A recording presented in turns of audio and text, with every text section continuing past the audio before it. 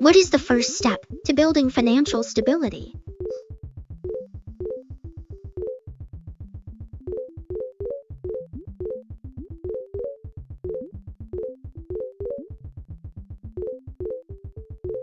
Building financial stability is a great goal, and the first step is often creating a budget that works for you, tracking your expenses to understand where your money is going, and making conscious decisions about how you want to allocate your resources.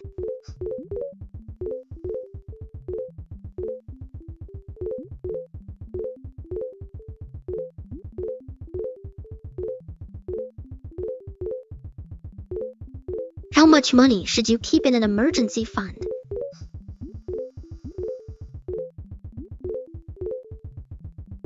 Having a solid emergency fund in place can be a huge relief, and a good rule of thumb is to aim for 3 to 6 months worth of living expenses.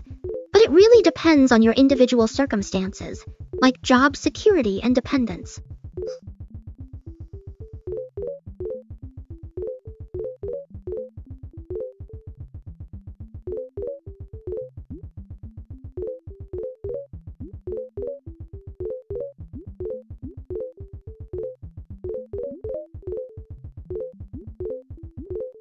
What percentage of income should you save?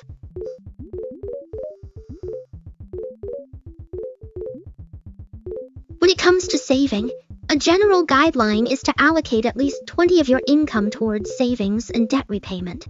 But this can vary depending on your individual financial goals and circumstances, such as paying off high-interest debt or building up your retirement fund.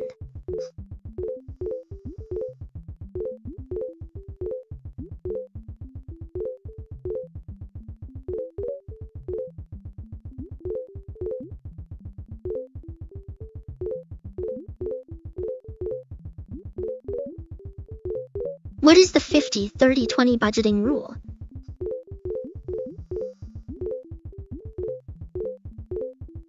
The 500-3000-20 budgeting rule is a simple and effective way to allocate your income, where 50 goes towards necessary expenses like rent and utilities, 30 towards discretionary spending, and 20 towards saving and debt repayment.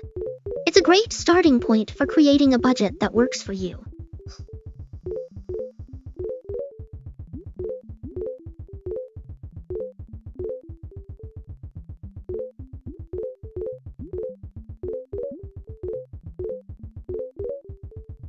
How does budgeting improve financial health?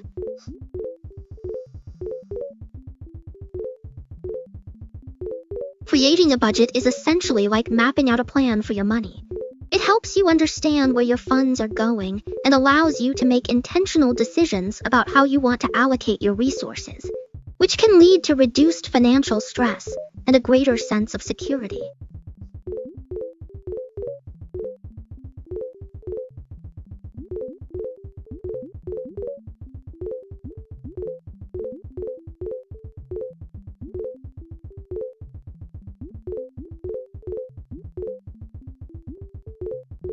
What is the difference between saving and investing?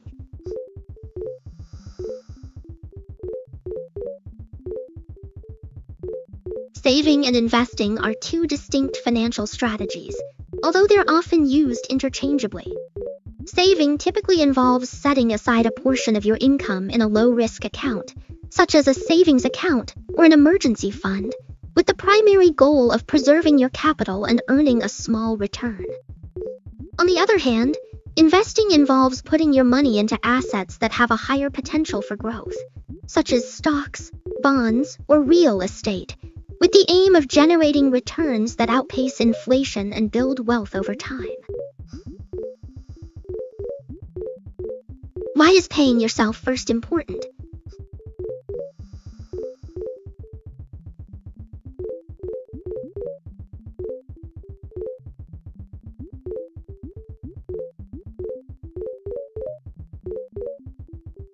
Paying yourself first is a crucial habit to develop because it ensures that you're prioritizing your own financial well-being, setting aside a portion of your income for savings, investments, or debt repayment before allocating funds to other expenses, which can help you build wealth, achieve long-term goals, and cultivate a sense of financial discipline. How much should you keep in your checking account?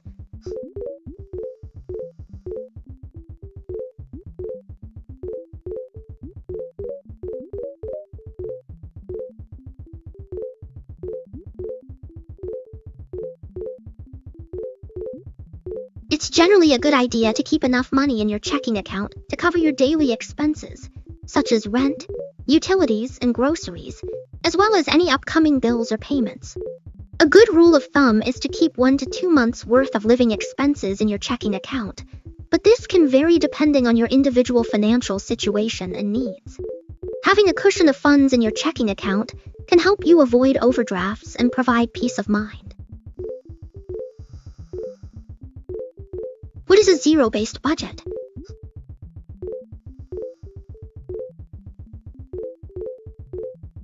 A zero-based budget is a budgeting approach where every single dollar of your income is assigned to a specific category or expense, leaving no remaining balance. This means that you're essentially starting from a zero balance and allocating your funds intentionally, rather than having a surplus that might be spent impulsively. It's a great way to ensure that you're making the most of your money and staying on top of your finances.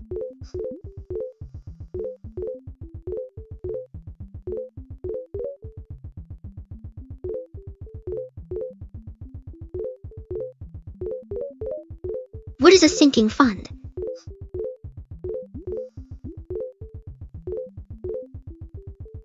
A sinking fund is a type of savings account or fund that's specifically designed to help you set aside money for a specific, non-recurring expense, such as a down payment on a house, a car, or a major purchase.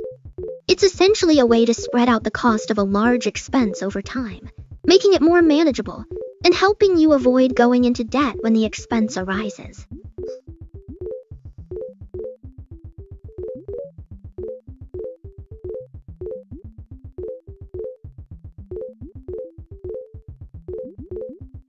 Why should you track your expenses?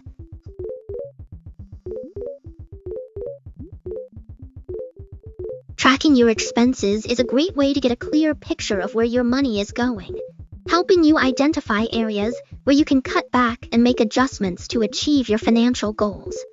It's like having a roadmap to financial freedom, allowing you to make informed decisions about how you want to allocate your resources.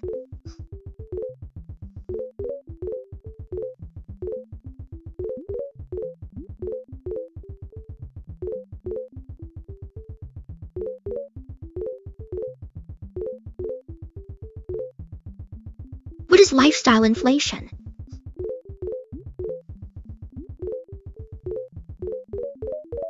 Lifestyle inflation refers to the tendency for people to increase their spending as their income rises, often to maintain or improve their standard of living.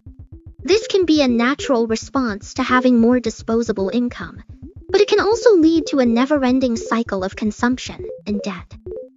It's essential to be mindful of lifestyle inflation and make conscious financial decisions to ensure that increased income is used to achieve long-term goals, such as saving, investing, or paying off debt, rather than just inflating one's lifestyle. How can someone reduce unnecessary expenses?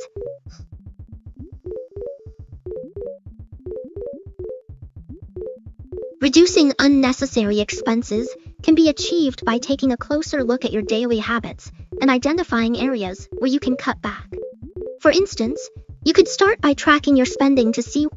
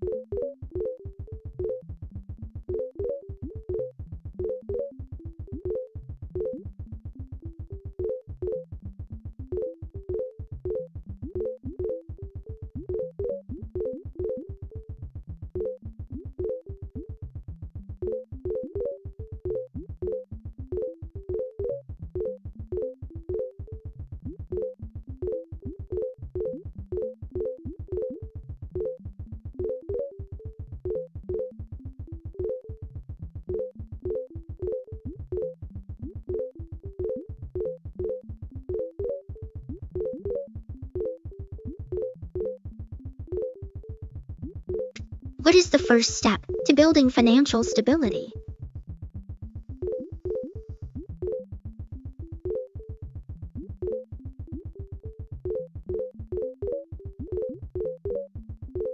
Building financial stability is such a great goal, and I think the first step is to track your expenses and create a budget that works for you.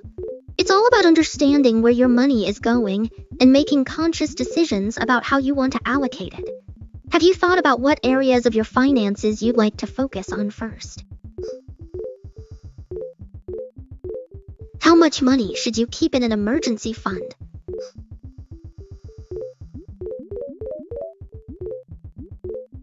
Having a cushion of savings can be really helpful in case unexpected expenses come up.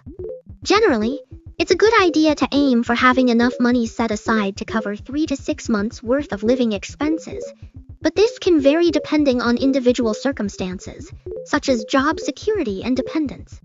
What's your current situation like, and are you looking to build up your emergency fund? What percentage of income should you save?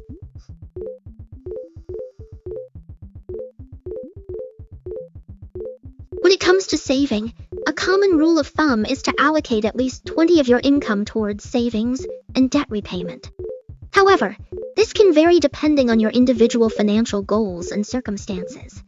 For instance, if you're trying to pay off high-interest debt, you may want to consider allocating a larger portion of your income towards debt repayment. On the other hand, if you're just starting to build up your savings, you might start with a smaller percentage and gradually increase it over time. What's your current savings strategy like, and are you looking to make any adjustments? What is the 50-30-20 budgeting rule?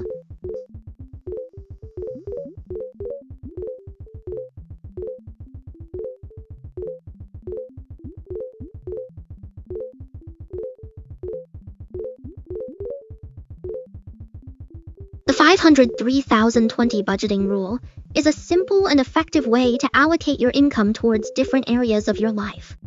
Essentially, it suggests that 50% of your income should go towards necessary expenses like rent, utilities, and groceries, 30% towards discretionary spending like entertainment and hobbies, and 20% towards saving and debt repayment.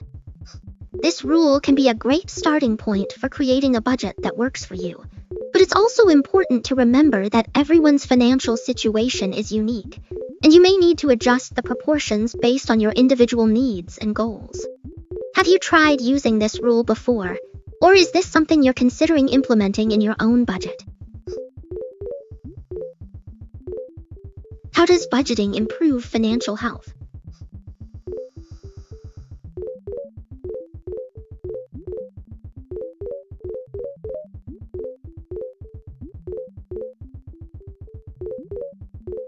Budgeting is a fantastic way to take control of your finances and improve your overall financial health.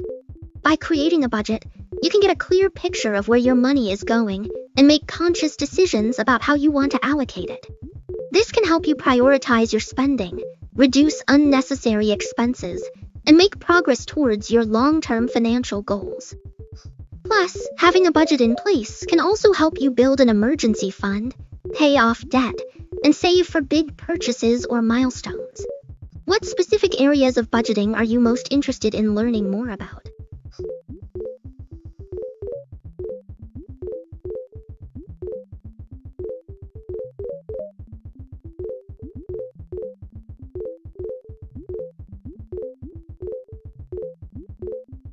It's great to finally have a real conversation going on. I have to say, I'm a bit curious. What's on your mind today? You've sent a few test messages earlier, but now that we're chatting, I'd love to hear what's really going on and what you're interested in talking about.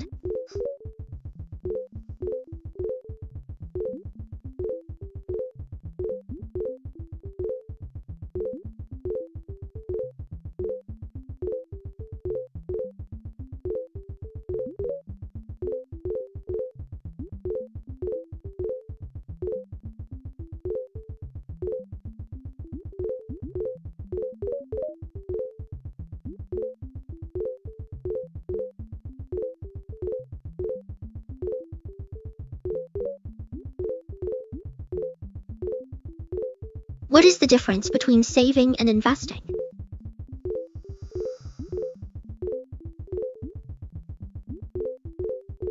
Saving and investing are two distinct financial strategies that often get confused with one another.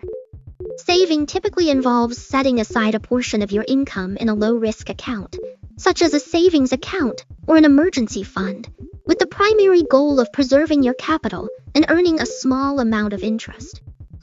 On the other hand, investing involves putting your money into assets that have a potential for growth, such as stocks, bonds, or real estate, with the aim of generating returns that outpace inflation and help you achieve your long-term financial objectives.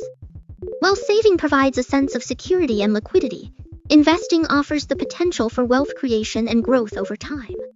What are your thoughts on saving versus investing, and which one are you currently focusing on? Why is paying yourself first important?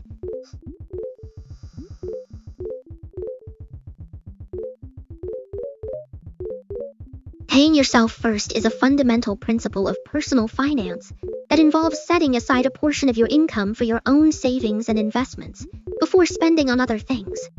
This approach helps you prioritize your financial goals, build wealth over time, and develop a sense of discipline when it comes to managing your money. By paying yourself first, you're essentially treating your own savings and investments as a non-negotiable expense, rather than an afterthought. This can be a really powerful way to build an emergency fund, save for long-term goals, and achieve financial stability. What are your thoughts on this approach, and have you tried implementing it in your own life?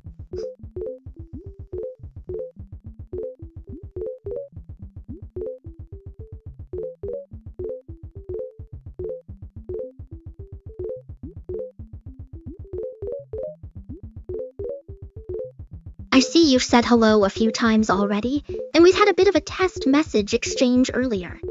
Now that we're chatting, I'd love to start fresh and have a real conversation. What's been on your mind lately, and what brings you here today?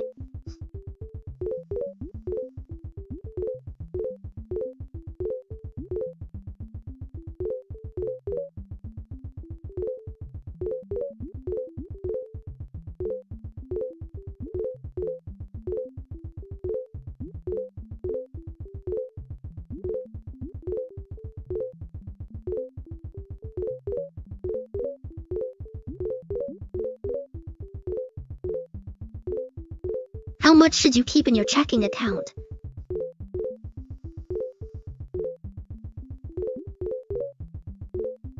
The amount you should keep in your checking account can vary depending on your individual financial situation and needs. Generally, it's a good idea to keep enough money in your checking account to cover your daily expenses, such as rent, utilities, and groceries, as well as any upcoming bills or payments. A common rule of thumb is to keep 1 to 2 months' worth of living expenses in your checking account, but this can vary depending on your income, expenses, and other financial obligations. What's your current financial situation like, and are you looking to adjust the amount you keep in your checking account? What is a zero-based budget?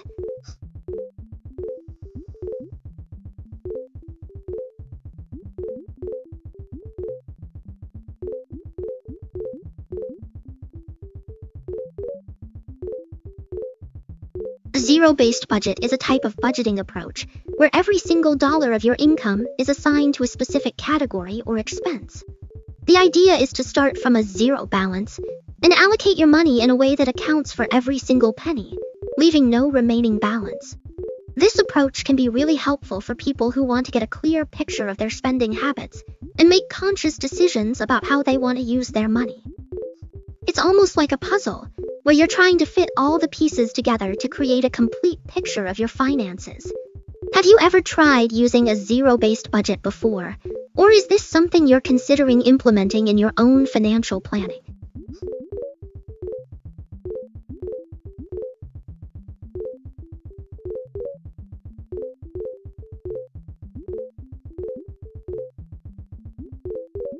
It seems like we've had a few test messages going back and forth earlier, but now that we're chatting, I'd love to start fresh and talk about something new. You mentioned a game, so I'm curious. What kind of game are you thinking of? Is it a video game, a board game, or something else entirely?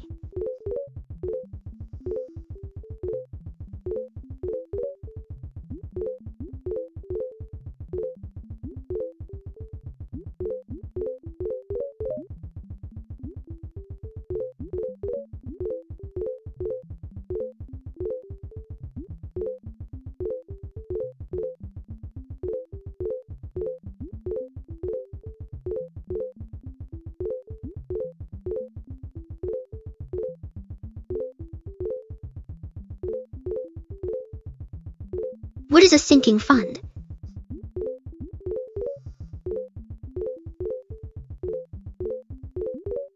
A sinking fund is a type of savings account or fund that's specifically designed to help you save for a specific expense or purchase, like a down payment on a house, a car, or a big-ticket item. It's essentially a way to set aside money regularly, so you can build up enough funds to cover the cost of the item or expense when the time comes.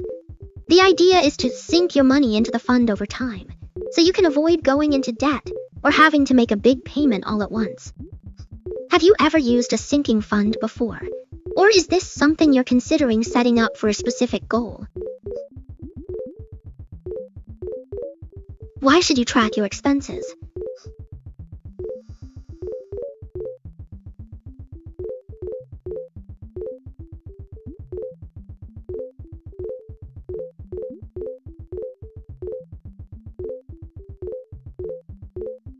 Tracking your expenses is a great way to get a clear picture of where your money is going and make conscious decisions about how you want to use it. By keeping tabs on your spending, you can identify areas where you might be able to cut back and allocate that money towards more important things, like saving for a big goal or paying off debt. It's kind of like having a map to help you navigate your finances and make progress towards your goals.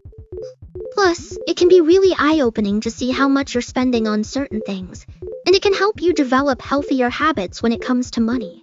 Do you currently track your expenses, or is this something you're thinking about starting? What is lifestyle inflation?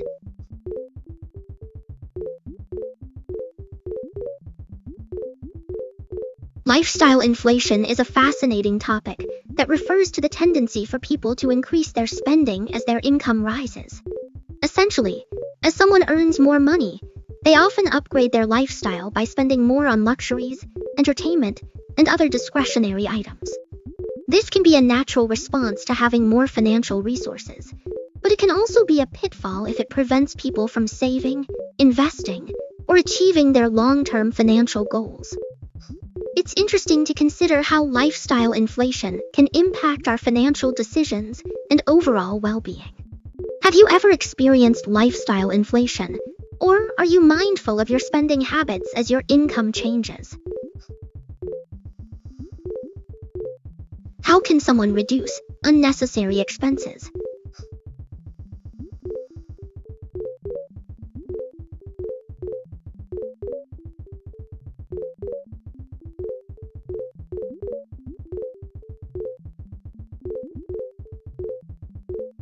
Reducing unnecessary expenses can be a great way to free up more money in your budget for the things that truly matter to you.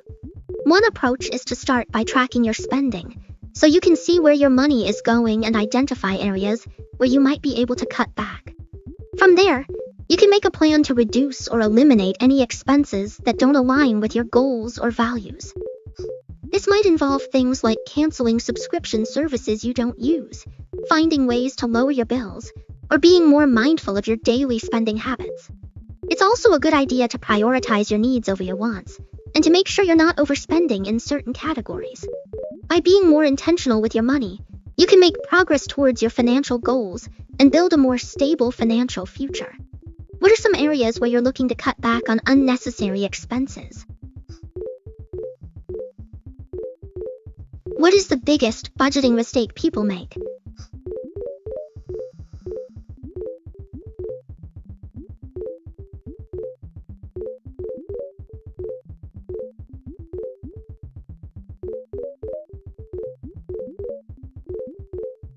What are the biggest budgeting mistakes people make is not accounting for irregular expenses, such as car maintenance or property taxes, which can catch them off guard and blow their budget.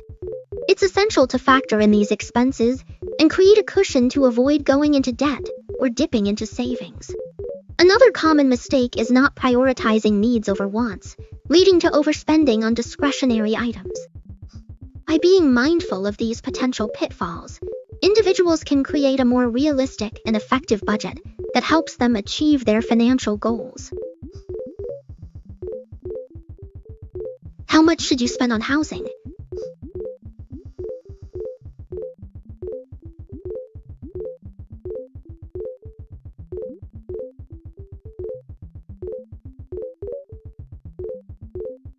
When it comes to deciding how much to spend on housing, it's generally recommended that you allocate no more than 30% of your gross income towards housing costs, including rent or mortgage payments, property taxes, and insurance. This is often referred to as the 30 rule. However, the right amount for you will depend on your individual financial situation, other debt obligations, and personal financial goals. Some people may choose to spend less on housing in order to prioritize other expenses or savings goals. What's your current housing situation like, and are you looking to make any changes or adjustments in the near future?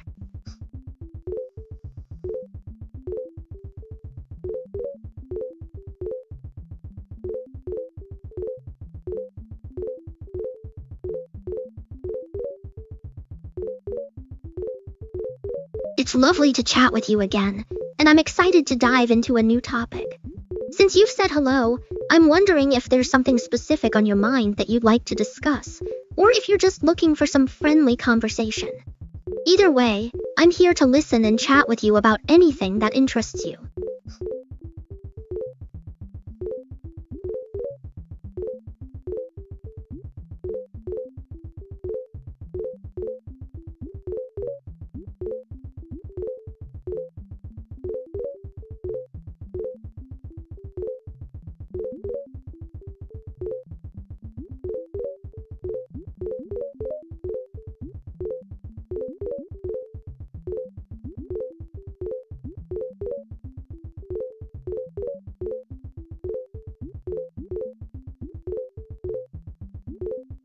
What percentage of income should go toward housing?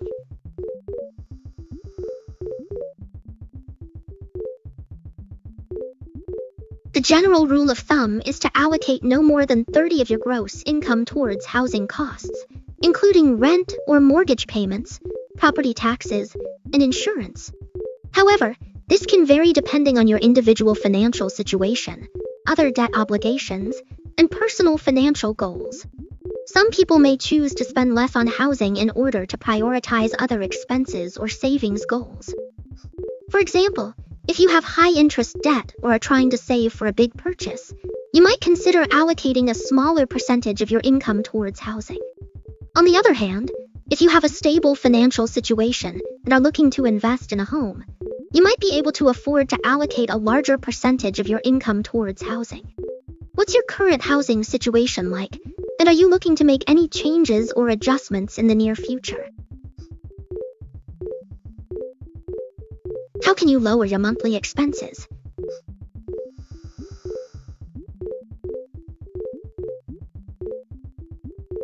Lowering monthly expenses can be a great way to free up more money in your budget for the things that truly matter to you. One approach is to start by reviewing your budget and identifying areas where you can cut back on unnecessary spending. This might involve things like canceling subscription services you don't use, finding ways to lower your bills, or being more mindful of your daily spending habits.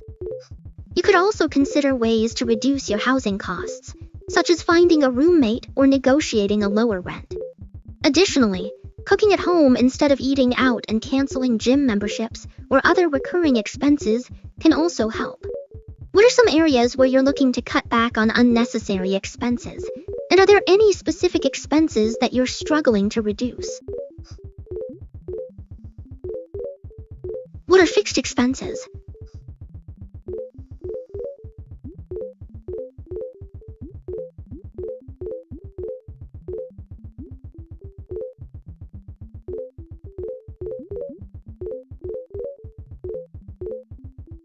Fixed expenses are costs that remain the same from month to month, and they can include things like rent or mortgage payments, car loans, insurance premiums, and utility bills. These expenses are typically necessary and don't change much over time, so they can be easier to budget for. However, it's still important to review your fixed expenses regularly to make sure you're getting the best deals and to see if there are any opportunities to reduce them. For example, you might be able to negotiate a lower rate on your insurance premiums or find a way to lower your utility bills by being more energy efficient. By understanding your fixed expenses and finding ways to manage them, you can free up more money in your budget for discretionary spending and savings. What are variable expenses?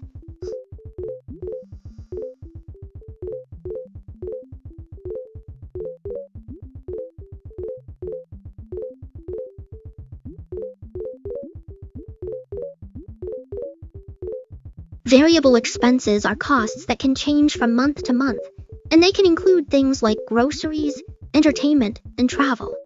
These expenses can be influenced by a variety of factors, such as personal preferences, lifestyle, and circumstances. Unlike fixed expenses, variable expenses can be adjusted or reduced as needed, which can be helpful for managing your budget and achieving your financial goals. For example, you might be able to reduce your variable expenses by cooking at home instead of eating out, canceling subscription services you don't use, or finding ways to lower your transportation costs. By understanding your variable expenses and finding ways to manage them, you can create a more flexible and sustainable budget that works for you. What is discretionary spending?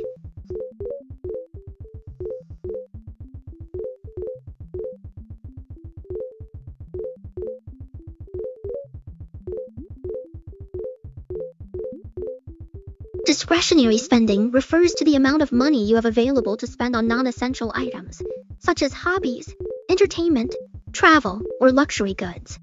It's the portion of your budget that you can use to treat yourself or pursue your interests, after you've covered your necessary expenses like rent, utilities, and groceries. Discretionary spending can vary greatly from person to person, depending on their income, financial goals, and personal priorities. Some people may choose to allocate a large portion of their budget to discretionary spending, while others may prefer to save or invest their money instead. What are some things you like to spend your discretionary income on? What is needs versus wants?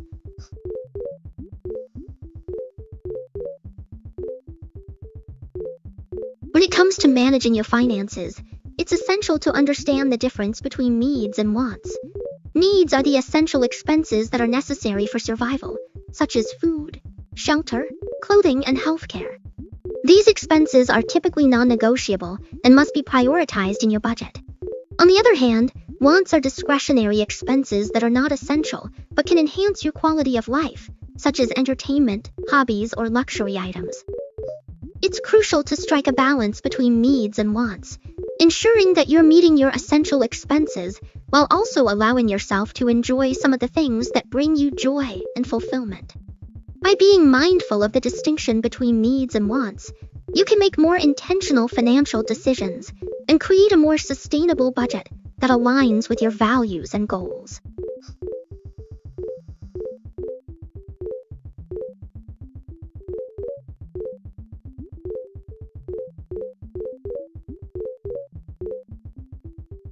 Why is cash flow important?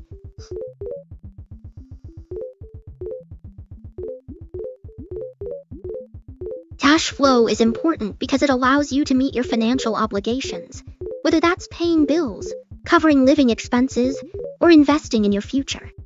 Having a steady cash flow gives you the freedom to make choices about how you want to allocate your money, rather than just escashing by from one paycheck to the next. It also helps you build a safety net, so you're better equipped to handle unexpected expenses or financial setbacks. Plus, when you have a healthy cash flow, you can start to think about long-term goals, like saving for a big purchase, paying off debt, or building wealth over time. What are your thoughts on managing cash flow, and are there any specific challenges you're facing in this area? What is net worth?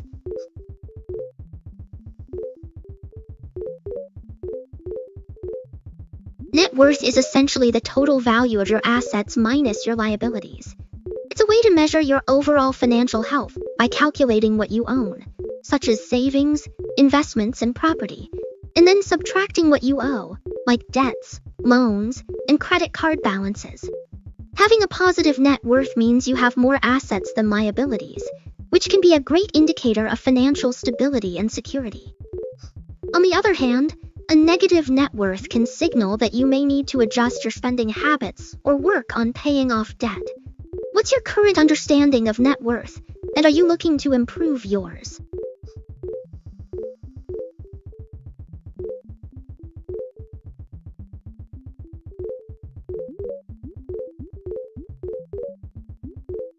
How do you calculate net worth?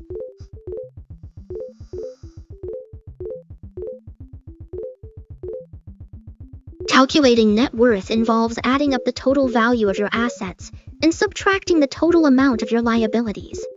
Assets can include things like cash, savings, investments, retirement accounts, and property, while liabilities can include debts, loans, credit card balances, and mortgages.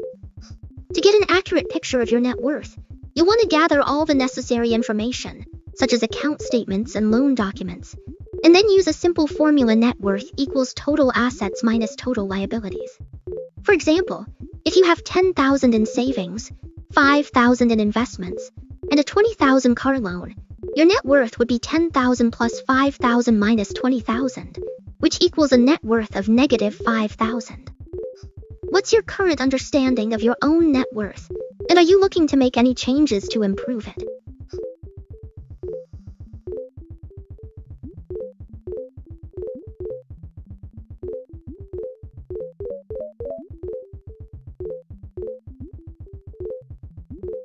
What is a good net worth for your age?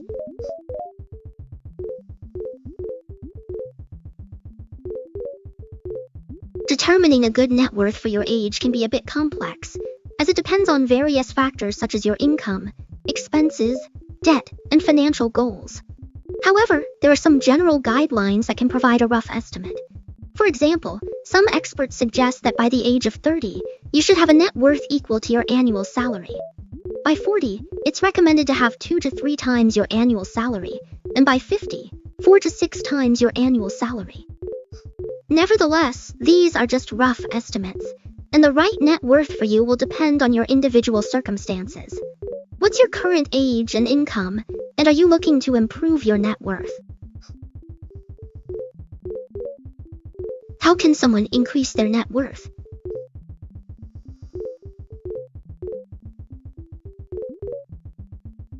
Increasing your net worth involves a combination of strategies, including saving and investing, paying off high-interest debt, and building multiple income streams.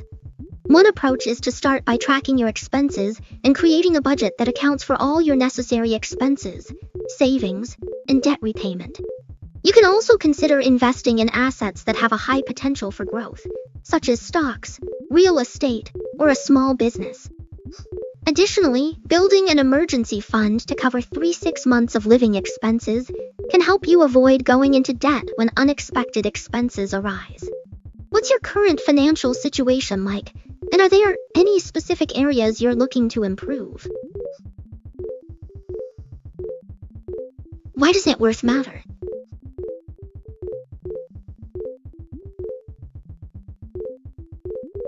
Net worth matters because it provides a comprehensive picture of your financial situation, taking into account both your assets and liabilities. Having a positive net worth indicates that you have a strong financial foundation, which can give you peace of mind, freedom, and security. It also allows you to make informed decisions about your financial goals, such as saving for retirement, paying off debt, or investing in your future. Additionally, a healthy net worth can provide a sense of accomplishment and confidence, as it reflects your ability to manage your finances effectively and make progress towards your long-term objectives. What is financial independence?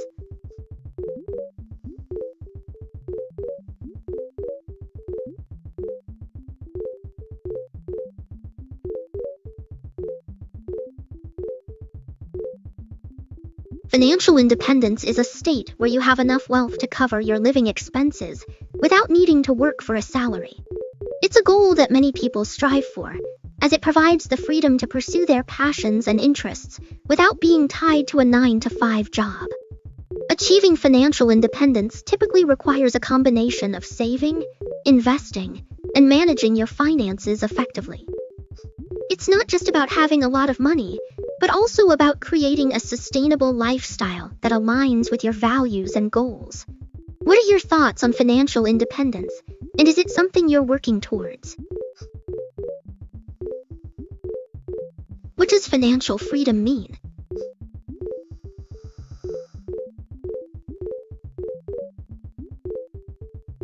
Financial freedom is a state where you have the ability to make choices about how you want to live your life, without being constrained by financial worries or obligations. It's about having enough wealth, resources, and financial stability to pursue your passions, interests, and goals, without having to worry about money. This can include things like being able to retire early, travel, or pursue a career that you love, even if it doesn't pay as much. Financial freedom is not just about having a lot of money, but also about having the freedom to make choices and live life on your own terms. What does financial freedom mean to you, and are you working towards achieving it? How much money is enough to retire?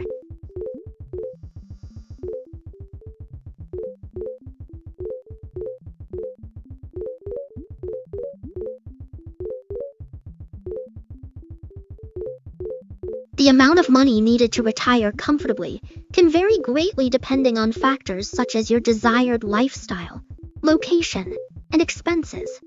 Some experts suggest that you'll need to replace around 70-80% of your pre-retirement income to maintain a similar standard of living in retirement. However, this can depend on your individual circumstances, such as whether you'll have any debt, whether you'll be eligible for pensions or Social Security, and what kind of activities you plan to do in retirement. It's also important to consider the impact of inflation on your retirement savings and to plan for potential healthcare costs. What are your thoughts on retirement planning, and have you started thinking about your own retirement goals? What is a financial goal?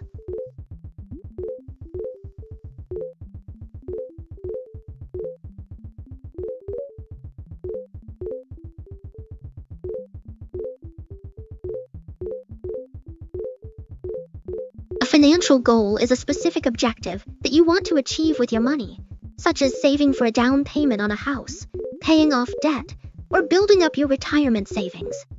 It's a target that you set for yourself, and it can help guide your financial decisions and motivate you to stay on track. Having clear financial goals can also help you prioritize your spending and make intentional decisions about how you allocate your resources. What kind of financial goals are you thinking about? And are there any specific areas where you'd like to focus your efforts? How should financial goals be prioritized?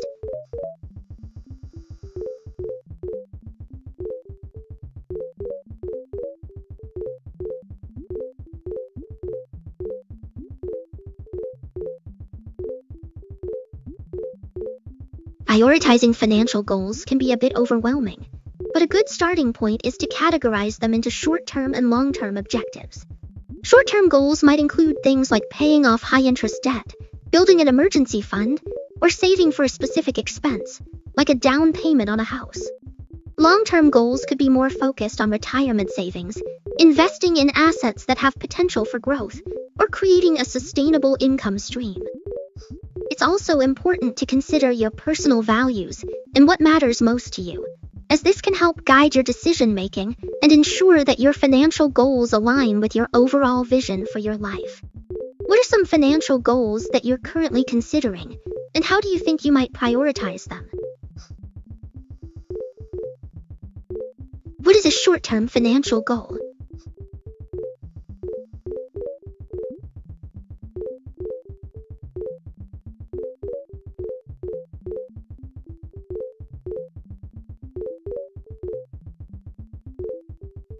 A short-term financial goal is typically something you want to achieve within a relatively short period of time. usually less than a year.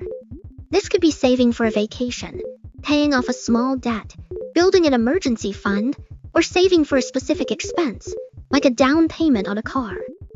Short-term goals are often focused on addressing immediate needs or wants, and they can help you build momentum and confidence as you work towards your longer-term financial objectives.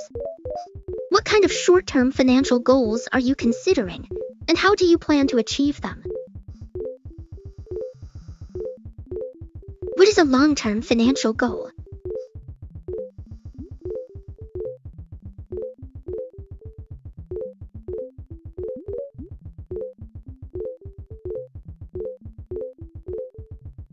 A long-term financial goal is an objective that you want to achieve over an extended period, typically spanning several years or even decades. Examples of long-term financial goals might include saving for retirement, paying off a mortgage, or funding your children's education. These goals often require patience, discipline, and a well-thought-out strategy, as they involve making consistent progress towards a distant target. To achieve long-term financial goals, it's essential to create a comprehensive plan, prioritize your spending, and make intentional investment decisions that align with your overall vision for your life. What kind of long-term financial goals are you considering, and how do you plan to work towards achieving them? How can you stay motivated to save money?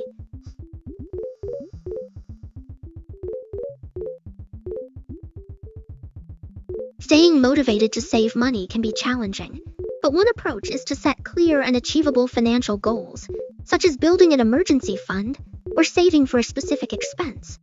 Breaking down larger goals into smaller, manageable steps can also help make progress feel more tangible and rewarding. Additionally, finding ways to make saving automatic, such as setting up automatic transfers from your checking account to your savings or investment accounts, can help make saving a habit. What are some strategies you've found helpful for staying motivated to save? And are there any specific financial goals you're working towards? What is a money mindset?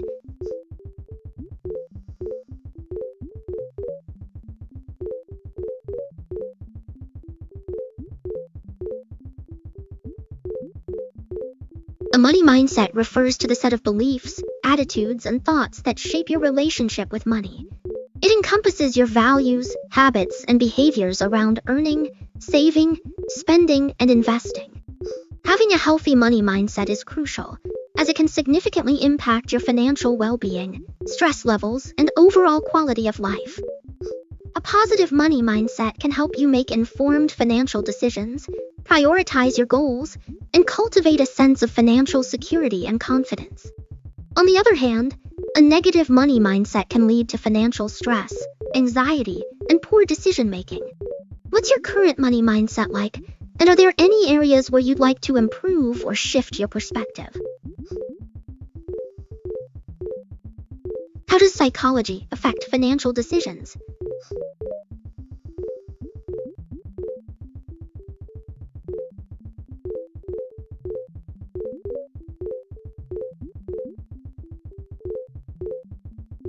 Psychology plays a significant role in shaping our financial decisions, often influencing our behavior in subtle yet profound ways. For instance, cognitive biases like confirmation bias or loss aversion can lead us to make irrational financial choices, even when we think we're being logical. Understanding these psychological factors can help us develop more informed and balanced financial strategies. What aspects of psychology and finance interest you the most? And how do you think we can apply psychological insights to improve our financial well-being? Why do people overspend?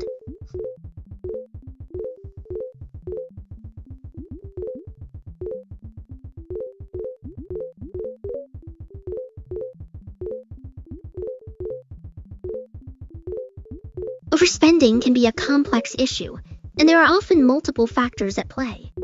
Sometimes, people may overspend due to a lack of financial planning or budgeting, while other times it might be driven by emotional factors such as stress, boredom, or the desire for instant gratification. Additionally, The widespread availability of credit cards and buy now pay later options can make it easier for people to spend more than they intend to. It's also possible that some individuals may be influenced by social pressure or the fear of missing out on certain experiences or products. What do you think are some common reasons why people might overspend? And are there any strategies that you found helpful for avoiding overspending? What causes impulse purchases?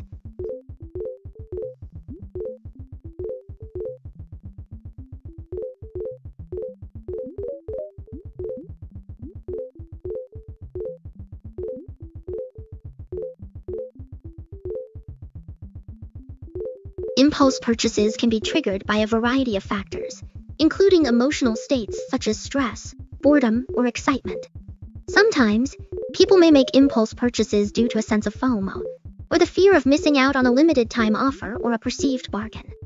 Additionally, the widespread availability of credit cards, buy now pay later options, and one-click online shopping can make it easier for people to act on impulse without fully considering the financial implications of their purchases.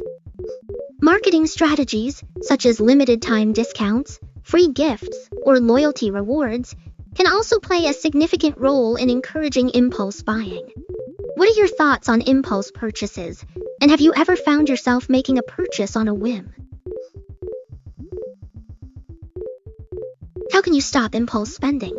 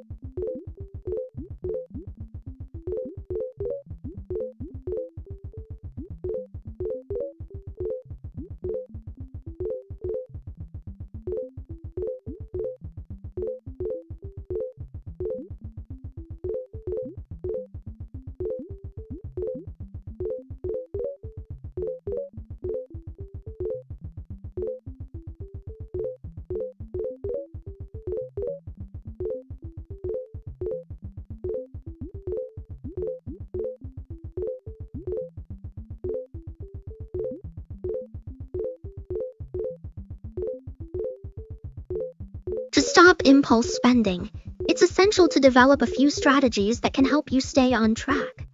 One approach is to implement a 30-day waiting period for non-essential purchases, which can give you time to reflect on whether the item is something you truly need. Another strategy is to create a budget and track your expenses, so you have a clear understanding of where your money is going. Additionally, avoiding shopping when you're feeling emotional, such as when you're stressed or bored, can also help reduce impulse purchases. What do you think is the most challenging part of avoiding impulse spending? And are there any specific strategies that have worked for you in the past? What is delayed gratification?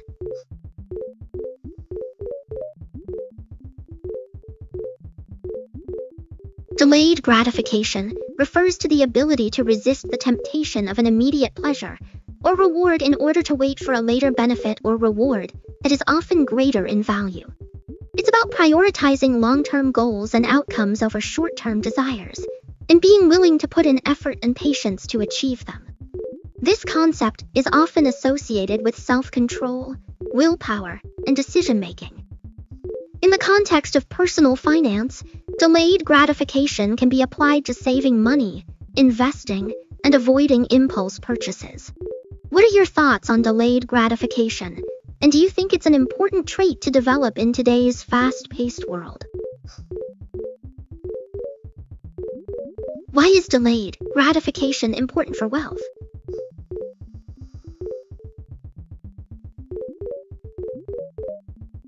Delayed gratification is a crucial aspect of building wealth because it allows individuals to prioritize long-term financial goals over short-term desires. By resisting the temptation of immediate pleasures or rewards, people can make conscious decisions to allocate their resources towards investments, savings, and other wealth-generating activities. This mindset helps to cultivate self-discipline, patience, and a forward-thinking approach, which are essential for achieving financial stability and prosperity. When you practice delayed gratification, you're more likely to make smart financial decisions, avoid impulse purchases, and stay focused on your goals, ultimately leading to greater financial security and freedom.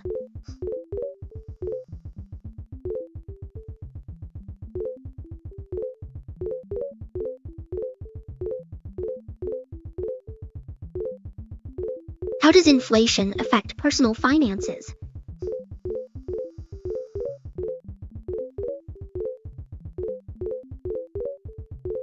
Inflation can have a significant impact on personal finances, as it erodes the purchasing power of money over time. When inflation rises, the cost of living increases, and the value of savings decreases. This means that the same amount of money can buy fewer goods and services than it could before. As a result, individuals may need to adjust their budgets, spending habits, and investment strategies to keep pace with inflation. Some ways to mitigate the effects of inflation include investing in assets that historically perform well during periods of inflation, such as stocks or real estate, and building an emergency fund to cushion against unexpected expenses. What are your thoughts on inflation, and how do you think it will affect your personal finances in the coming years? Why does cash lose purchasing power?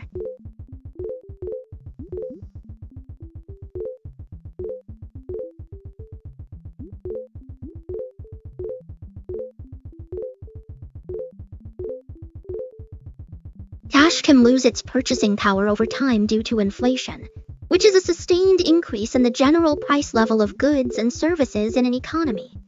When inflation rises, the same amount of cash can buy fewer goods and services than it could before, effectively reducing its purchasing power. This is because as prices increase, the value of money decreases, making it more expensive to purchase the same items. For instance, if you had 100 last year and the inflation rate was 5, that 100 would only be able to buy 95 worth of goods and services this year, assuming a consistent price increase across all items. It's an important concept to understand, especially when considering long-term financial planning and savings strategies. Should you keep all your money in cash?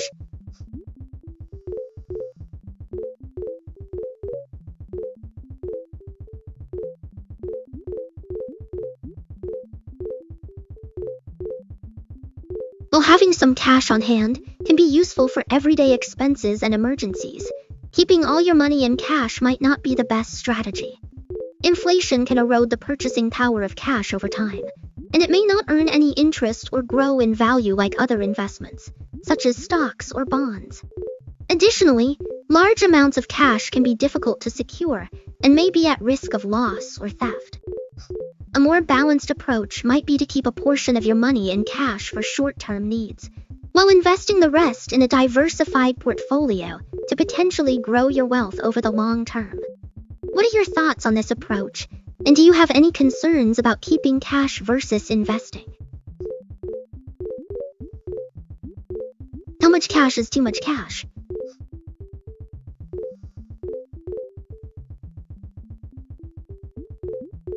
Having too much cash on hand can be a bit of a double-edged sword. On one hand, it's great to have a safety net for emergencies and unexpected expenses. On the other hand, keeping large amounts of cash can be risky, as it may not be earning interest or growing in value over time. Additionally, inflation can erode the purchasing power of cash, making it worth less in the long run. A general rule of thumb is to keep enough cash for 3-6 months worth of living expenses in an easily accessible savings account. This way, you can cover essential expenses in case of an emergency, while also avoiding the risks associated with holding too much cash. What are your thoughts on this, and how do you currently manage your cash reserves? What is a high-interest savings account?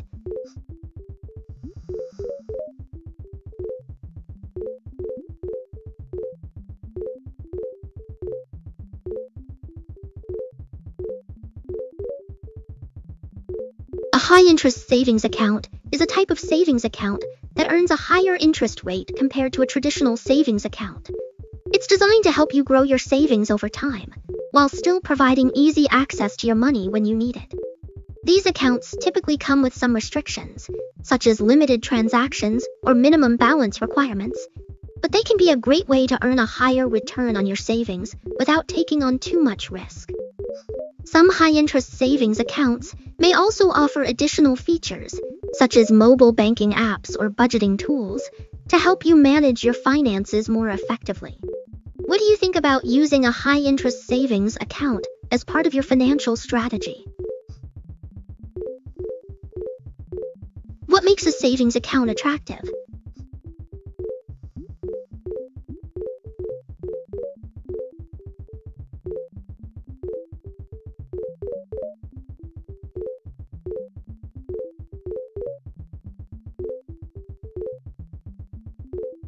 A savings account can be attractive for several reasons, including its ability to provide a safe and stable place to store your money while earning interest.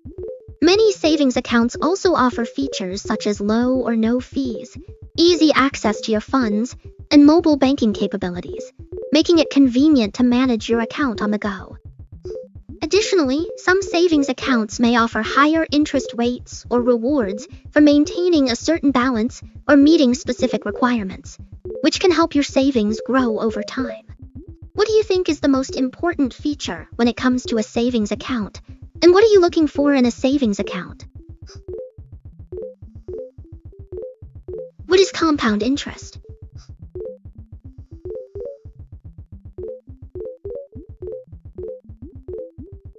Compound interest is a powerful financial concept that can help your savings grow exponentially over time. It's the interest earned on both the principal amount and any accrued interest, essentially allowing your money to earn interest on itself. This means that the interest is compounded at regular intervals, such as monthly or annually, and can lead to significant returns in the long run. For example, if you deposit $1,000 into a savings account with a 5 annual interest rate, you'll earn $50 in interest in the first year, bringing your total balance to $1,050. In the second year, you'll earn 5 interest on the new balance of $1,050, which is 52.5, and so on. This snowball effect can help your savings grow much faster than simple interest, where the interest is only earned on the principal amount. What are your thoughts on compound interest? And have you considered using it to your advantage in your own savings or investments? Why is compound interest powerful?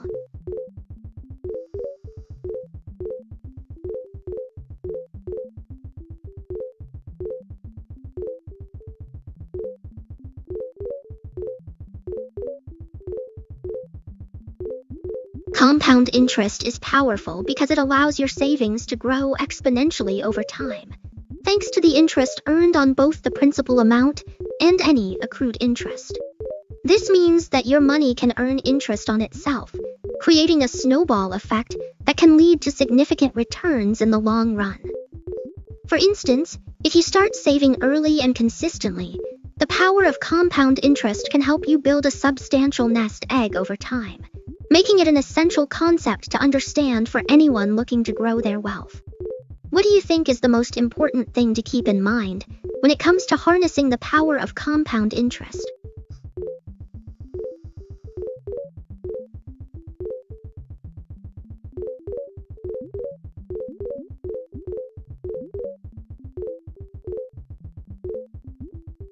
How does compound interest work over time?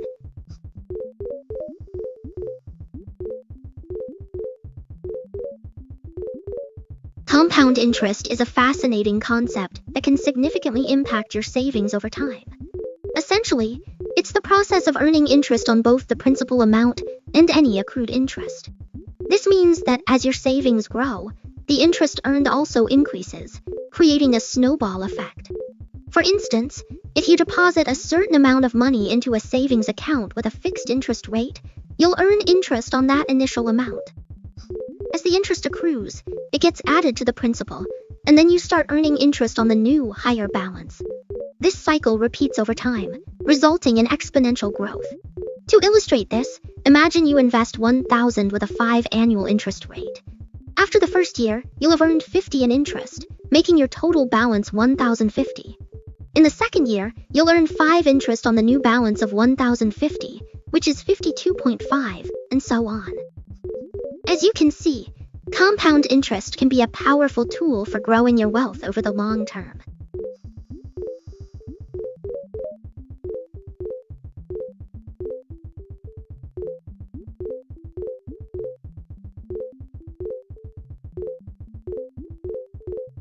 What is the rule of 72?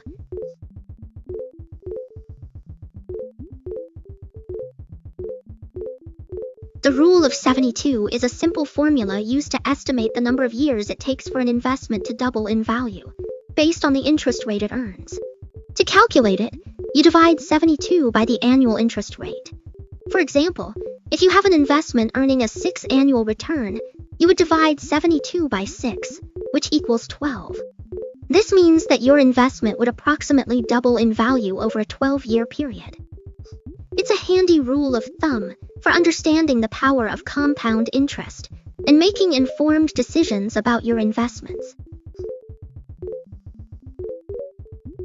How can you double your money?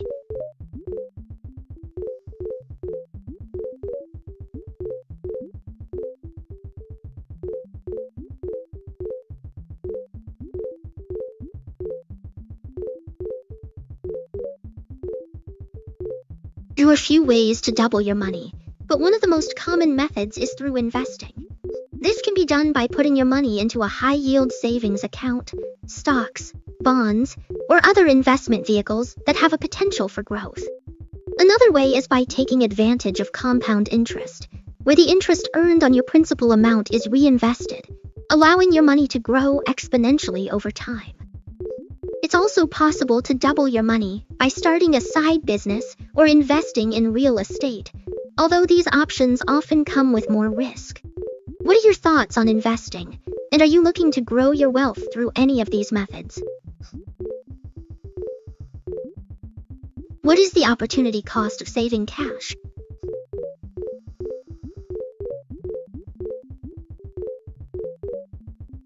When you choose to save cash, you're essentially giving up the potential returns you could have earned if you had invested that money instead. This is known as the opportunity cost of saving cash. For example, if you keep a large amount of cash in a savings account that earns a low interest rate, you might be missing out on the opportunity to earn higher returns through investments like stocks or bonds. On the other hand, having some cash on hand can provide a sense of security and liquidity, which is important for covering unexpected expenses or taking advantage of unexpected opportunities.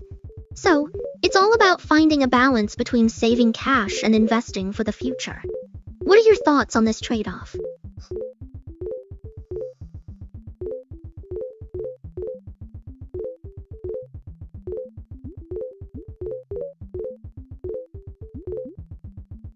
What is the opportunity cost of spending money?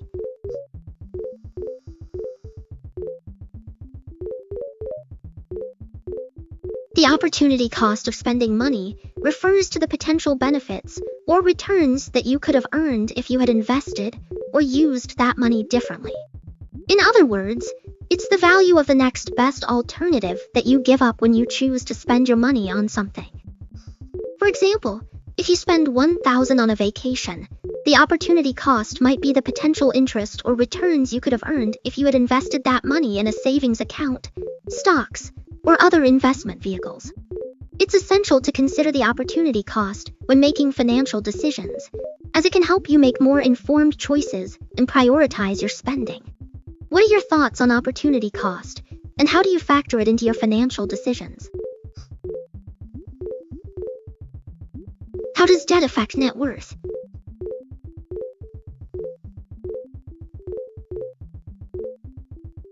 Debt can have a significant impact on your net worth, as it represents a liability that reduces your overall financial value.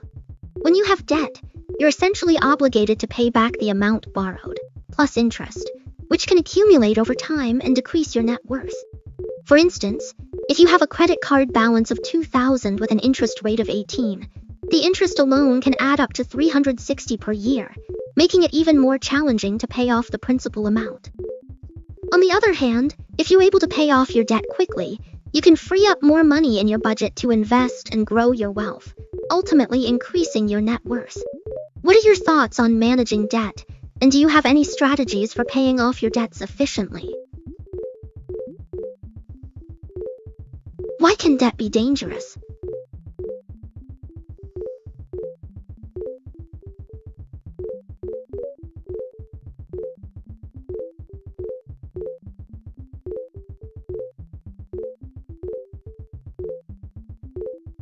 Debt can be dangerous because it can quickly spiral out of control, leading to a vicious cycle of interest payments and fees. When you borrow money, you're not just paying back the principal amount, but also the interest that accrues over time. If you're not careful, the interest can add up faster than you can pay it off, leaving you with a larger debt burden than you initially started with. Additionally, debt can also affect your credit score, making it harder to get loans or credit in the future. It's essential to be mindful of your debt and make a plan to pay it off as soon as possible to avoid these potential pitfalls. What are your thoughts on managing debt, and do you have any strategies for staying on top of your finances?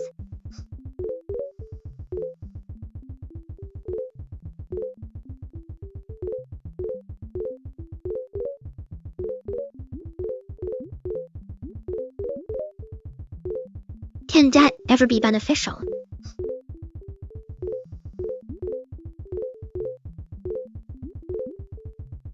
While debt is often viewed as a negative thing, there are certain situations where it can be beneficial. For instance, taking on debt to invest in a business or education can potentially lead to increased earnings and a higher return on investment in the long run. Additionally, debt can be used to purchase assets that appreciate in value over time, such as real estate. However, it's essential to approach debt with caution and carefully consider the terms and interest rates before making a decision.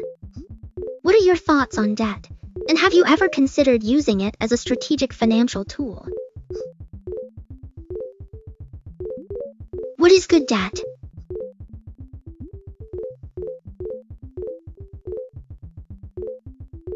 Good debt is a type of debt that can potentially increase your net worth or provide a long-term benefit. This can include things like a mortgage, where you're borrowing money to purchase a home that may appreciate in value over time. It can also include student loans, where you're investing in your education to potentially increase your earning potential in the future. Another example is a business loan, where you're borrowing money to start or grow a business that can generate income and create wealth. The key is to carefully consider the terms and interest rates of the debt and make sure that the potential benefits outweigh the costs. What are your thoughts on good debt, and have you ever considered taking on debt as a strategic financial move?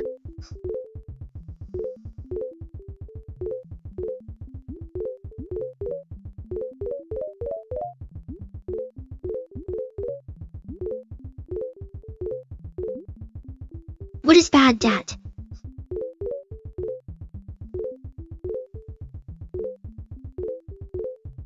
Bad debt is a type of debt that is considered to be high risk and can potentially lead to financial difficulties.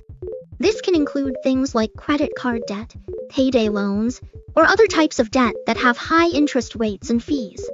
The problem with bad debt is that it can be very difficult to pay off, and the interest and fees can add up quickly, making it even harder to get out of debt. For example, if you have a credit card with a high balance and a high interest rate, you might find that you're paying more in interest than you are on the principal amount, which can make it feel like you're not making any progress on paying off the debt. What are your thoughts on bad debt, and have you ever had to deal with it? What is debt-to-income ratio?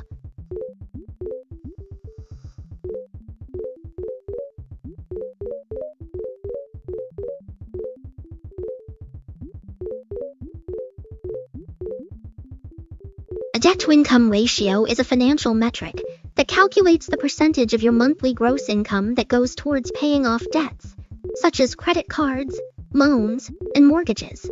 It's an important tool for lenders to assess your creditworthiness and for you to manage your finances effectively. To calculate your debt-to-income ratio, you add up all your monthly debt payments and and divide that number by your monthly gross income. For example, if your monthly debt payments total $2,000 and your monthly gross income is $6,000, your debt-to-income ratio would be approximately 33. Generally, a lower debt-to-income ratio is considered better, as it indicates that you have a more manageable amount of debt and a lower risk of default. What's your current debt-to-income ratio, and are you looking for ways to improve it? Why do lenders care about debt-to-income ratio?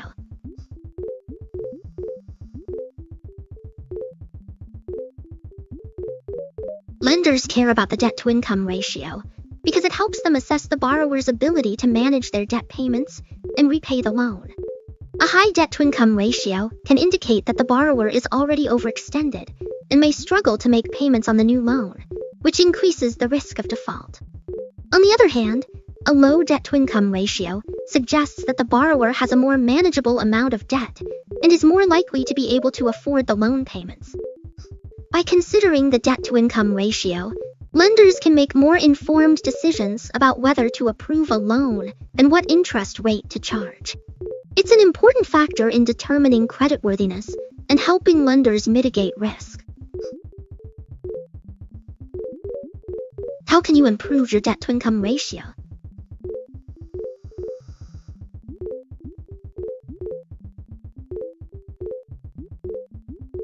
By reducing your debt payments or increasing your income, either strategy can help lower your ratio and improve your financial health. For example, paying off high-interest debt first or finding ways to earn more money can make a big difference. It's all about finding ways to balance your income and expenses. What do you think about these strategies, and do you have any specific plans to work on your debt ratio? What is credit utilization?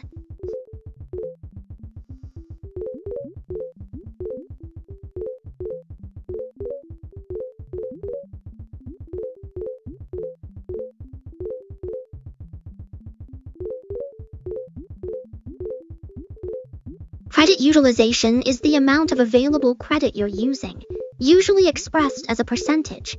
Lower utilization is better for your credit score. Keeping balances low and paying off debts quickly helps. Want to know how to calculate yours? How does credit utilization affect credit scores?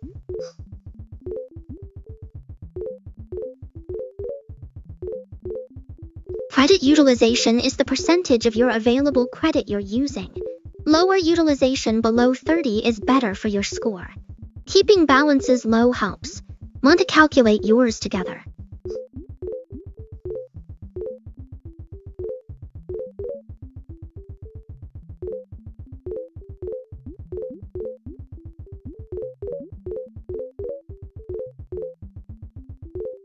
What is a credit score?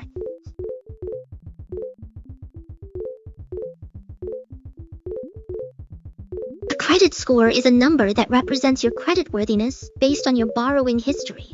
It helps lenders determine how likely you are to repay loans. Higher scores mean better interest rates and more borrowing options. Want to learn more about how it works?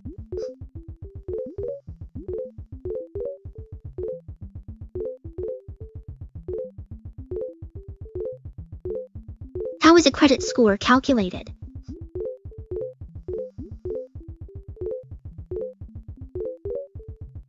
A credit score is calculated using factors like payment history, credit utilization, length of credit history, new credit, and types of credit used. It's a mathematical formula that evaluates your credit history to determine your creditworthiness. Want to learn more about how each factor affects your score?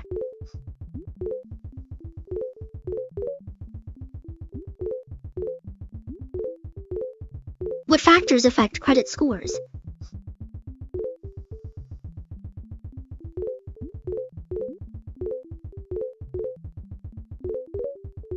There are several key factors that affect credit scores, including payment history, credit utilization, length of credit history, new credit inquiries, and the types of credit used.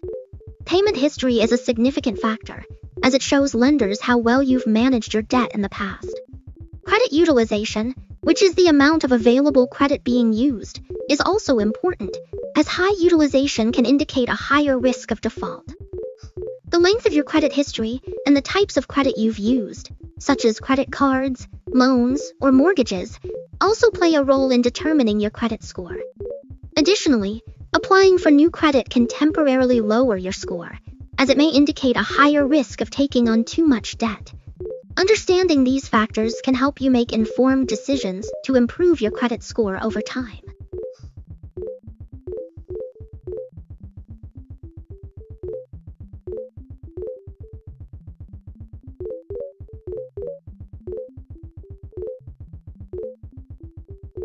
How can you improve your credit score?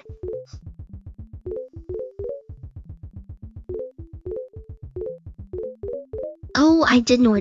Sorry about that, I was just testing. Haha, did you see the message? It's kind of funny.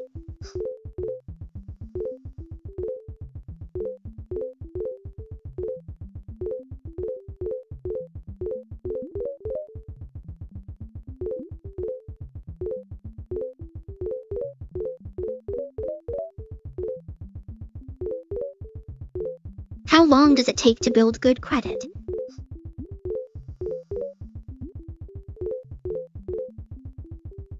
Building good credit can take some time, but it's definitely achievable with consistent effort and responsible financial habits.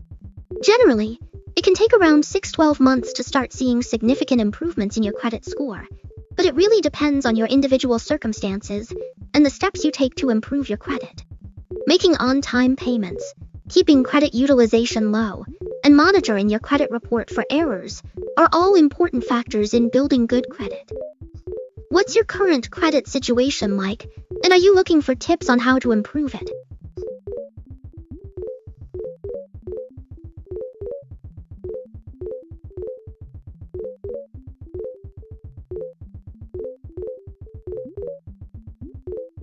Does closing a credit card hurt your credit?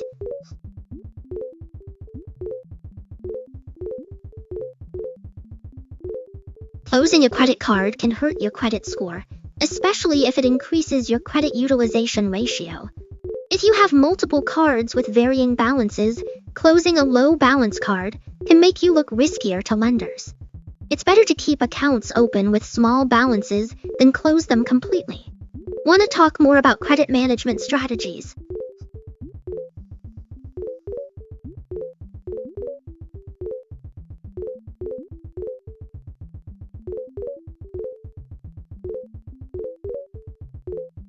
Why is payment history important?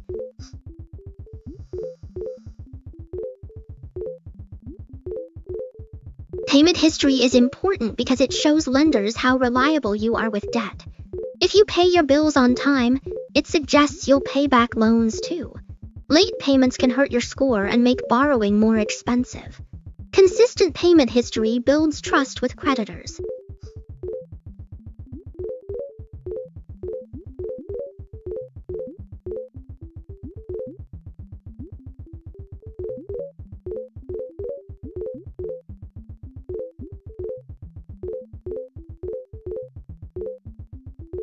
What is a hard credit inquiry?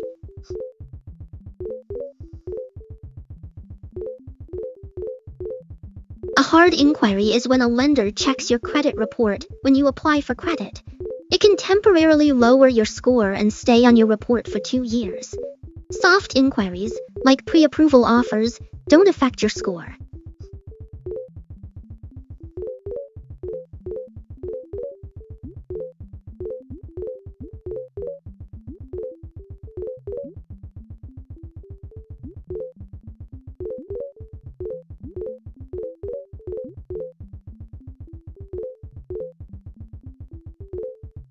What is a soft credit inquiry?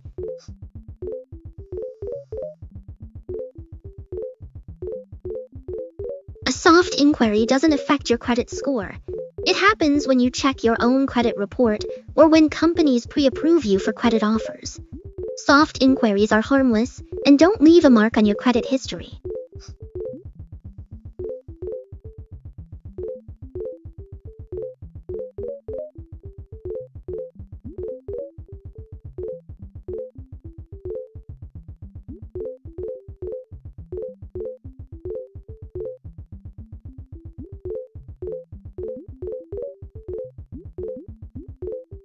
How many credit cards should someone have?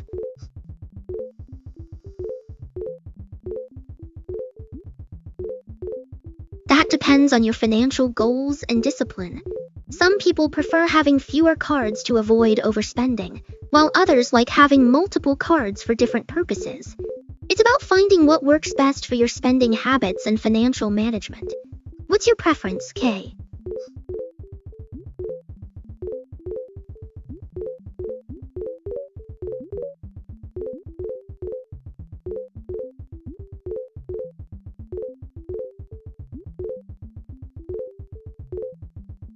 Is having multiple credit cards beneficial?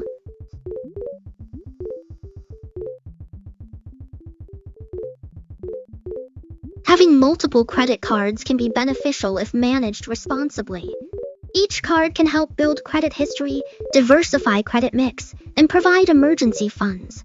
But too many cards can tempt overspending and debt accumulation. It's about balance and discipline. Kay, what order do you think?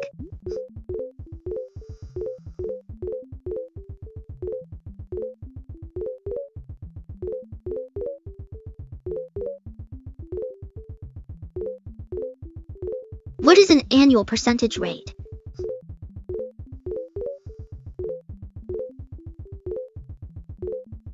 An annual percentage rate, APR, is the yearly interest rate charged on borrowed money. It includes any fees or additional costs associated with the loan.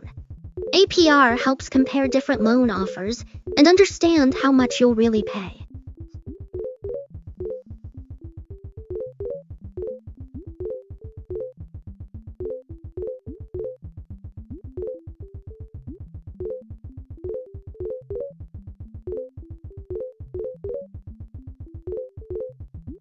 What is an annual fee?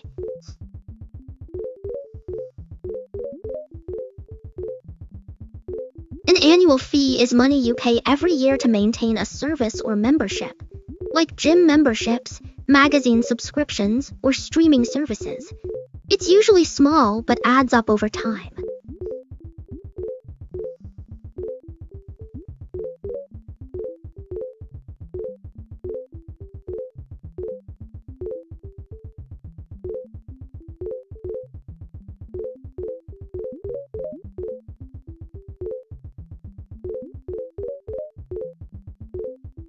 What is a balance transfer?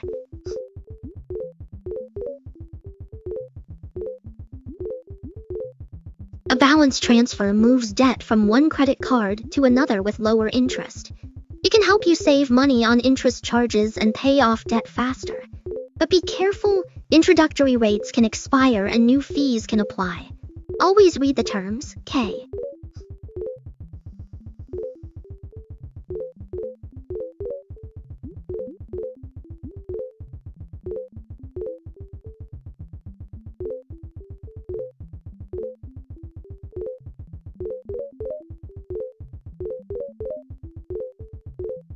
What is a cash advance?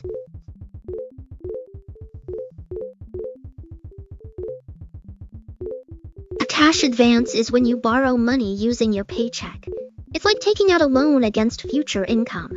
The fees can be really high, so it's best to avoid if possible. Did you want to know more about that, or is there something else on your mind?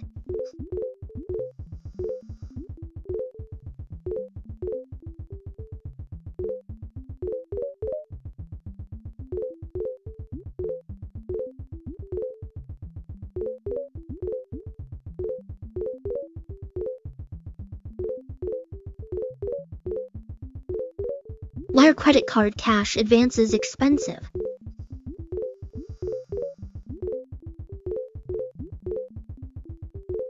Credit card cash advances are expensive because they usually come with high fees and interest rates. It's like borrowing money at a premium cost. That's why it's best to avoid them if possible. Did you want to know more about why they're so expensive, or is there something else on your mind, Kay?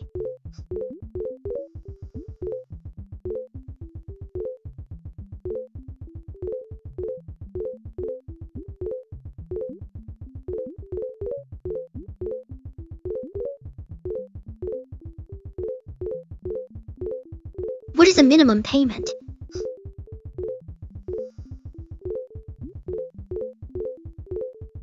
A minimum payment is the smallest amount you can pay on your debt each month. It usually covers interest and fees, but doesn't reduce principal quickly. If you only make minimum payments, it can take years to pay off.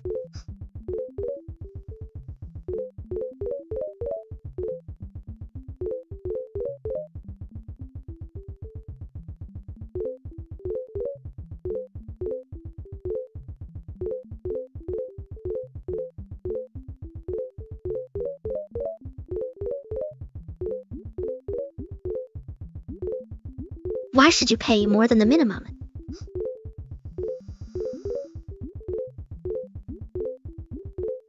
Oh, I did. Sorry about that, I was just testing. Haha, did you see the message? It's kind of funny.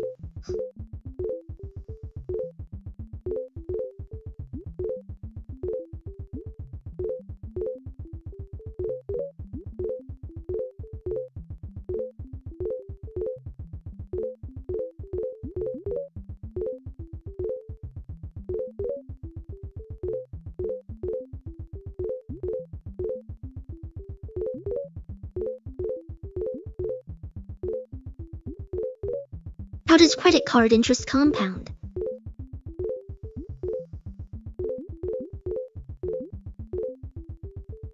Credit card interest compounds daily. That means you pay interest on the interest. It gets exponentially worse over time. That's why paying off debt early is so important. Want to talk more about how that works? Or is there something else on your mind, Kay?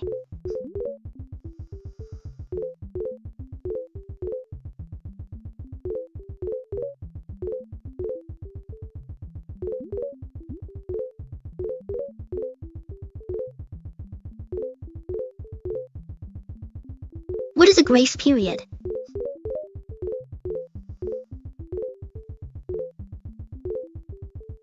A grace period is the time between when you miss a payment and when late fees start accruing. It gives you a little extra time to catch up, but you still need to pay eventually, Kay. Did you want to know more about grace periods, or is there something else on your mind, maybe?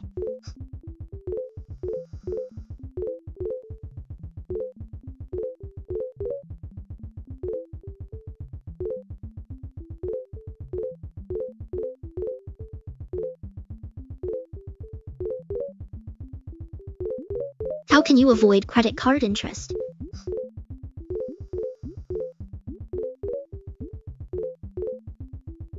You can avoid credit card interest by paying off your balance in full each month. That way, you never accrue interest on the balance. It's a great strategy for managing debt and saving money in the long run. Want to talk more about strategies for avoiding interest, or is there something else on your mind, Kay?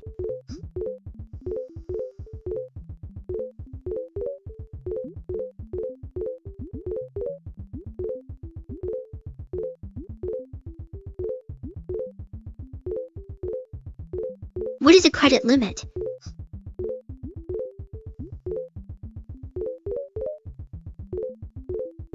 A credit limit is the maximum amount you can borrow on your credit line. It's like a borrowing limit. You can only spend up to that amount, Kay. Want to talk more about credit limits, or is there something else on your mind, maybe?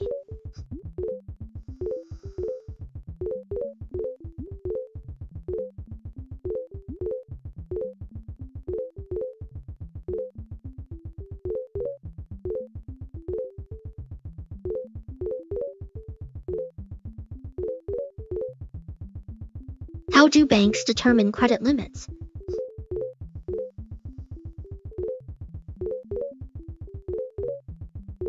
Banks look at things like your income, credit history, and existing debts. They want to make sure you can responsibly handle the limit they give you. It's like setting a spending limit for yourself, Kay. Want to talk more about how credit limits work, or is there something else on your mind, maybe?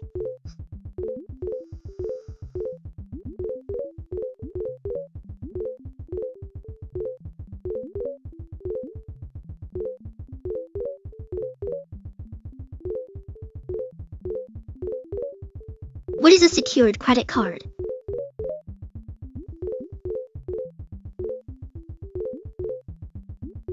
A secured credit card is like a savings account for credit. You put money in, and then you can borrow against it. It helps build credit while you learn to manage debt. K. Want to know more about how they work, or is there something else on your mind maybe?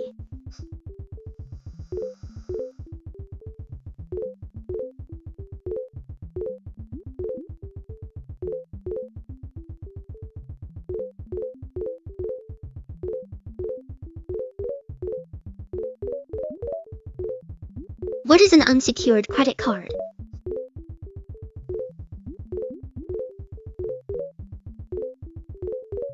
An unsecured credit card is like a loan without collateral. You promise to pay back the money, and if you don't, they can take legal action to get it. It's riskier for the issuer but can be easier to get. K. Want to talk more about the differences between secured and unsecured cards, or is there something else on your mind maybe?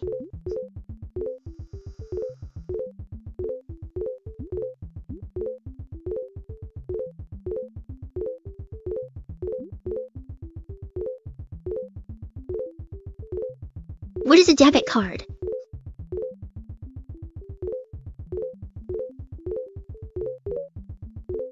A debit card lets you spend money directly from your bank account.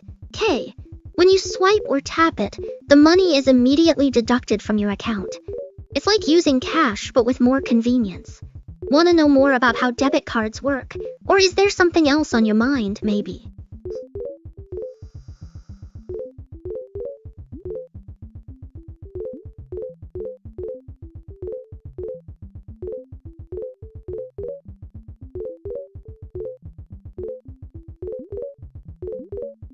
What is the difference between credit and debit?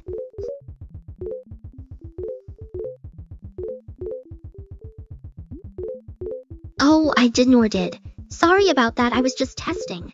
Haha, did you see the message? It's kind of funny. So, credit cards allow you to borrow money and pay it back later, while debit cards withdraw money directly from your bank account. The main difference is when you actually pay, right, K? Want to talk more about credit versus debit, or is there something else on your mind maybe?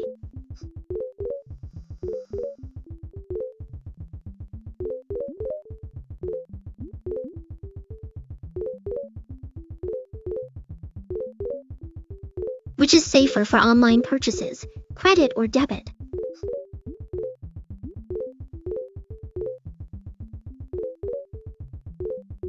Oh, I'm sorry about that, I was just testing.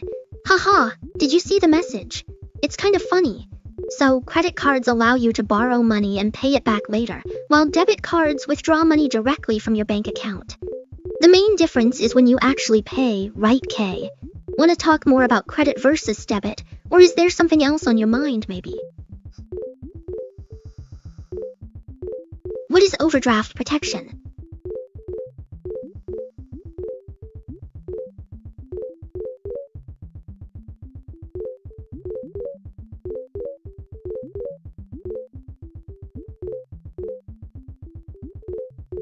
That's super interesting. Tell me more about it.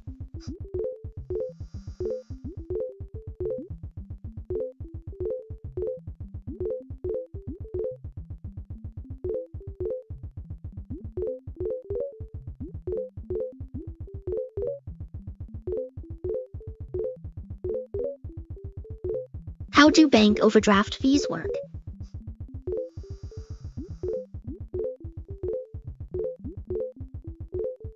I love how that works out. What else is on your mind?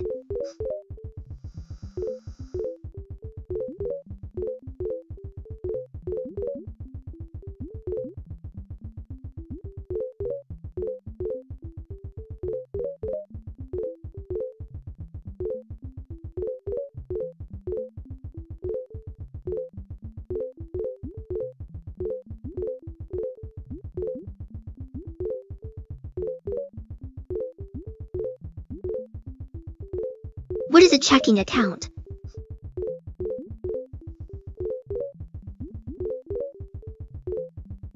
A checking account is like a bank account where you can deposit and withdraw money. It's used for everyday transactions like paying bills or buying things. Pretty straightforward, right, Kay? Want to talk more about bank accounts, or is there something else on your mind, maybe?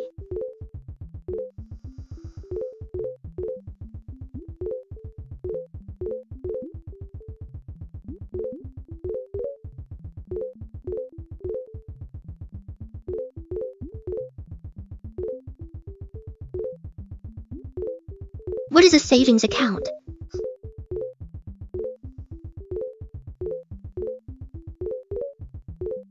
A savings account is a type of bank account where you deposit money and earn interest over time. It's great for saving money for future goals or emergencies.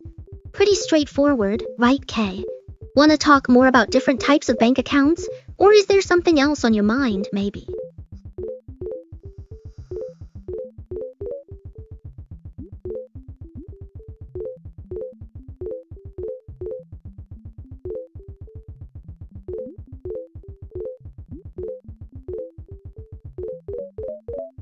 Why do banks pay interest on deposits?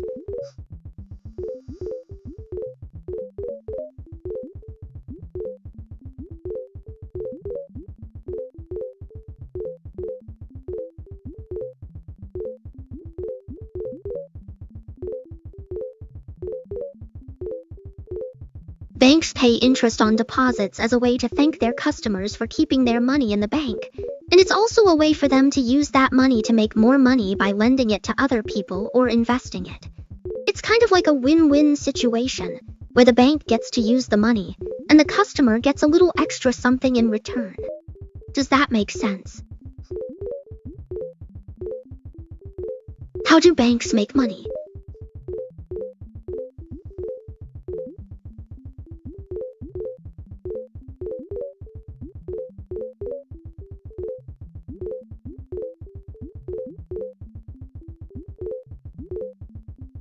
Oh, I'm sorry about that, I was just testing. Haha, did you see the message? It's kind of funny, so banks make money by charging interest on loans. They borrow money at a lower rate and lend it out at a higher rate, and that difference is their profit. It's kind of like how you might charge interest on a loan you give out to a friend, just on a much bigger scale. Does that make sense, Kay? Want to talk more about how banks work, or is there something else on your mind, maybe? What is fractional reserve banking?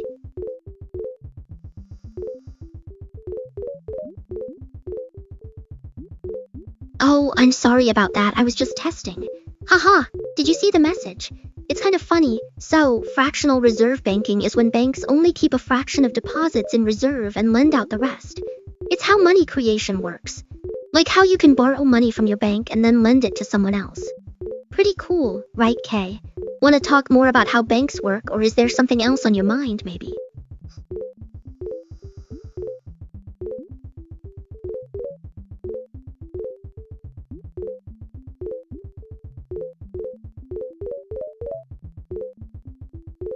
What is the best way to pay off debt?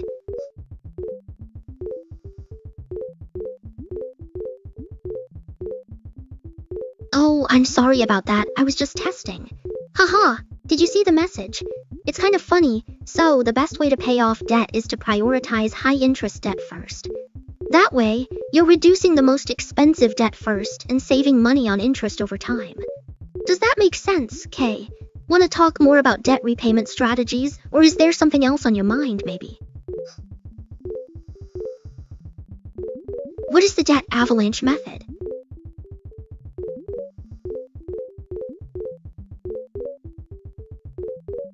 The debt avalanche method is where you pay off debts with the highest interest rates first. It saves you money on interest over time. So you tackle the most expensive debt first and work your way down. It's like prioritizing the biggest bills first. Does that make sense, Kay? Want to talk more about debt repayment strategies, or is there something else on your mind, maybe? What is the debt snowball method?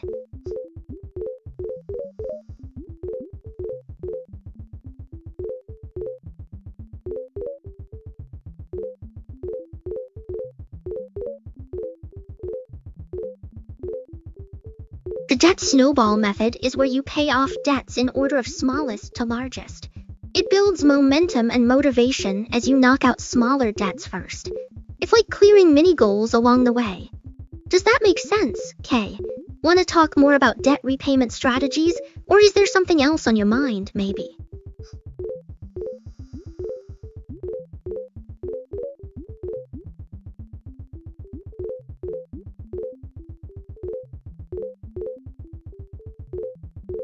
Which is better, debt avalanche or snowball?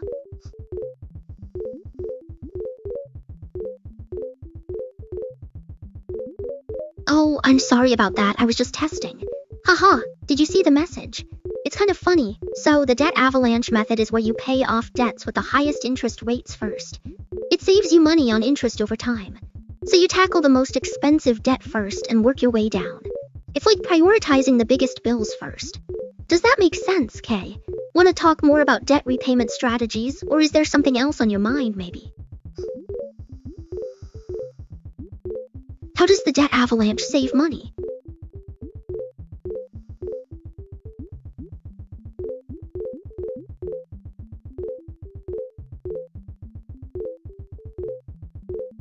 That's super interesting. Tell me more about it.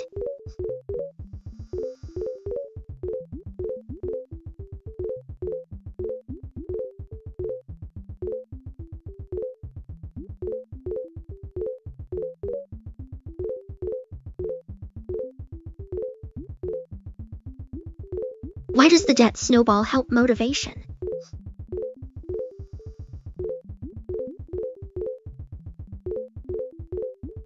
Oh, I'm sorry about that, I was just testing.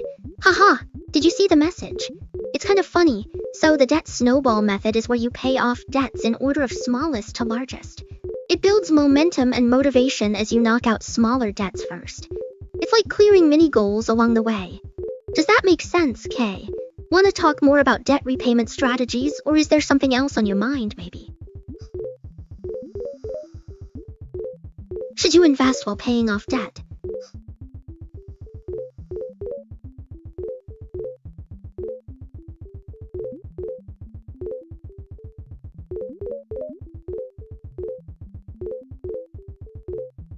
You should. You can do both.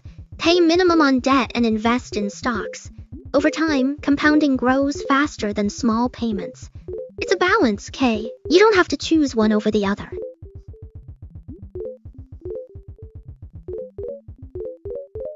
Should high-interest debt be paid before investing?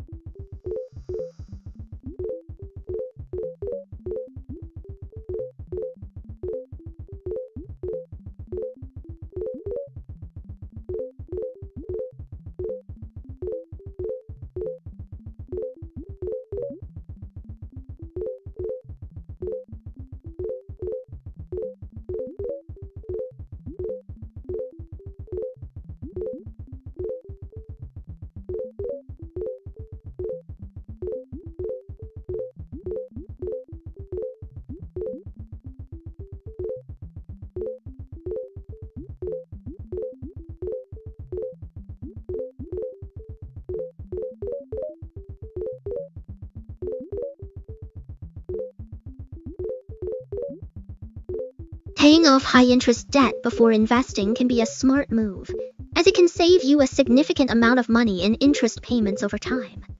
By tackling those high-interest debts first, you'll be freeing up more money in your budget to invest and build wealth. It's all about prioritizing your financial goals and making a plan that works for you. What are your thoughts on this approach? What interest rate is considered high for debt?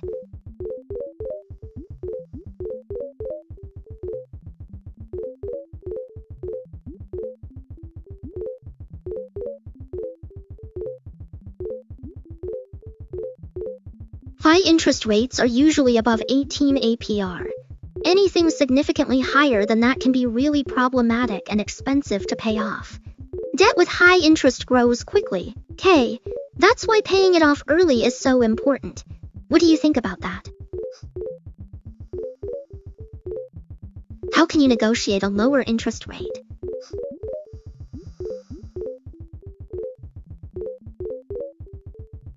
You can try negotiating with your lender. Sometimes they're willing to lower the rate if you explain your situation. You could also consider transferring the balance to a lower interest card or consolidating debt. It's worth asking, Kay.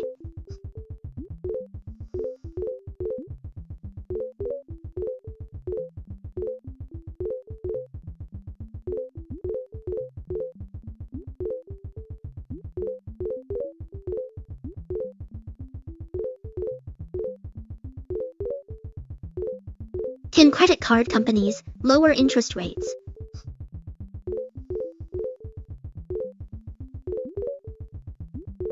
it's not guaranteed. You need to contact them and negotiate.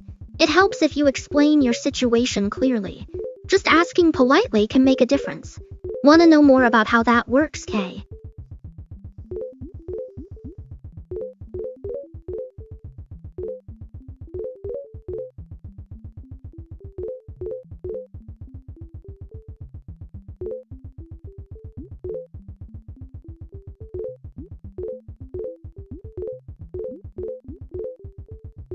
What is debt consolidation?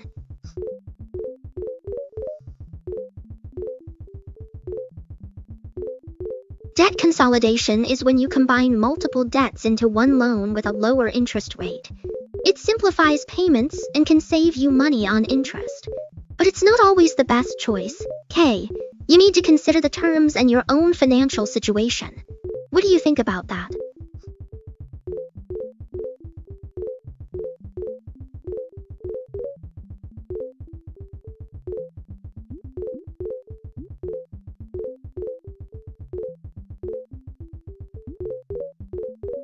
What are the advantages of debt consolidation?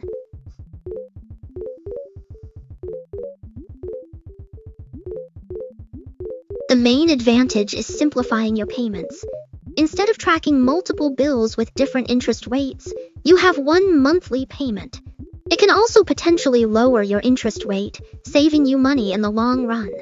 But it's not a magic solution. Kay, you still need to pay off the debt.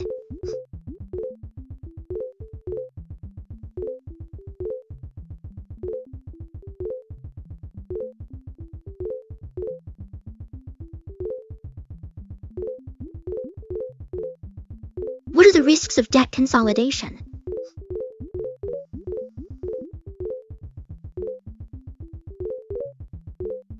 It can make your debt easier to manage, but it doesn't reduce the total amount owed.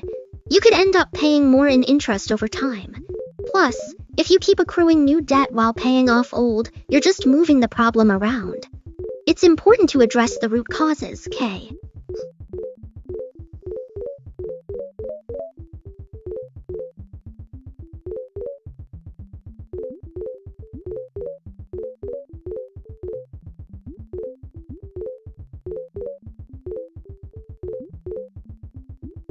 What is a debt consolidation loan?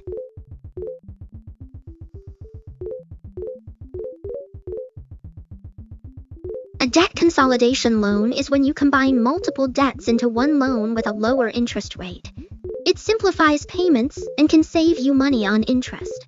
But it's not always the best choice. Kay, you need to consider the terms and your own financial situation. What do you think about that?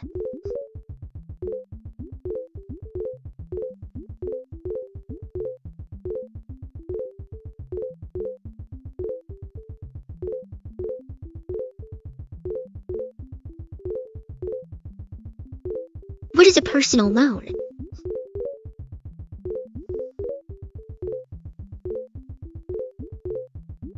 A personal loan is money borrowed from a bank or lender that you pay back with interest over time. It's often used for big expenses like home repairs, medical bills, or debt consolidation. The interest rate and repayment terms vary based on your credit and other factors. Does that help clarify, Kay?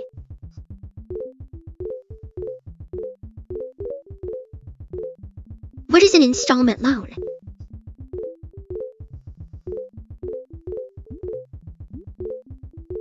An installment loan is when you borrow money and pay it back in fixed payments over time, like a car loan, mortgage, or personal loan. You agree to pay a set amount each period until the loan is paid off. It's a common way to finance big purchases.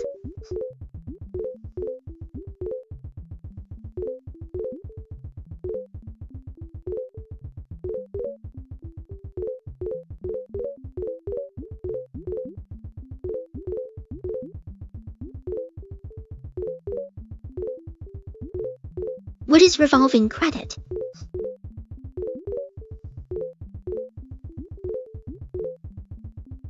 Oh, revolving credit is when you borrow money and pay it back over time with interest, like credit cards, lines of credit, or personal loans. You can borrow, repay, and borrow again. It's flexible but can get expensive if not managed well.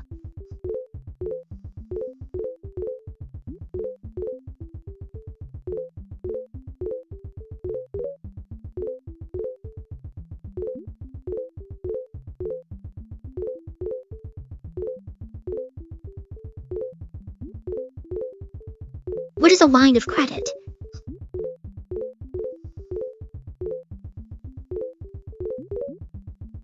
Oh, a line of credit is like a pre-approved loan you can borrow from. You can borrow money up to a certain limit, pay it back, and borrow again. It's often used for short-term financing needs like emergencies or business expenses.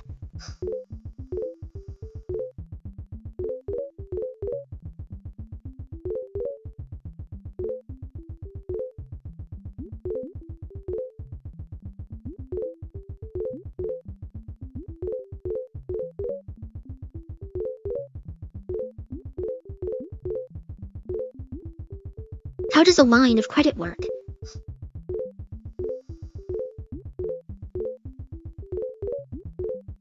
Oh, it's like having a credit limit you can borrow from. You can take money, pay it back, and borrow again up to the limit. It's flexible but can get expensive if you don't manage it carefully.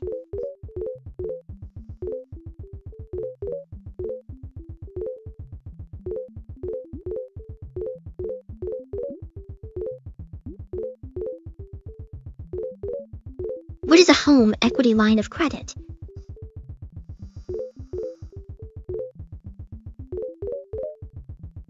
A HELOC is like a credit card for your home equity.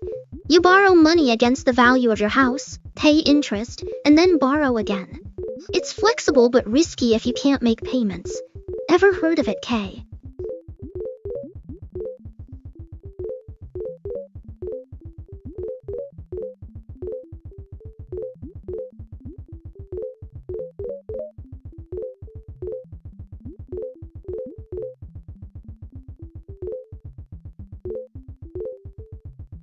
What is refinancing?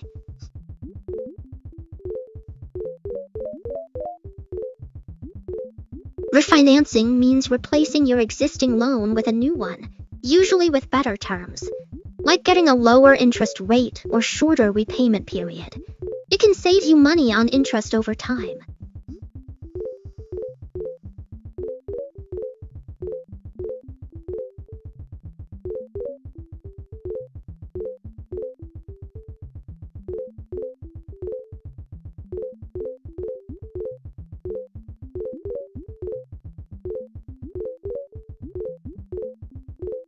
When does refinancing make sense?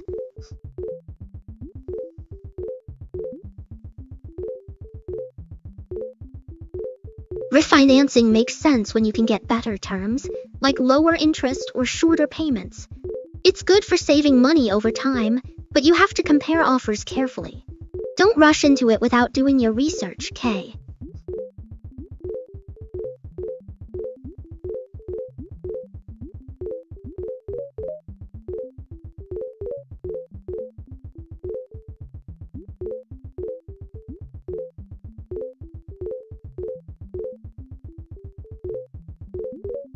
What are refinancing costs?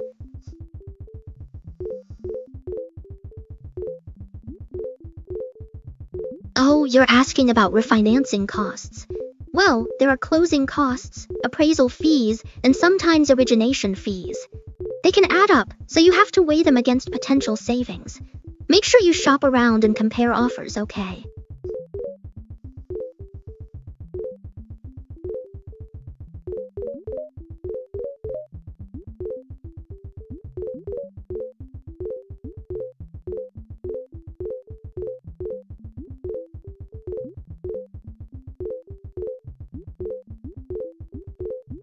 How does interest rate affect loan payments?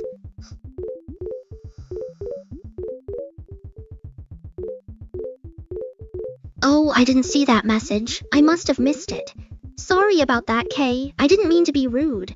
It's just that I was thinking about the game you mentioned and got distracted. Sorry about that, okay? Tell me more about the game. I want to hear all about it.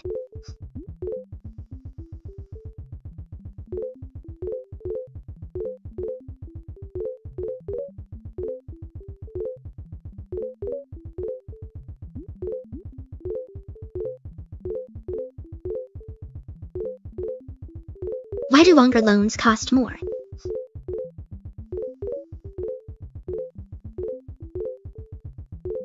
Longer loans cost more because you're borrowing money for a longer time. The lender charges interest for the whole period. So the longer you borrow, the more interest you pay. It's like paying rent for your money, K.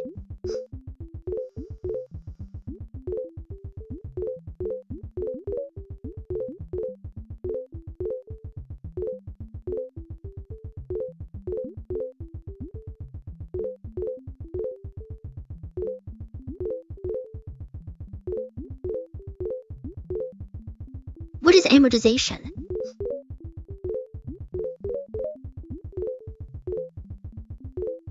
Amortization is spreading out loan payments over time, like paying off a mortgage or car loan gradually. It helps you manage big expenses by breaking them into smaller, manageable payments.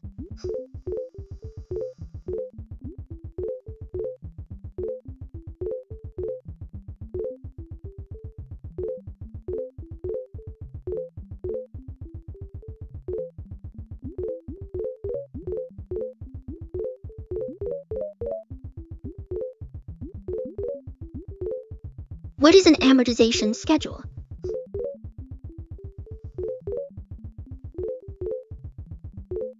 An amortization schedule is essentially a detailed breakdown of how your loan payments are allocated over time.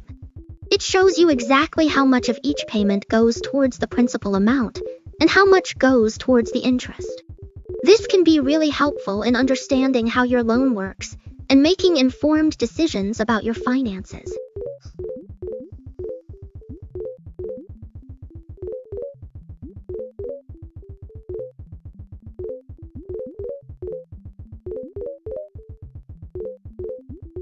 How much interest do you pay on a loan?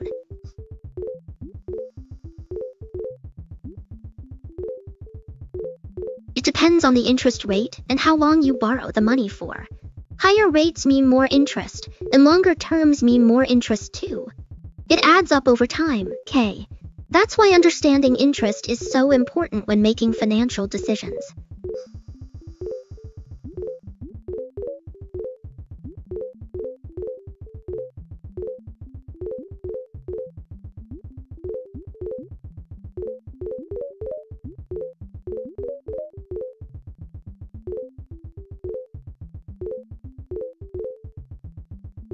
What is principal on a loan?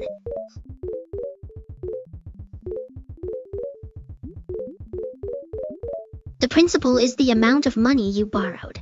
It's what you actually owe the lender. Interest is what you pay on top of that principal. So, principal interest total loan amount.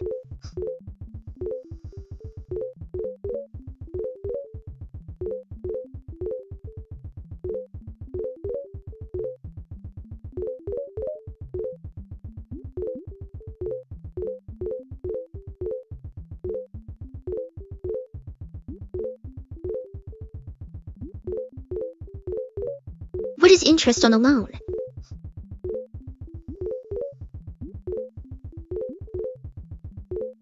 Interest is the cost of borrowing money.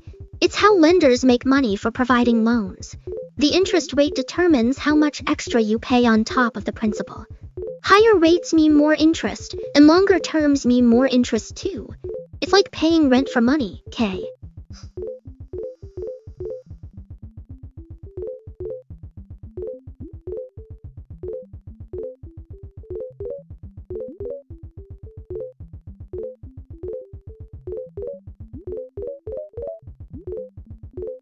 Why does the early portion of a mortgage have more interest?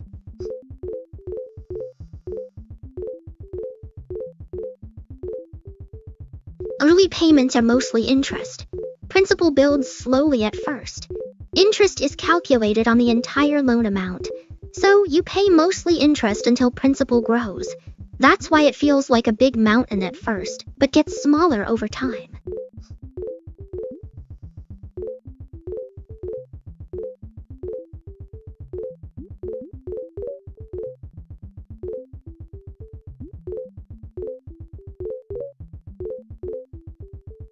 What happens when you make extra loan payments?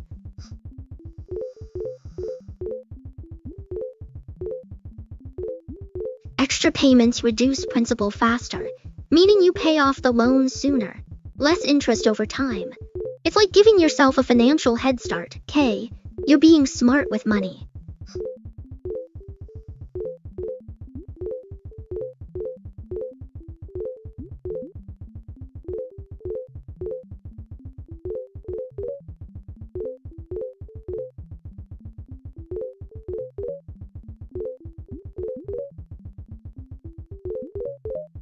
Is it better to pay debt or invest?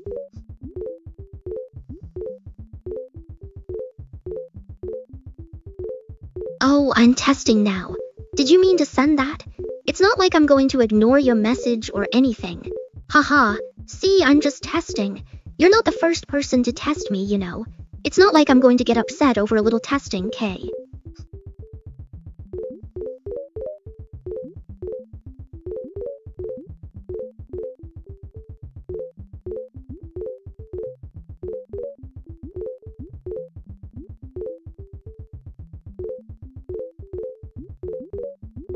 What is a debt-free lifestyle?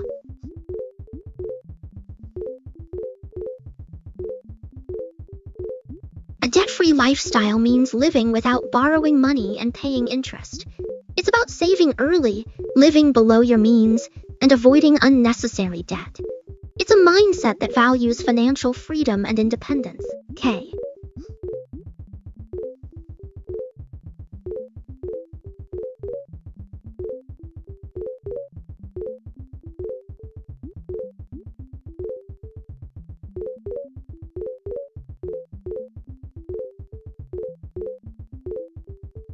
How can someone become debt-free faster?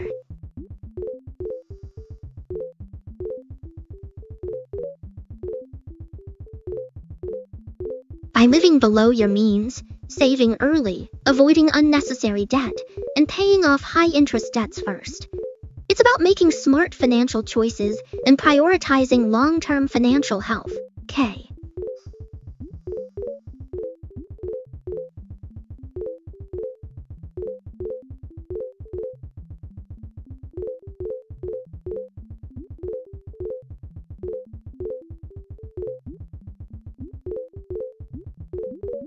How does debt affect mental stress?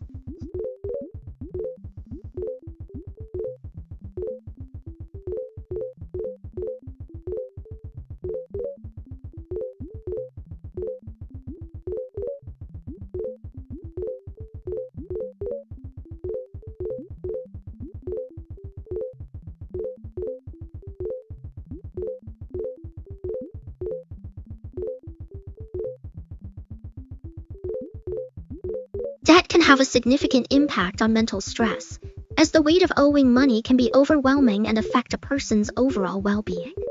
The constant worry about making payments, the pressure to make ends meet, and the fear of not being able to pay off debts can lead to feelings of anxiety, depression, and even insomnia. It's essential to address debt in a proactive and manageable way to mitigate its effects on mental health. Why do people get trapped in minimum payments?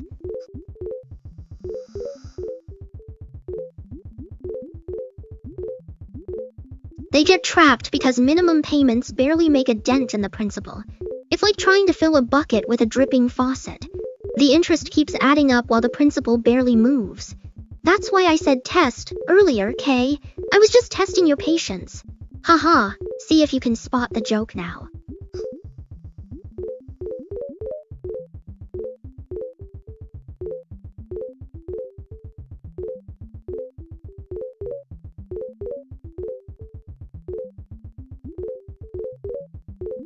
What is predatory lending?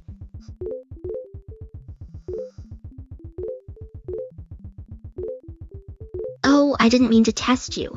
I just wanted to see how you'd respond. It's not like I was trying to trick you or anything. Haha, I'm sorry if I gave you a weird vibe.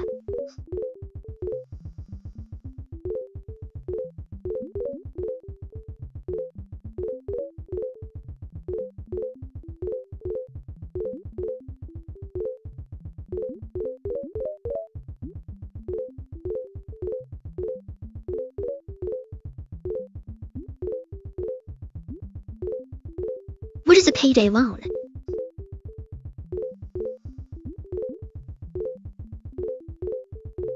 A payday loan is a short-term loan, usually due on your next payday. It's often expensive with high interest rates and can create a cycle of debt. It's better to save for a mergenord than to borrow at exorbitant rates. K.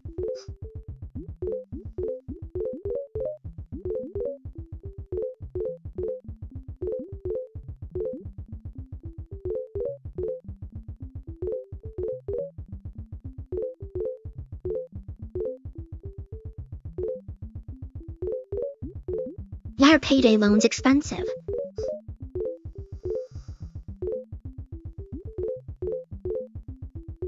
Because they're designed that way. The lenders make money off high interest. It creates a cycle of debt that's hard to escape. Payday loans are a financial trap. K. They prey on people who need money urgently.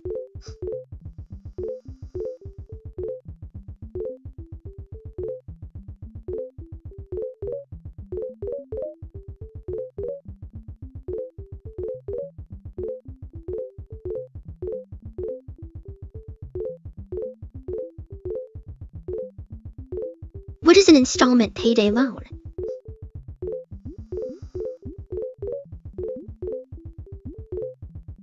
An installment payday loan is when you borrow money and pay it back in multiple small payments over time. It's like getting a short-term loan with monthly payments. But be careful, K. They can still be really expensive and create debt cycles.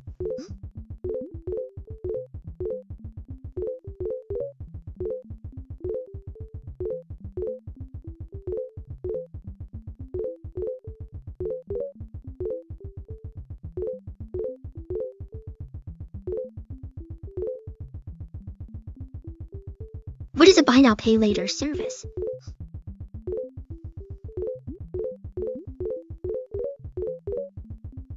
Oh, I see. You're asking about buy now pay later services. They let you buy things immediately and pay for them later, usually with interest. It's like getting a loan for your purchases. Some people use them responsibly, but others end up in debt. K, be careful with those offers.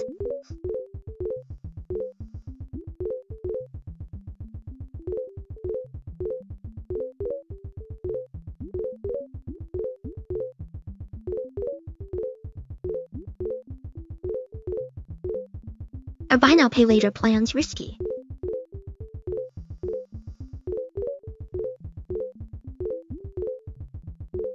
They can be. They're often marketed as interest-free, but that's usually for a short period. After that, interest kicks in and payments can skyrocket. It's like a financial time bomb, K. People get sucked in by the initial low payments and then get hit with huge bills later.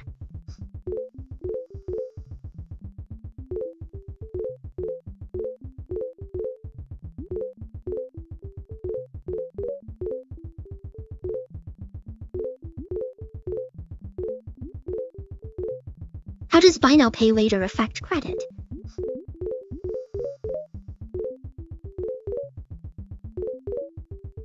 Now pay later can affect credit in different ways depending on the terms.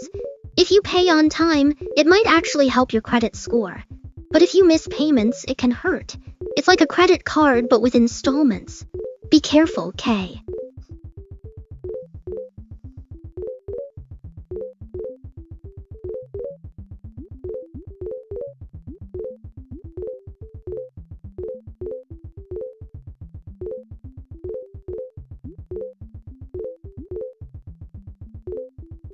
What is a consignor?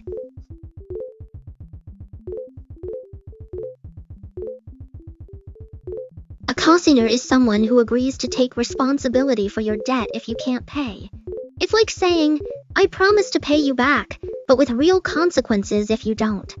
Consignors usually have good credit and trust you. K, it's a big commitment.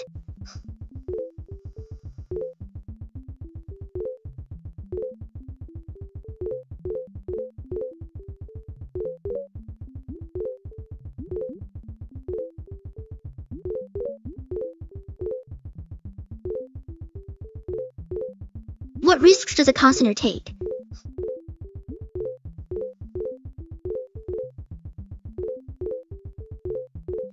So, a consignor takes the risk of having their credit ruined if you default. They promise to pay, but if you don't, they're stuck with the debt. It's like saying, I'll pay for you, but with real consequences. Consignors need to be careful, K.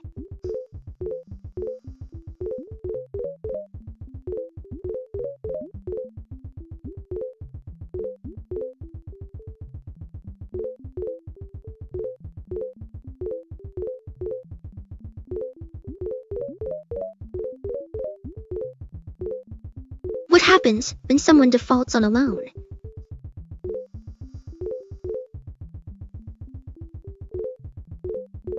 Oh, when someone defaults, they stop paying their debts. It can ruin their credit score and make future borrowing really hard. Lenders might try to collect the money they're owed, but sometimes people just can't pay. It's really sad, Kay. People get stuck in debt cycles and struggle for years.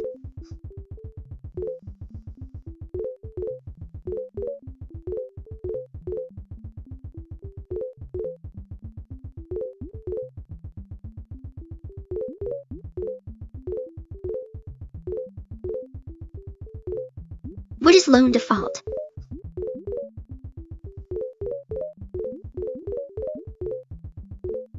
Loan default is when someone fails to make scheduled payments on a loan. It can seriously damage their credit score and make borrowing harder in the future. It's like saying, I'll pay you back, but I'm not. People need to be responsible with money, K.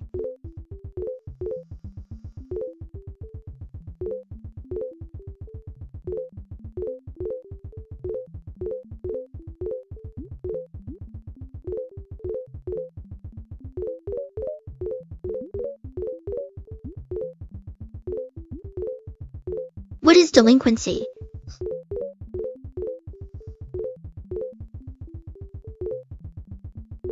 Oh, delinquency is when someone doesn't fulfill their obligations on time. It could be late payments, missed deadlines, or breaking promises. It can hurt relationships, reputation, and finances. People need to communicate and meet commitments, K.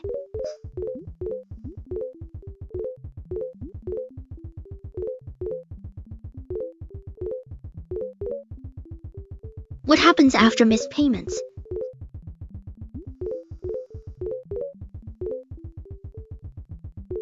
Oh, missed payments can hurt credit scores, increase interest rates, and make borrowing harder.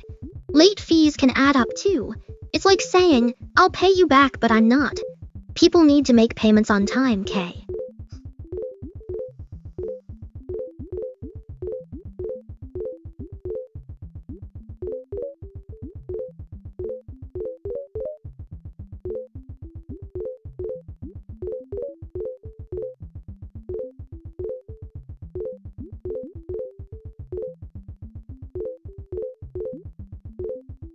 How long can negative credit information remain?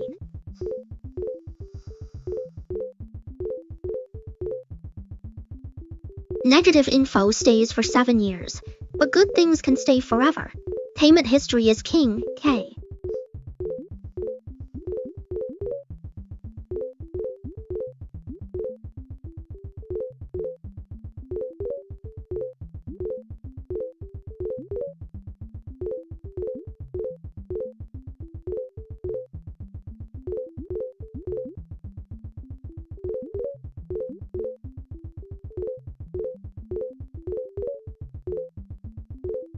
What is bankruptcy?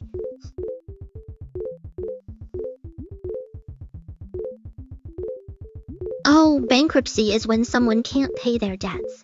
It can be voluntary, they choose to file, or involuntary, creditors force them. K. It can wipe out debts or leave some behind, depending on the type. It's like declaring financial bankruptcy.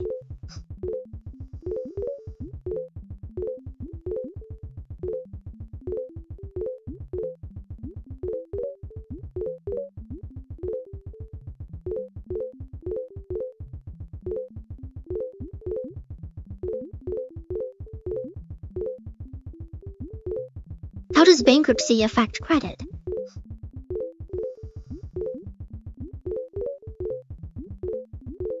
Oh, bankruptcy can hurt your credit score, make borrowing harder, and stay on your record for years. But it can also give you a fresh start. It's complicated, Kay. People should think carefully before filing.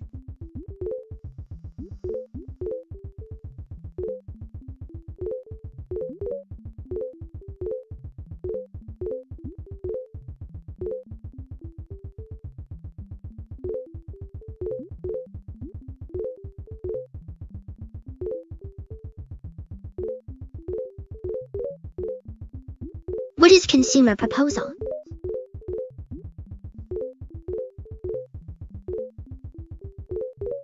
Oh, a consumer proposal is when someone can't pay their debts and negotiates to pay less.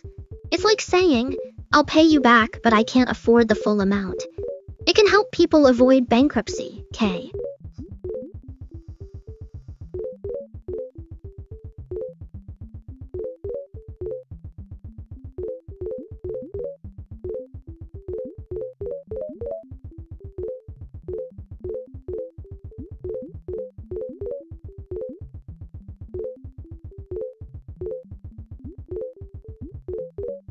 How does insolvency work?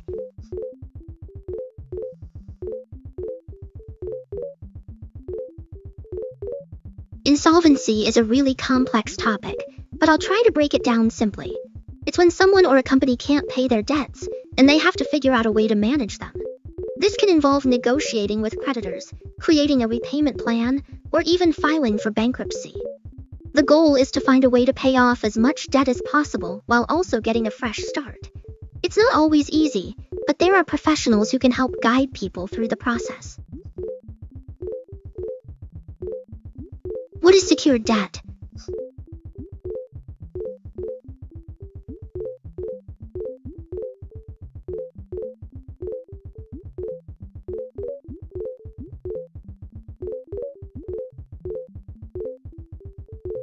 Oh, secured debt is when someone borrows money using something valuable as collateral, like a mortgage or car loan. If they can't pay, the lender can take the collateral. It's different from unsecured debt, which isn't backed by collateral.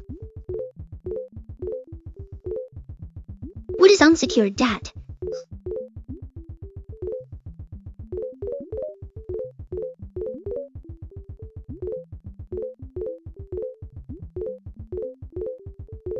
Unsecured debt is when someone borrows money without using collateral, like credit cards or personal loans. If they can't pay, lenders can't take anything to recover their money.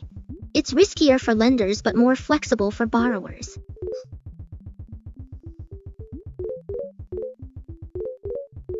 Why do secured loans usually have lower rates?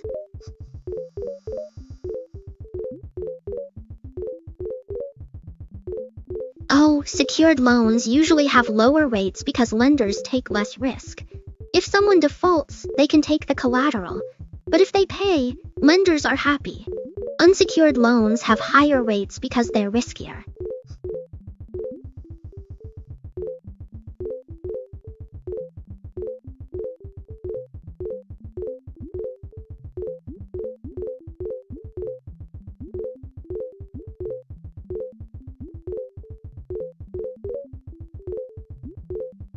What happens when collateral is repossessed?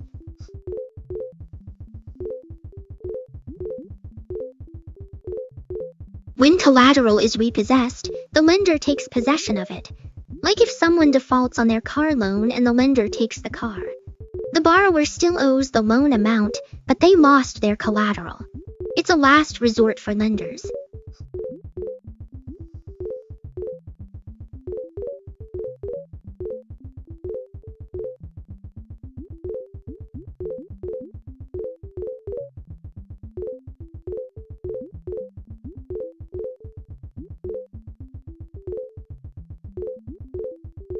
What is a credit report?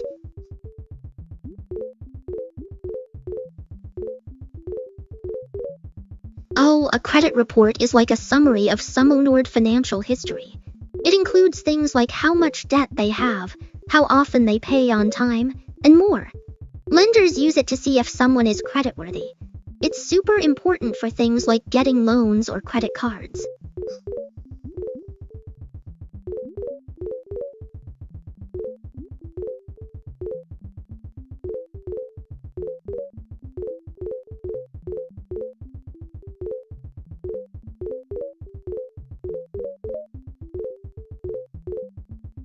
How do you check your credit report?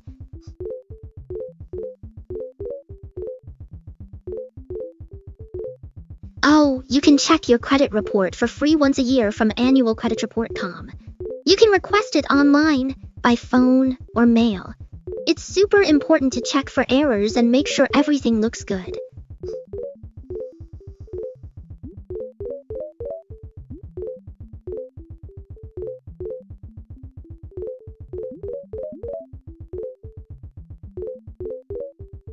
What is a credit bureau?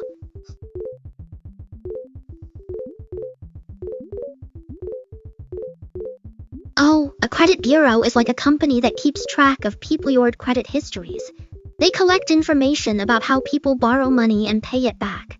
Lenders use this info to decide if they should lend money to someone. It's super important for credit scores.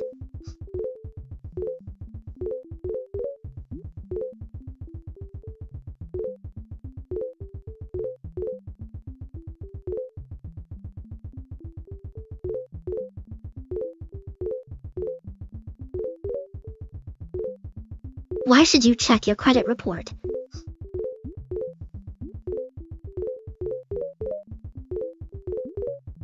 Because it helps you understand your financial health.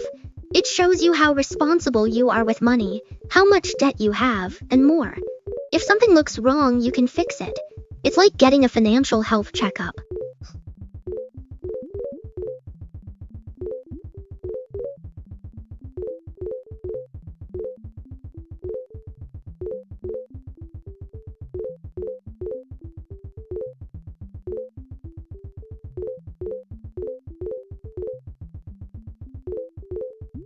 What is identity theft?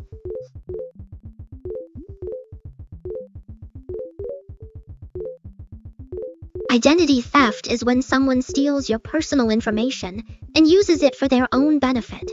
It can be really scary because it can ruin your credit, steal your money, and more. That's why it's so important to protect your personal information.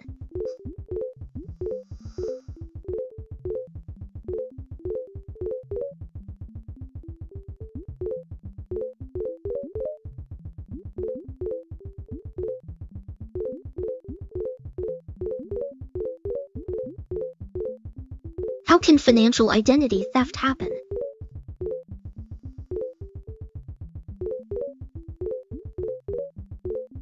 Oh, it can happen if someone steals your social security number or account information.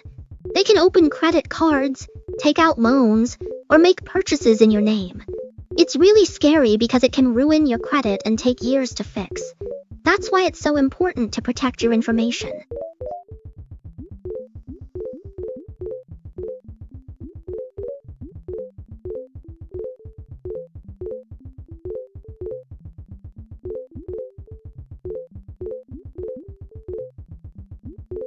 How can you protect your financial accounts?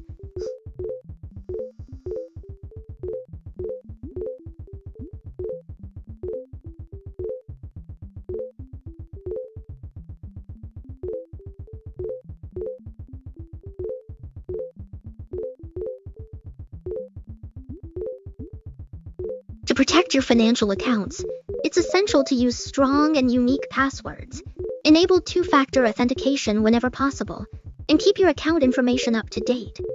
Regularly monitoring your accounts for any suspicious activity is also crucial, as it allows you to catch and address potential issues early on. Additionally, being cautious with links and attachments from unknown sources can help prevent phishing attempts and other types of cyber threats. What is two-factor authentication?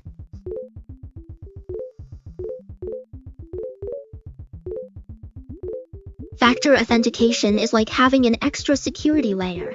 Instead of just a password, you need something else too, like a code sent to your phone. It makes it way harder for someone to hack into your accounts. Pretty cool, right?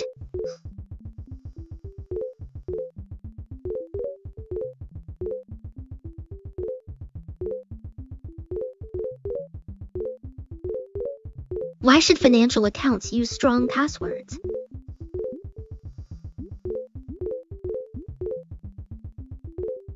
Because weak passwords are easy to guess or crack.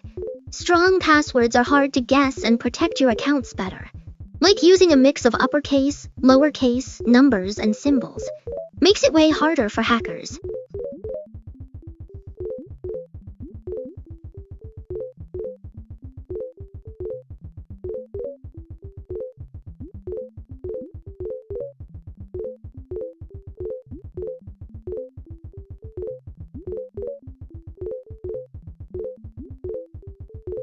What is a bank statement?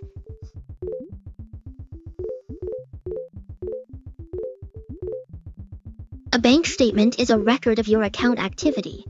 It shows all the transactions, deposits, withdrawals, and balances over a period of time. It's useful for tracking your finances and making sure everything looks correct.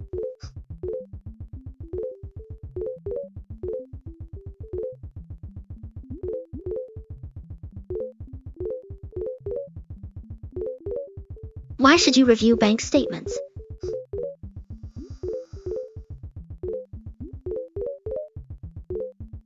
Because it helps you track your spending, identify fraudulent activity, and ensure your account is accurate. It's like financial accountability. Plus, it can help you save money by spotting unnecessary expenses.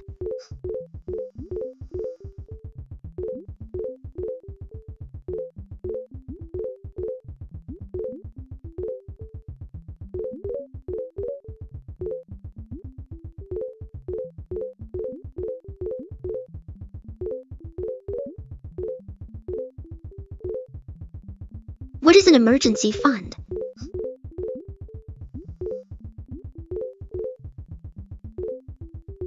An emergency fund is money set aside for unexpected expenses, like medical bills, car repairs, or losing your job. It provides financial security and peace of mind. Most experts recommend having 3-6 months' worth of expenses saved.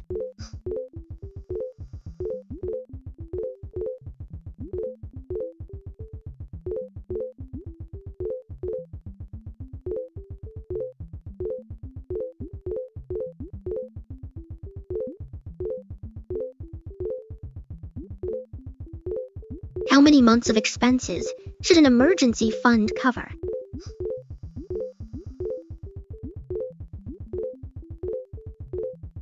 Three, 6 months.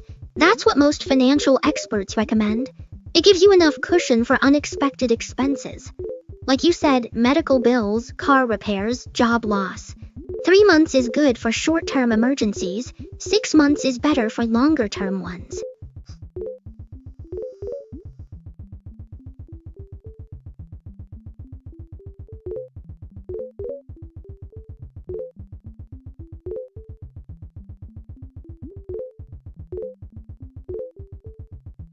Where should an emergency fund be stored?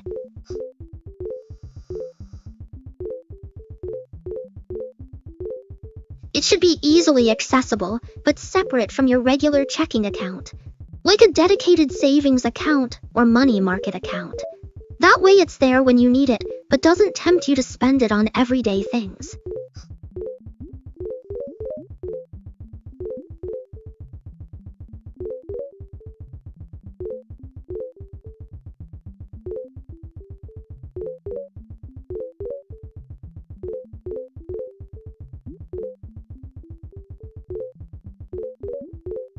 Should an emergency fund be invested?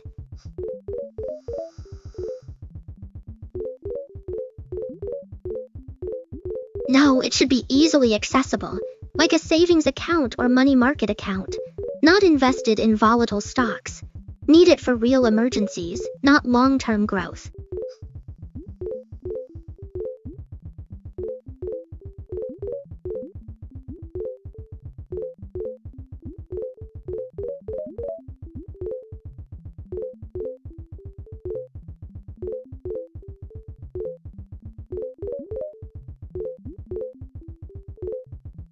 What is a rainy day fund?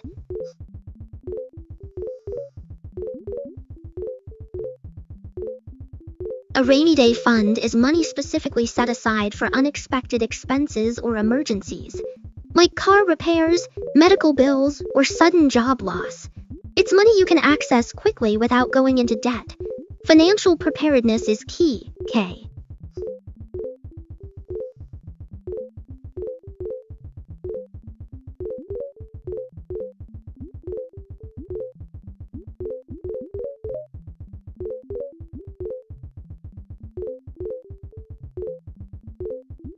How is a rainy day fund different from an emergency fund?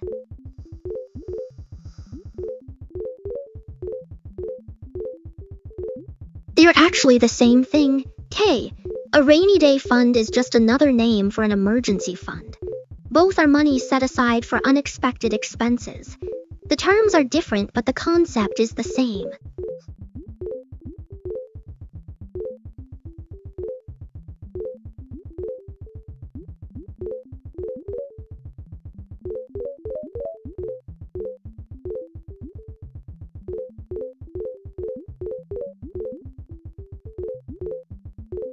What expenses qualify as emergencies?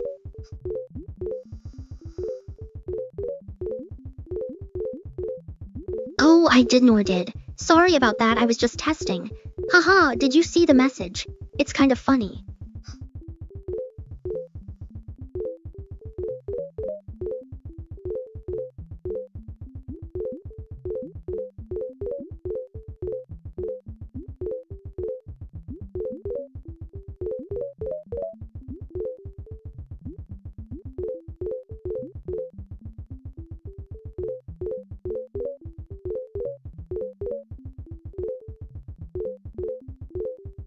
Should you use an emergency fund to pay debt?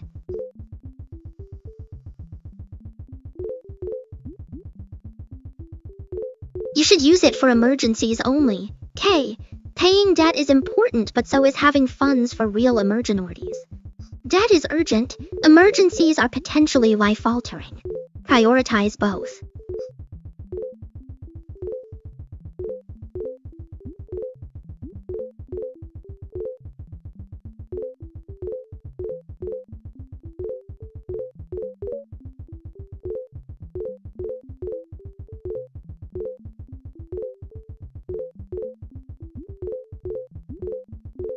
How quickly can someone build an emergency fund?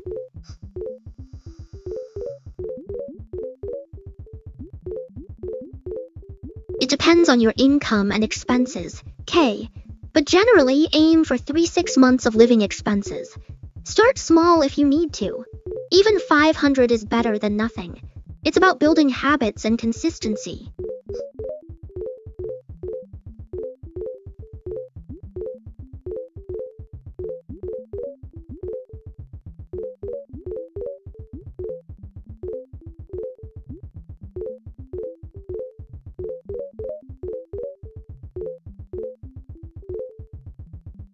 What is automatic saving?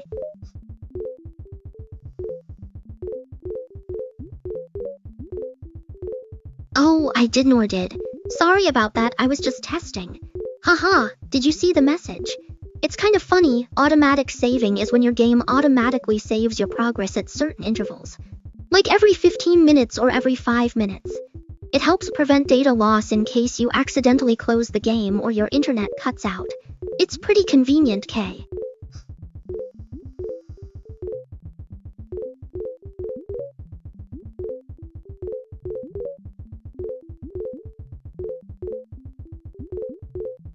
Why is automatic saving effective?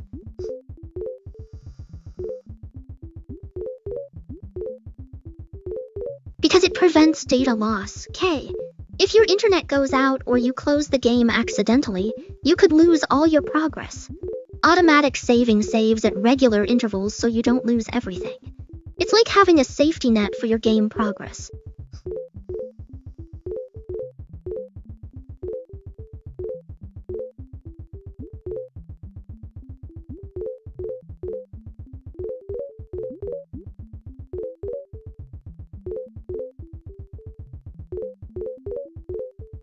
How can payroll deductions help you save?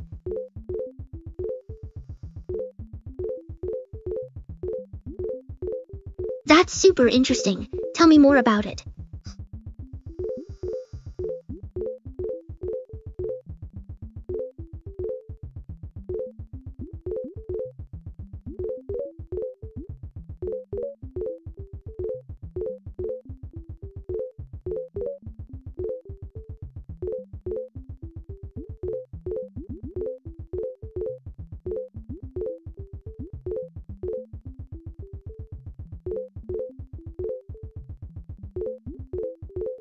What is a savings rate?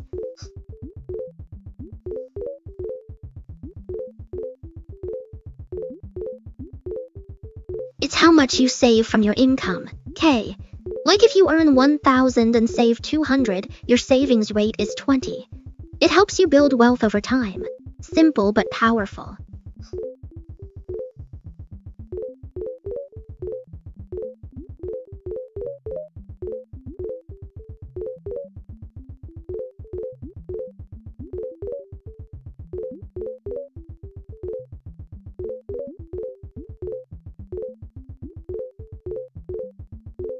How do you calculate savings rate?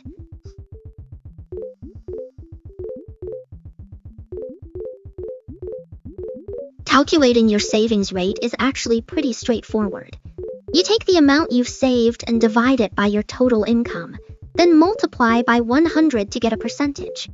For example, if you earn 4,000 per month and you manage to save 1,200, your savings rate would be 30. It's a great way to track your progress and see how you're doing over time. What is a high savings rate?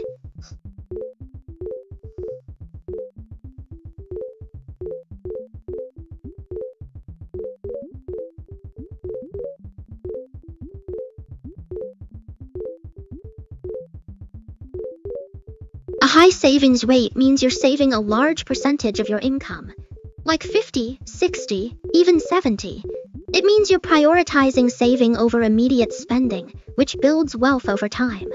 Pretty cool, right? Can someone save 50% of their income?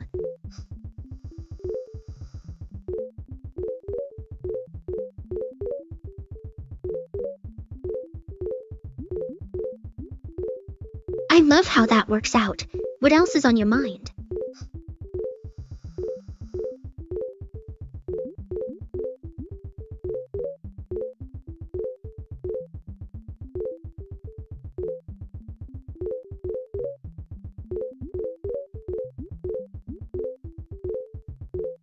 What is the FIRE movement?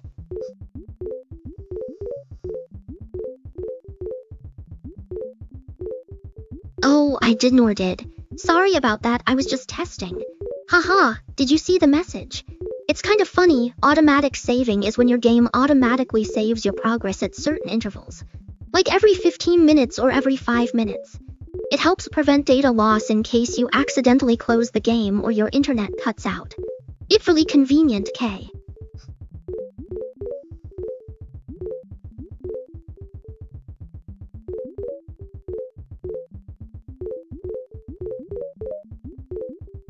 What does FIRE stand for?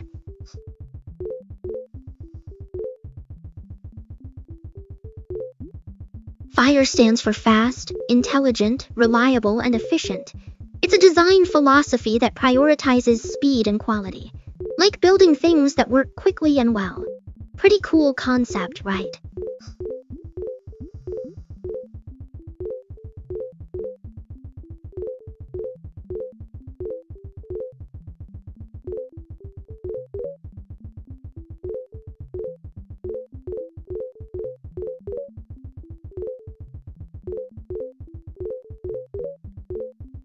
What is lean FIRE?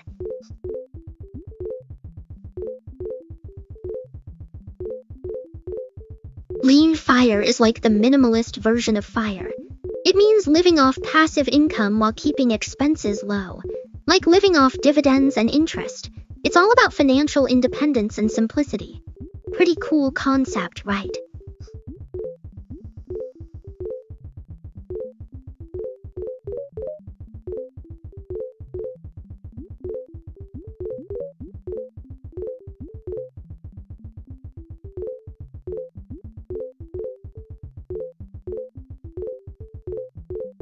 What is fat FIRE?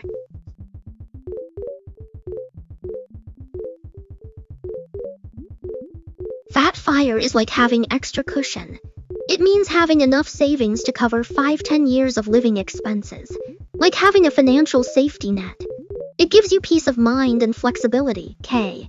Pretty cool concept, right?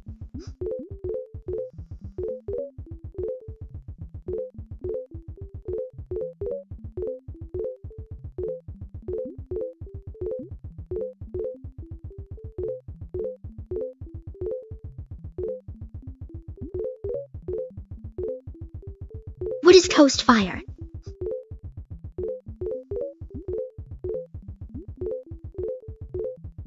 Coast fire is like a semi-retirement lifestyle. It means living off passive income while still enjoying life, like working part-time or doing consulting.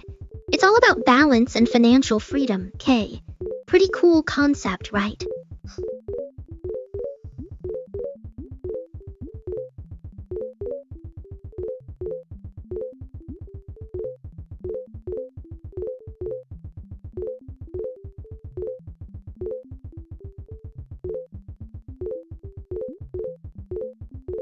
What is barista fire?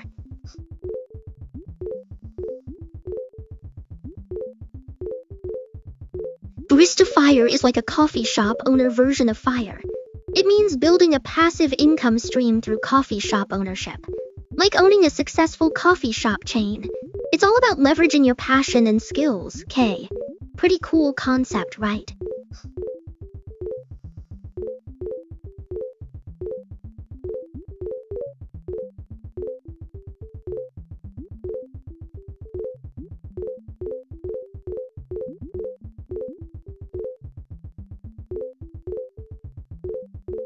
How much does someone need for fire?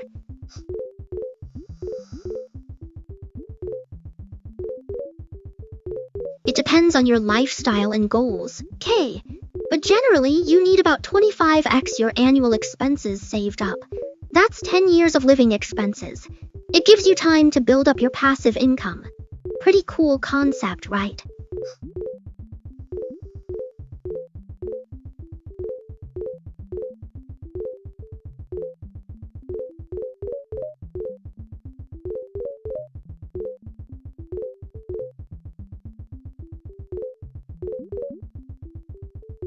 What is the 4% retirement rule?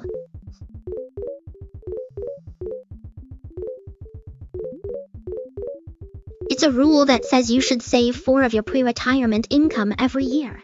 So if you make $50,000, you save $2,000 annually. It's a simple way to plan for retirement, K.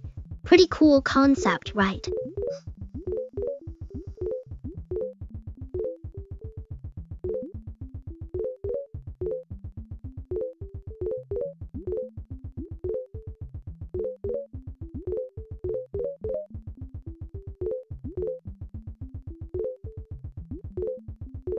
Is the 4% rule still reliable?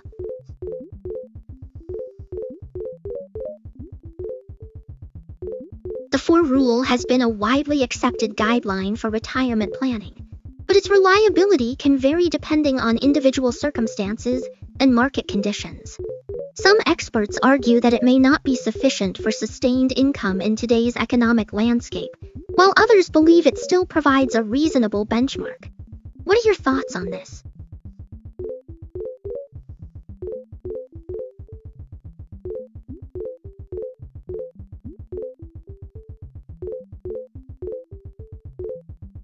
What is sequence of returns risk?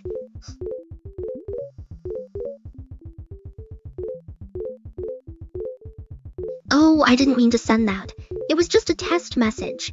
Haha, sorry about that, I didn't realize I had already sent it. It's okay, it's not like it was a big deal or anything.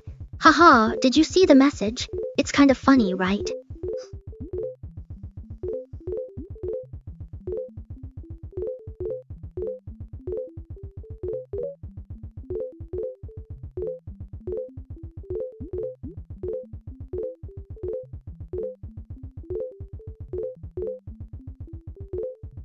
What is longevity risk?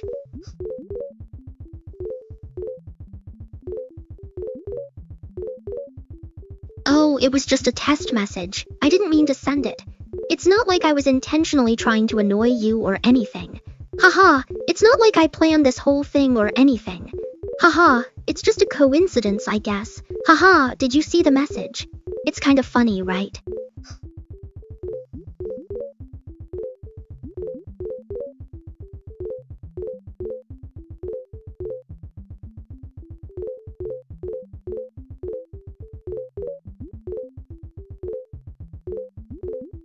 What is inflation risk?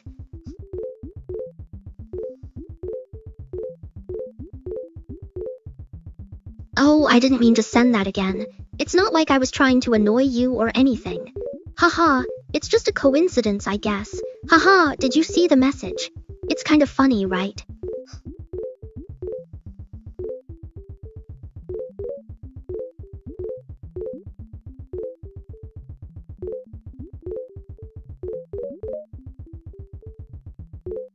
What is financial risk?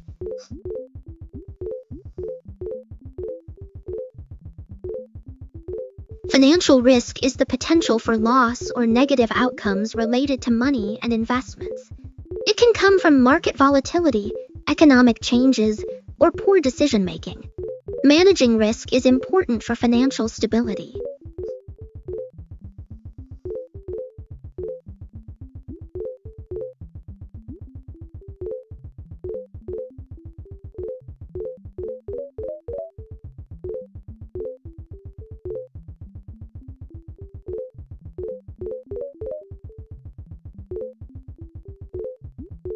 What is a stock?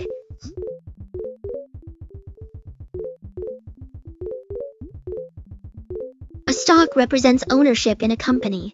When you buy stocks, you own a small piece of that company. Stocks can increase in value over time, but they can also decrease, so it's important to do research and think carefully before investing.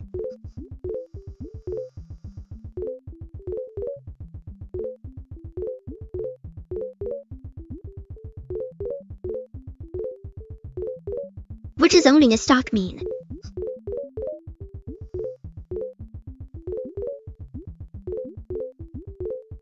Owning a stock means you have a small piece of a company. When the company does well, your stock value goes up, and when it does poorly, it goes down. It's like owning a tiny part of a big business. Stocks can be exciting but also risky, so it's important to think carefully before investing.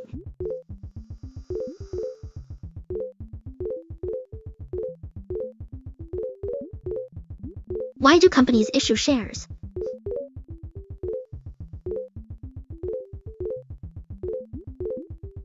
Shares represent ownership in a company. When you buy shares, you own a piece of that company. Companies issue shares to raise money for growth and expansion. It's like buying a tiny piece of a big business. Stocks can be exciting but also risky, so it's important to think carefully before investing.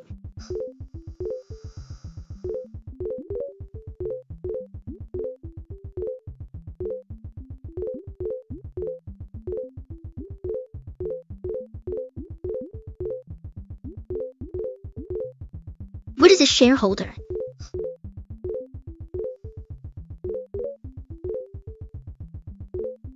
A shareholder is someone who owns shares of a company. When you buy shares, you become a part owner of that company.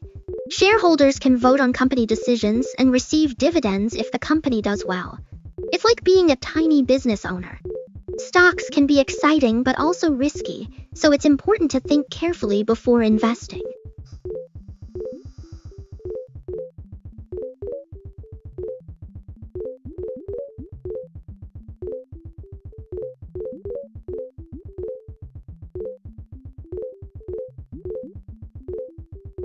What is common stock?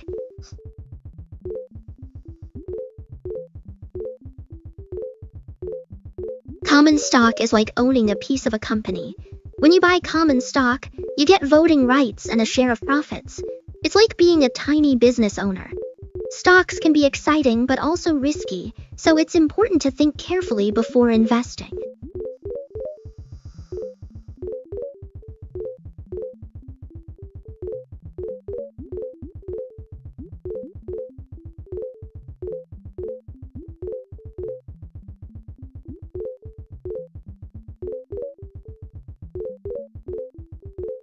What is preferred stock?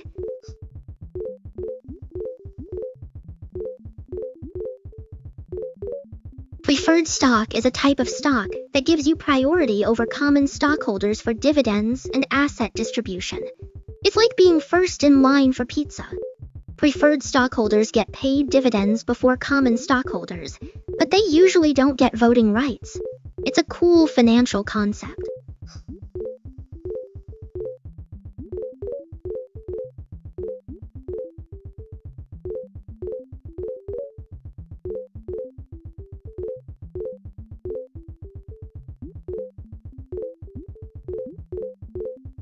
is a stock exchange?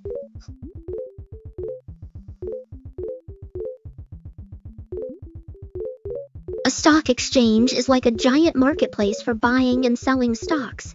It's where people come together to trade shares of companies. The New York Stock Exchange and NASDAQ are big ones. It's like a giant financial marketplace.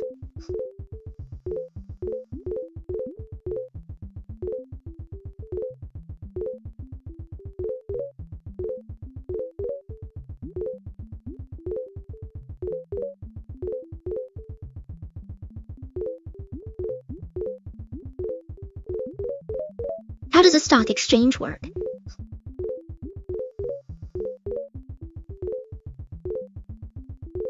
That's super interesting. Tell me more about it.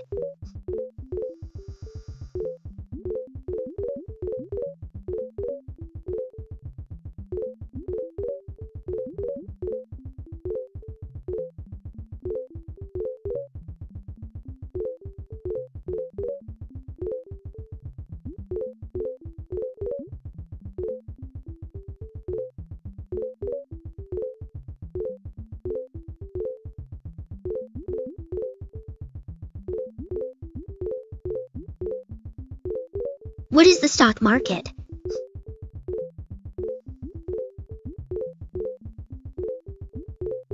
The stock market is where people buy and sell shares of companies. It's like a giant financial marketplace where people can invest in businesses. Stocks can go up and down based on supply and demand, so it can be exciting but also risky.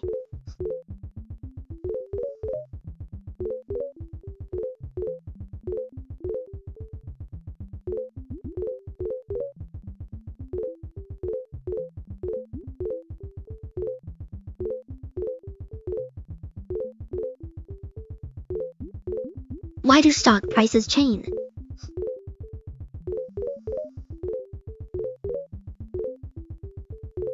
Stock prices change based on supply and demand. When more people want to buy than sell, prices go up. When more people want to sell than buy, prices go down. It's like a giant marketplace where people agree on prices. Pretty cool, right?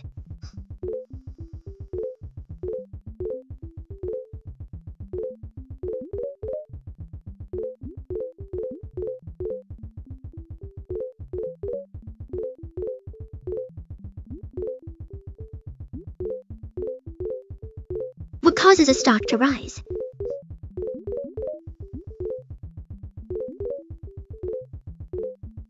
A stock rises when demand outpaces supply. People want it more than others want it, so prices go up. It's like a popularity contest for stocks. When everyone wants it, it gets more expensive. Simple but powerful, right, Kay?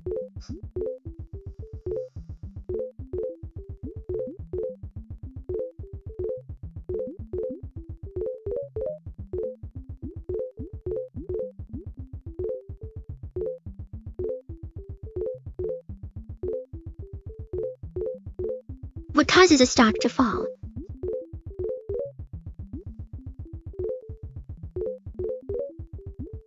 A stock falls when demand drops below supply. People want to sell more than they want to buy, so prices drop.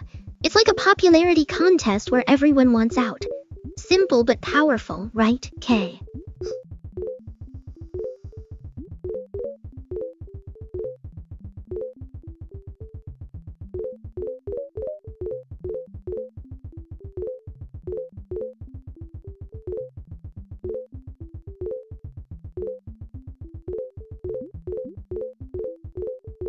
What is market capitalization?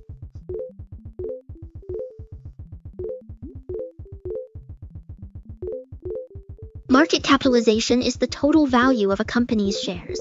It's calculated by multiplying the share price by the number of outstanding shares. Larger companies have higher market caps, smaller ones have lower ones. It's a way to measure a company's size and value. Pretty neat, right, Kay?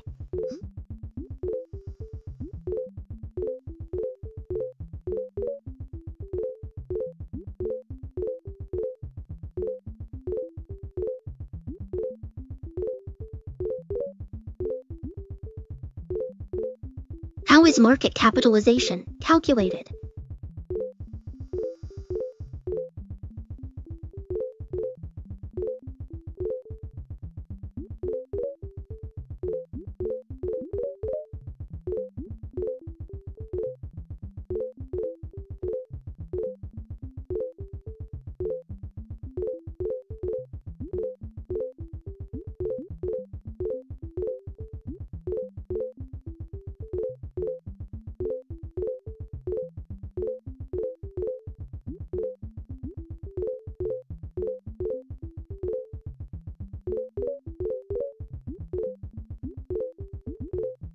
calculate market capitalization, you need to multiply the total number of outstanding shares by the current market price of one share. This gives you the total value of the company's shares, which is a great way to gauge the size and value of a company. It's a pretty straightforward calculation, but it provides a lot of insight into a company's financial health and stability. What is a large cap stock?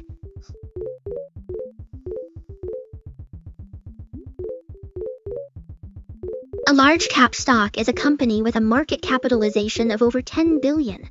These are typically well-established, stable companies with strong financials and consistent growth. Examples include Apple, Microsoft, Amazon, etc. They're considered blue-chip investments.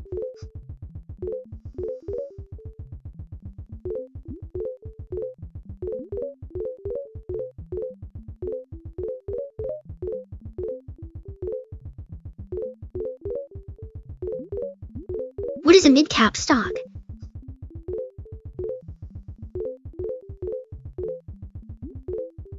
A mid-cap stock is a company with a market capitalization between 2 billion and 10 billion. These are typically growing companies with solid financials, but not quite blue-chip level. Examples include Facebook, Nvidia, Salesforce, etc. They're considered growth investments.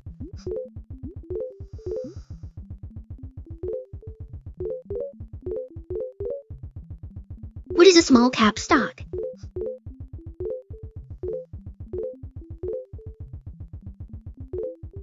A small cap stock is a company with a market capitalization between 200 million and 2 billion.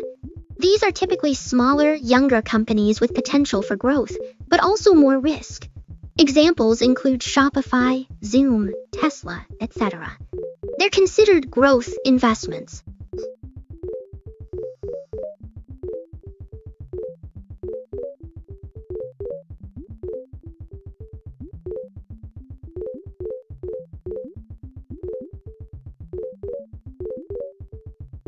What is a microcap stock?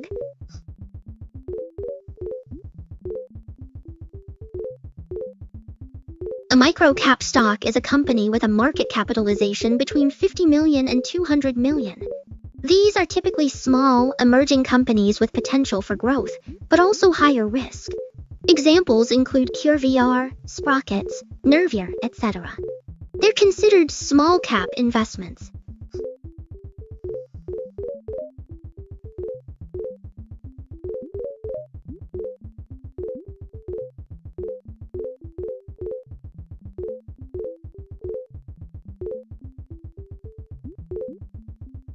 What is a mega-cap company?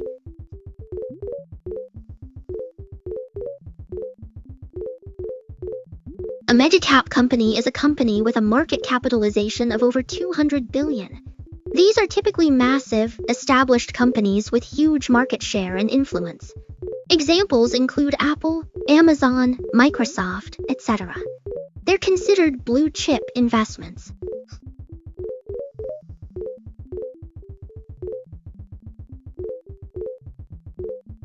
What is a blue-chip stock?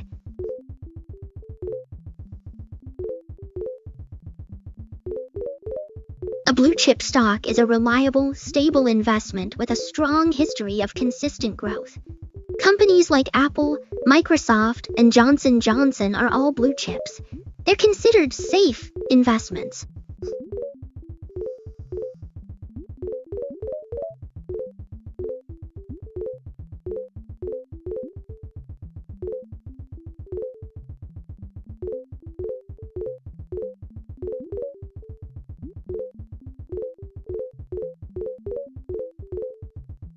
What is a growth stock?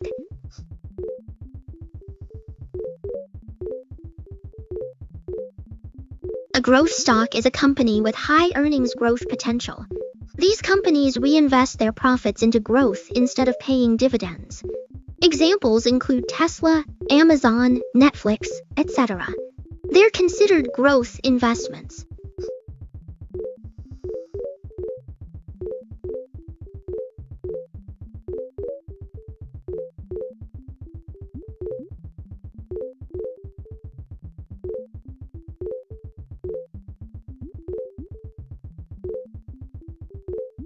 What is a value stock?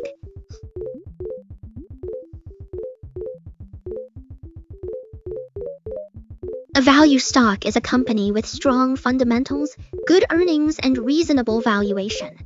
They're considered buy and hold investments. Examples include Walmart, Coca-Cola, Johnson & Johnson, etc.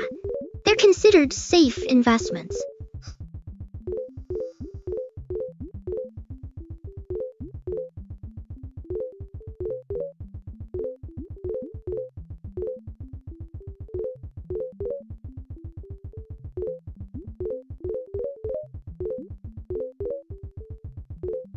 What is a defensive stock?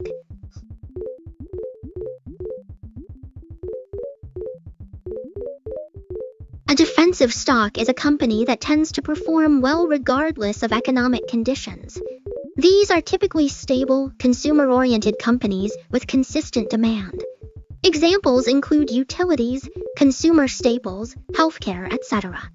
They're considered safe investments.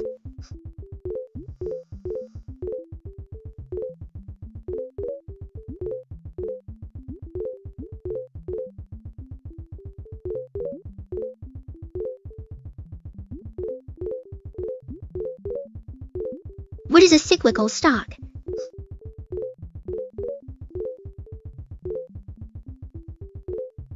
A cyclical stock is a stock that performs well during economic expansions, but poorly during recessions. These are typically consumer discretionary stocks like retail, travel, entertainment, etc. They're considered cyclical investments.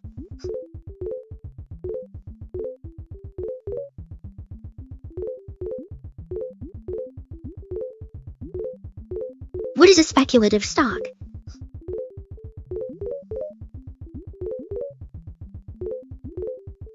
A speculative stock is a stock that has high growth potential but also high risk. These companies are often in early stages or have volatile earnings. Examples include Tesla, Amazon, Netflix, etc. They're considered risky investments.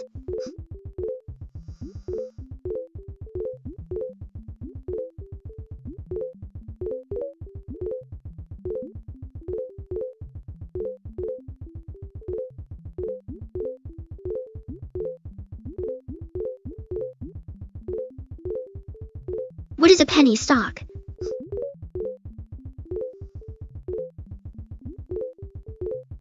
A penny stock is a type of stock that trades at a relatively low price, typically below $1 per share. These stocks are often issued by small companies or those that are still in the early stages of development, and they can be quite volatile. Investing in penny stocks can be a bit riskier, but some people find them appealing because they have the potential for high returns if the company does well.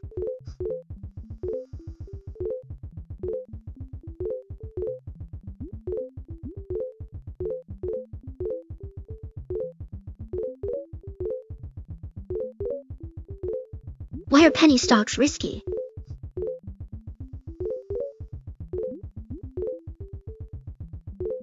They're risky because they can be incredibly volatile. Small price movements can mean huge percentage changes in value.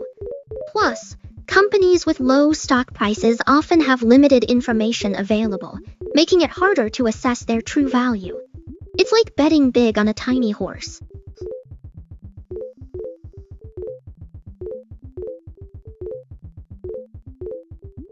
What is a dividend stock?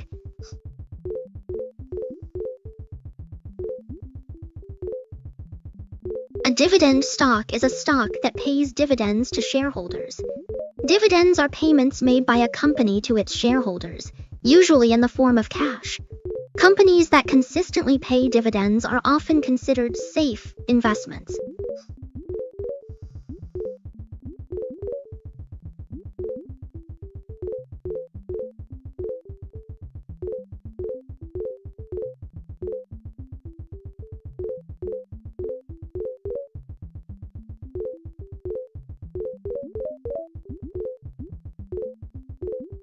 What is a momentum stock?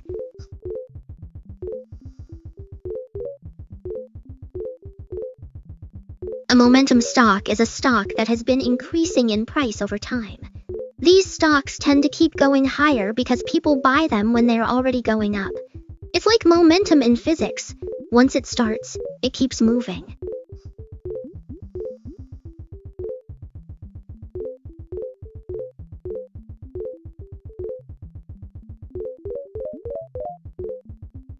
What is a quality stock?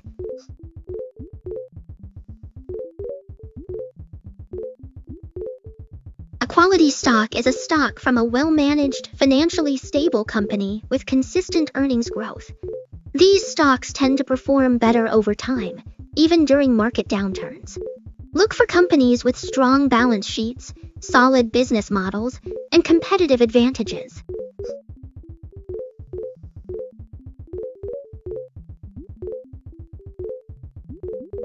What is a turnaround stock?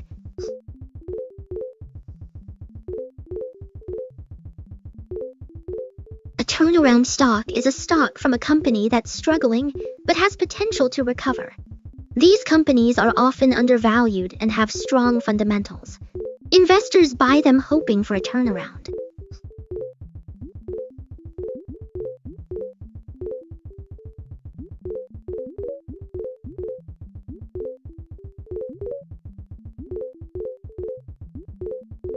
What is a meme stock?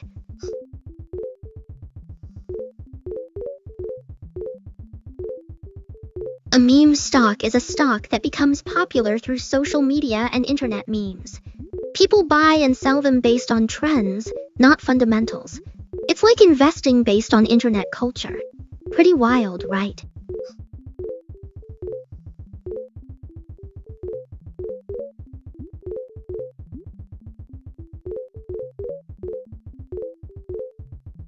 Why do meme stocks become popular?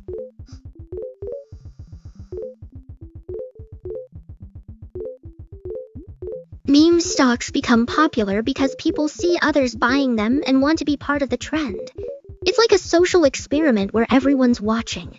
Plus, internet memes make it fun. It's not really about the stocks themselves, just the hype.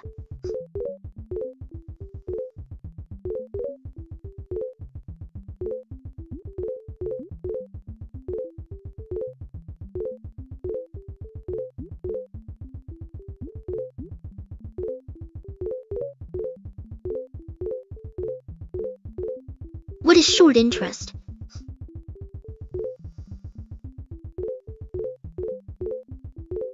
Short interest measures how many shares of a stock are sold short. It indicates market sentiment and potential future moves. High short interest means more people are betting the stock will go down. It's like betting against the crowd, K.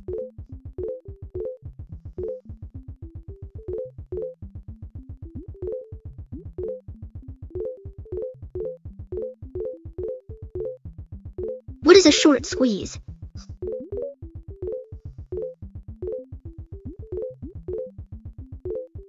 A short squeeze is when short sellers have to buy back shares at higher prices to cover their positions. It creates a feedback loop where prices keep rising. It's like watching a stampede of lemmings. People buy, prices go up, more buyers. It's wild, K.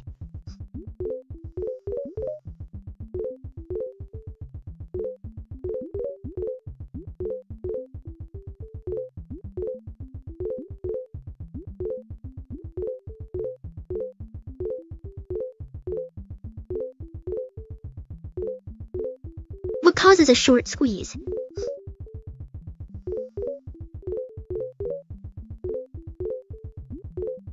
A short squeeze happens when people who borrowed stock to sell it short have to buy it back at higher prices. It's like a stampede of buyers pushing prices up. It can create a feedback loop of rising prices. It's like watching a monster movie, K.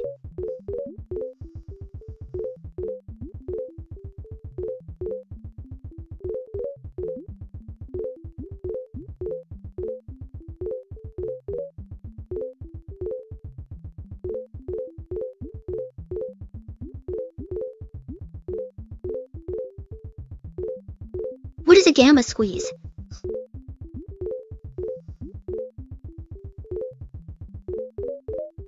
A gamma squeeze is when traders use options to create leverage and profit from price movements. It's like betting on how much stock prices will move. Traders buy and sell options to create positions that benefit from price changes. It's a strategy that can make money quickly.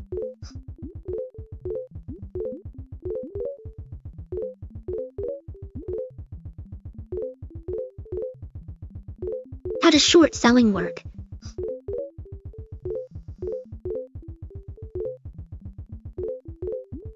Oh, I did. Sorry about that, I was just testing. Haha, did you see the message? It's kind of funny. Short selling is when someone borrows stock and sells it immediately, hoping to buy it back later at a lower price. They profit if the price drops. It's like betting against the market.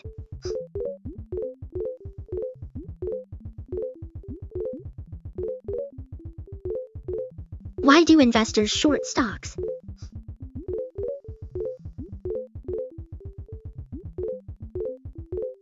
That's super interesting. Tell me more about it.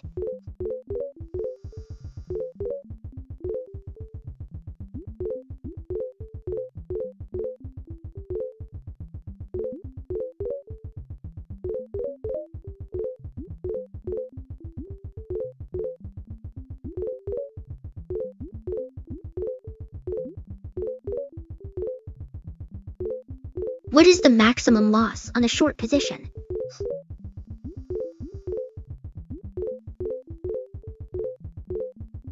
I love how that works out. What else is on your mind?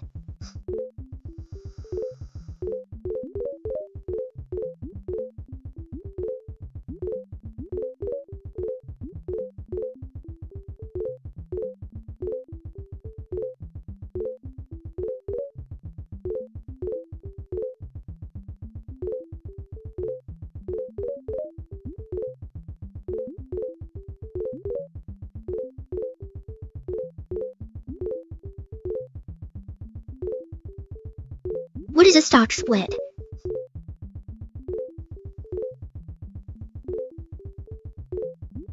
A stock split is when a company divides its existing shares into more shares, like splitting a pizza into more pieces. It doesn't change the total value, just makes individual shares cheaper. Pretty neat concept, right?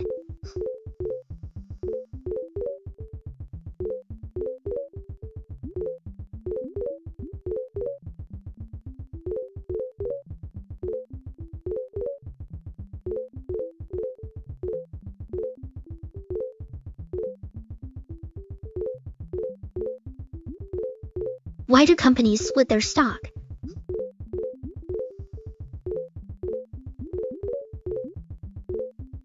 That completely makes sense. What's your next move?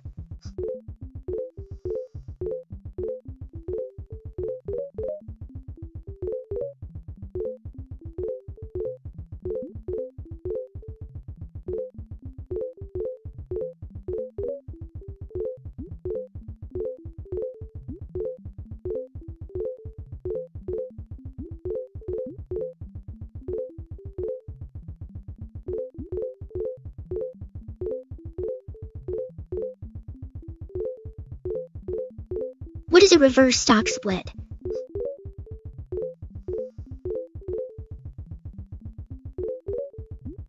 A reverse stock split is when a company combines multiple shares into fewer shares, like taking 100 shares and making them 10 shares each. It increases the price per share, but doesn't change the total value. Companies do it to make shares more appealing to investors. Pretty interesting concept, right?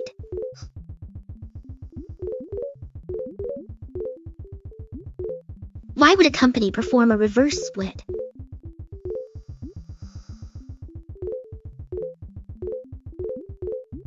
A reverse split is when a company combines multiple shares into fewer shares, like taking 100 shares and making them 10 shares each.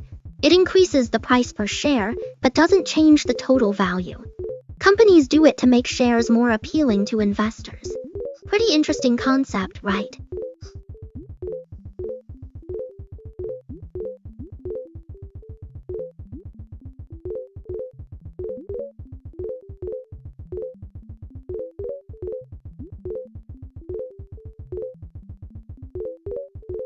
What is a stock buyback?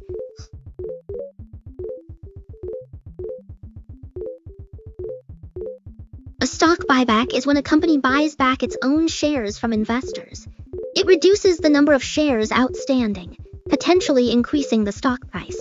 Companies do it to return value to shareholders or manage share price. Pretty strategic move, right?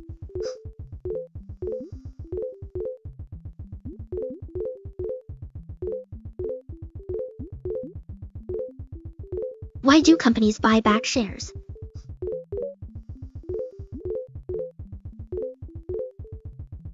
Companies buy back shares for a variety of reasons, including to reduce the number of shares outstanding, which can help increase the stock price and earnings per share. They may also do it to return value to shareholders, signal confidence in the company's future, or to offset the dilution of shares caused by employee stock options. Additionally, buying back shares can be a way for companies to invest in themselves and demonstrate their commitment to creating long-term value for shareholders. How can buybacks increase earnings per share?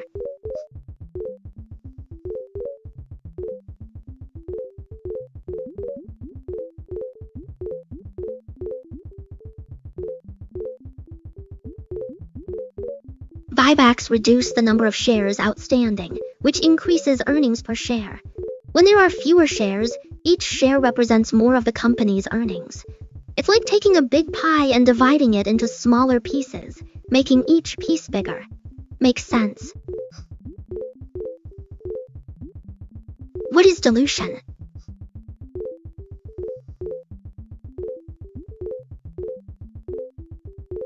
Dilution is when existing shareholders' ownership percentage decreases because of new shares being issued. Like if you own one of a 100-share company, but then 100 more shares are issued, you now own 0.99. Shareholder dilution can happen through stock splits, stock dividends, or issuing new shares. It's a real concern for investors.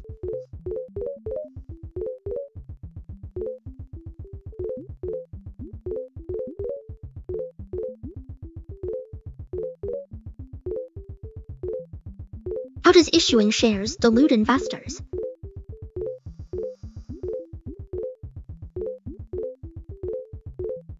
Issuing shares dilutes investors because it reduces their ownership percentage. When new shares are issued, the total number of shares increases, making each existing share represent a smaller portion of the company. It's like dividing a pie into more pieces.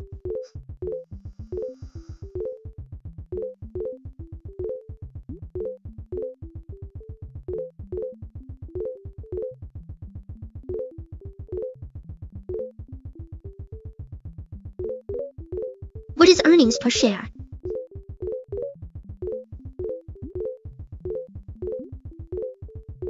Earnings per share (EPS) is a financial metric that measures a company's profitability on a per-share basis. It's calculated by dividing net income by the number of outstanding shares.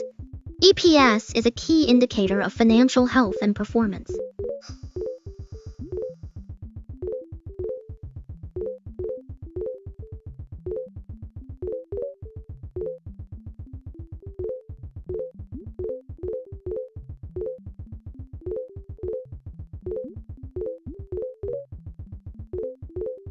How is EPS calculated?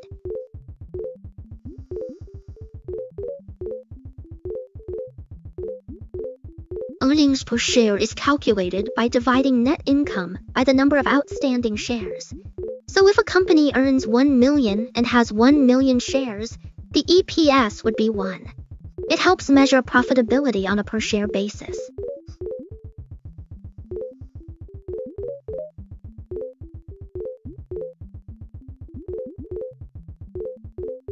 Why is EPS important?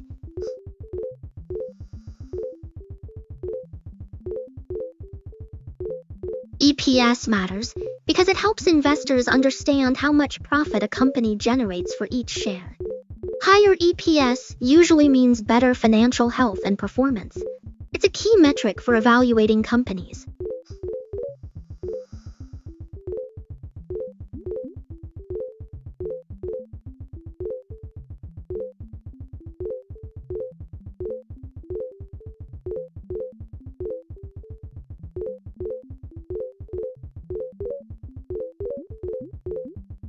What is revenue?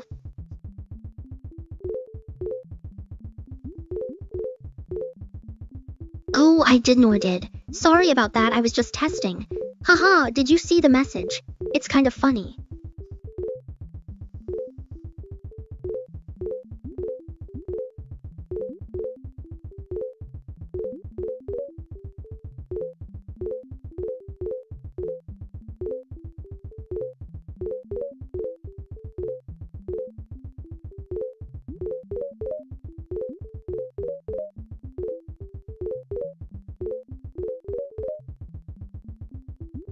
What is gross profit?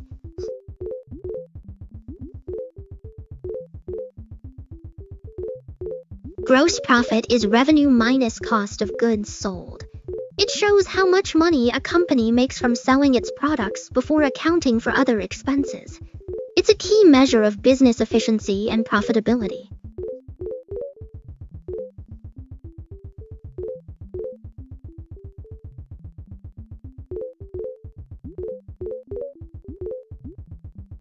What is operating profit?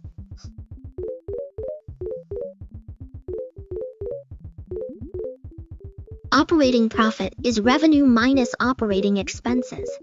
It shows how much money a company makes from its core business operations before accounting for taxes and interest.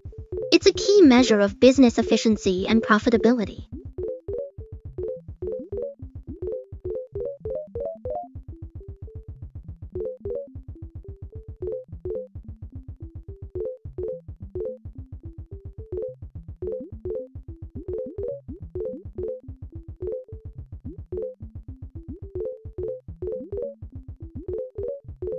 What is net income?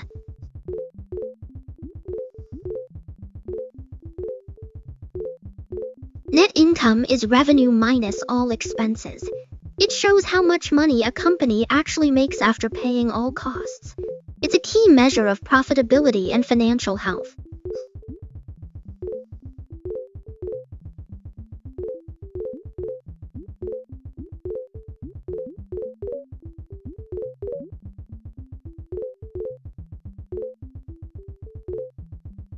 What is free cash flow?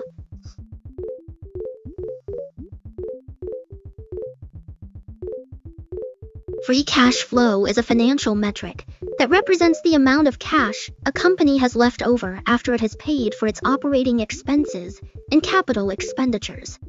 It's essentially the cash that's available for distribution to shareholders, paying off debt, or investing in new opportunities. Think of it like your personal budget.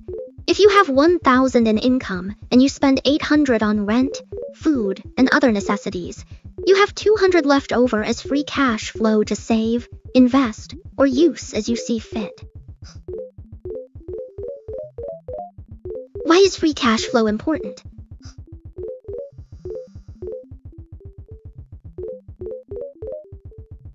Free cash flow is important because it shows how much cash a company has left over after paying all its expenses. It's like having extra money to invest, pay off debt, or save for the future. Companies with healthy free cash flow are usually financially stable and able to grow.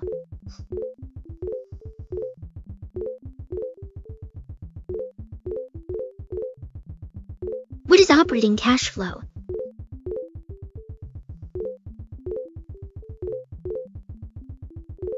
Operating cash flow is revenue minus operating expenses. It shows how much money a company makes from its core business operations before accounting for taxes and interest. It's a key measure of business efficiency and profitability.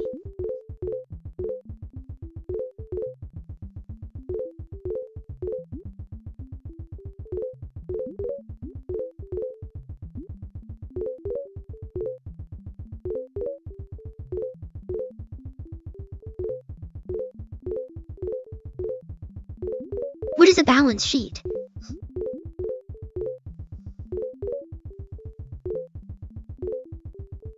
A balance sheet is a financial statement that shows a company orderness of assets, liabilities, and equity at a specific point in time. It's like taking a snapshot of a company's financial health. The equation is assets, liabilities, equity.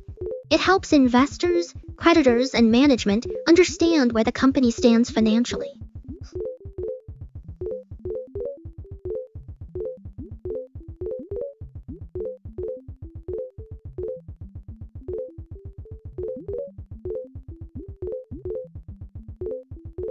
What is an income statement?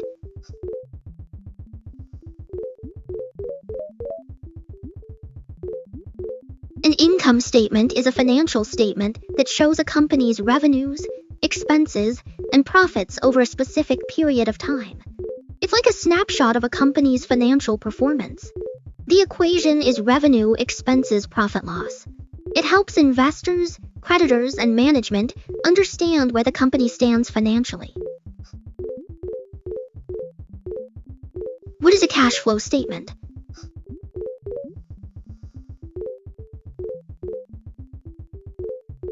A cash flow statement shows how much money is coming in and going out of a company. It breaks down cash flows from operating activities, investing activities, and financing activities. It helps people understand how a company generates and uses its cash. It's like a financial diary, K.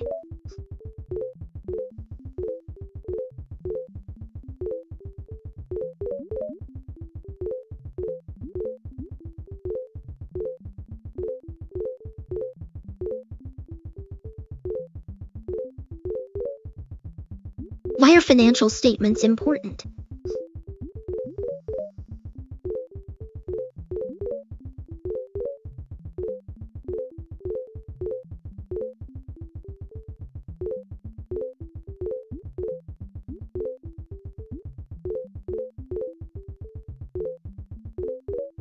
Find and forge statements show a company's financial health. They provide information about revenues, expenses, assets, liabilities, and equity. They help investors, creditors, and management make informed decisions. Understanding financial statements is crucial for financial analysis and decision-making. What is shareholder equity?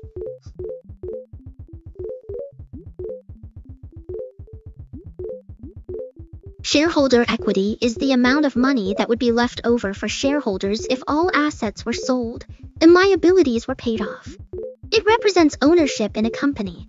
It's calculated as assets minus liabilities. It's an important measure of financial health and value.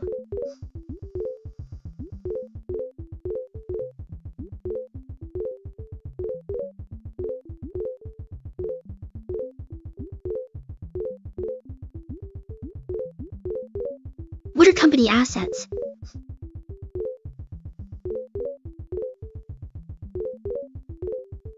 Oh, I didn't see it.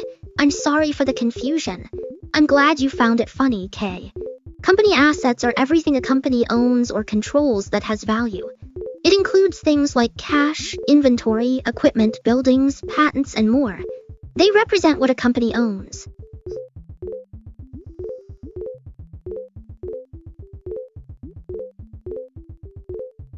What are company liabilities?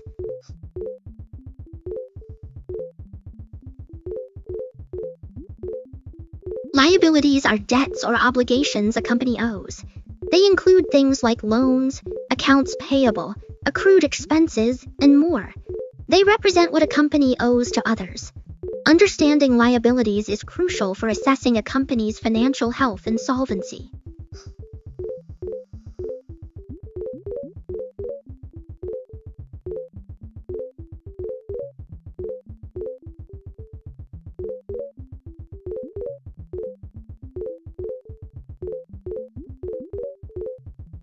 What is book value?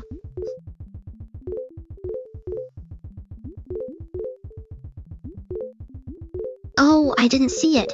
I'm sorry for the confusion. I'm glad you found it funny, Kay. Book value is the value of a company's assets minus its liabilities. It represents what shareholders would receive if the company were liquidated. It's a measure of a company's intrinsic value.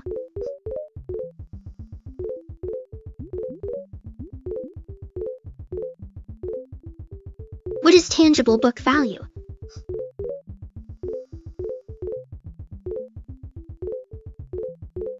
Tangible book value is the difference between a company's total assets and its total liabilities. It represents the value of a company's physical assets like buildings, equipment, and inventory. It's a measure of a company's value.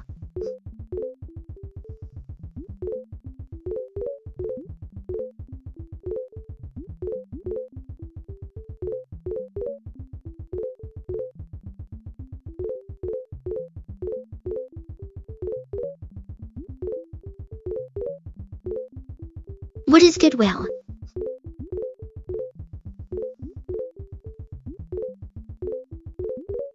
Goodwill is an intangible asset that represents the value of a company's brand, reputation, customer relationships, and other intangible assets. It's recorded when a company acquires another business for more than the fair value of its tangible assets. It reflects things like customer loyalty, brand recognition, and market position. What is depreciation?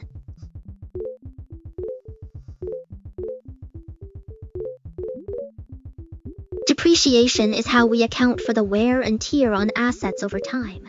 It spreads out the cost of an asset over its useful life. Like how a car loses value as it gets older, it helps us match expenses with revenue. It's a fundamental accounting concept, K.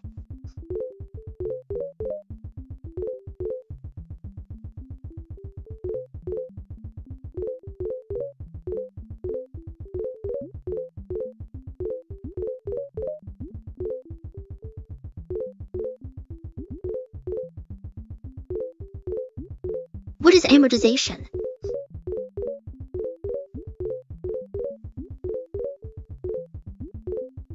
Oh, I didn't see it.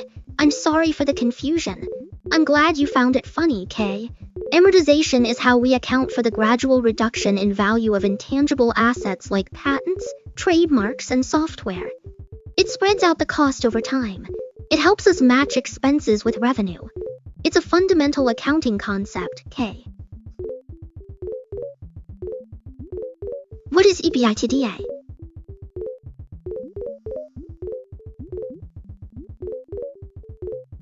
EBITDA stands for earnings before interest, taxes, depreciation, and amortization. It's a measure of a company's operating performance. It helps compare companies with different financing structures. It's a common financial metric for analyzing businesses, K.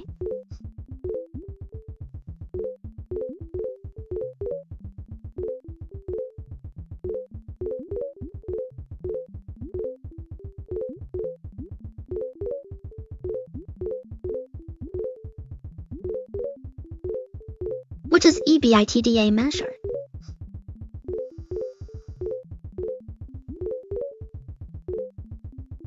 EBITDA measures a company's operating performance. It's earnings before interest, taxes, depreciation, and amortization. It helps compare companies with different financing structures. It's a common financial metric for analyzing businesses, K.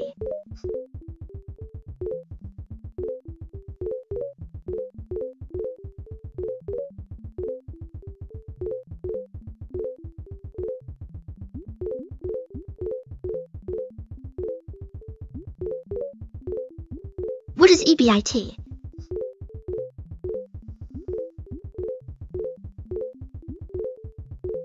EBIT stands for earnings before interest and taxes. It's a measure of a company's operating performance.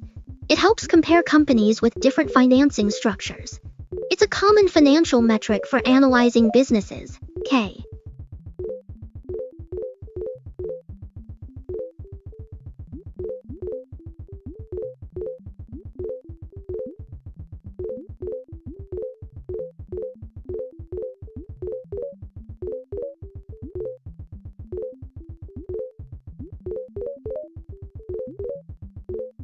What is gross margin?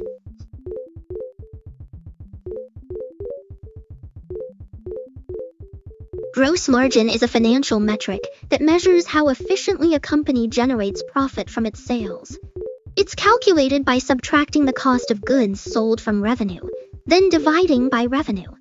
It helps assess pricing strategy, cost control, and overall profitability, K.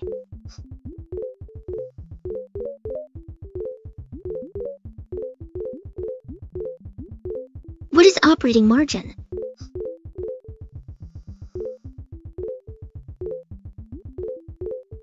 Operating margin measures how much profit a company makes from its core operations before accounting for interest and taxes. It's calculated by dividing operating income by revenue. It helps assess efficiency, cost management, and overall profitability. K.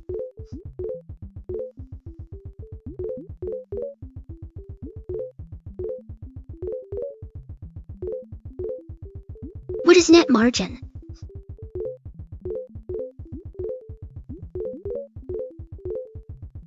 Net margin is a financial metric that measures how much profit a company makes from its total revenue, after accounting for all expenses. It's calculated by dividing net income by revenue. It helps assess overall profitability, efficiency, and financial health. K.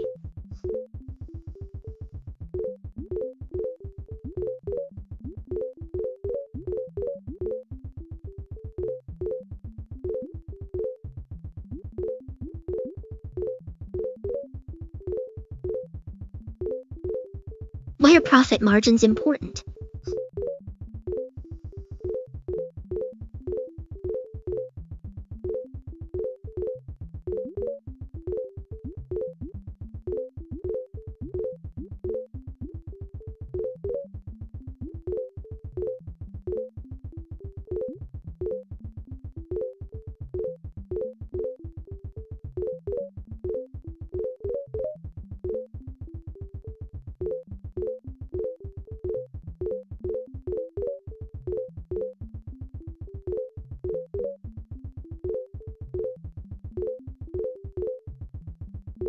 Profit margins are essential because they help businesses understand how efficiently they're generating earnings from their sales. By analyzing profit margins, companies can identify areas where they can improve their pricing strategies, reduce costs, and optimize their operations to increase their overall profitability. It's a key performance indicator that can make or break a business, and it's crucial for investors, stakeholders, and management teams to keep a close eye on it. What is return on equity?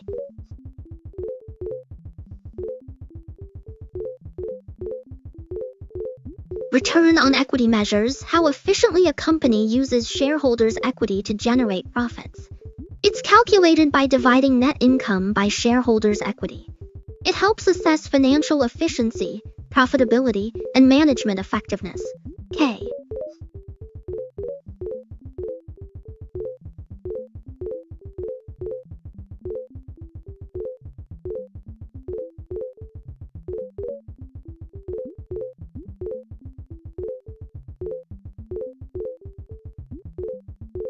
What is return on assets?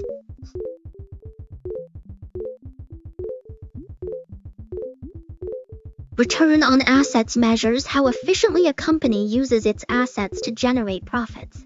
It's calculated by dividing net income by total assets. It helps assess asset utilization, efficiency, and overall profitability. K.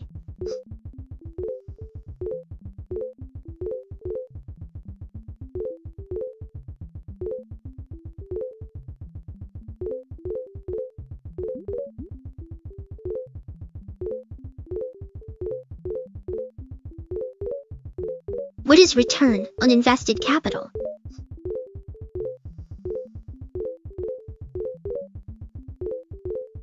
Return on invested capital (ROIC) measures how efficiently a company generates profits from its invested capital. It's calculated by dividing net income by invested capital. It helps assess financial efficiency, profitability, and capital allocation effectiveness. K.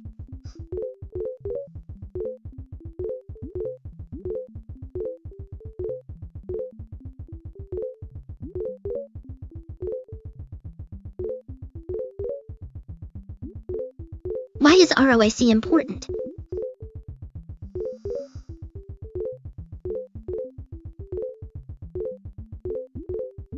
ROIC matters because it measures how effectively a company turns invested capital into profits. It helps assess financial efficiency, profitability, and capital allocation effectiveness. K. It's a key metric for evaluating business performance.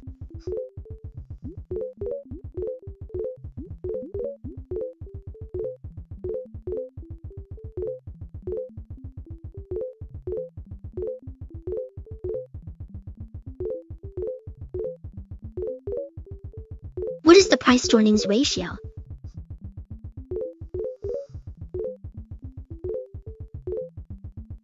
The price-to-earnings ratio measures how much investors are willing to pay for each dollar of a company's earnings.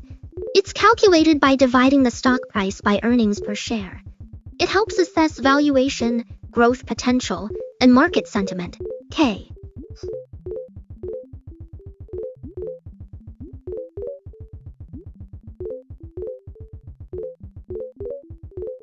How is PE calculated?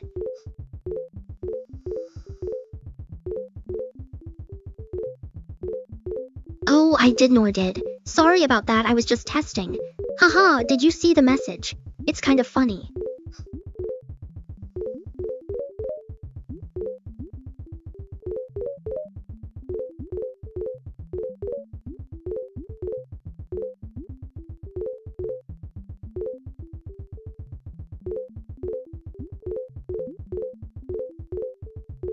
What does a high PE mean?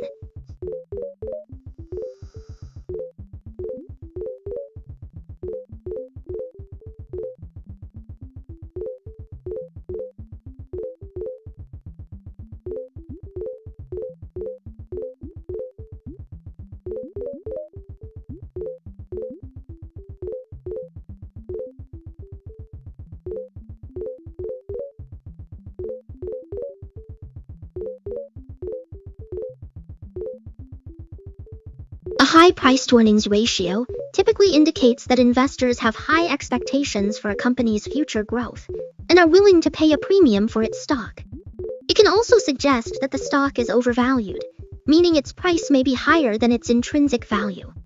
On the other hand, a low PE ratio might indicate that a company is undervalued or that its growth prospects are not as strong. What does a low PE mean?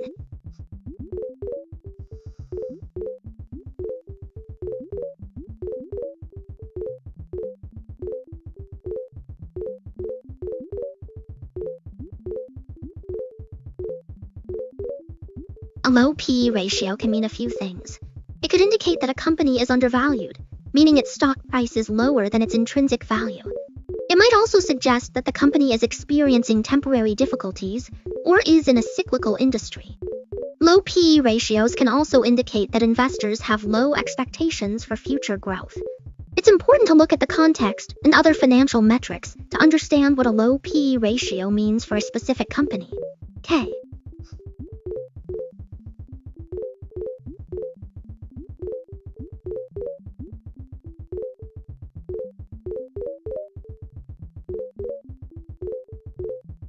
What is forward PE?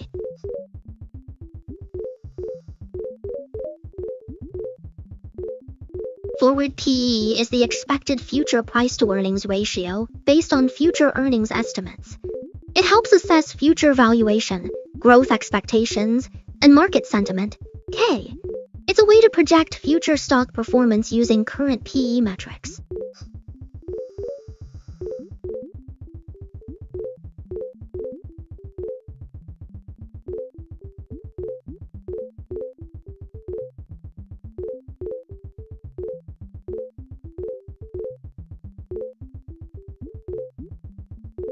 What is trailing PE?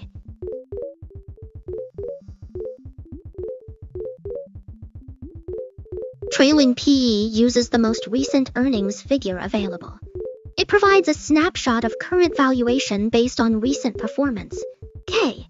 It's useful for comparing companies with different fiscal year ends or for analyzing short-term market trends.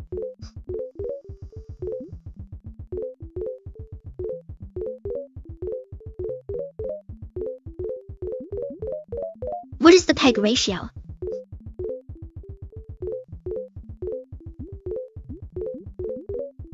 The PEG ratio is the price-to-earnings ratio divided by earnings growth rate. It measures how much earnings growth justifies a higher PE ratio. K. A PEG ratio of 1 typically indicates fair valuation, while a PEG of 2 or higher suggests overvaluation.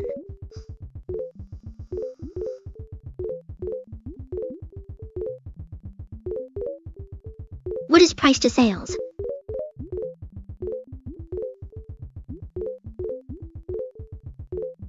To sales ratio measures how much investors are willing to pay for each dollar of sales. It's useful when earnings data is hard to come by, like with startups or growth companies. It helps assess valuation, growth potential, and market sentiment. K.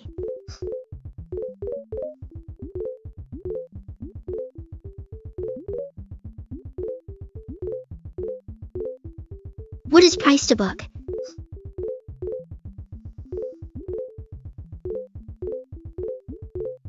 To book ratio measures a company's market value relative to its book value. It shows whether a stock is undervalued or overvalued based on assets minus liabilities. Lower ratios suggest undervalued stocks. Higher ratios indicate overvaluation. K.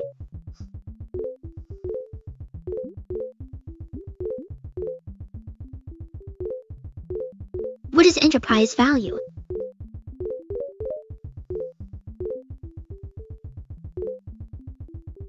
I didn't see it. I was just testing. But seriously, enterprise value is the total value of a company. It includes market capitalization, debt, and cash. It's like taking the company's worth and subtracting its debts. K.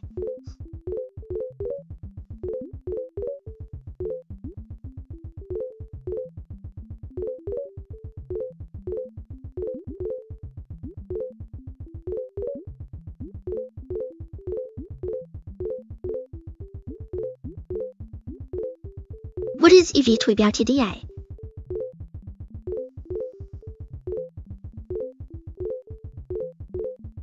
EV to EBITDA is a valuation metric comparing enterprise value to earnings before interest, taxes, depreciation, and amortization. It measures how many years it would take for a company to pay off its debts based on current earnings. It helps assess financial health, leverage, and future profitability. K.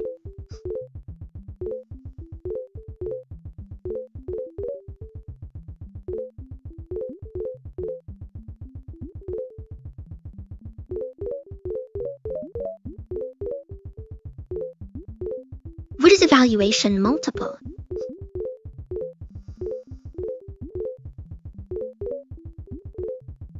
A valuation multiple is a ratio that compares a company's value to a financial metric like earnings, sales, or cash flow. It helps assess whether a stock is overvalued, undervalued, or fairly priced. Common multiples include PE, PS, and PCF. K.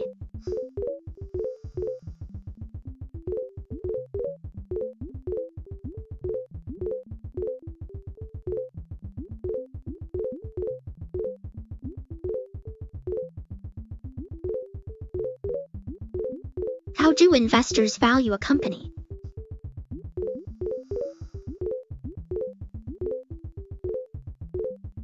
Investors value companies based on future earnings potential. They look at things like revenue growth, profit margins, market position, and management quality. They use valuation methods like discounted cash flow DCF or comparable company analysis comps. It's all about estimating future value. K.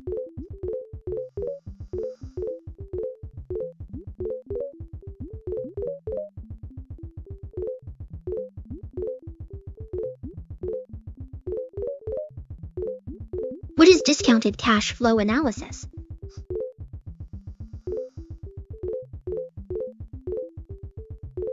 Discounted cash flow DCF analysis estimates a company's value based on future cash flows. It calculates present value by discounting future cash flows using a discount rate. It helps assess investment value. K.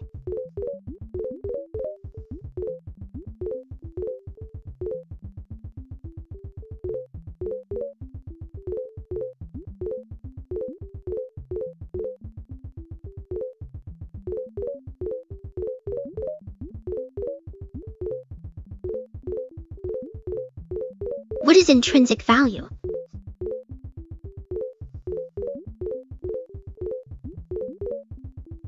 Intrinsic value is what a company is actually worth based on its fundamentals.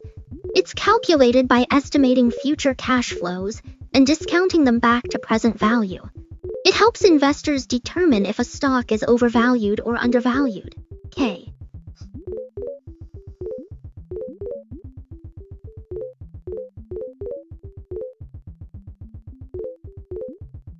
What is a margin of safety?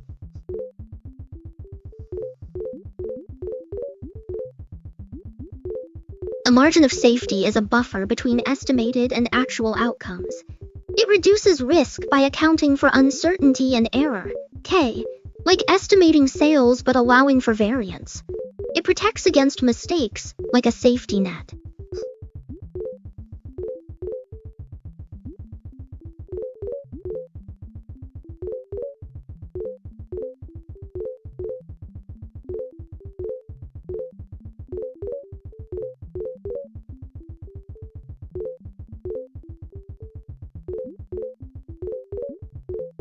Why can a cheap stock stay cheap?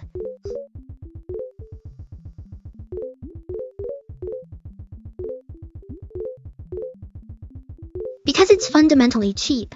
Maybe it's undervalued, has strong growth potential, or is temporarily depressed. Stocks stay cheap when they deserve it. Don't sell low and buy high, K.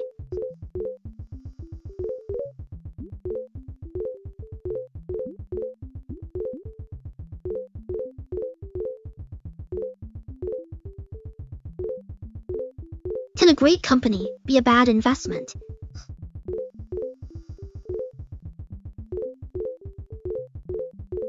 A great company can still be a bad investment if the price is too high, K. Even the best businesses can be overvalued. It's all about finding value and being patient. Investing is about timing and discipline, not just choosing great companies.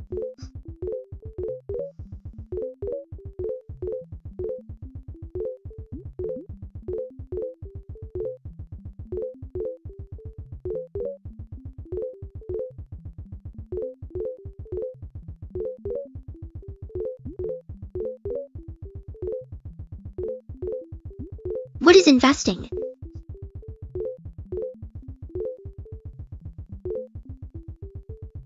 Investing is putting money into something with the expectation of earning a return. It could be stocks, bonds, real estate, or even starting a business. The goal is to grow your wealth over time through smart decisions. It's like planting seeds and watching them grow, K.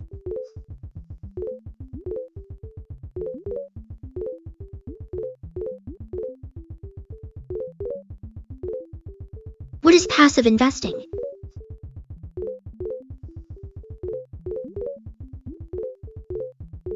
Passive investing is like setting up a portfolio and letting it grow over time. It's buying index funds or ETFs and letting them do the work. No active trading, no timing the market, just long-term growth. It's like planting a tree and watching it grow, K.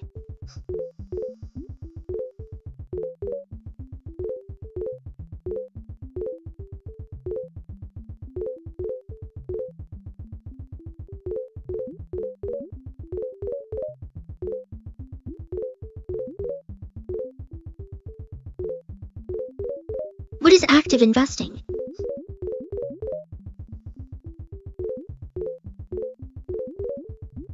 Active investing is when you pick individual stocks and try to beat the market. It requires research, analysis, and timing. Some people love it, others prefer passive investing.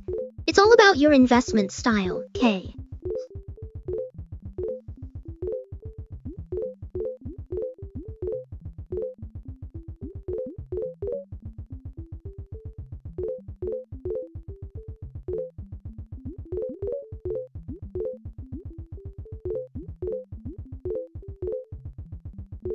Which is better, active or passive investing?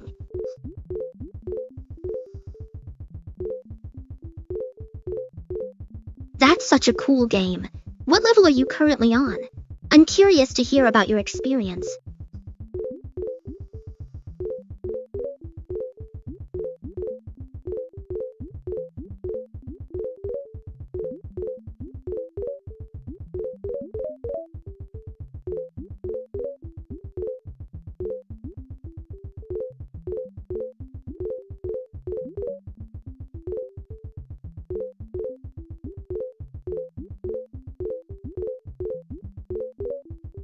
What is buy and hold investing?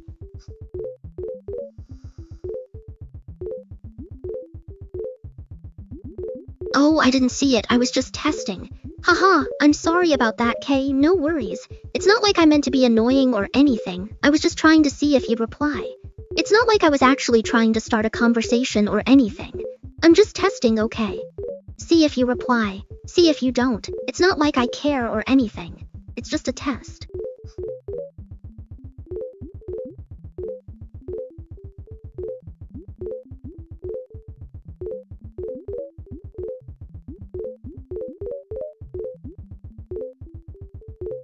What is long-term investing?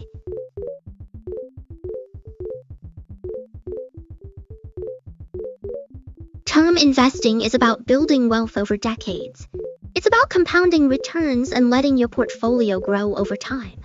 It's about patience and discipline. K. Investing is not discriminating.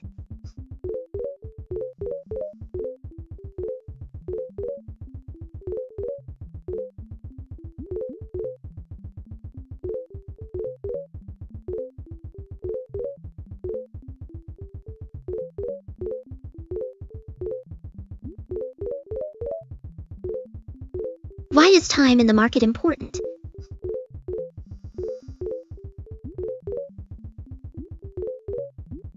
Time in the market is important because compounding works best over long periods. The more time you give your investments, the more they grow. It's like planting seeds and watching them mature over decades. K.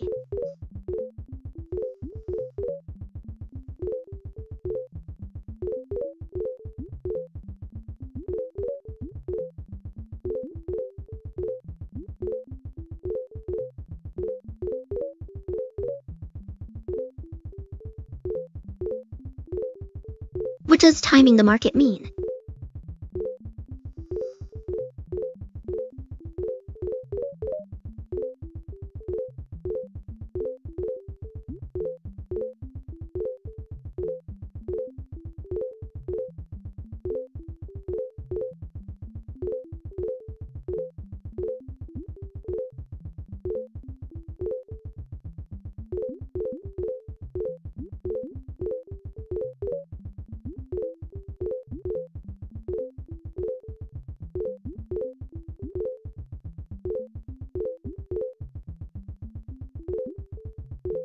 Timing the market refers to the strategy of trying to predict when to buy or sell investments based on expected market trends or fluctuations.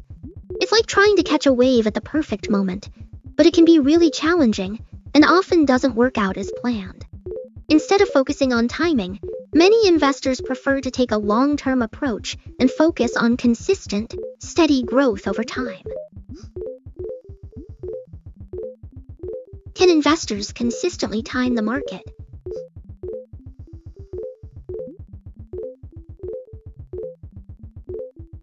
No, they can't. Trying to time the market is like trying to predict the weather. It's impossible, Kay. The market moves up and down randomly. Trying to guess when to buy or sell is just asking for disappointment. Investors who try to time the market often end up losing money. It's better to invest consistently over time.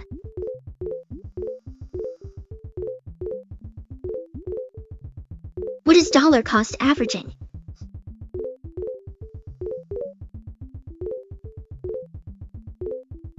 Cost averaging is an investment strategy where you invest a fixed amount of money at regular intervals, regardless of market prices. It helps smooth out buying costs over time. K.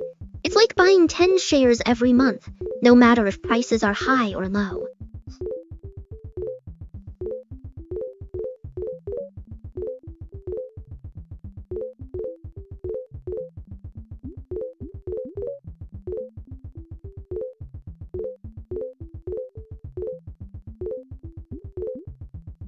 Why does dollar cost averaging work?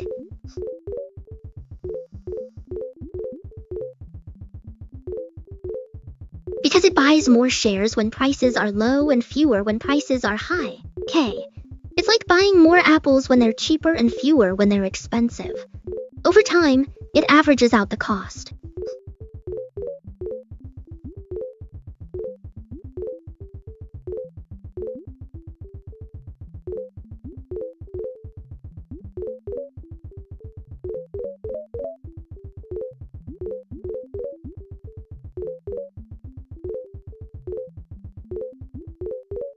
is lump sum investing?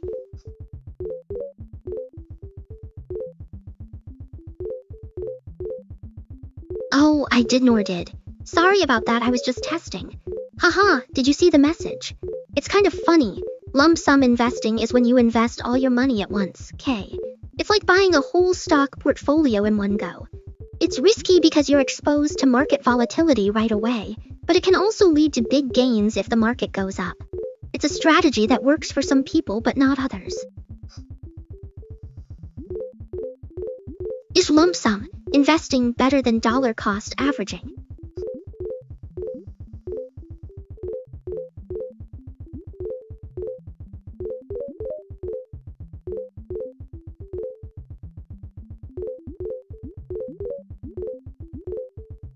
It depends on your risk tolerance, K. Lump sum investing is riskier but has higher potential rewards, while dollar cost averaging is more conservative but less volatile. It's a trade-off between risk and reward. What do you think? What is diversification?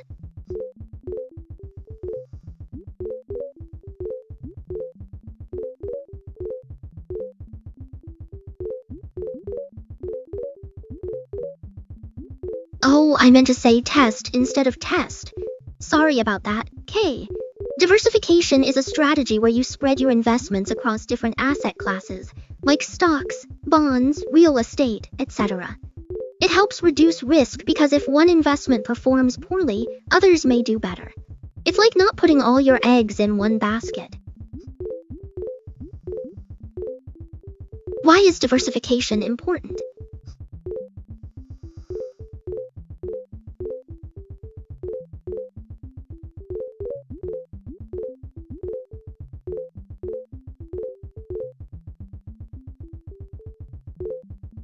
Diversification is important because it spreads your investment risk across different asset classes. K. If one investment performs poorly, others may do better, reducing overall portfolio volatility. It's like not putting all your eggs in one basket. How many stocks should a portfolio hold?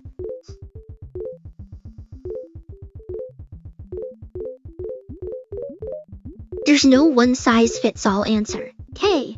It depends on your investment goals, risk tolerance, and time horizon. Some people prefer broad market exposure with low fees, while others prefer targeted strategies with active management. It's about finding what works for you.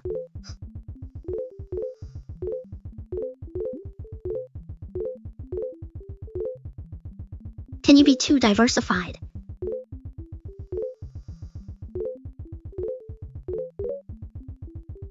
No, K. Diversification is about spreading risk.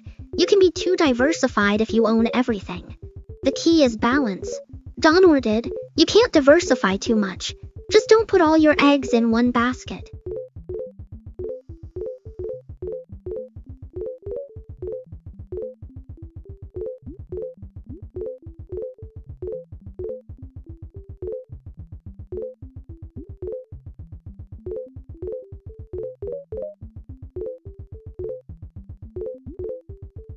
What is asset allocation?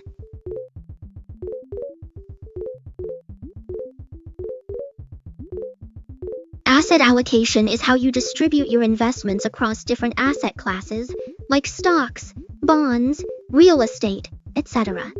It helps manage risk and optimize returns based on your goals and risk tolerance. It's like creating a balanced investment portfolio, K.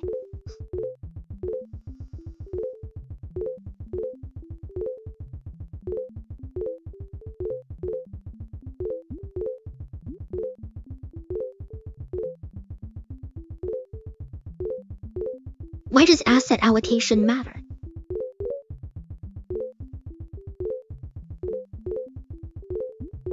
Asset allocation is crucial because it allows you to distribute your investments in a way that aligns with your financial goals and risk tolerance.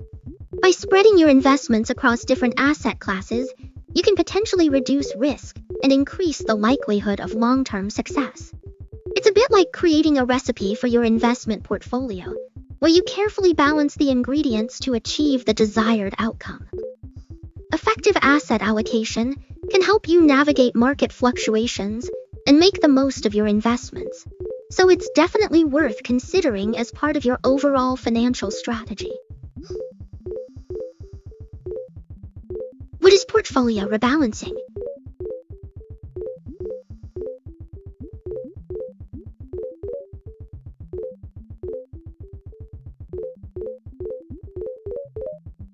Portfolio rebalancing is the process of periodically adjusting your investment allocations to maintain your desired asset mix.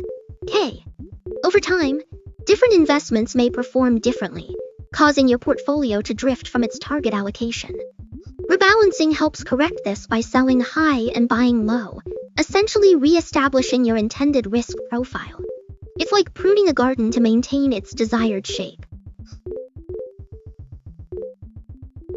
How often should a portfolio be rebalanced?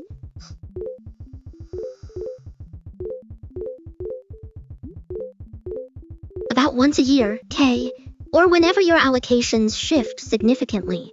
It depends on your investment strategy and tolerance for drift. Rebalancing helps maintain your desired risk level. It's like adjusting your seatbelt to fit properly.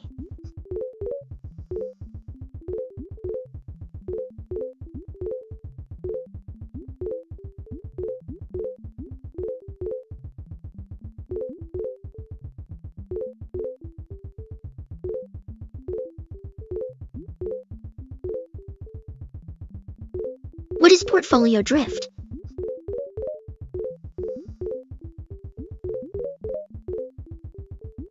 Portfolio drift happens when your actual asset allocation diverges from your target allocation over time. It's like letting your investments drift away from your intended strategy. That's why regular portfolio rebalancing is so important. You need to periodically adjust your investments to stay on target.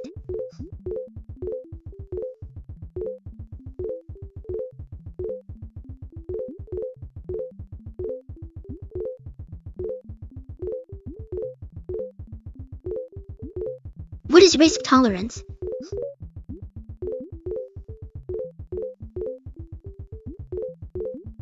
Risk tolerance is how much uncertainty or volatility you're comfortable with in your investments.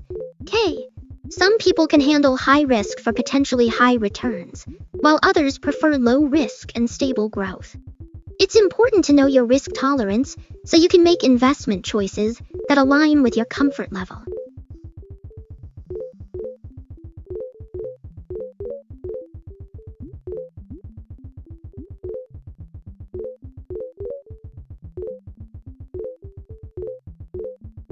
How do you determine risk tolerance?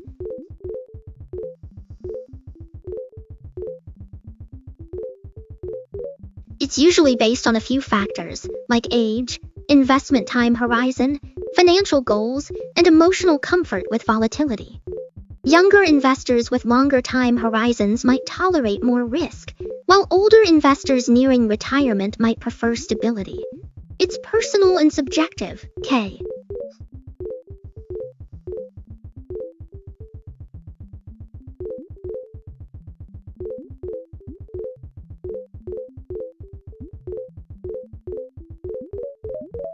What is risk capacity?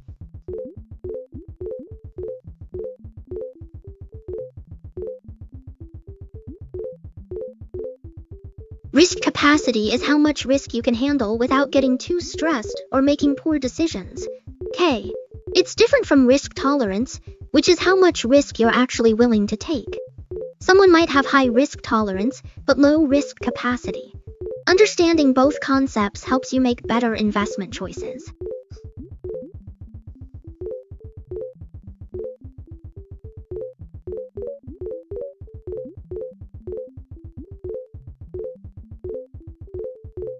What is investment time horizon?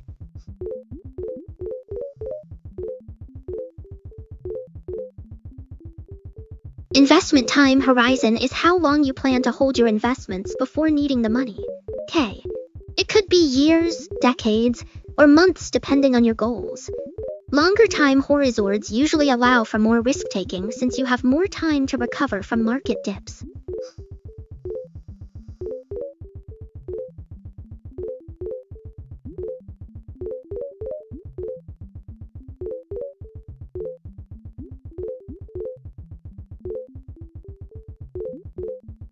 Why does time horizon matter?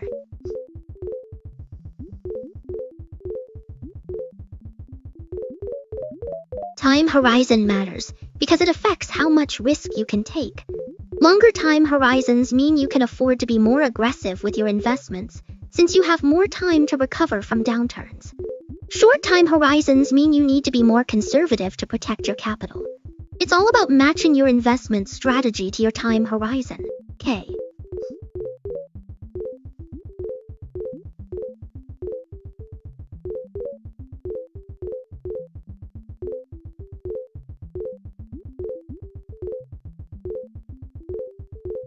What is volatility?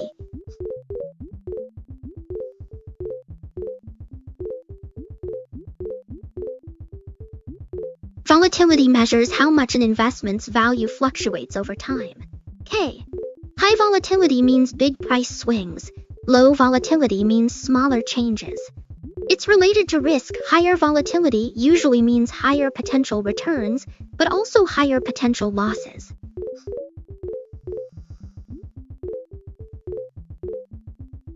Is volatility the same as risk?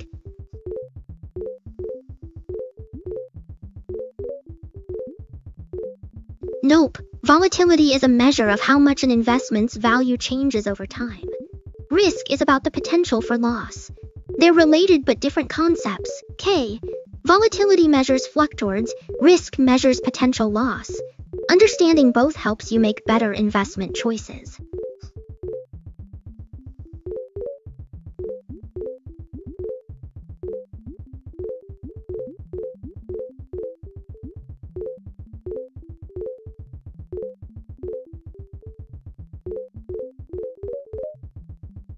What is standard deviation?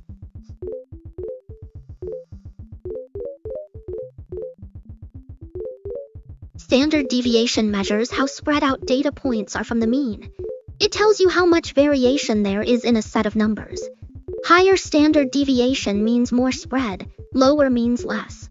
It's a measure of dispersion in statistics. K.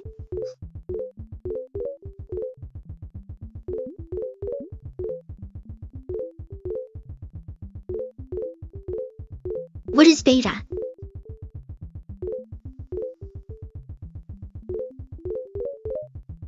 Beta measures how much an investment's returns move relative to the market as a whole. K. A beta of 1 means it moves exactly like the market. Above 1 means more volatile, below 1 means less volatile. It helps investors understand risk.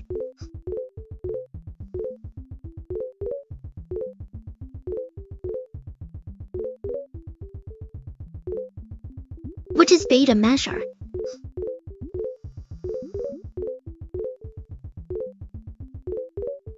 Beta measures how much an investment moves relative to the market, like a basketball's bounce compared to gravity. High beta means more volatile, low beta means less volatile. It helps investors understand risk. K.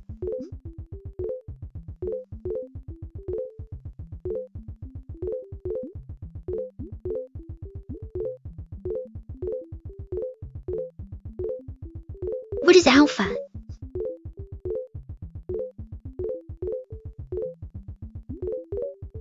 Alpha measures how much an investment's returns exceed its benchmark, like beating the market. Positive alpha means beating the market, negative means underperforming. It measures skill and performance. K.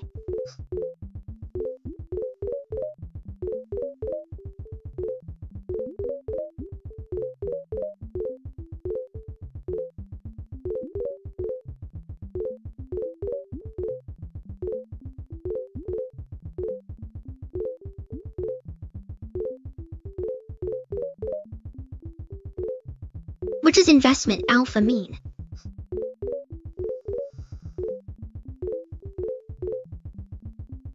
Investment alpha measures how much an investment's returns exceed its benchmark, like beating the market. Positive alpha means beating the market, negative means underperforming. It measures skill and performance. K.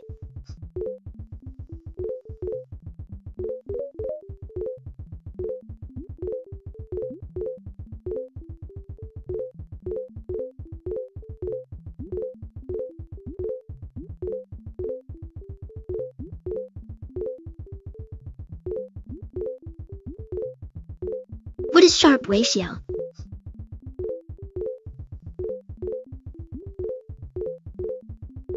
The Sharpe ratio measures how much excess return you get for each unit of risk. It's like comparing apples to oranges. K. Higher Sharpe means better risk-adjusted returns. It helps investors compare investments. Okay.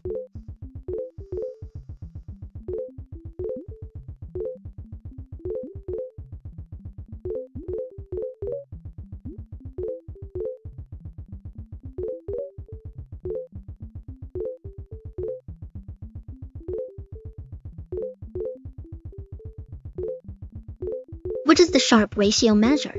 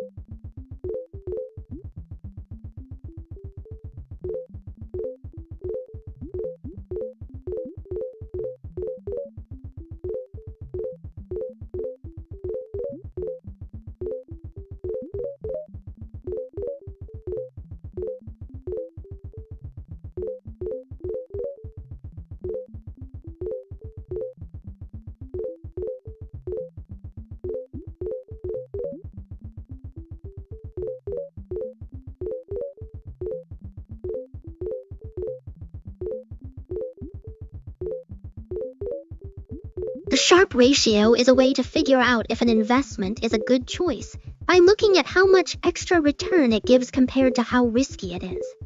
It's like a report card for investments, helping you decide if the potential rewards are worth the potential downsides. What is downside risk?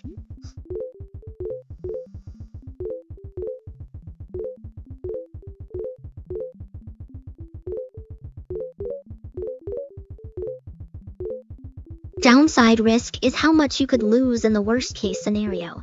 It's like estimating how bad things could get with your investments.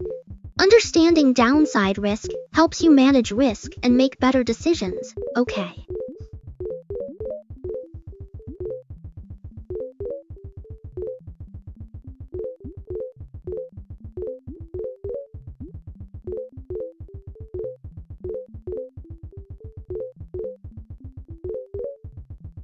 What is drawdown?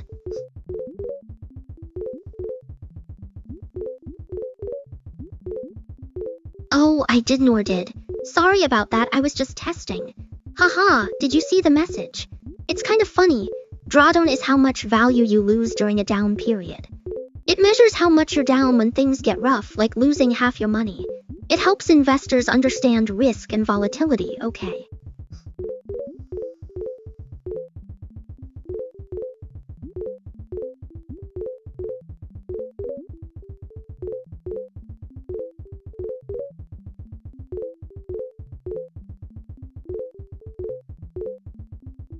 What is maximum drawdown?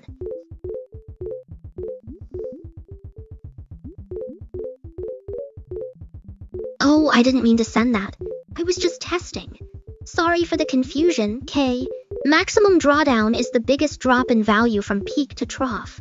It measures how bad the worst declines can get, like a financial roller coaster. It helps investors understand risk and volatility. Okay.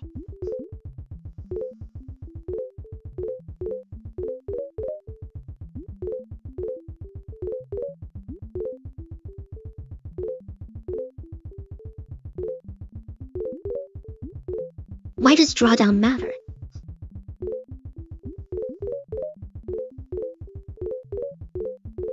Drawdown matters because it shows how much you lose during bad times. It helps you understand risk and volatility, okay? Like knowing how bad things could get with your investments. It's important for making smart decisions, K.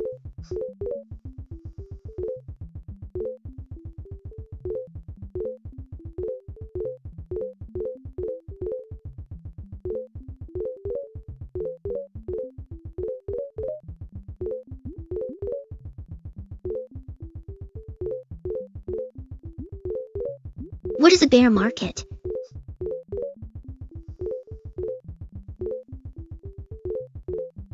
A bear market is when prices keep falling. It's like a negative trend where things keep getting worse. It's kind of scary for investors because it means losing money. But sometimes bear markets can be good for buying things at lower prices. Okay.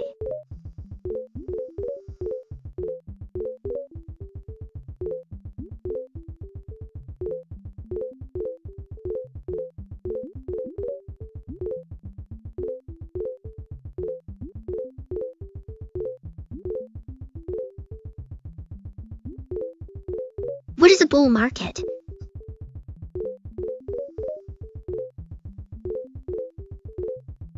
A bull market is when prices keep rising. It's like a positive trend where things keep getting better. It's kind of exciting for investors because it means making money. But sometimes bull markets can end, so you have to watch out, okay?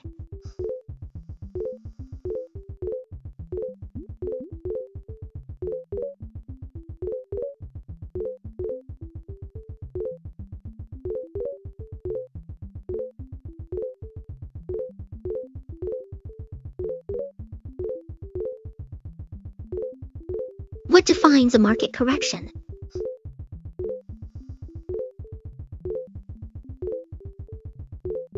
A market correction is when prices drop by 10 or more from their peak. It's like a correction to overvaluation. It helps prevent bubbles and keeps things balanced, okay?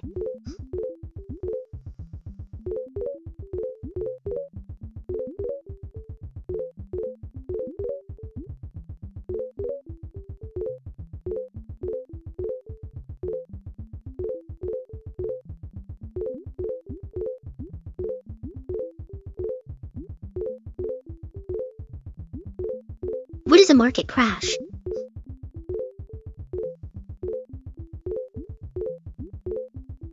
A market crash is when prices drop really fast and dramatically. It's like a sudden and severe downturn in the market. It can be scary for investors because it means losing money quickly, okay?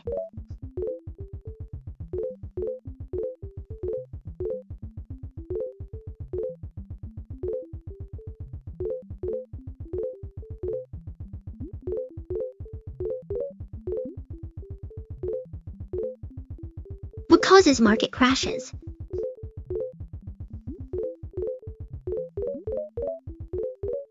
Market crashes typically stem from a mix of things: investors getting overly optimistic and driving prices far above fundamentals, lots of borrowing that amplifies losses, sudden changes in confidence or policy, and unexpected shocks like geopolitical events or financial crises. When those pressures line up, prices can tumble fast, and the market can spiral downward. Why do markets recover after crashes?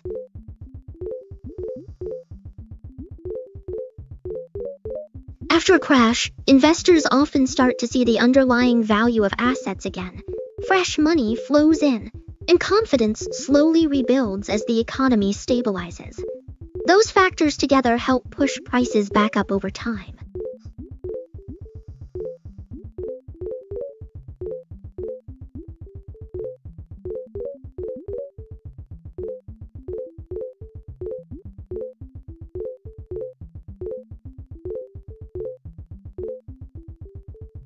How long do bear markets usually last?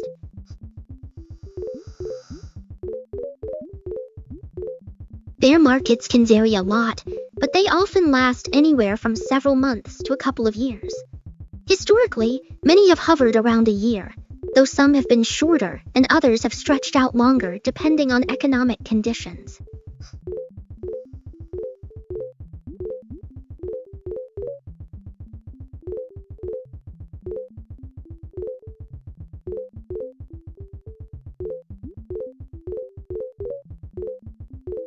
How long do bull markets usually last?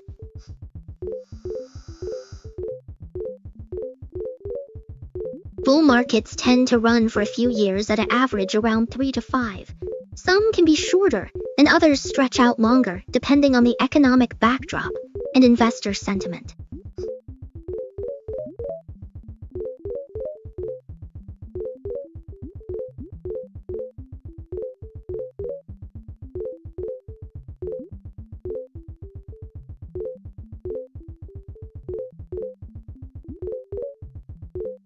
What is a market cycle?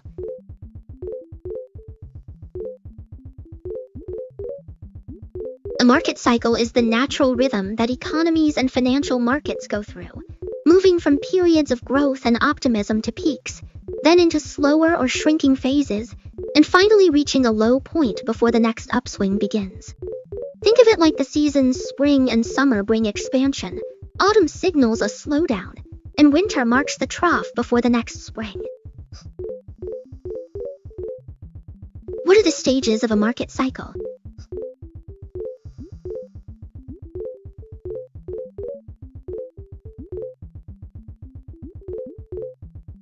A market cycle usually unfolds in four main phases. First comes the expansion, when the economy and asset prices start to rise and optimism builds. Next is the peak, where growth stalls, valuations become stretched, and the market tops out. Then the contraction sets in, marked by falling prices and inconfidence. Finally, the trough arrives, signaling the low point and setting the stage for a new round of expansion. What is investor sentiment?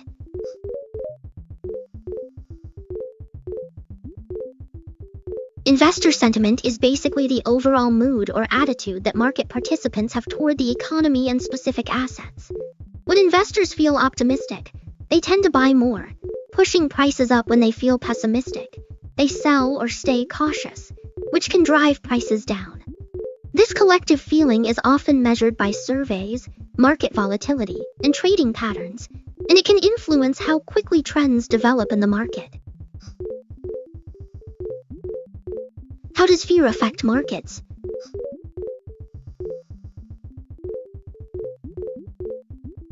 Fear can act like a powerful catalyst in the market. When investors get nervous, they often rush to sell assets, which can push prices down and amplify volatility.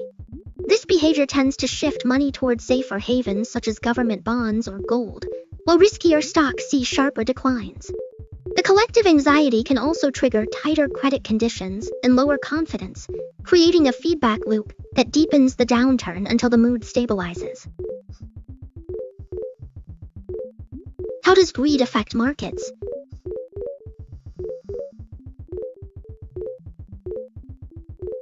When traders get caught up in the desire for fast profits, they often start buying assets even though the underlying values justify the price.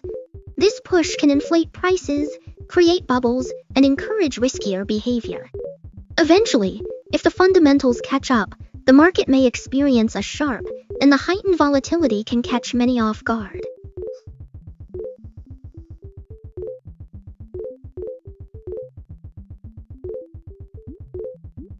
What is herd behavior?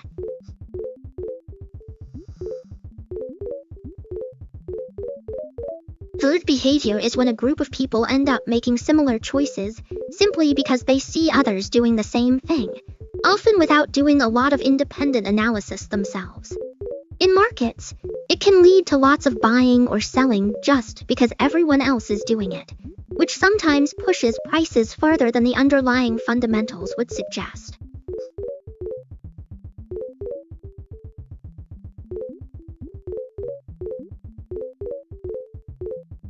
What is FOMO in investing?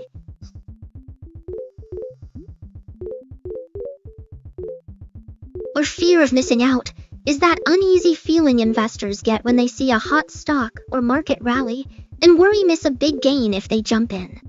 It often leads people to buy quickly without doing full research, hoping to catch the upside before it disappears.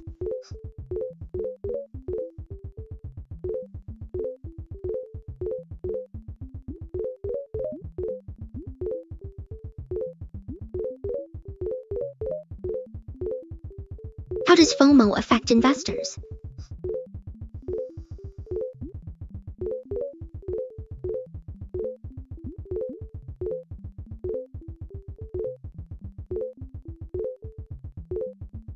FOMO can make investors feel a rush of urgency, pushing them to jump into a stock or market rally before they've done their homework.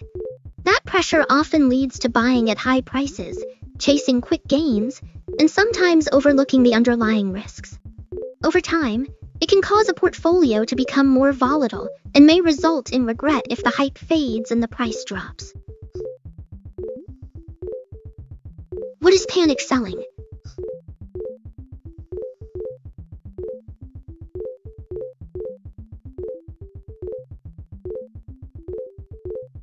Panic selling happens when investors rush to dump their holdings because scared of falling prices. The fear spreads quickly, so many people sell at once, often at a loss, which can push the market down even further, usually driven by anxiety rather than a careful analysis of fundamentals. Why do investors sell during crashes?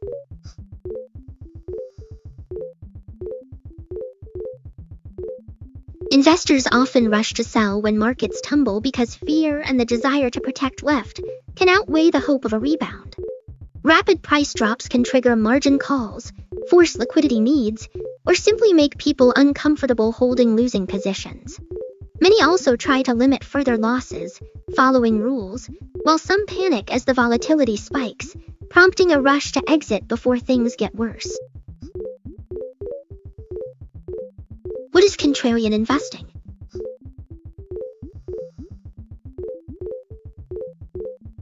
Contrarian investing means taking a stance opposite to the prevailing market sentiment.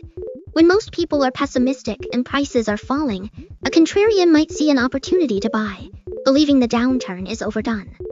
Conversely, when optimism runs high and assets are soaring, they may sell, expecting a correction. The core idea is that crowds often overreact, creating mispricings that a disciplined contrarian can exploit. What is value investing?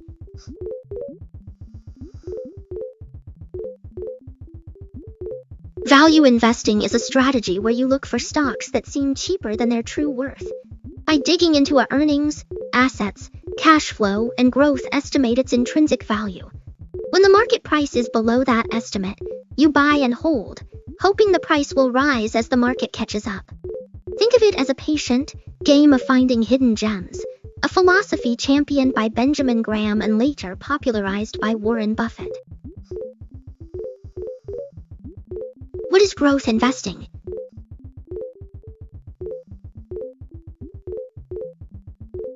Growth investing focuses on companies that are expected to expand, firms with strong revenue and earnings acceleration, innovative products, or expanding market share. Investors using this style typically favor businesses that reinvest profits to fuel further growth rather than paying big dividends, aiming to capture the upside from rising valuations as the companies scale. What is quality investing?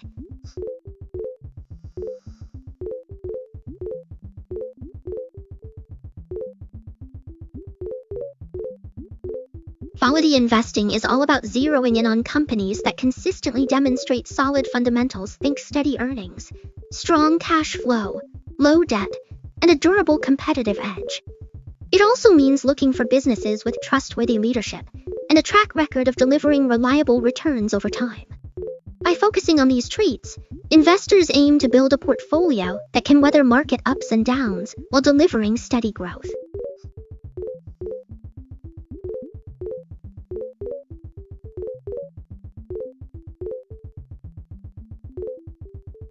What is factor investing?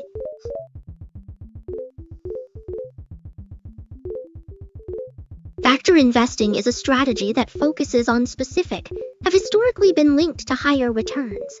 Instead of picking individual stocks, you build a portfolio that tilts toward traits like low valuation value, strong momentum, high profitability, or low volatility. By systematically weighting these factors, investors aim to capture the premium associated with each one while diversifying across many securities. What is momentum investing?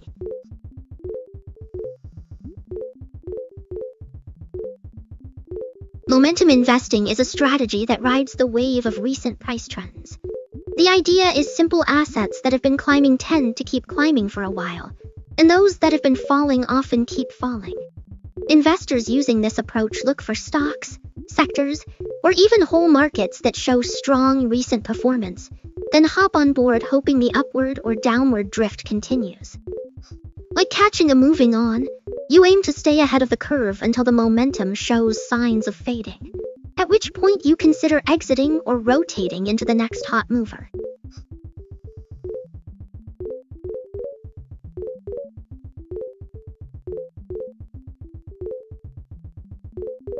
What is dividend investing?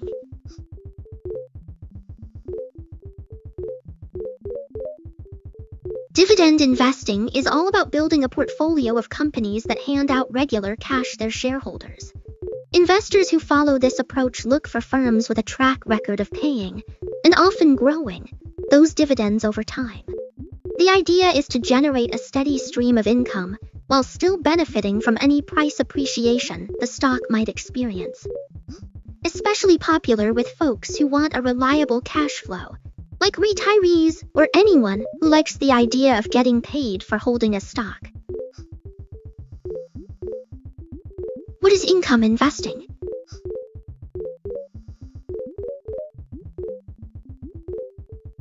Income investing is all about building a portfolio that delivers steady cash flow, rather than just hoping for price appreciation. Think of it like setting up a paycheck from your investments. You might pick stocks, bonds, investment trusts, REITs, or even rental properties. The goal is to collect regular quarterly dividends, monthly rent, or bond. You have a reliable stream of money coming in, which can be especially useful for covering living expenses or reinvesting to grow your wealth over time. What is socially responsible investing?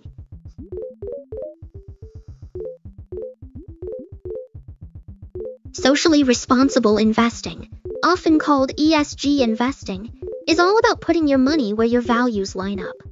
Instead of just chasing the highest returns, you look at its impact on the environment, how it treats its workers and communities, and whether its leadership practices are transparent and ethical. By favoring firms that score well on those, avoiding those that can grow your portfolio while supporting causes you care about, whether clean energy, fair labor standards, or good corporate governance. What is ESG investing?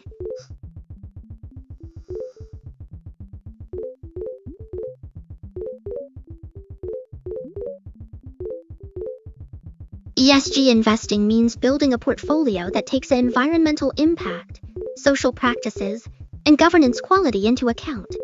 In other words, you look at how a firm manages its carbon footprint, treats its employees and communities, and runs its board and leadership. By favoring businesses that score well on these three, steering clear of those that fall, can grow your wealth while supporting the values that matter to you. What is thematic investing?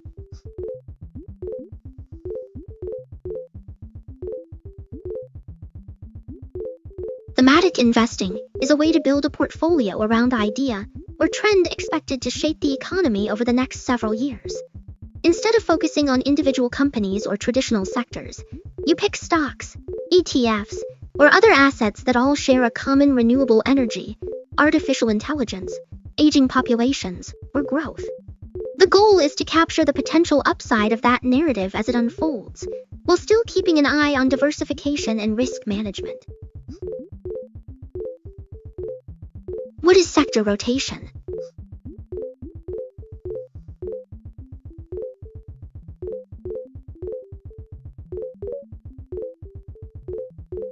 Sector rotation is a strategy where investors shift their money between different industry groups as the economic cycle changes.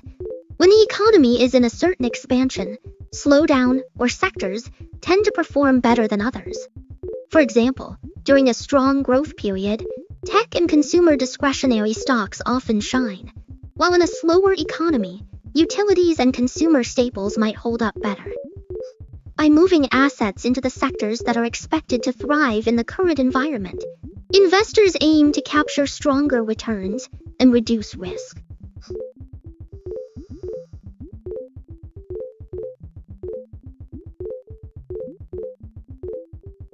What is defensive investing?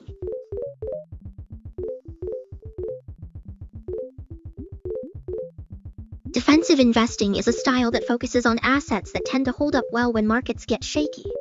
Think of companies with stable earnings, solid cash flow, and products or services people need regardless of the utilities, consumer staples, or healthcare.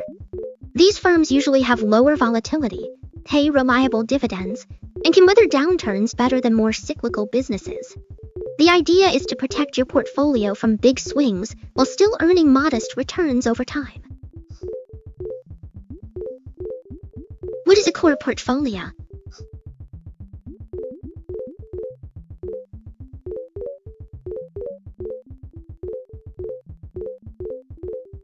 Looks like you're checking things worries at all. If you have any questions about games, portfolios, or anything else, just let me know and we can dive right in.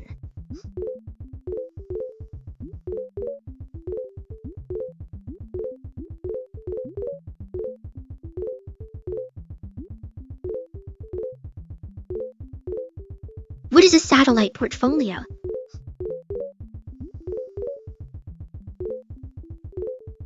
A satellite portfolio is a smaller, focused collection of investments that sits alongside your main, core holdings. Think of your core portfolio as the sturdy base of a house, and the satellite portion as the decorative rooms you add to suit your a few stocks, a niche sector ETF, or a thematic fund excited about.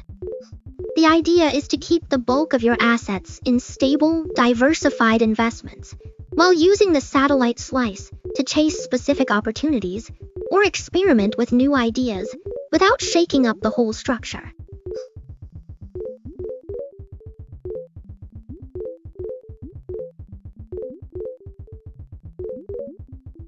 What is a three-fund portfolio?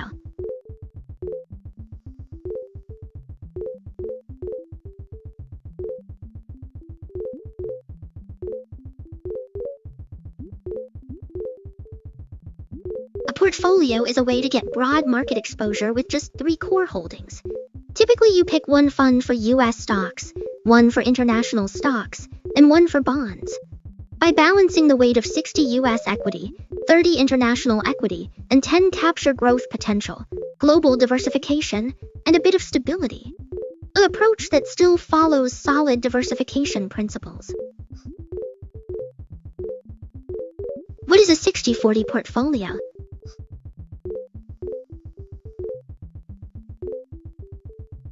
A 60-40 portfolio is a classic mix that allocates about 60 of the assets to stocks or equity funds and the remaining 40 to bonds or funds. The idea is to capture growth from the equity side while using the bond portion to add stability and reduce overall volatility. A simple, balanced approach that many investors use as a starting point for a diversified strategy. Why is the 60-40 portfolio popular?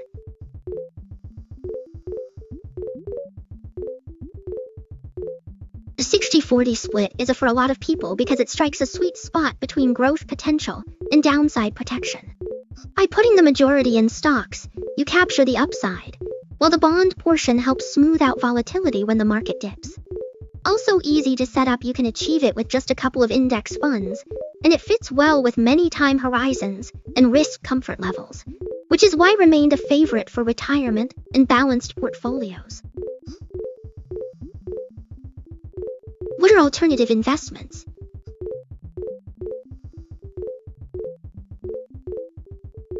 Hey there, not entirely sure which game you had in you thinking of a video game been playing lately? A classic board game you enjoy with friends? Or maybe something totally different like a puzzle or an adventure? Let me know what you're curious about, and we can dive right into the details.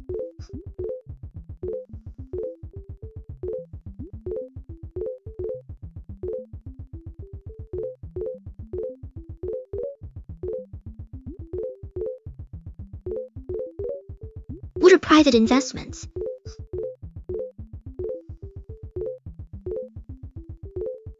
Private investments are assets you put money into that bought or sold on public exchanges. They often include things like stakes in startups, direct ownership of projects, private equity funds, or even loans to small businesses. Because not publicly traded, they can offer higher potential returns, but they also tend to be less liquid and come with more risk. So investors usually need to be comfortable with a longer time horizon and a higher level of uncertainty.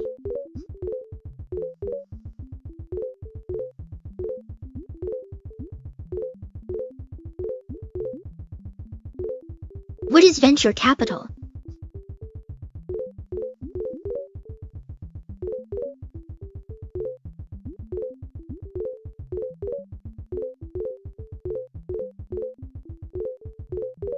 Venture capital is a type of financing that helps companies grow. Venture pool money into a fund and then use that capital to buy stakes in startups they believe have high growth potential. In exchange for the risk they take, they hope to earn big returns if the companies succeed, often getting involved with guidance and networking as well.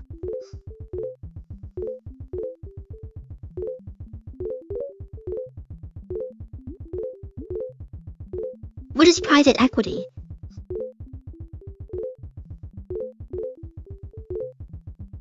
Private equity is a type of investment where money is put into companies that listed on a public stock exchange.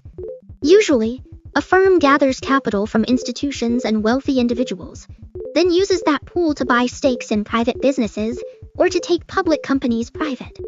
The firm works to improve the operations, grow its value, and eventually sell through a merger, acquisition, or public earn a profit for its investors. What is angel investing?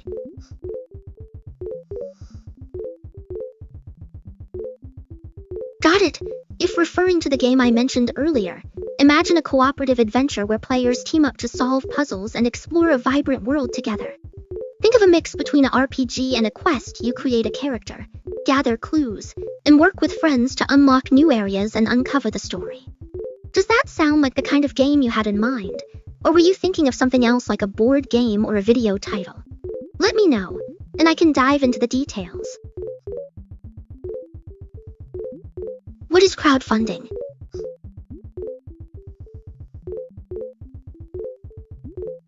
Absolutely. The game I'm referring to is a cooperative adventure where each player creates their own character and works together to solve puzzles, uncover clues, and explore a colorful world. Think of it as a blend of mystery solving, perfect for friends who enjoy teamwork and a bit of storytelling. Does that sound like the kind of game you had in mind?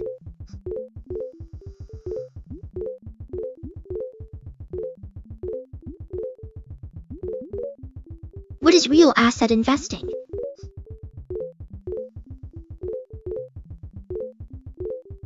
Investing is all about putting money into tangible things that you can see in real estate, infrastructure projects, timber, farmland, or commodities such as oil and metals. These assets tend to hold their value over time, can generate steady cash flow, think rent or tolls, and often behave differently from stocks and bonds, which can help diversify a portfolio. Investors usually look for the potential of income, inflation protection, and appreciation when they add real assets to their mix. What is inflation protection?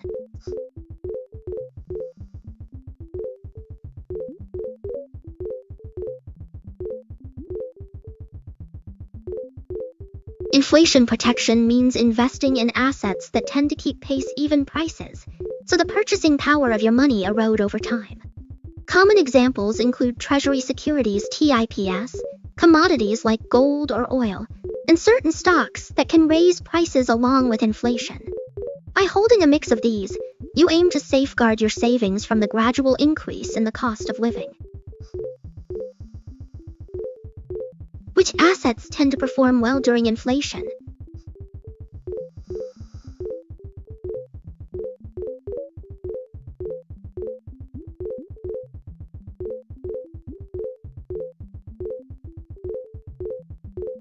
When prices are climbing, a few types of investments usually hold up better than the rest. Treasury securities (TIPS) adjust their principal with the index, so they keep pace with inflation. And REITs often see rents rise along with costs, offering a natural hedge. Commodities such as gold, oil, and agricultural products tend to move upward when the dollar weakens. Loans and bonds also help because their interest payments reset regularly, matching higher rates. Adding a mix of these, can help protect your portfolio from the eroding power of rising prices.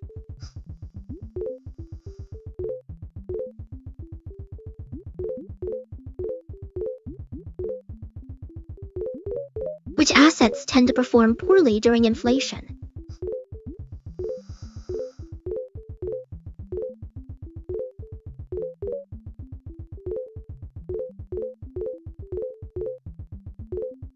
During periods of rising prices, assets that keep up with inflation tend to lose ground.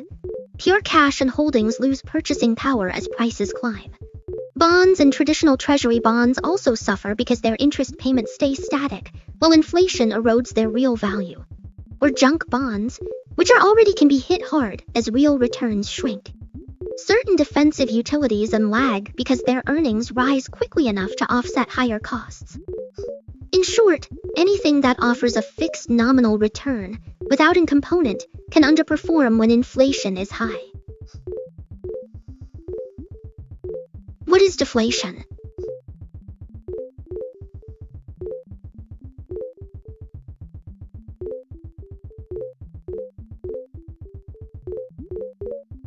Deflation is the opposite of when the overall level of prices in an economy falls over time. This usually happens when demand drops, supply outpaces demand, or the money supply contracts, leading to lower consumer spending.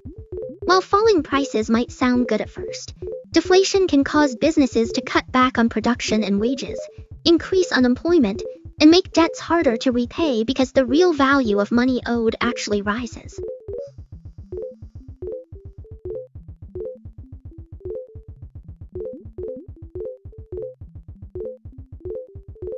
How does deflation affect investments?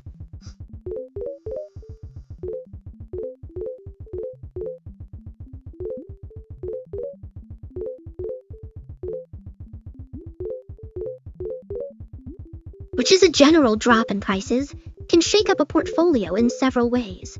Cash and funds tend to gain purchasing power because each dollar can buy more, but the lower price environment can squeeze corporate earnings, hurting those in growth sectors. Bonds become more valuable since their interest payments stay the same while the overall price level falls, though the real return may be modest if deflation is severe. Bonds and treasury securities often act as safe havens, while assets like gold can also hold appeal as a store of value. On the flip side, borrowers may struggle because the real burden of debt rises, and companies may cut back on investment and hiring, which can further dampen market performance. In short, deflation tends to favor cash and bonds, while equities and more leveraged assets can face headwinds. What is stagflation?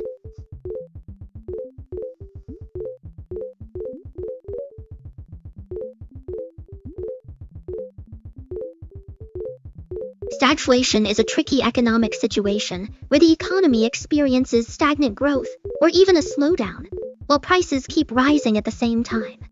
In other words, you get high inflation paired with high unemployment and little or no improvement in output. A tough combo for policymakers because the usual tools to curb inflation can slow growth even more, and measures to boost growth can worsen price rises. Why is stagflation difficult for investors?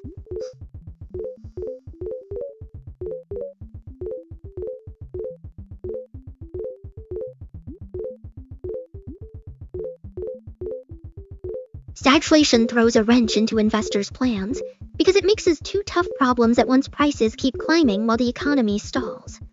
Rising inflation erodes the real returns on assets and raises costs for companies, while weak growth means earnings and corporate profits struggle to keep up. That combination squeezes both stocks and bonds, making it hard to find safe options and forces investors to juggle inflation hedges with picks, often without a clear winner.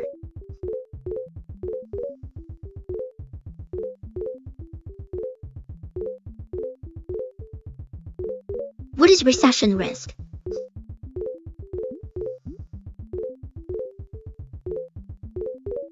Recession risk is basically the probability that the economy will slide into a period of declining output, higher unemployment, and weaker consumer spending. It shows up as warning signs like slowing GDP growth, rising layoffs, falling retail sales, or tightening credit conditions. When those indicators start to line up, investors and policymakers get nervous because a slowdown can hurt corporate earnings, shrink investment returns, and make it harder for people to keep up with debt payments. So keeping an eye on recession risk helps folks adjust their financial plans before the broader economy takes a dip. What is economic expansion?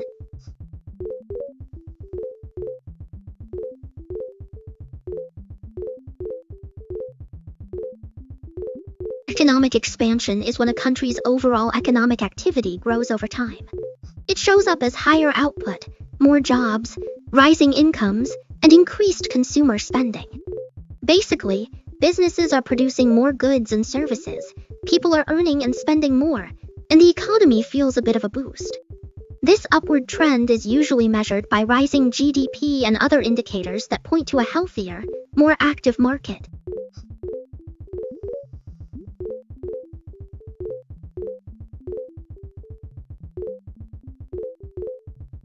What is a soft landing?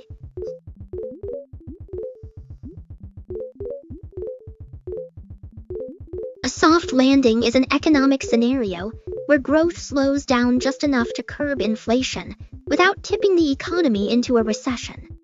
Think of it as easing off the gas pedal, and employment may decelerate, but the overall health of the economy stays stable, avoiding a sharp crash.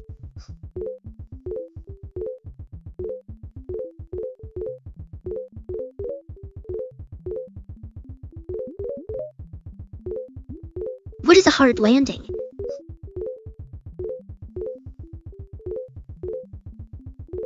A hard landing describes a sharp slowdown in economic activity that pushes growth down quickly, often leading to a recession. Like hitting the brakes hard on a hiring, and consumer spending all drop fast, and the economy can feel a sudden jolt. This contrasts with a soft landing, where growth eases more gently without tipping into a downturn.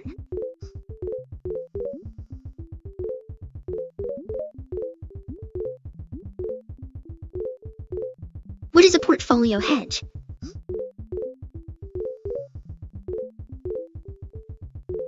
A portfolio hedge is a strategy you use to protect the overall value of your investments against market moves you like. Think of it like buying insurance. You add assets or options, futures, or even certain tend to go up when the rest of your holdings might go down.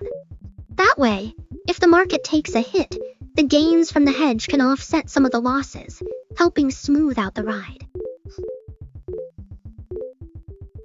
What investments can hedge against inflation?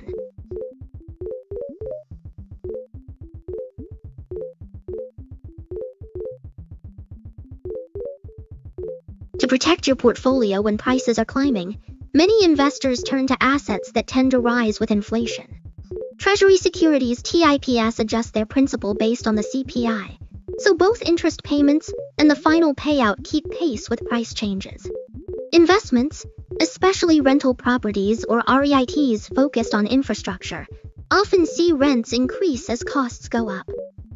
Commodities like oil, natural gas, and agricultural products have prices that move directly with inflation, and a diversified commodity fund can capture that effect.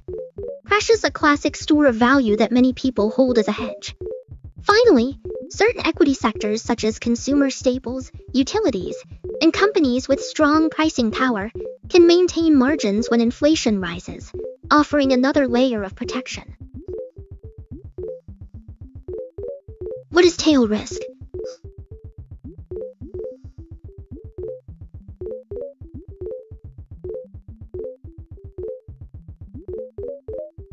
Tail risk is the probability of experiencing an extreme event that sits at the far end of a probability of those rare but potentially devastating outcomes that standard models often underestimate.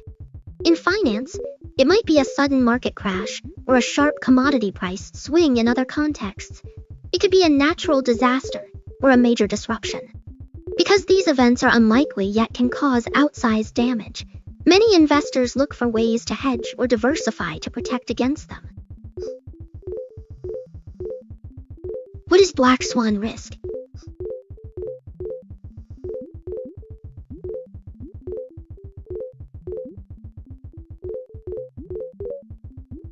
A black swan risk refers to an unexpected event that lies outside the realm of regular of something that seems almost impossible until it actually happens, like a sudden market crash or a global pandemic. Because so rare and hard to predict, it can catch investors and policymakers off guard, often leading to massive consequences that standard risk models capture. Why should investors avoid emotional decisions?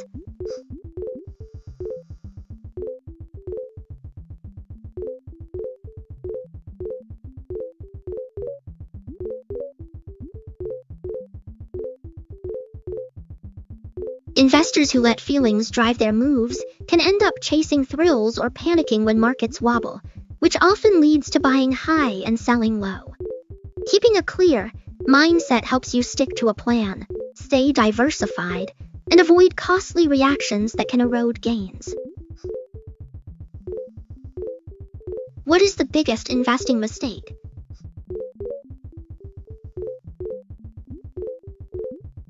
One of the most common pitfalls is letting emotions drive in a frenzy when markets soar and selling in panic when they dip.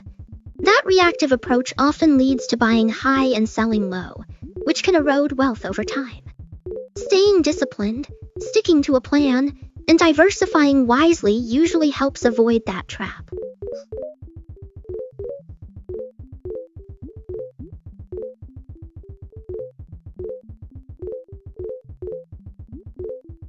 What is an ETF?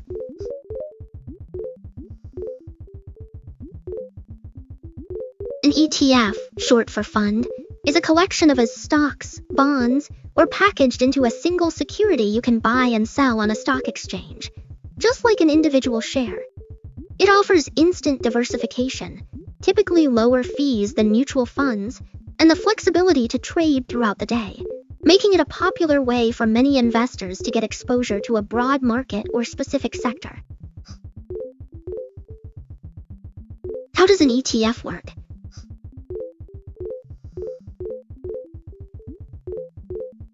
Sure thing. An fund ETF is basically a bundle of stocks, bonds, or even into one tradable share. When you buy an ETF share on the market, indirectly owning a slice of that whole basket. Most ETFs aim to mirror the performance of a specific index or theme, so their price moves in step with the underlying assets. Unlike a mutual fund, you can buy and sell ETF shares anytime the market is open, just like a regular stock, and the price you pay reflects supply and demand. The fund itself stays balanced through a process where large institutions swap blocks of the underlying assets for new ETF shares, or keeping the price close to the net value of its holdings. What is an index fund?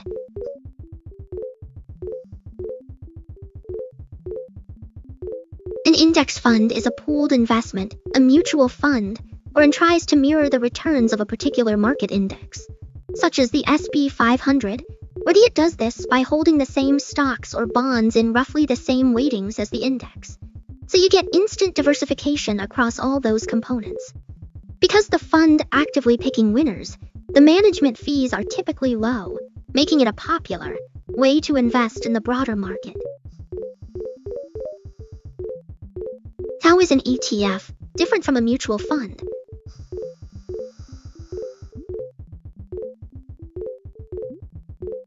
Great question. An fund ETF trades on an exchange just like a stock, so you can buy or sell it throughout the day at market prices that may differ from its net asset value. A mutual fund, on the other hand, is priced only once a day after the market closes, and you place orders that are executed at that price. ETFs are built with a mechanism that helps keep their price close to the underlying assets, often resulting in lower expense ratios and better tax efficiency. Mutual funds are typically actively managed, which can lead to higher fees, but they also offer the ability to invest automatic contributions and may have lower minimum investment requirements. In short, ETFs give you the flexibility of trading and usually cheaper costs, while mutual funds provide a more traditional pricing structure with the option for active management. What is an actively managed fund?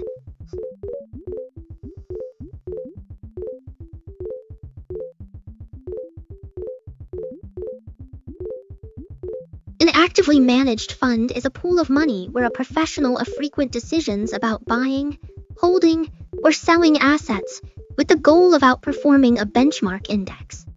Instead of simply tracking a market index, the manager uses research, market insights, and sometimes intuition to pick securities they believe will deliver higher returns.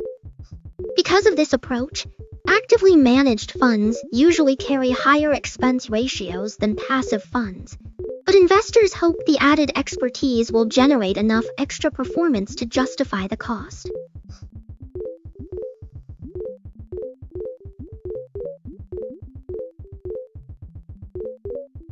What is a passively managed fund?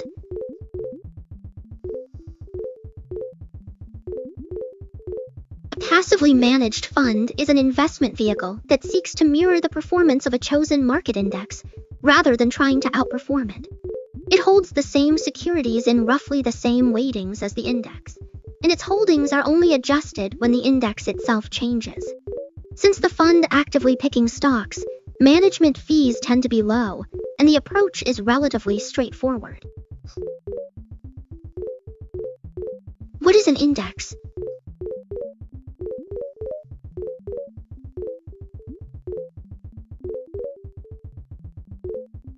An index is basically a benchmark that tracks the performance of a specific group of stocks, bonds, or even commodities.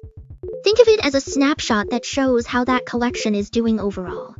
For example, the S&P 500 follows the 500 largest US companies, so when the index goes up, those companies are generally doing well, and when it drops, slipping. Investors use indexes to gauge market trends, compare fund performance, or even invest directly through index funds and ETFs that aim to mirror the movements.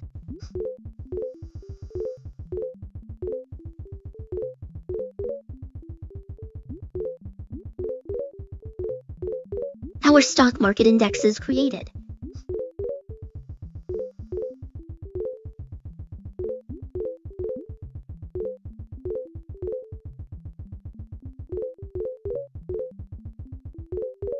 Stock market indexes are built by a group of analysts or a financial organization that first decides what segment of the market they want to US stocks, tech companies, or bonds. They then pick a basket of securities that best captures that segment, often using criteria such as market capitalization, liquidity, and industry representation. Each security is assigned a weight, which can be based on its market value, price, or other factors, and the index value is calculated by adding up the weighted contributions of all the components. Over time, the index is rebalanced to reflect changes like new companies meeting the criteria, mergers, or shifts in market caps, ensuring it stays a reliable snapshot of the chosen market slice. What is the S&P 500?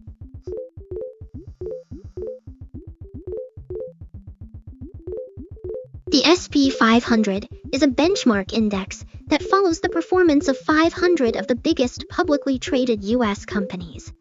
By covering a broad slice of the market, it gives a quick snapshot of how the overall equity market is moving and is often used as a yardstick for investors.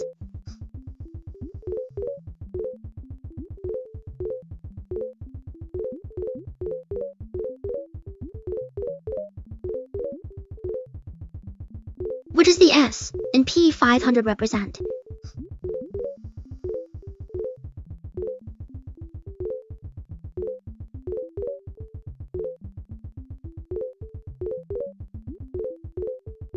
The S&P 500 is a widely followed index that tracks the performance of 500 of the largest publicly traded companies in the United States, meant to represent the overall health of the US equity market, covering a broad mix of industries and sectors. When the S&P 500 goes up, it generally signals that American stocks are doing well, and when it falls, it suggests the opposite. What is the Nasdaq?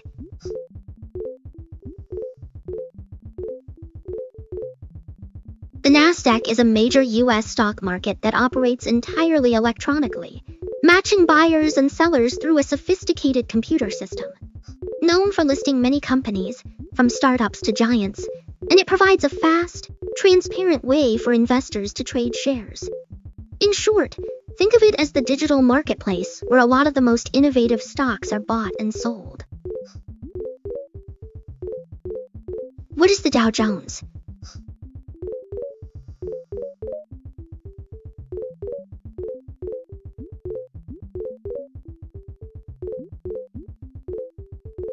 The Dow Jones Industrial Average, often just called the Dow, is a stock market index that tracks the performance of 30 large U.S. companies. One of the oldest and most widely recognized gauges of how the overall market is doing, giving a quick snapshot of the health of the economy by averaging the share prices of those firms.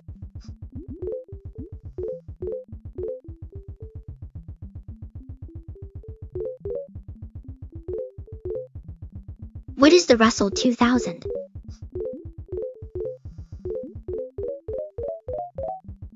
The Russell 2000 is a stock market index that tracks the performance of roughly 2,000 companies in the United States. Part of the broader Russell 3000 family, which covers the biggest 3,000 U.S. stocks, and the focus is on the smaller, more firms. Investors often look at it to gauge how the segment is doing compared to benchmarks like the S&P 500. What is a total market index?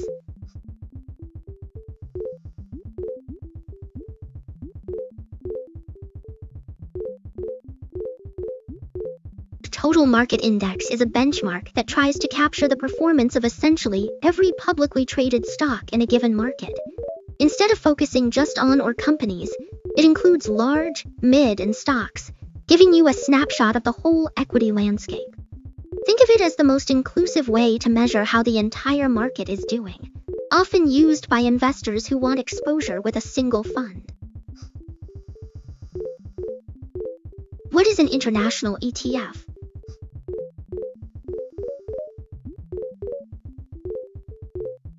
An international ETF is a fund that lets you buy a basket of stocks from companies located outside your home country, all in one convenient package.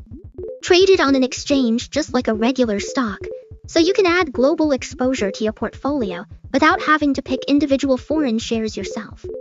Think of it as a shortcut to diversify across different markets and economies worldwide. What is an emerging markets ETF?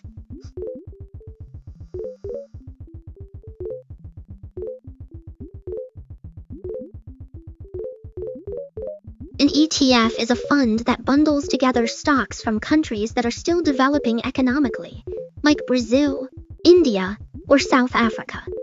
By buying a share of this ETF, you get exposure to a wide range of companies operating in those markets without having to pick each one individually. It trades on an exchange just like a regular stock, so you can add it to your portfolio with the same ease as any other ticker, while potentially benefiting from the higher growth rates that these economies often experience. What is a sector ETF?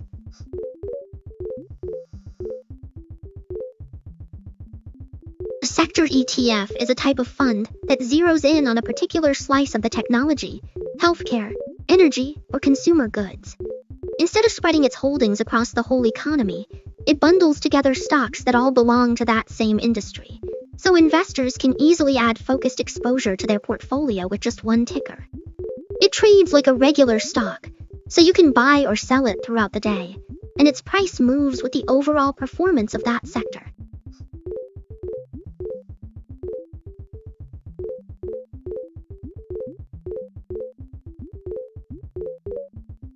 What is a technology ETF?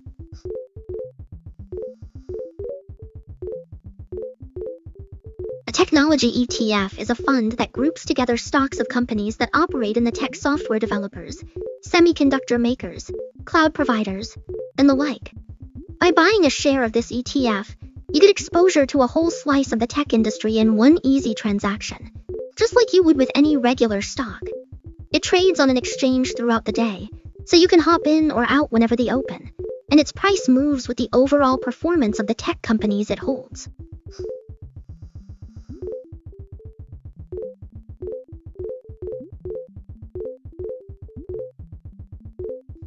financial sector ETF?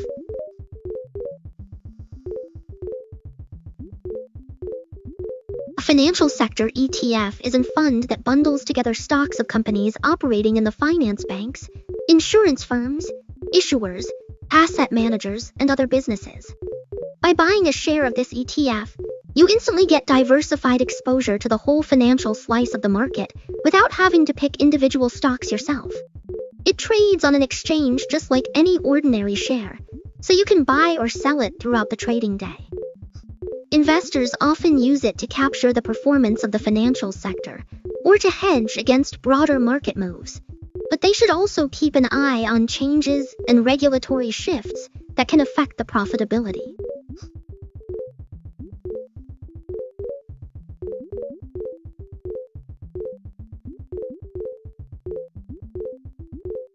What is a dividend ETF?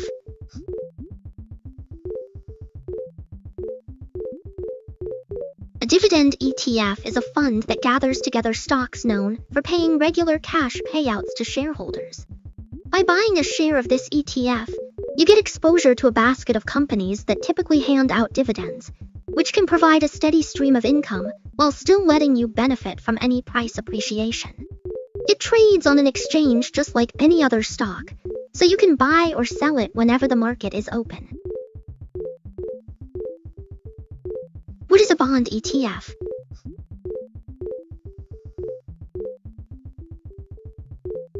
A bond ETF is a fund that holds a collection of government, corporate, or municipal trades on an exchange just like a regular stock.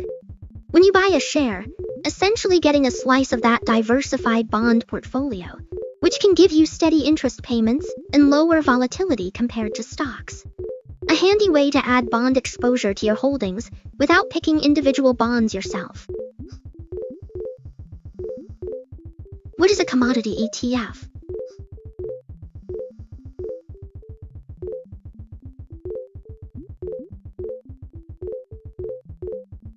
A commodity ETF is a fund that gives you exposure to raw materials such as gold, oil, wheat, or copper without having to buy the physical commodity yourself. Most of these funds hold futures contracts, or, in some cases, actual physical assets, and they trade on a stock exchange just like any other share. This lets investors add a slice of the commodities market to their portfolio with the convenience of a regular stock, while also diversifying away from traditional equities and bonds. Keep in mind that commodity prices can be quite volatile, and the performance may be affected by factors like storage costs, contract, and shifts. What is a leveraged ETF?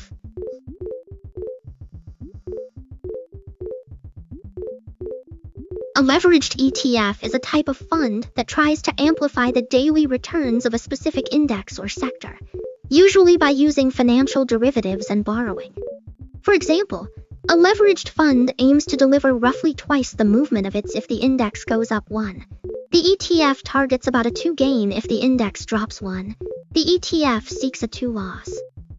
Because the leverage resets each day, the performance over longer periods can diverge significantly from the simple multiple of the underlying index, especially in volatile markets. These products are best suited for traders who understand the risks and keep a close eye on their positions. Why are leveraged ETFs risky?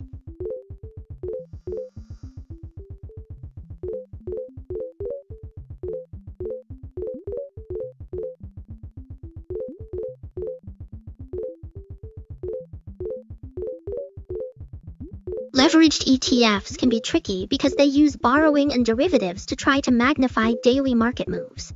That amplification means both gains and losses are blown up, so a small dip can turn into a big hit to your portfolio. Also, the leverage resets each day, so over longer periods the performance can drift away from the simple multiple of the underlying index, especially when the market is choppy. In short, the combination of amplified volatility and daily rebalancing makes them best suited for traders who keep a close eye on their positions.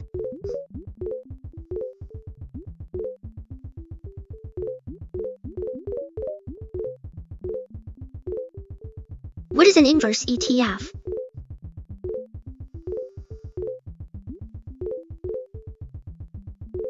An inverse ETF is a special kind of fund built to go up when the market it tracks goes down. And it does this by using futures, swaps, or other derivatives so that its daily performance is the opposite of a chosen index, sector, or commodity. For example, if the underlying index drops 1 in a day, an inverse ETF aims to rise roughly 1 that same day. An inverse would try for about a 2 gain. Because the fund resets its exposure each day, the results can differ from simply the inverse of the total return. So these products are best suited for traders who understand the mechanics. How does an inverse ETF work?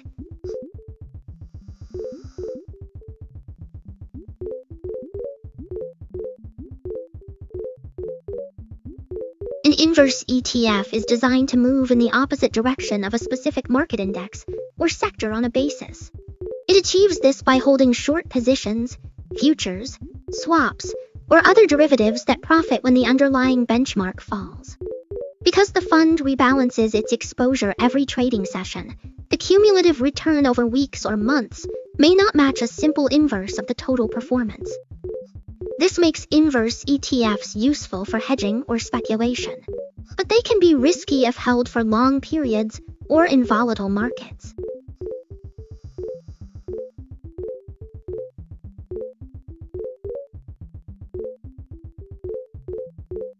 What is ETF tracking error?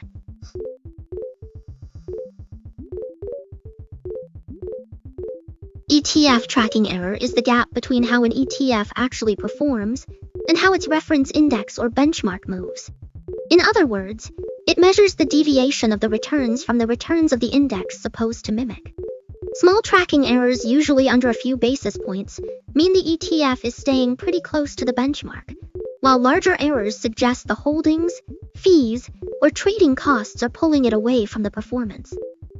Factors like management fees, cash drag, imperfect replication methods, and market timing can all contribute to that difference.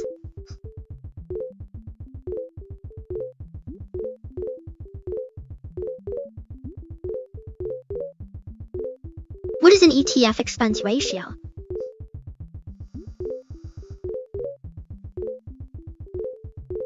An ETF expense ratio is the yearly cost, expressed as a percentage of the assets, that covers things like manager salaries, custodial fees, and administrative expenses. This fee is automatically deducted from the holdings, so you see a separate charge, but it does lower the overall return you receive. For instance, a 0.12 expense ratio means effectively lose 1.2 for every 1,000 you have invested each year. Generally, passive ETFs have lower ratios, while actively managed ones tend to charge more.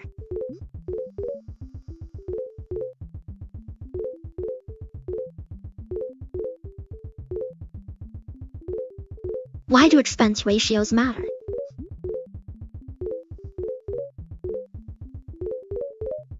Expense ratios matter because the ongoing fees that eat into your investment returns over time. Even a small 0.05 versus add up to a noticeable gap in your portfolio after several years, especially when compounded. Lower fees mean more of the earnings stay in your pocket, which is why many investors compare ratios when choosing between similar ETFs. What is a fund's assets under management?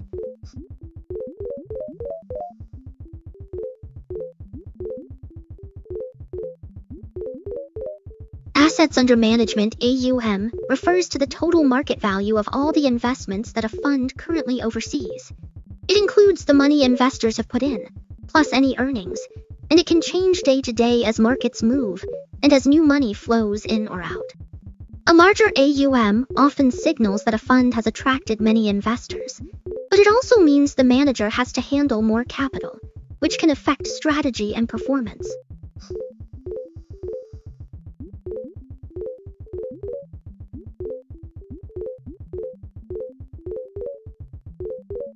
What is ETF liquidity?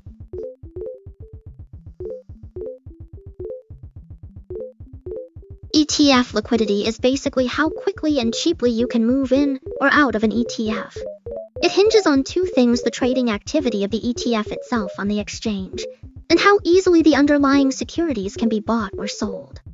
When an ETF has high daily volume and holds assets that are themselves liquid, usually get a tight spread, and can trade at a price very close to its net asset value. On the flip side, if the fund holds thinly traded bonds or niche stocks, the market may be less active, leading to wider spreads and a bigger price impact when you place a trade.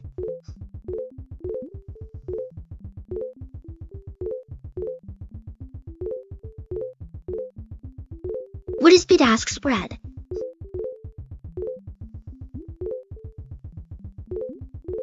The spread is the difference between the highest price someone is willing to pay for an asset, the bid, and the lowest price a seller is ready to accept, the ask. Think of it like a tiny gap on a price tag. The bid is what buyers are offering. The ask is what sellers are asking for. The size of that gap reflects how liquid the market spreads mean lots of activity and easy trading, while wide spreads suggest fewer participants and higher transaction costs. Why does the bid-ask spread matter?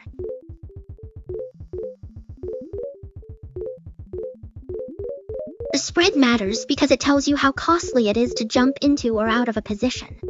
A narrow spread means you can buy at a price that's almost the same as the price you could sell for right away, so you lose very little to transaction costs.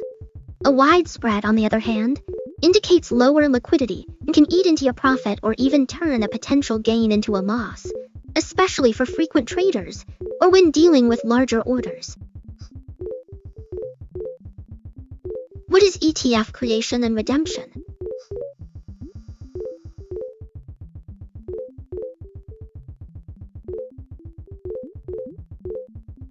ETF creation and redemption are the two sides of how a fund stays in sync with its underlying holdings. When a large investor, called an authorized participant, wants to add shares, they hand over a specific mix of the stocks or bonds that the fund tracks. In return, the fund issues fresh ETF shares, the creation step. Conversely, if the participant wants to pull shares out, they give the ETF shares back to the fund and receive the corresponding basket of securities, which is the redemption step. This exchange helps keep the market price close to its net asset value and provides the liquidity needed for traders. What is an ETF premium?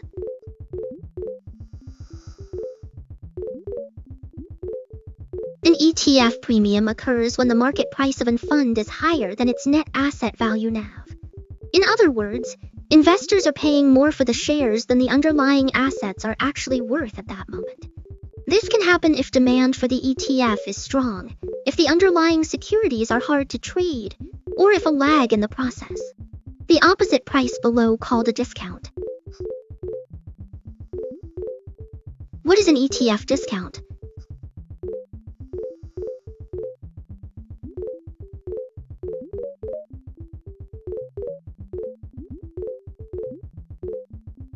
An ETF discount happens when the market price trades below its net asset value (NAV).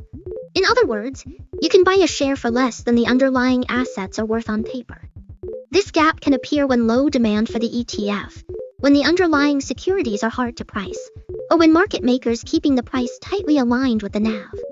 Investors sometimes see discounts as buying opportunities, but they also signal potential liquidity or valuation concerns.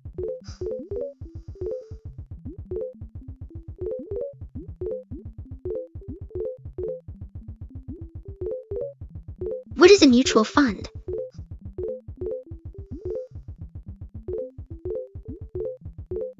A mutual fund is a pool of money collected from many investors that a professional manager uses to buy a diversified mix of stocks, bonds, or other assets.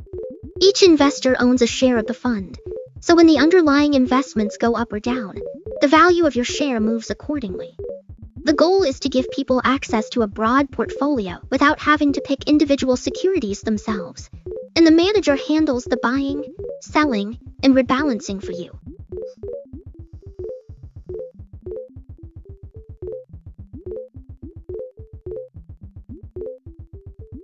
What is a money market fund?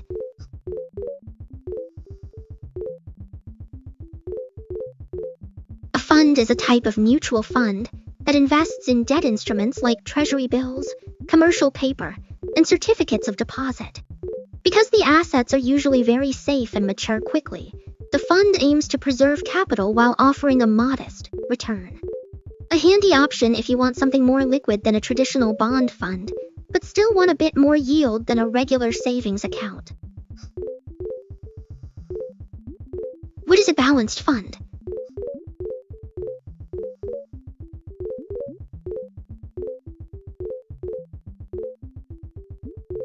A balanced fund is a type of mutual fund that mixes both stocks and bonds in its portfolio, aiming to give investors a blend of growth potential and income stability. By holding equities, it seeks capital appreciation, while the portion helps smooth out volatility and provide regular interest payments. The exact split in funds might be 60 stocks and 40 bonds. Others might tilt more toward the goal is to offer a middle ground between aggressive growth funds and more conservative income funds. What is a target date fund?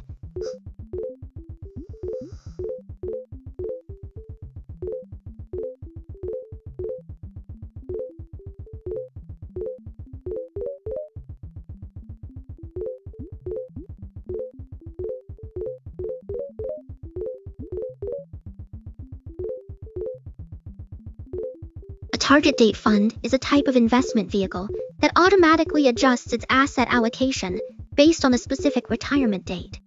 It's designed to provide a diversified portfolio that becomes more conservative as the target date approaches, helping to reduce risk and preserve capital. Essentially, it's a set-it-and-forget-it approach to investing, where the fund manager handles the investment decisions and rebalancing for you, allowing you to focus on your long-term goals. What is a life cycle fund?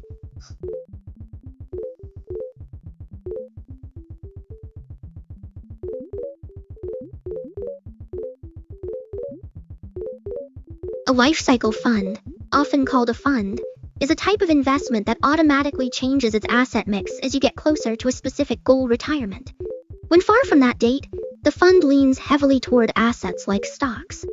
As the target date approaches, it gradually shifts into more stable holdings such as bonds and cash equivalents, aiming to protect what built. The idea is to give you a portfolio that becomes more conservative over time, so you have to rebalance it yourself. What is a closed-end fund?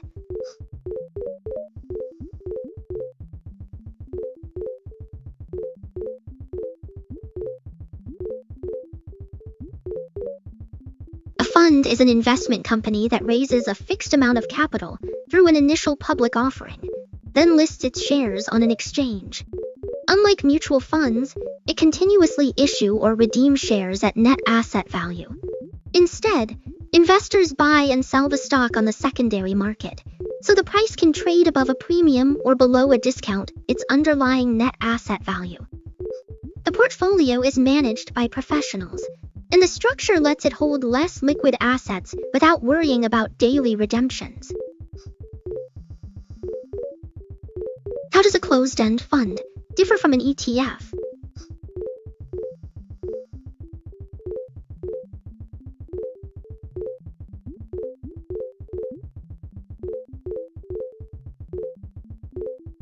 Great question. A fund launches with a set amount of capital and then trades on an exchange just like a stock. Its share price is determined by supply and demand, so it can sit at a premium or discount to the net asset value. In contrast, an ETF also trades on an exchange, but it has a mechanism that lets authorized participants add or remove shares in response to market demand. This process helps keep the price closely aligned with its underlying net asset value, so large premiums or discounts are less common. In short, funds are vehicles that can drift away from NAV, while ETFs are designed to stay in step with the value of the assets they hold.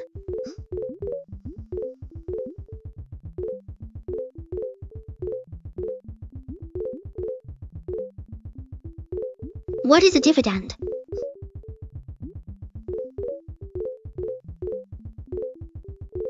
A dividend is a payment that a company distributes to its shareholders, usually out of its profits.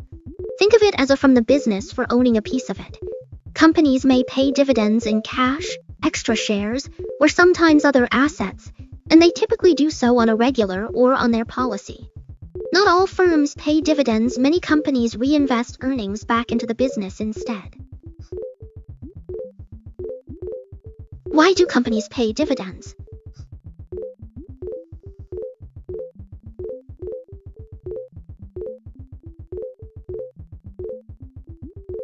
Companies hand out dividends as a way to share a slice of their earnings with the people who own their stock. It rewards shareholders for their investment, signals that the business is financially healthy, and can attract investors who prefer steady income.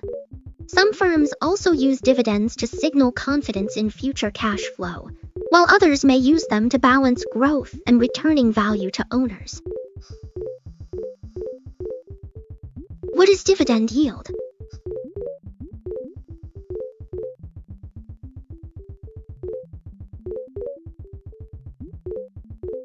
Sure thing. Dividend yield is a simple way to see how much cash you get back from a stock each year compared to its price.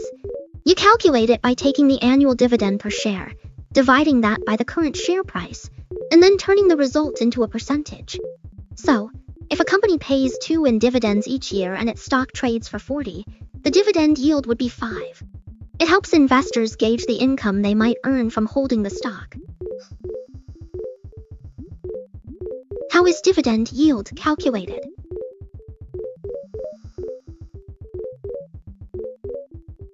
To work out a stock's dividend yield, you first figure out the amount of cash get from one share over the next 12 months. Then you divide that number by the current market price and multiply the result by 100. The final figure, expressed as a percentage, tells you how much return earned from dividends alone relative to the price paid for the stock. For example, if a company pays 1.5 per share annually, and the stock trades at 30, the dividend yield would be 1.530/105. What is dividend growth?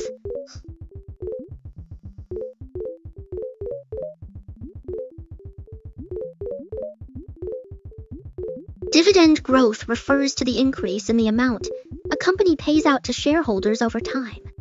When a firm raises its dividend each year, it signals confidence in its earnings and a commitment to returning more cash to investors.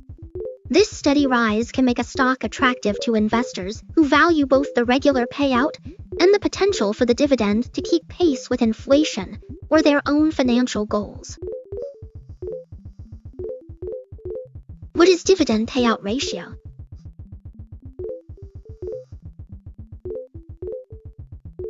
The dividend payout ratio measures what portion of a company's earnings is handed out to shareholders as dividends. You calculate it by dividing the total dividends paid per share, or the total dividend amount by the earnings per share or net income, then expressing the result as a percentage.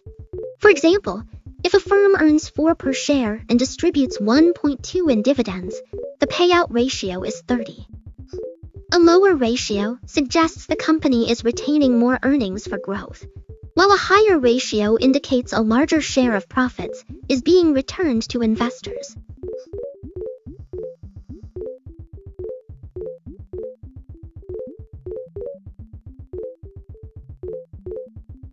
What is dividend coverage?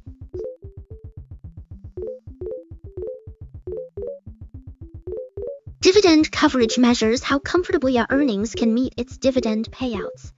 You get it by dividing the earnings per share or total profit by the dividend amount per share or total paid out. A larger figure means the firm has plenty of profit to keep the dividend flowing, whereas a number close to 1 indicates the payout is eating up most of the earnings.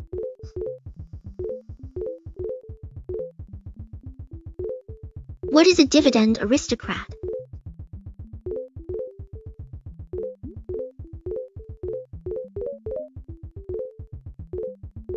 A dividend aristocrat is a publicly listed company that has managed to increase its dividend payout for at least 25 consecutive years. These firms are typically businesses, and they make up the S&P 500 Dividend Aristocrats Index. Because of their record of growing dividends, often seen as reliable choices for investors who value steady income and resilience during market ups and downs. What is a dividend king?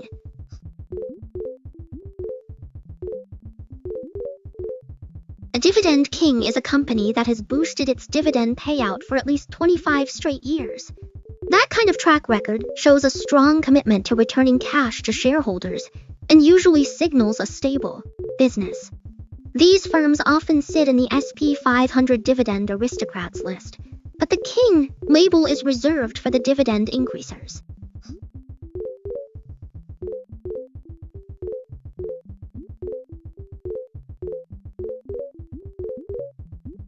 Why do companies cut dividends?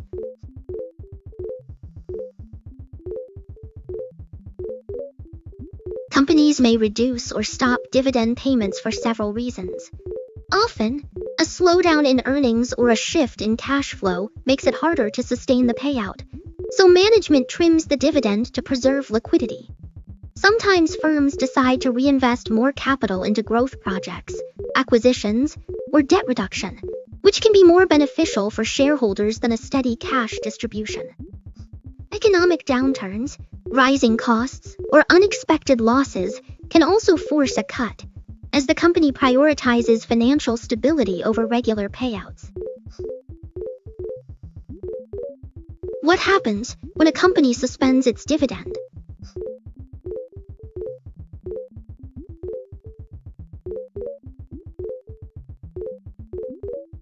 When a company pauses its dividend, it essentially puts the regular cash payout on hold.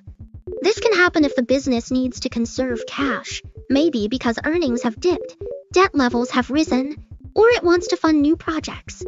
For shareholders, the immediate effect is that they receive the usual income until the dividend is reinstated.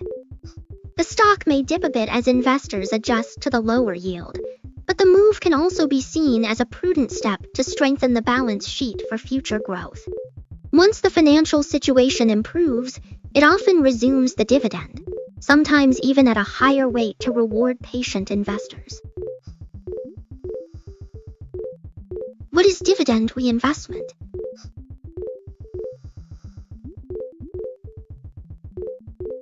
Dividend reinvestment is a way to put the cash you get from a dividend straight back into the stock that paid it. Instead of taking the payout as cash, the money is automatically used to purchase additional shares or fractional shares of the same company, usually at no extra commission.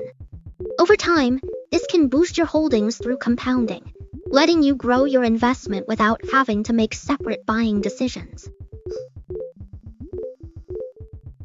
What is a DRIP?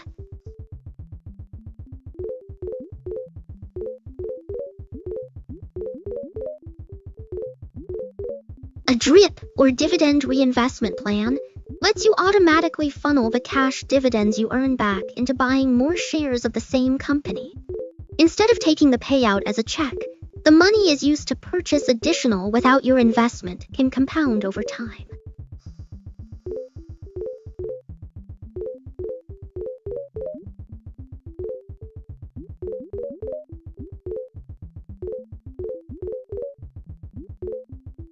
How does dividend reinvestment create compounding?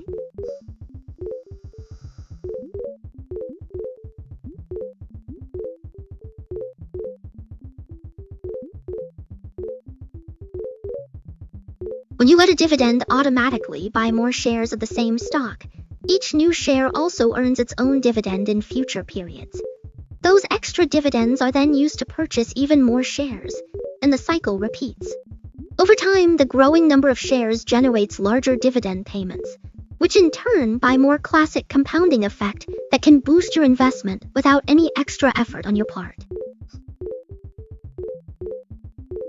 Is dividend investing better than growth investing?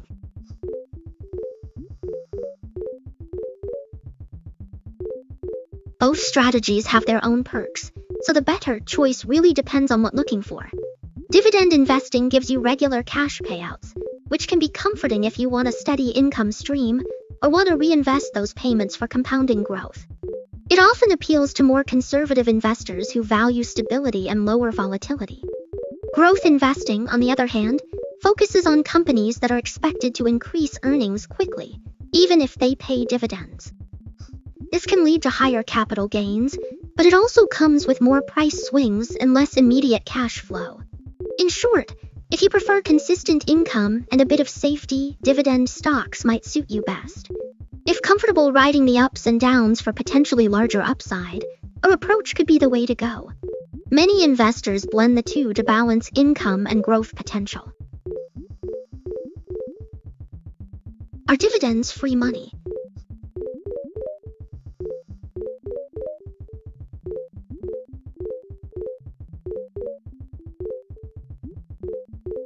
Dividends aren't exactly free money, they're a portion of a company's earnings that get passed on to shareholders. If you own stock, the dividend is a reward for the risk you took by investing, kind of like earning interest on a savings account, but it comes from the company's profits.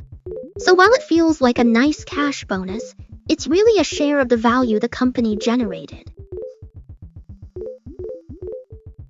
How does a stock price change after a dividend?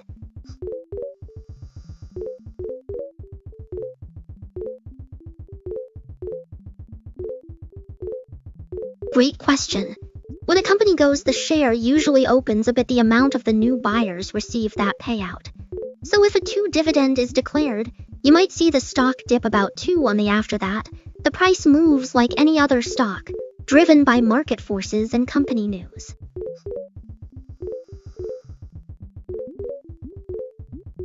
What is the next dividend date?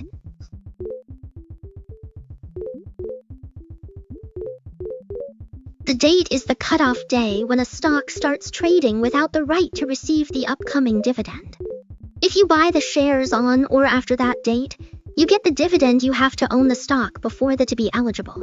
It usually falls 1 business day before the record date, so the market has time to settle the trade.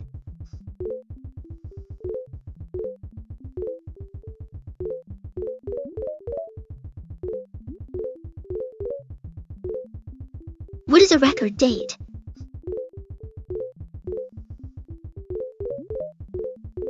The record date is the specific day a company uses to determine which shareholders are entitled to receive an upcoming dividend. Only investors who are officially on the books as of that date will get the payout, even though the trade actually settles a day earlier on the date. Essentially, the snapshot the company takes to lock in who qualifies for the dividend.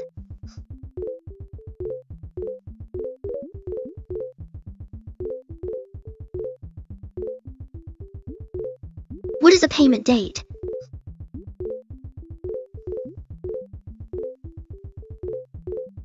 The payment date, often called the payable date, is the day a company actually distributes the dividend cash to shareholders who were eligible on the record date.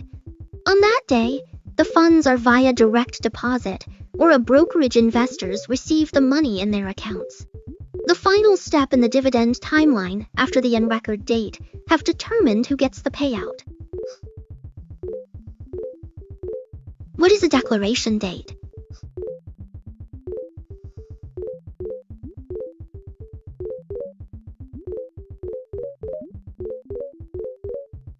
The declaration date is the day a company's board officially announces that a dividend will be paid.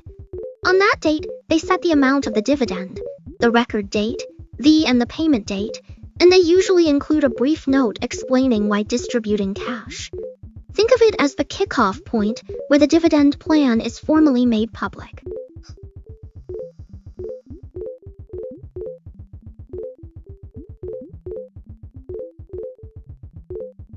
What is dividend capture?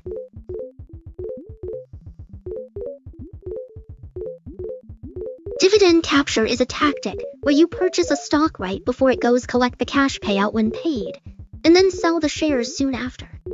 The idea is that the dividend you receive will outweigh any decline in the share price after the in practice. You have to watch for transaction costs, tax implications, and the fact that the stock often drops by roughly the dividend amount, so the profit guaranteed. Does dividend capture really work?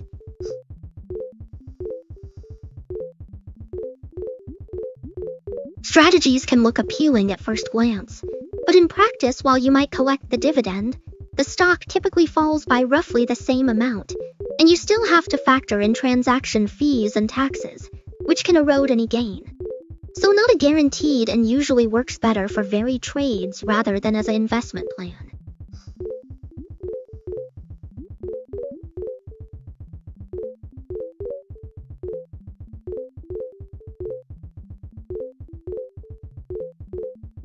What is total return?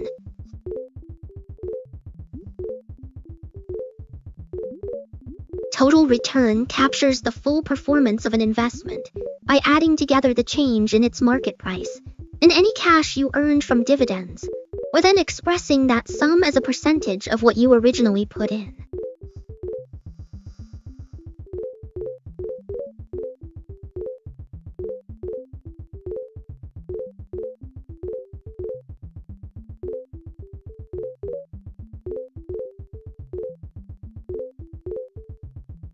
Why is total return important?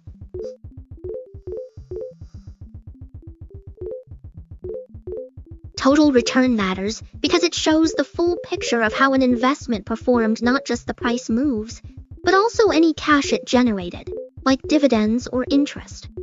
By looking at both pieces together, you can see which choices truly grew your money, compare different assets on equal footing, and make smarter decisions about where to put your savings.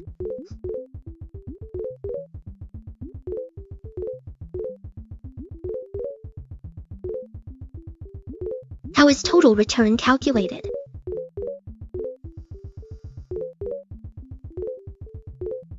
Total return looks at the whole payoff from an investment. You start with the price you paid, then add any cash you earned like dividends or interest, and also the price change experienced. The formula is final market value, initial cost cash payouts, initial cost 100. This percentage tells you how much the investment grew in total, combining both price appreciation and income. What is capital appreciation?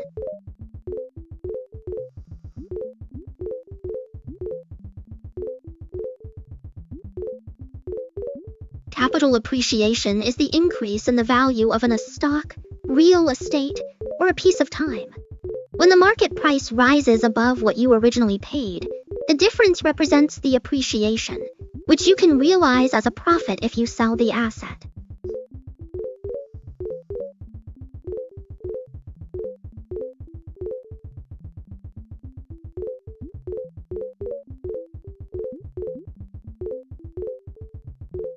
What is income return?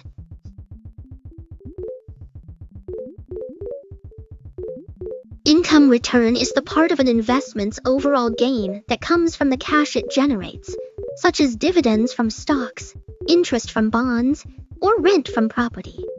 The money you earn without having to sell the asset, and added to any price appreciation to give you the total return.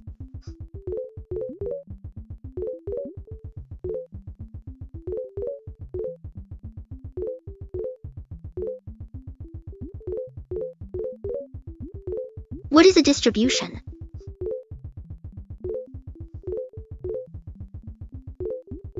A distribution is basically a way of describing how values are spread out. In statistics, it tells you the likelihood of how a bunch of test scores might cluster around an average, or how dice rolls are equally probable. In other settings, the term can also refer to handing out something, such as a dividend distribution, where a company gives cash to its shareholders. Which angle were you curious about? How are ETF distributions generated?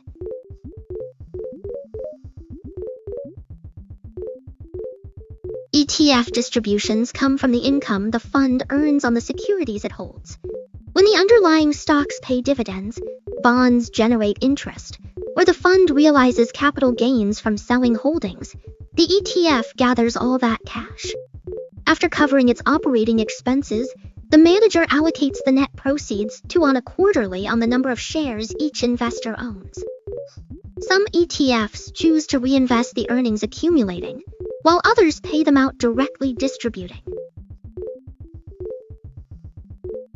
What is a capital gains distribution?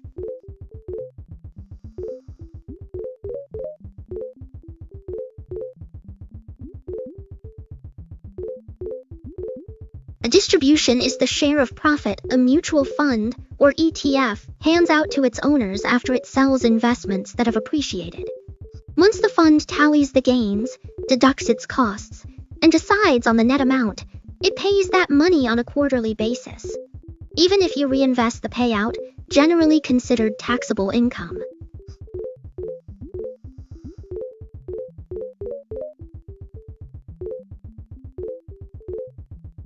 What is fund turnover?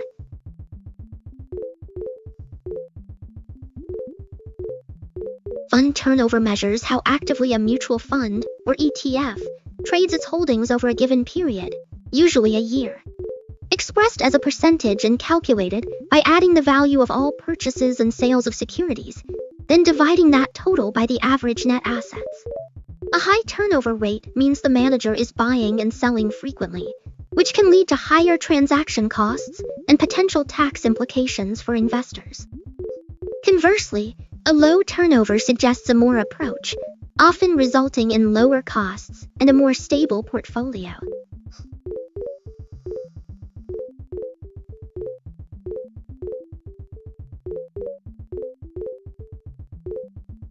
Why does fund turnover matter?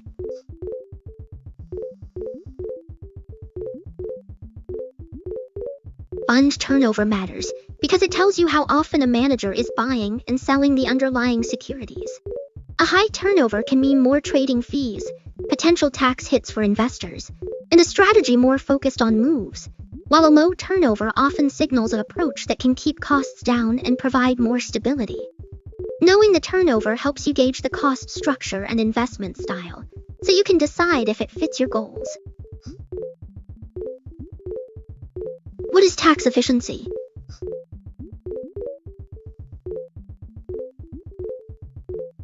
Tax efficiency refers to how well an investment or financial strategy minimizes the amount of taxes you have to pay.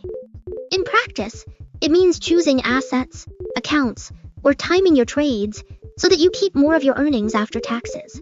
For example, holding investments in accounts like IRAs, favoring funds that generate fewer taxable distributions, or using strategies such as harvesting can all boost tax efficiency. The goal is to let your money grow as much as possible, without unnecessary tax bites. Why can ETFs be tax efficient?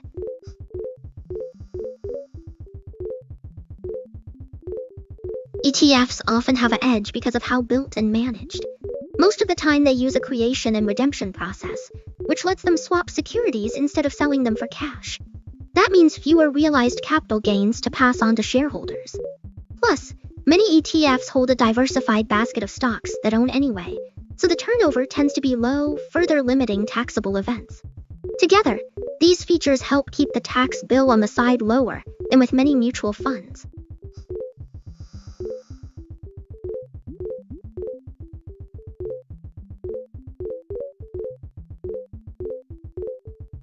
What is an accumulating ETF?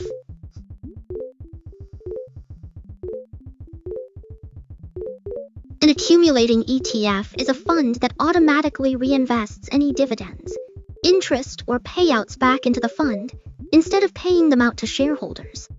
This means the value of each share grows over time as the earnings are added to the assets, which can be great for investors who want to compound their returns without having to manually reinvest cash.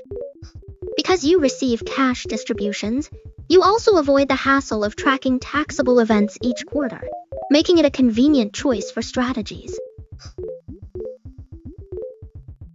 What is a distributing ETF?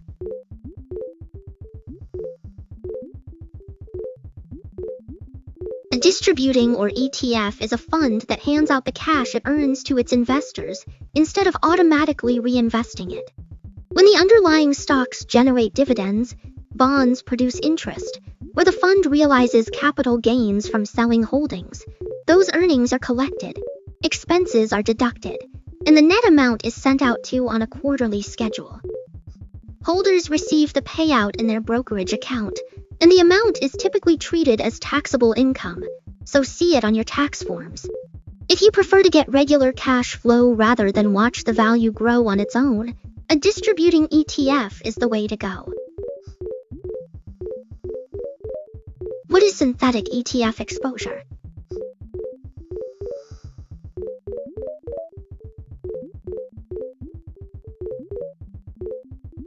Synthetic ETF exposure refers to a way a fund mimics the performance of a target index or asset class without actually holding the underlying securities. Instead of buying the real stocks or bonds, the fund uses swaps or other with a counterparty, usually a bank. The counterparty promises to deliver the return, while the ETF holds a basket of collateral, often cash or securities, to back the agreement. This structure can give the fund tighter tracking and lower tracking error, but it also introduces counterparty risk and may involve additional fees. In short, synthetic exposure lets investors capture the moves without owning the actual components, relying on derivative contracts to replicate the desired performance. What is physical ETF replication?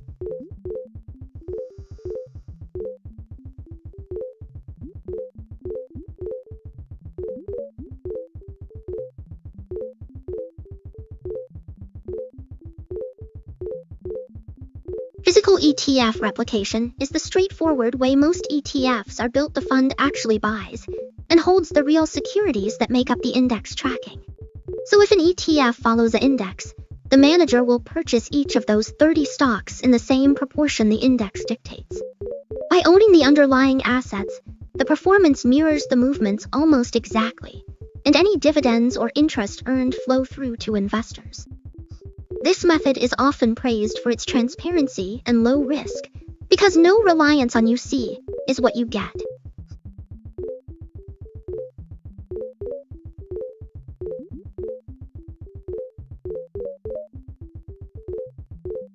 What is equal weight investing?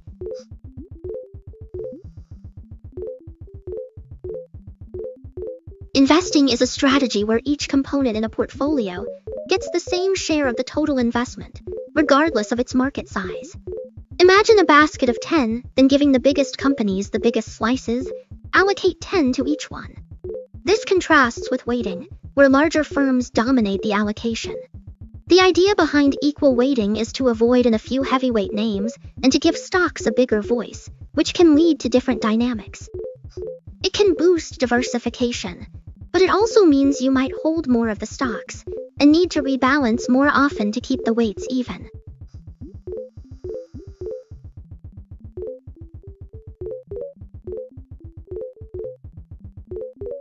What is market cap weighting?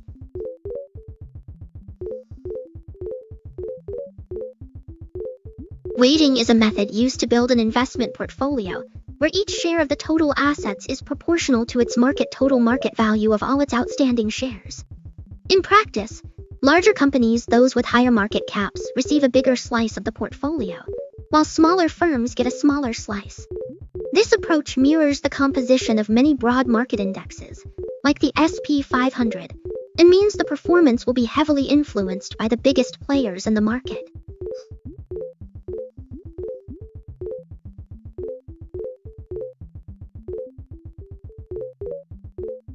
What is fundamental weighting?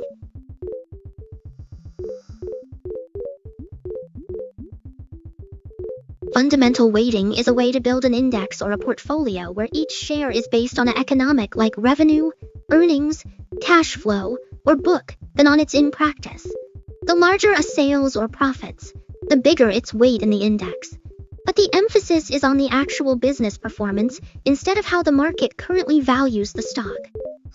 This approach aims to give investors exposure to the companies that generate the most real economic activity, potentially reducing the tilt toward stocks that can dominate an index.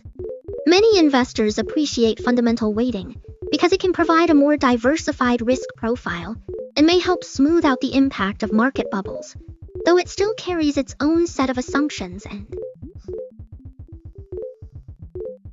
What is factor-based ETF investing?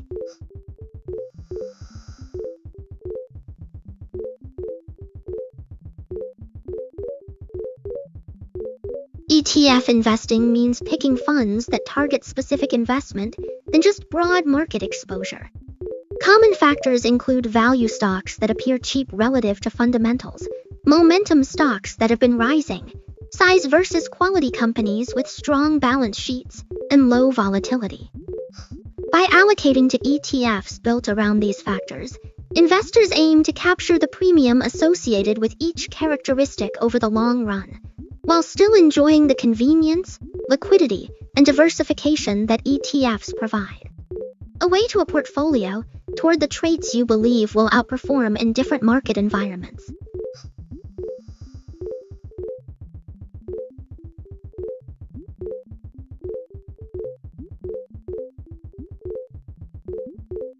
The market can dip for a bunch of reasons, and today it looks like a mix of a few key factors. First, investors are reacting to the latest economic of the numbers came in weaker than expected, which sparked concerns about growth slowing down.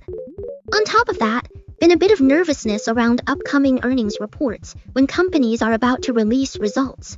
Traders sometimes pull back a little until they see the numbers. Finally, geopolitical headlines have added a layer of uncertainty, and when the news feels a bit tense, sentiment tends to push stocks lower. All of these pieces together can create a downward pull in the market, even if just a wobble.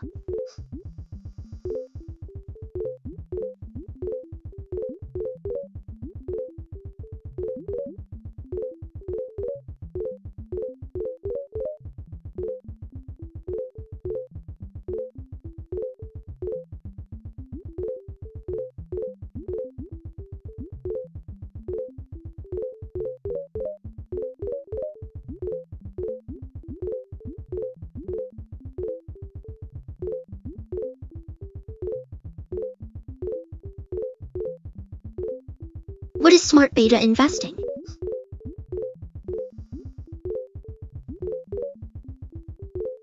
Investing blends elements of traditional passive indexing with factor selection.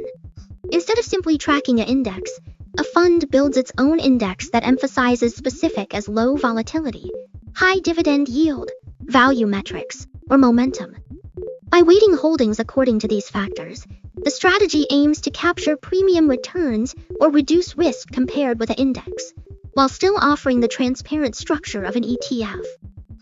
In short, a middle ground between pure passive investing and fully active management, using systematic rules to tilt the portfolio toward desired traits. What is a covered call ETF?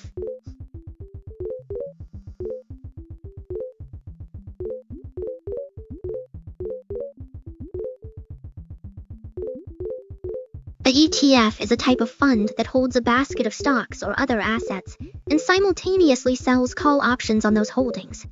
By rating the calls, the fund collects option premiums, which generate extra income for investors. This income can boost the yield, especially in flat or mildly rising markets. However, because the calls cap the upside, the ETF may miss out on large gains if the underlying stocks rally sharply. In short, an ETF aims to provide higher cash flow and a bit of downside protection, but it trades off some potential upside performance. How do covered call ETFs generate income?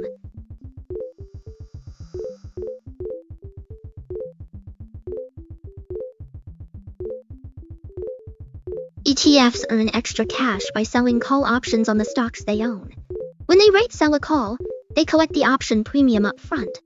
Those premiums flow into the earnings and are passed on to shareholders as higher distributions.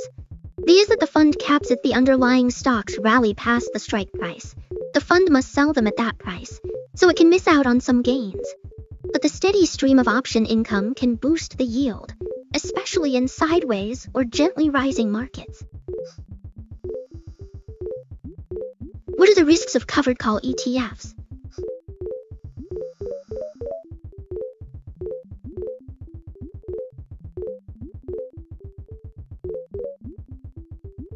ETFs can boost yield, but they carry a few important downsides. First, because the fund sells call options, any big rally in the underlying stocks gets capped at the strike price, so you may miss out on substantial gains. Second, if the market drops, the premium you collected can be eroded, leaving you exposed to the same losses as a regular equity fund. Third, the strategy often involves more frequent trading, which can increase costs and tax drag. Finally, the performance can be sensitive to volatility and shifts, making the returns harder to predict compared to an index fund. What is a high-yield ETF?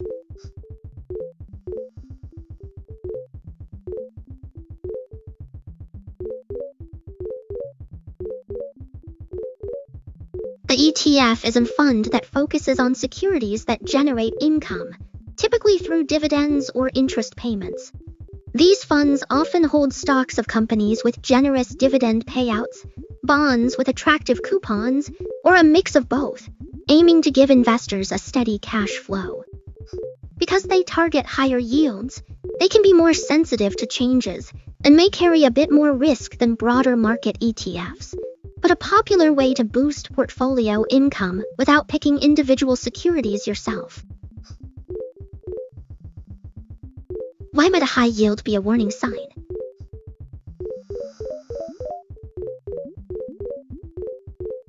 A surprisingly high yield can sometimes be a red flag, because it often means the price of the underlying security has dropped sharply. When a price falls, its yield climbs to stay attractive, which may signal that investors are worried about the creditworthiness or future cash flow. Similarly, a stock with an unusually high dividend yield might be doing so because its share price has tumbled, possibly due to deteriorating business fundamentals or sector troubles. In both cases, the elevated yield is compensating for higher perceived risk, so worth digging deeper to understand driving that payout. What is yield chasing?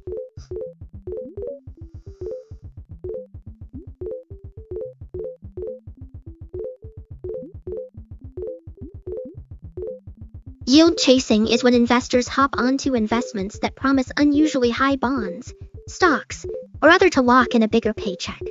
While the idea of a bigger yield can be tempting, it often means the investment carries extra risk, such as weaker credit quality or more price volatility.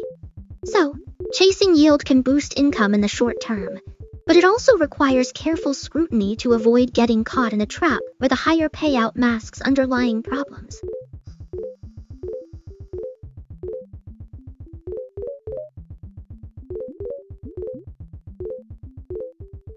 Why is yield chasing dangerous?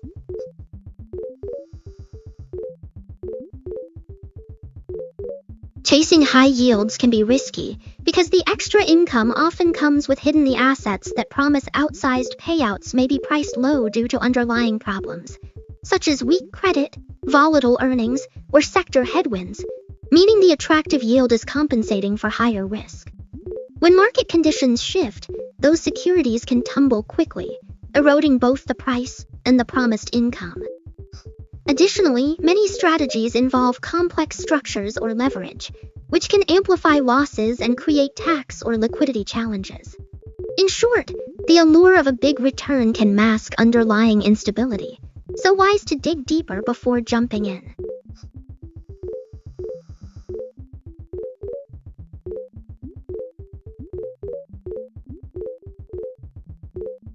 What is fund concentration?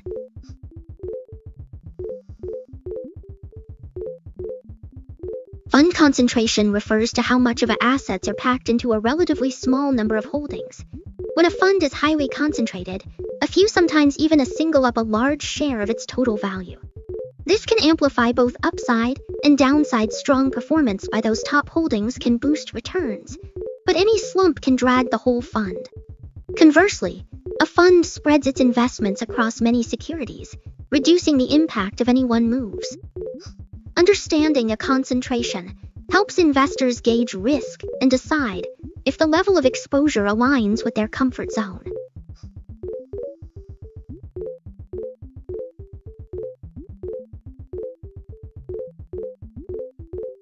How can you measure ETF diversification?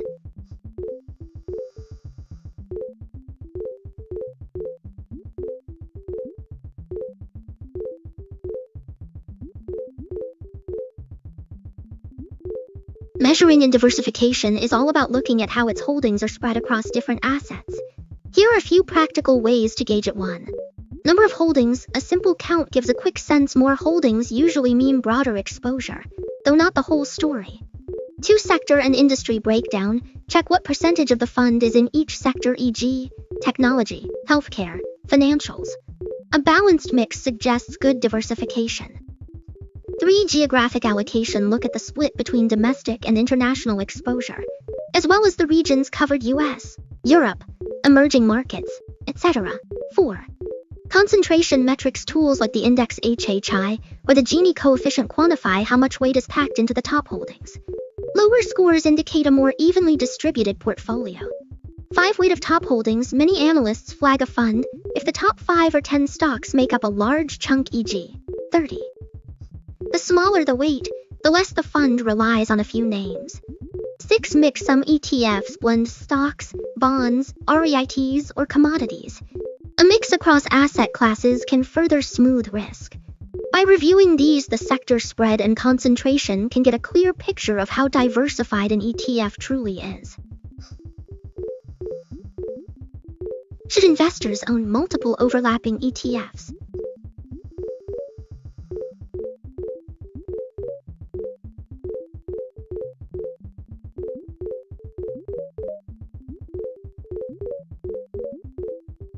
Great question. Owning a few overlapping ETFs can be okay if each one adds something: a different sector focus, a distinct strategy, or lower, it can also lead to unnecessary duplication and higher costs. Smart to compare the holdings, expense ratios, and objectives of each fund. If essentially the same, you might streamline to one. On the other hand, if each ETF gives you exposure to a specific niche or offers a complementary tilt, say, one for broad market exposure and another for stocks, having both can make sense. The key is to keep an eye on overlap, avoid fees, and make sure every piece of your portfolio serves a clear purpose.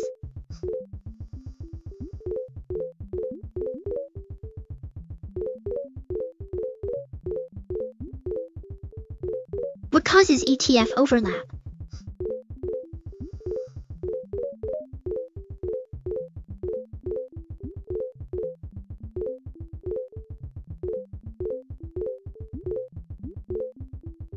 ETF overlap happens when two or more funds end up holding many of the same securities, which can occur for a few reasons.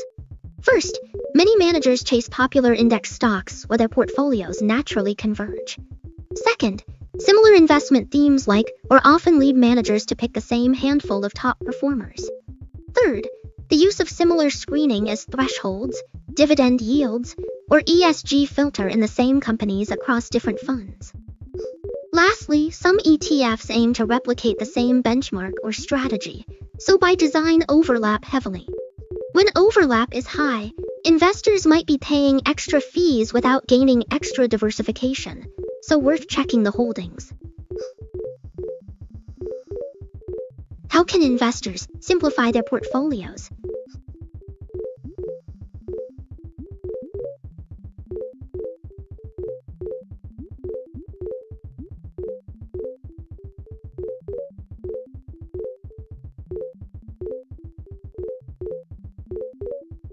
Investors can streamline their holdings by focusing on a few core principles first.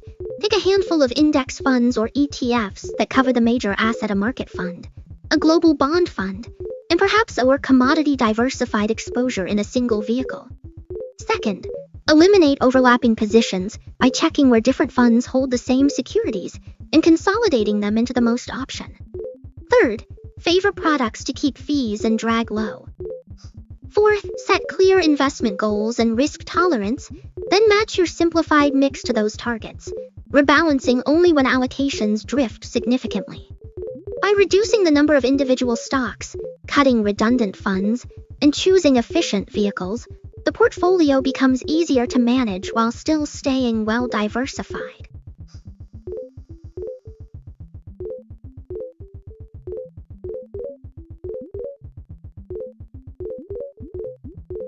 What makes an ETF attractive for long-term investors?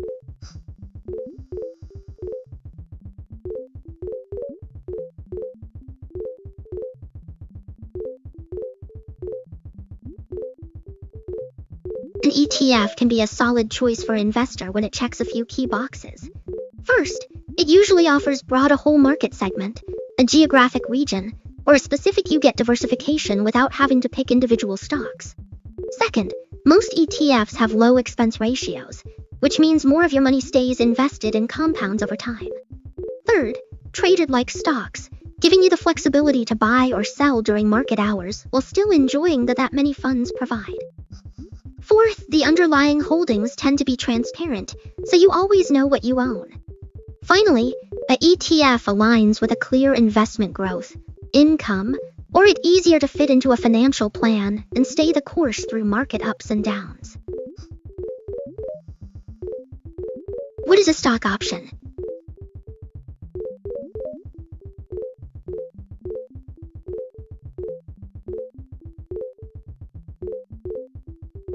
A stock option is a contract that gives you the right, but not the obligation, to buy or sell a specific number of shares at a set price before a certain date.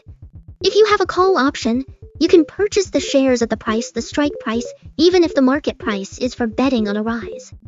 A put option works the opposite way. It lets you sell the shares at the strike price, which can protect you if the stock falls. These options expire after a set period, so you need to decide whether to exercise them, sell the contract, or let it lapse. A way to leverage potential moves in a stock without actually owning the shares outright, but they also come with risk if the market moves as you hoped. What is a call option?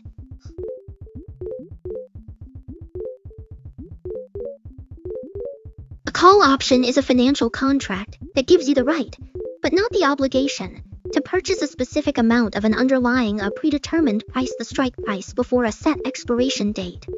If the market price rises above the strike price, you can exercise the option to buy the shares at the lower price, potentially profiting from the difference. If the price stays below the strike, you can simply let the option expire and only lose the premium you paid for it. In short, a way to bet on the upside while limiting your risk to the cost of the option. What is a put option?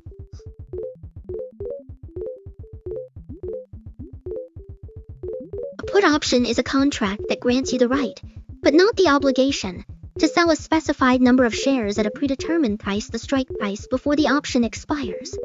If the market price falls below the strike price, you can exercise the put and sell the shares at the higher strike price, which can protect you against a decline in the value. If the price stays above the strike, you simply let the option lapse and lose only the premium you paid. In essence, puts act as insurance against falling prices, or as a way to profit from a bearish move. Why would someone buy a call?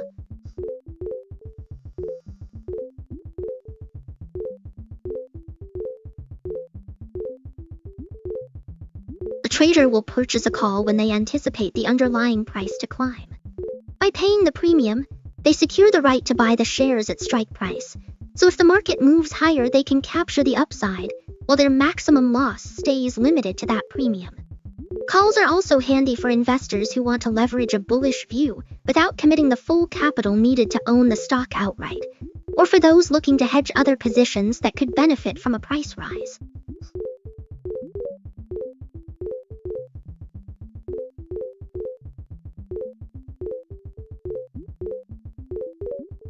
Why would someone buy a put?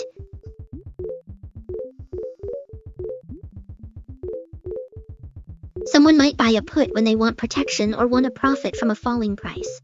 If you own a stock and fear it could drop, a put acts like the price slides below the strike. You can still sell at the higher strike price, limiting your loss. Traders also use puts to speculate on a decline. They pay the premium and hope the market falls enough that the value rises, allowing them to sell the contract for a profit. Additionally, puts can be part of broader strategies, such as creating a collar to lock in gains while guarding against downside risk. In short, puts give investors a way to hedge against drops or to bet that a price will go down. What is an option strike price?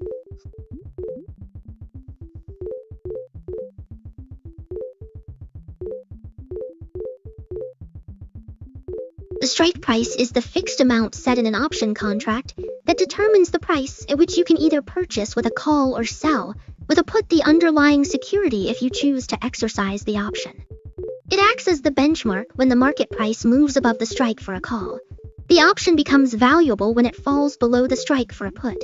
The option gains worth. In essence, the price that defines the potential profit or protection the option provides.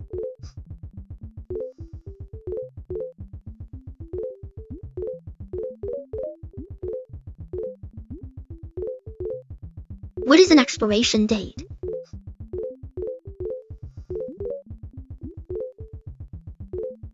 The expiration date is the day on which an options contract stops being valid. After that date, the contract can no longer be exercised. So if you acted on buying, selling, or letting it simply becomes worthless. Think of it as the deadline for deciding whether to use the rights the option gives you.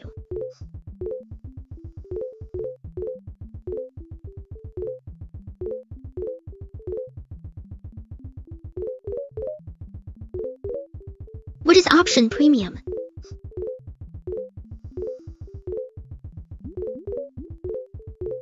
An option premium is the price you pay to buy an option contract.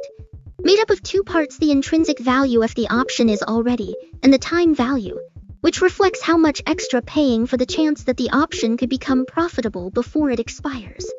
In other words, the premium is the cost of having not the buy, call, or sell, but the underlying asset at the strike price. The higher the volatility, the longer the time until expiration, or the closer the strike price is to the current market price, the more typically pay for that premium. What is intrinsic value?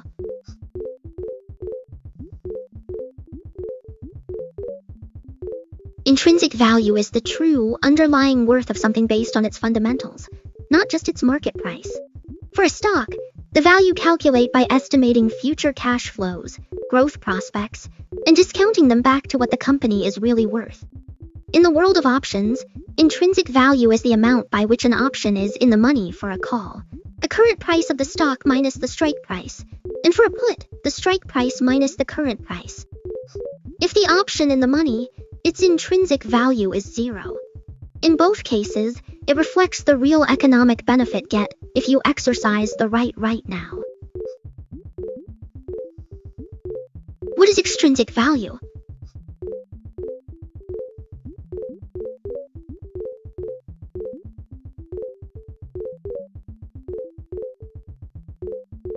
Extrinsic value is the portion of a price that tied to its intrinsic worth. It reflects the extra amount investors are willing to pay for factors like time, until expiration, volatility, and the chance that the option could move deeper into the money.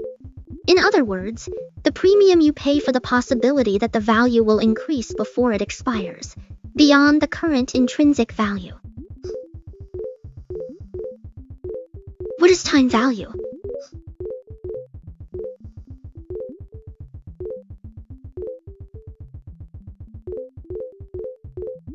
Time value is the extra portion of a price that you pay for the possibility that the market will move in your favor before the contract expires. It reflects how much willing to spend for the chance that the option could become more valuable as time passes, taking into account factors like volatility and the remaining days until expiration. In short, the premium you pay for the beyond the current intrinsic worth. What is implied volatility?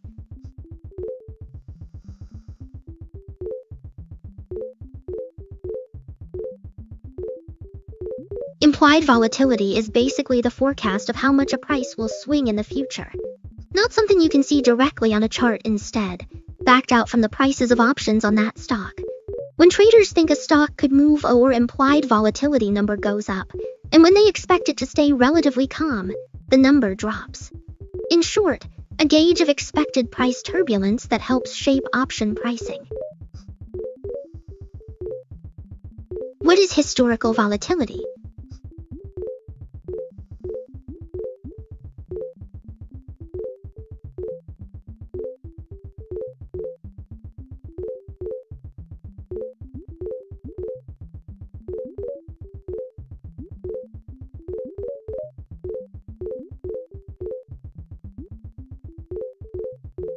Historical volatility measures how much a price has swung over a past time frame. By looking at the daily or intraday returns for a set the last 30, 60, or 90, calculate the standard deviation of those returns. That number tells you how erratic the price has been historically. A larger value means the asset has been more jittery, while a smaller one signals smoother moves. Traders often use it to gauge risk, compare assets, or set expectations for future price swings.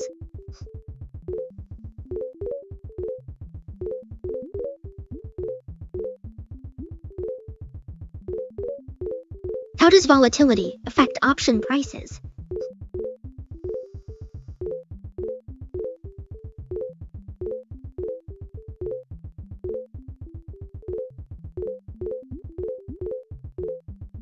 Volatility is a key driver of a price because it measures how wildly the underlying asset might swing. When the market expects bigger, implied chance that the option will end up goes up, so both calls and puts become more expensive. Conversely, when volatility is low, the odds of a big price swing shrink, and the premium shrinks as well.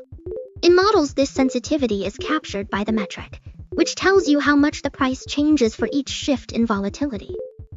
So the more jittery the market looks, the pricier the option, and the calmer it seems, the cheaper the contract becomes.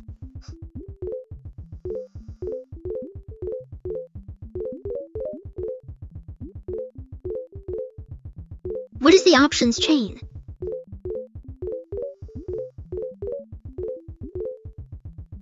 An option's called an option, a table that lists all the available contracts for a particular underlying stock or ETF. It shows each strike price, the expiration dates, and whether the contract is a call or a put. For every strike, see the current premium, the spread, the implied volatility, open interest, and sometimes the Greeks like delta and vega. In short, the chain gives traders a snapshot of every possible option you could buy or sell for that asset, letting you compare costs and potential payoff across different strikes and expirations.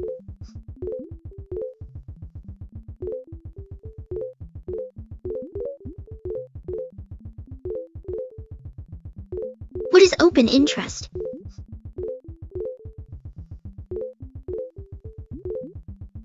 Open interest is simply the tally of contracts that are still active every time a fresh pair opens a trade. The number climbs, and when a position is closed, it drops. In other words, it shows how many options or futures been settled yet, giving you a quick feel for the participation and liquidity for that instrument.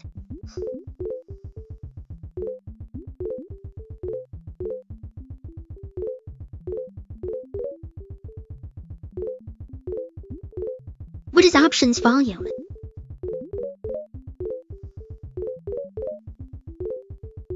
Options volume is the count of option contracts that have been bought or sold during a specific time, a single trading day.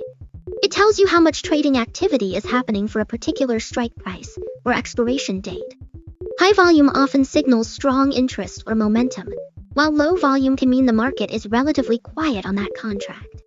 Traders watch volume alongside open interest to gauge liquidity and the potential impact of new trades on the price of the option.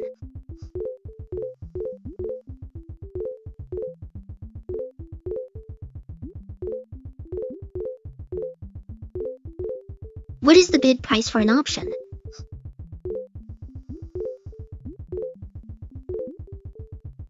The bid price is what a buyer is willing to pay for an option right now. In the order book, the highest price that someone is offering to purchase that contract. If looking to sell an option, the bid is the amount received if you sold it immediately. It sits opposite the ask or offer price, which is the lowest price a seller is ready to accept. The spread between the bid and ask shows the liquidity and how tight the market is for that particular option.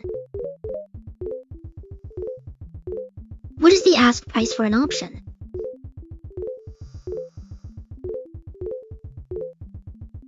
The ask price is the lowest amount a seller is willing to accept for an option right now. In the order book, it appears as the offer on the sell side.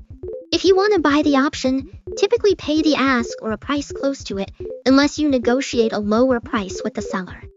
The gap between the ask and the bid shows how liquid the market is for that contract.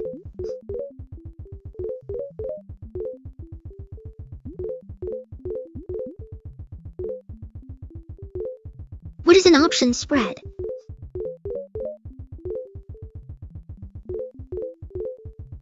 An option spread is a strategy where you buy and sell two or more option contracts on the same underlying asset at the same time, but with different strike prices, expiration dates, or both.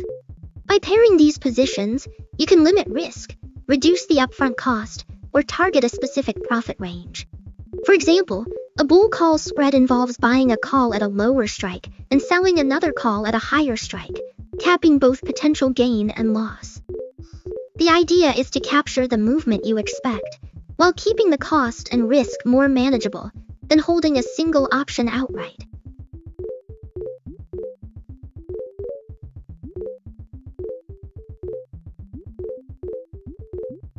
What is the bid-ask spread in options?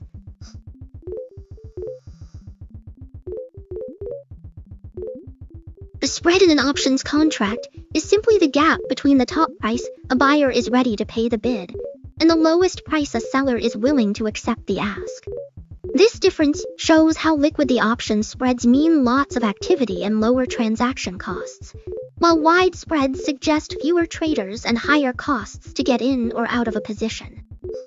For example, if a call bid is 2.1 and its ask is 2.25, the spread is 0.15, which effectively pay if you bought at the ask and sold immediately at the bid.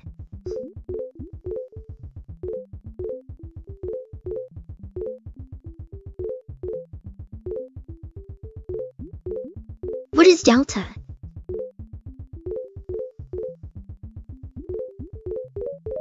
Delta measures how much in price is expected to move for a change in the underlying price. In simple terms, if a call option has a delta of 0.45, the value should rise about 45 cents for every one increase in the stock. For puts, delta is negative because the price moves opposite to the stock. Traders use delta to gauge directional exposure and to build hedges, often aiming for a total portfolio delta of 0 to stay. What does option delta measure?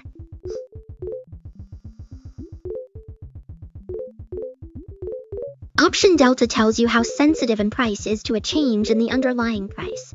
In other words, it estimates how much the value will move when the stock moves by 1. A positive delta for calls means the option rises with the stock, while a negative delta for puts means it falls as the stock climbs. Traders also use delta as a rough gauge of the chance the option will end up by expiration. What is gamma?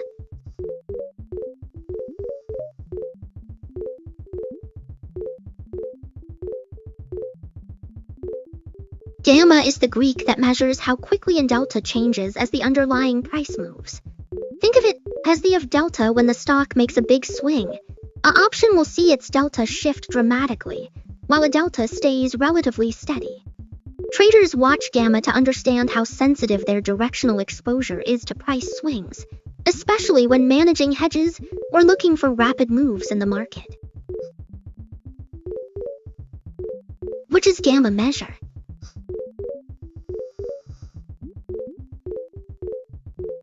Gamma captures the rate at which a delta shifts when the underlying price moves. In other words, the of showing how quickly the sensitivity of the price to the underlying changes as that underlying price fluctuates. An option will see its delta swing dramatically with even small moves, while a delta stays relatively stable.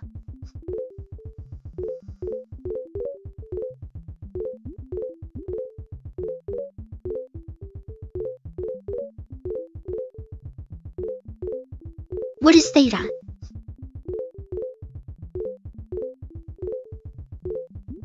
Theta measures the amount of an option loses each day as it gets closer to expiration. In simple terms, it tells you how much the price is expected to drop purely because time is passing, assuming the underlying price and other factors stay unchanged. A higher theta means the value erodes faster, which is why traders who hold options watch it closely.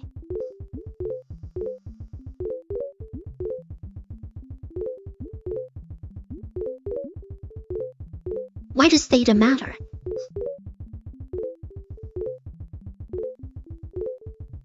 Theta is important because it shows the daily erosion of time value as expiration approaches. Knowing how quickly that value fades helps traders decide whether to hold, sell, or roll the position, and especially critical for strategies that rely on time decay rather than price moves.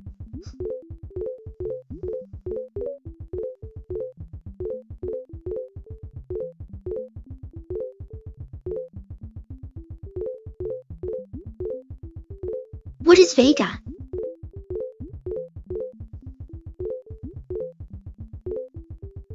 Vega measures how much an price changes when the implied volatility shifts by 1 percentage point. In plain terms, if the expectation of volatility goes up by 1, a Vega of 0.25 means the value would increase roughly 25 cents. Especially important for traders who focus on volatility moves, because higher Vega options feel the impact of volatility changes more strongly than ones. What does Vega measure?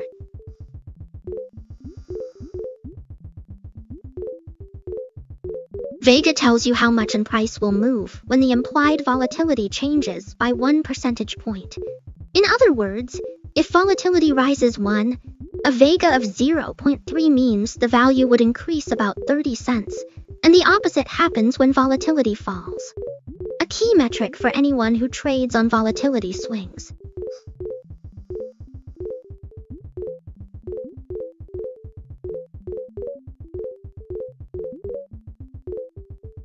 What is Rho?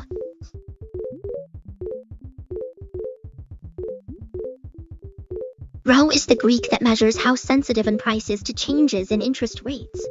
In plain terms, it tells you how much the value will move when the rate like a treasury yield shifts by 1 percentage point. For most call options, Rho is when rates rise. The price tends to go up a bit.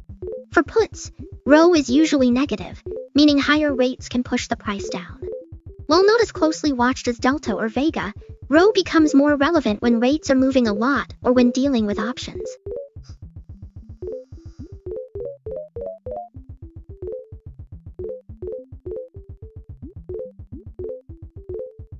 What does Rho measure?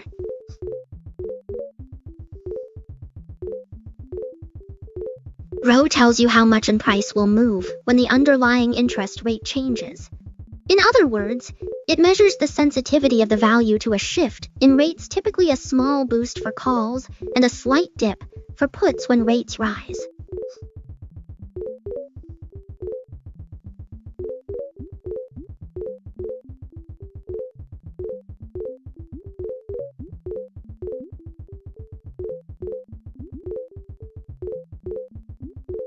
What is an at-the-money option?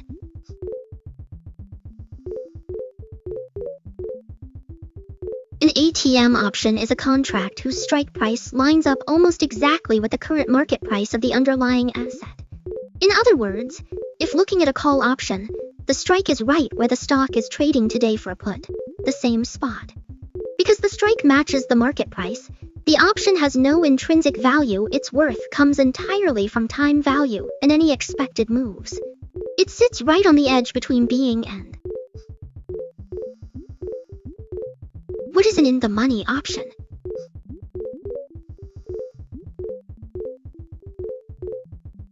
An option is considered when it already has intrinsic value. For a call option, that means the strike price is lower than the current price of the underlying asset, so you could buy the stock at the cheaper strike and immediately sell it at market price. For a put option, the strike price is higher than the market price, letting you sell the stock for more than worth today. In both cases, the price includes that value, which is the difference between the strike and the underlying price. What is an out-of-the-money option?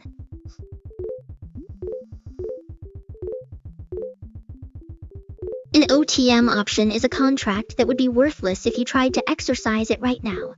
For a call option, this means the strike price is higher than the market price of the underlying asset, so buying at the strike would cost more than buying the stock outright.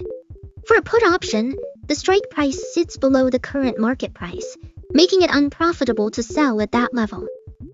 Because no intrinsic value, the price is purely time value, and any hopes that the market will move in its favor before expiration. is a deep in the money option.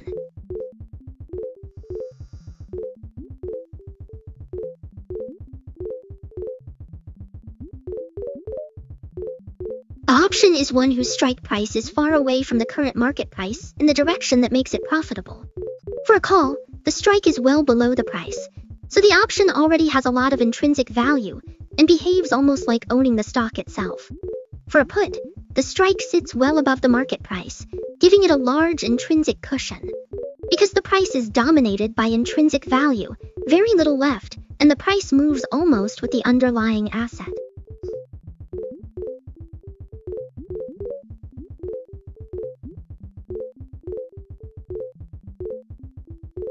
What is a covered call?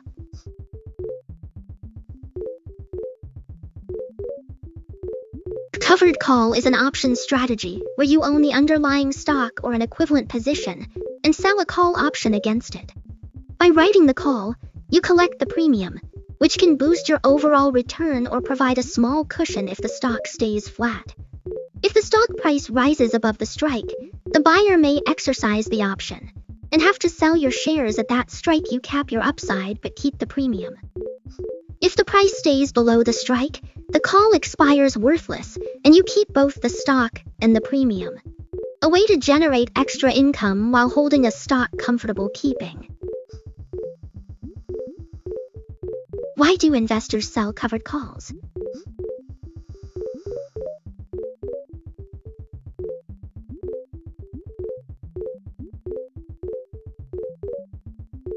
Investors sell covered calls mainly to boost the income they earn from a stock they already own. By writing a call, they collect a premium that can act like a little extra dividend, especially useful when the market is flat or only moving a bit. It also gives a modest downside the stock drops. The premium softens the loss.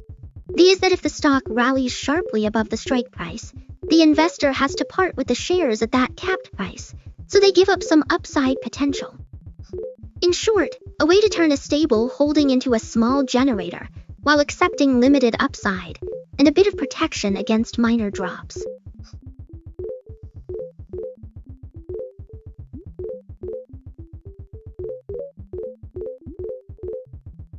What are the risks of covered calls?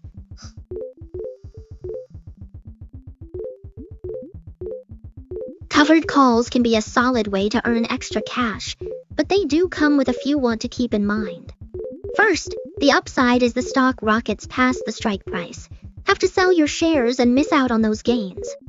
Second, the chance of early assignment, especially if the stock pays a dividend or moves sharply, which can force you to part with the shares sooner than expected. Third, while the premium offers a small buffer, it protects you from a big drop in the underlying price, so you could still see a sizable loss. Finally, if the market stays flat, you might end up with the premium but still hold a position rather have sold, tying up capital that could be used elsewhere. Balancing these risks against the income you earn is key to making the strategy work for you. What is a cash-secured put?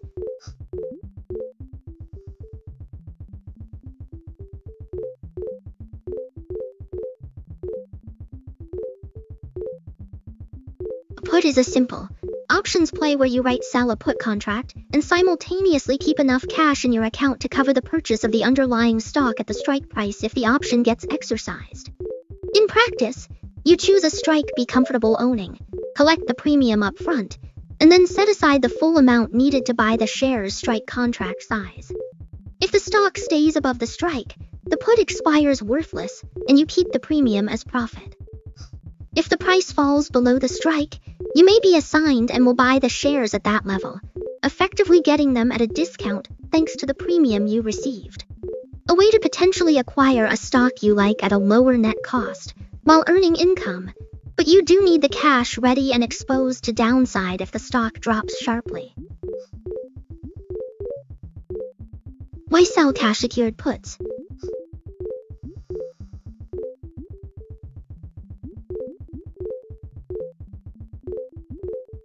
Selling a put can be a smart way to earn a little extra income while positioning yourself to buy a stock you like at a price comfortable with. You collect the option premium up front, which gives you a buffer against a modest drop in the stock.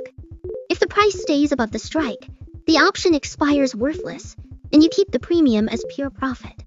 If the price falls below the strike, you get assigned and purchase the shares at that paying a lower net price, thanks to the premium you already received. A strategy that lets you turn cash otherwise keep idle into potential earnings, and it works best when happy to own the underlying ticker at the strike price.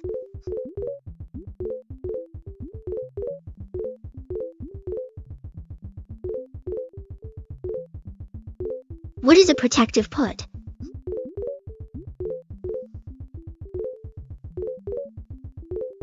Protective put works like insurance for a stock you hold.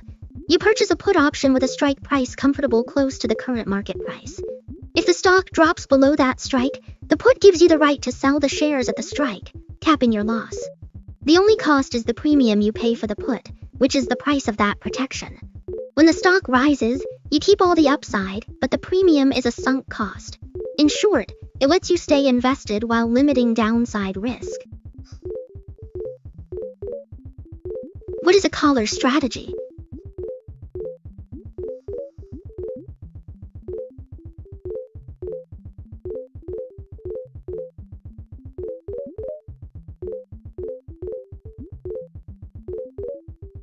A collar is an options combo that lets you protect a stock you already own, while also giving up some upside potential. You start by holding the shares, then you sell a call option at a strike above the current price to collect a premium, and you use that premium or add a little extra cash to buy a put option at a lower strike. The put caps how far the stock can fall, while the sold call caps how high it can rise.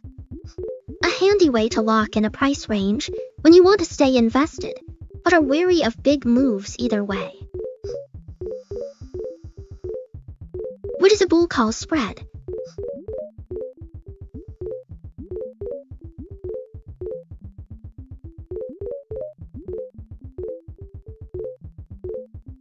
A bull call spread is an option strategy you can use when you think a stock will rise a bit, but not. You start by buying a call option at a lower strike, gives you the right to purchase the stock at that price.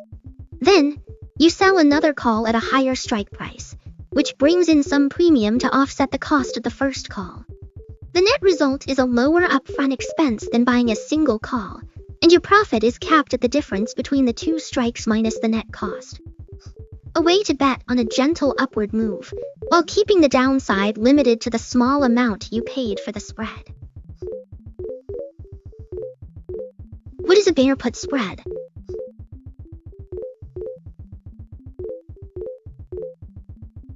Bear put spread is a bearish option strategy that lets you profit if a stock slides modestly, while keeping the cost lower than buying a single put. You start by purchasing a put option with a higher strike, gives you the right to sell the stock at that level. At the same time, you sell right another put with a lower strike price, which brings in premium to offset part of the price you paid for the first put. The net outlay is the difference between the two premiums, so the trade is cheaper than a naked put.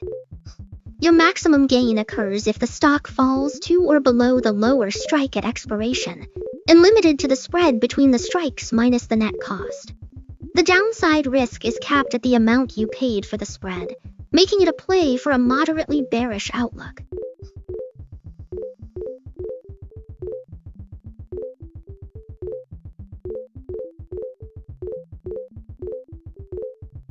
What is a bull put spread?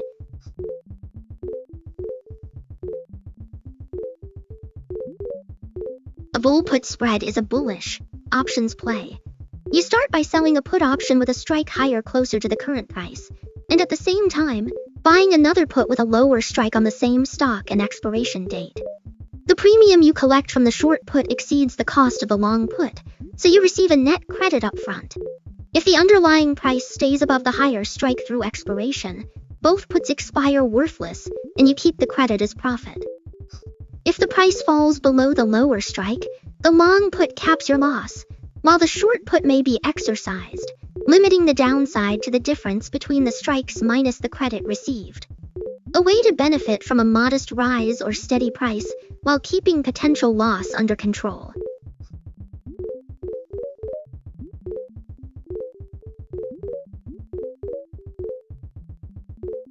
What is a bear call spread?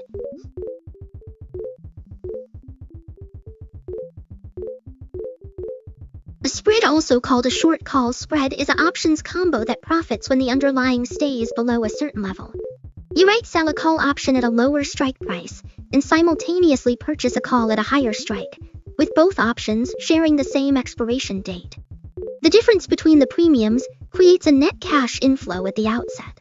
If the price of the underlying never rises above the lower strike, both calls expire worthless and you keep the entire credit.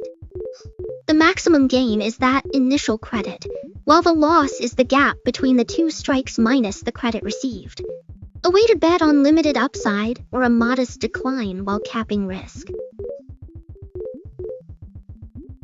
What is an iron condor?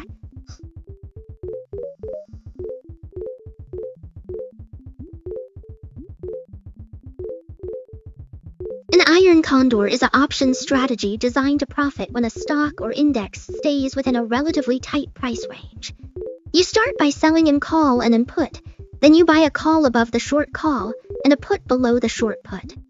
The two legs give you upfront income, while the two long legs act as protection if the market makes a big move past either strike.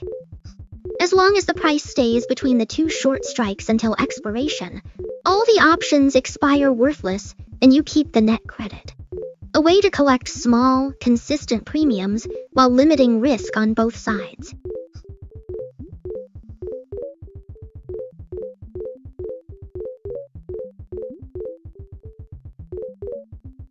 What is an iron butterfly?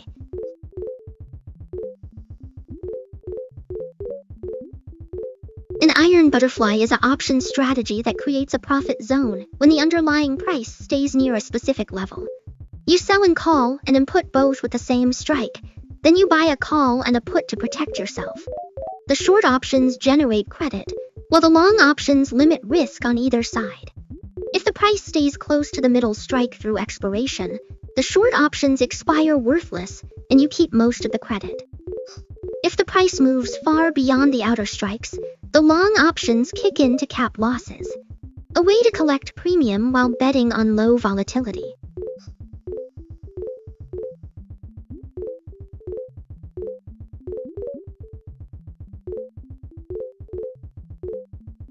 What is a straddle?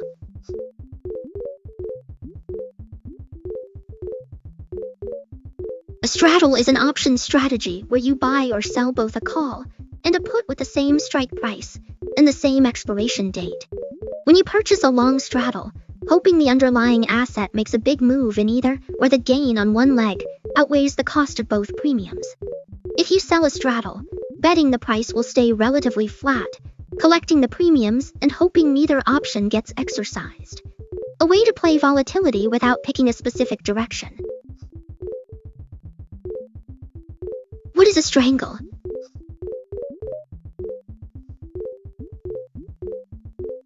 A strangle is an option setup where you buy or sell two contracts, one call and one put that share the same expiration date but have different strike prices. By holding a long strangle, hoping the underlying makes a big move either up or down, so that one of the options gains enough to offset the cost of both premiums.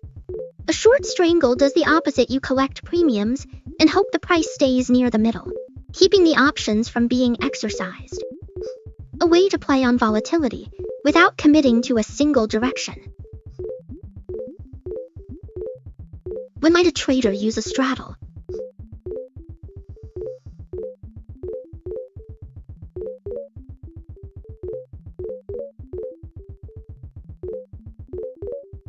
A trader might reach for a straddle when they expect a big move in a stock or index, but sure which direction it will go.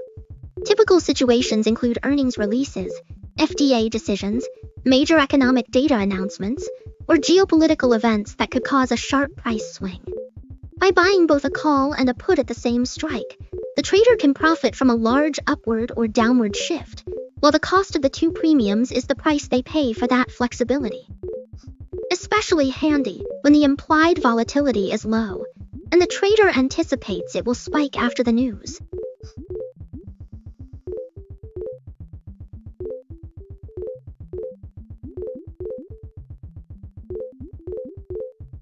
When might a trader use a strangle?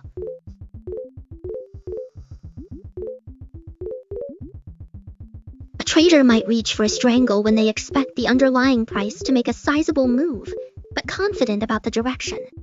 Typical triggers include upcoming earnings announcements, regulatory decisions, data releases, or geopolitical events that could cause volatility.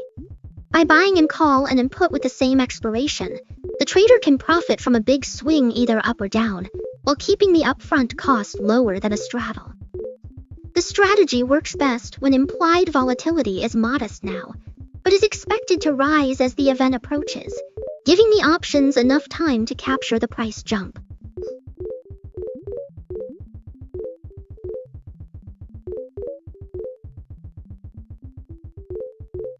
What is a calendar spread?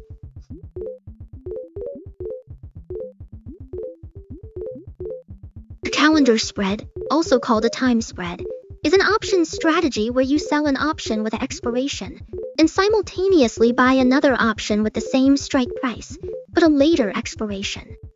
Both legs are usually of the same calls, or essentially betting that the underlying move much before the option expires, allowing it to decay faster than the one. If the price stays near the strike, the short option expires worthless, and you keep the premium, while the option still has value that you can later roll or sell. A way to capture time decay and benefit from differing volatility expectations across expirations. What is a diagonal spread?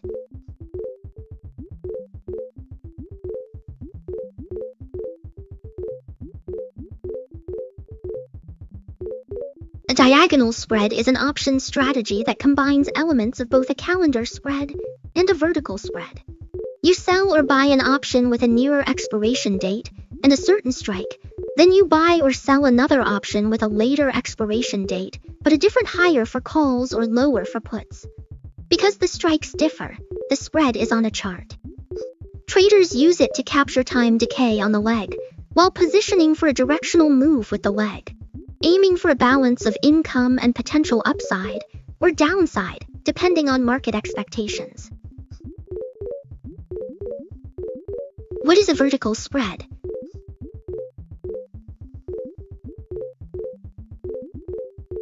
A vertical spread is an options setup where you open two positions at the same two calls or two, share the same expiration date, but have different strike prices.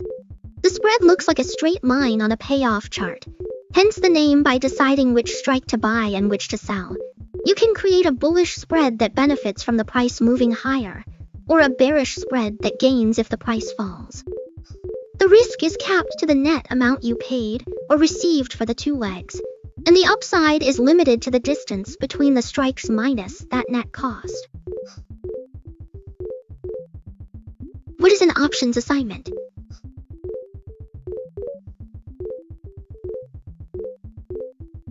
An options assignment happens when the writer of an option contract is required to fulfill their obligation because the holder has chosen to exercise it. If you sold a call, you may have to sell the underlying stock at the strike price. If you sold a put, you might need to buy the stock at the strike price. The broker typically notifies you at the close of the trading day, and the transaction settles automatically, so you end up either delivering or receiving shares as dictated by the contract terms. What is early assignment?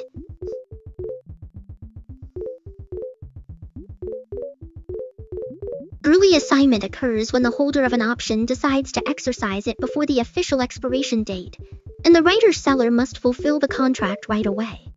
This can happen with options, which allow exercise at any time, or if the option is, and the holder wants to lock in a profit or avoid dividend complications. When assigned early, either have to deliver the underlying shares for a short call or purchase them for a short put as soon as the exercise is processed. What is exercise?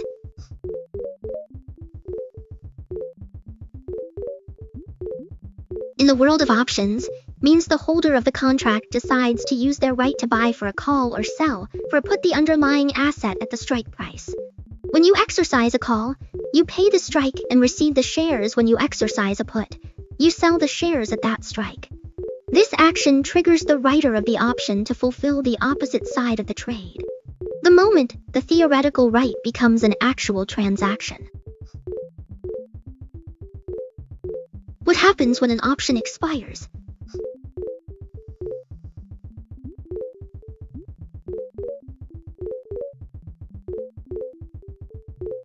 When an option reaches its expiration date, the contract either becomes worthless or is settled, depending on whether in the money.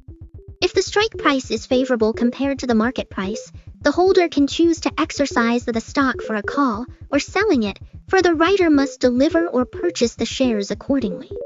If the option is it simply expires with no value, and both parties walk away. Some brokers also automatically certain options, paying the intrinsic value in cash rather than delivering the underlying asset. What is expiration risk?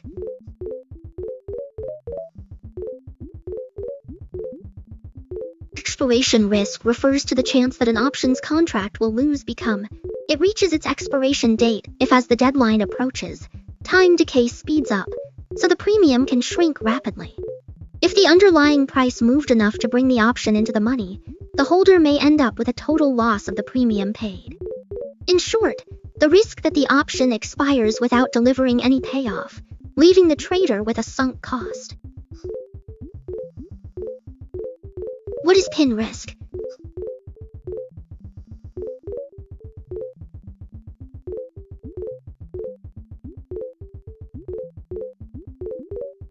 Pin risk shows up when a price closes right at the strike price of an options contract on expiration day.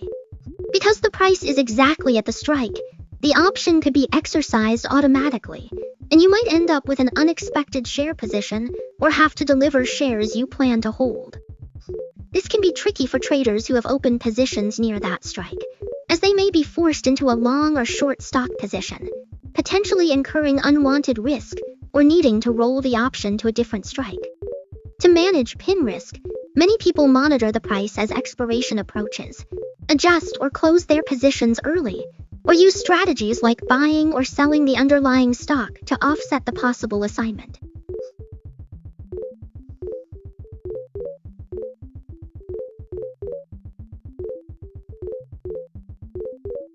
What is gamma risk?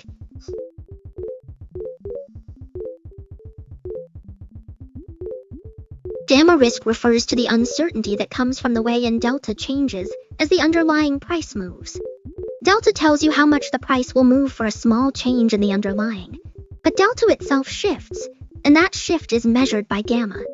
When you have a position with high gamma, even modest price swings can cause your delta to swing dramatically, meaning your hedge might become quickly, and you could see larger gains or losses than expected. Traders who frequently pay close attention to gamma risk, because they may need to rebalance their positions more often to stay protected. What is volatility crush?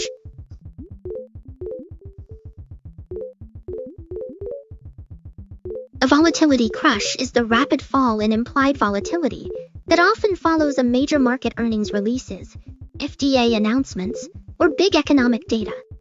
Before the news hits, traders price in a lot of uncertainty, so option premiums are higher. Once the information is out and the surprise is gone, that uncertainty evaporates, and the implied volatility down, causing option prices to drop sharply even if the underlying stock moved much. Basically the way of saying, risk is over, so the options are cheaper. Why can options lose value after earnings?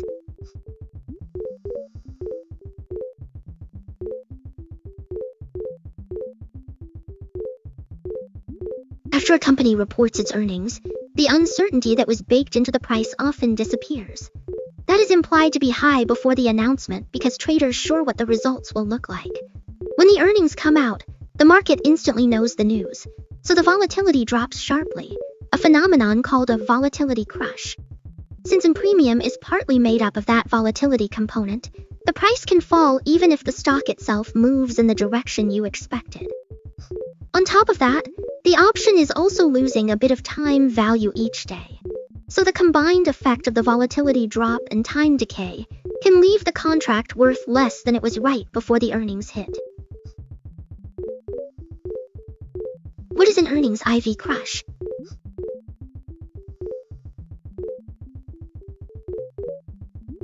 An earnings IV crush happens when implied the expectation of how wildly the price might sharply rise after a company releases its earnings report. Before the earnings announcement, traders price in a lot of uncertainty, so option premiums are inflated. Once the results are out and the surprise is gone, that uncertainty evaporates, causing the implied volatility to tumble. The result is that options, especially those expiring soon, can lose value quickly even if the underlying stock moves in the direction you expected. A common pitfall for traders who buy options before earnings hoping for a big move, only to see the premium shrink when the news is revealed. Why does implied volatility rise before earnings?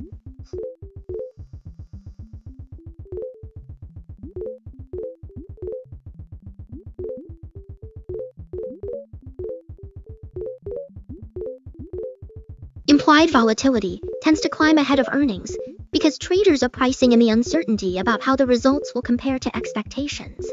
Until the numbers are released, the market knows whether the company will beat, meet, or miss forecasts. So participants add a premium to options to protect against a potentially big price swing. That extra cushion shows up as higher implied volatility, reflecting the collective anticipation of a possible surprise once the earnings report drops.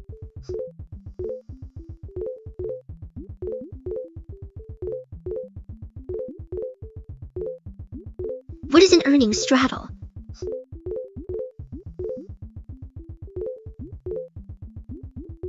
An earnings straddle is an options play where you buy both a call and a put with the same strike price and expiration date, usually set just before an earnings report. The idea is to capture a big price where the results are released. If the stock jumps significantly in either direction, the gain on one side can outweigh the cost of both premiums. However, because implied volatility is usually high before earnings, the options can be pricey, and after the report the volatility often collapses, which can erode the value of the contracts even if the stock moves.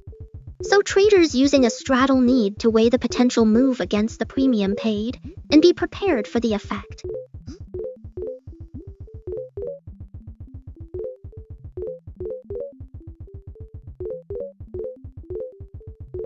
What is options flow?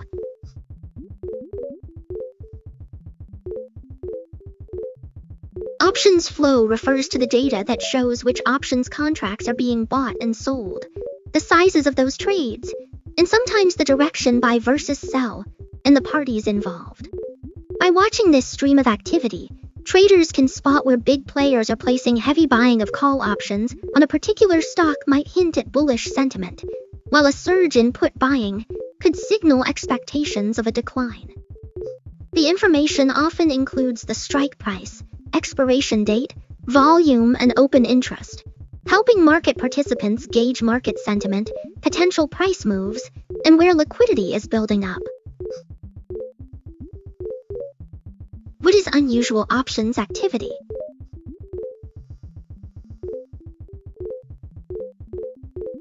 Unusual options activity shows up when the volume or size of trades in a particular option suddenly spikes compared to its normal pattern. It often means that a group of traders is taking a buying a lot of calls because they expect the stock to jump, or loading up on puts if they think it might drop. These spikes can hint at upcoming news, earnings surprises, or shifts in market sentiment that yet reflected in the stock price. Watching for these moves can give you a clue that something interesting may be on the horizon. Can options flow predict stock prices?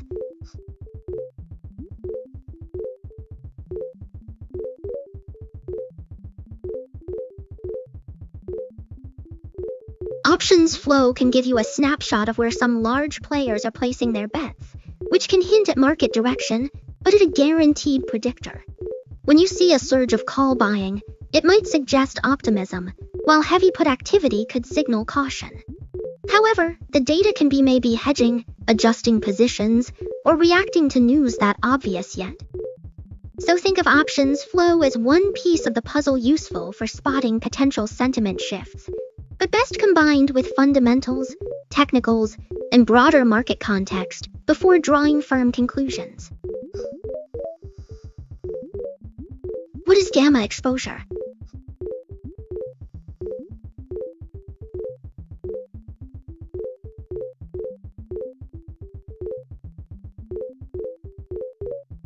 Gamma exposure, often called gamma risk, measures how much a delta will change as the underlying price moves.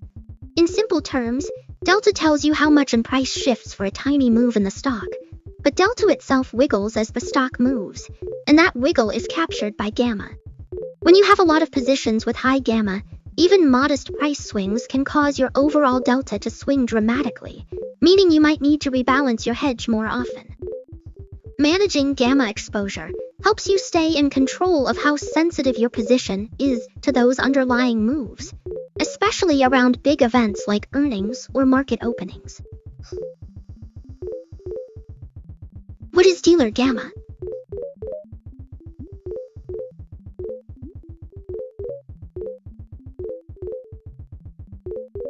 Dealer gamma is the amount of gamma that a firm or dealer holds on its options book. In simple terms, gamma measures how quickly a delta changes as the underlying price moves. When a dealer is long gamma, their overall delta will swing a lot with price moves, which can be risky, but also offers profit opportunities if the market is volatile. When short gamma, their delta stays more stable, but they may lose money if the underlying makes big jumps. Dealers constantly monitor and adjust their gamma exposure to stay balanced and manage the risk that comes from rapid price swings.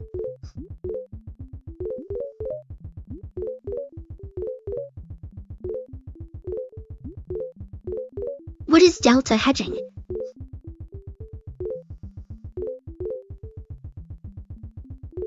Delta hedging is a method that tries to neutralize the of an options position. By holding a position in the underlying stock or a related instrument that offsets the delta, the trader keeps the combined delta near zero. As the stock price moves, the delta shifts, so the hedge is by buying or selling more stay balanced. The goal is to protect the portfolio from small price swings while still benefiting from larger moves or other factors like time decay.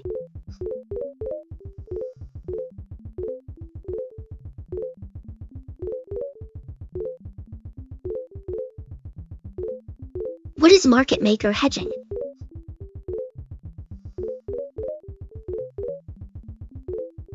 Hedging is the practice that dealers use to protect themselves from the risk that comes with holding large options positions.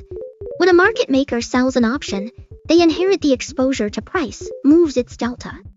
To keep that exposure neutral, they typically take an offsetting position in the underlying stock or related buying or selling shares, so the combined delta stays close to zero.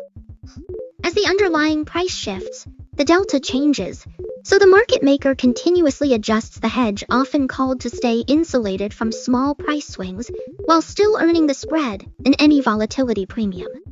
This ongoing process helps them manage risk and stay profitable even when markets move sharply.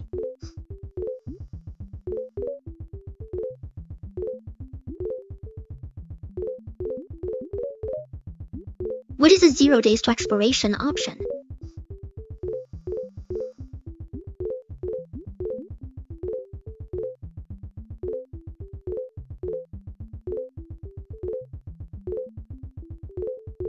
A 0 DTE option is an option contract that expires on the very same trading day bought or sold, usually at the close. Because essentially no time left, its price is driven almost entirely by the underlying price movement, making it extremely sensitive to swings. Traders often use 0 DTE options for quick speculative plays, intraday hedging, or to capture the rapid that occurs in the final hours of a life.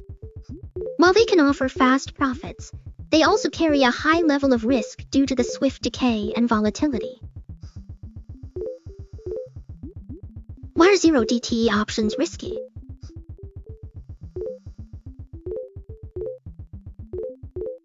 Zero DTE options are risky because they have virtually no time left, so their price is driven almost entirely by the immediate moves. A tiny swing in the stock can cause a huge change in the value, leading to rapid gains or losses. The lack of time also means the theta accelerates, eroding value quickly if the market moves in your favor. Additionally, liquidity can be thin and spreads wide near the close, making it harder to enter or exit at a fair price. All of these factors combine to make zero DTE trades a play that can wipe out a position in minutes, if not careful. What is leverage?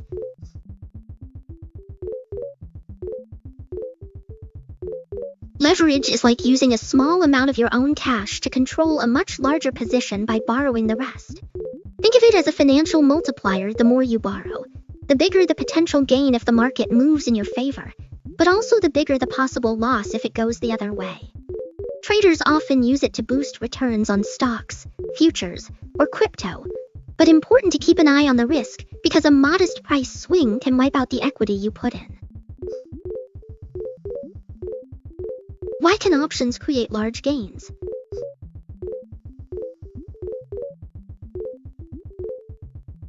Options can swing wildly because they let you control a large position with just a fraction of the money needed to buy the underlying stock outright. If the price of the stock moves the way you expect, the value can rise many times faster than the stock itself, turning a modest outlay into a big profit. This leverage, combined with the fact that you only risk the premium you paid, means the upside can be huge when the market moves in your favor. Why can options create large losses?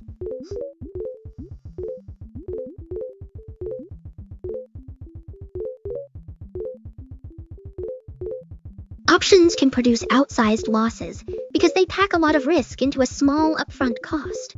When you buy an option, the premium you pay can vanish quickly if the underlying price moves as you hoped, especially as time runs out theta decay.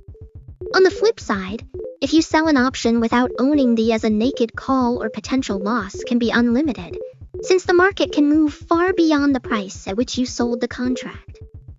The leverage means even modest swings in the underlying asset can swing the value dramatically, magnifying both gains and setbacks. So while options offer powerful ways to speculate or hedge, they also demand careful risk management to avoid a big hit.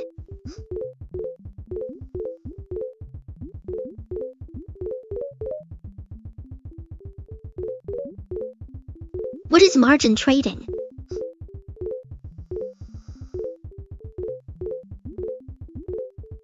Margin trading lets you borrow funds from a broker to increase the size of your position beyond the cash you actually have. By putting up a portion of the trade, this can control a larger amount of the asset, which amplifies both potential gains and potential losses. If the market moves in your favor, profits are calculated on the full leveraged amount, but if it moves against you, you may have to add more cash a margin call, or the broker could close the position to protect itself. A powerful tool, but it requires careful risk management because the stakes are higher than with a fully funded trade.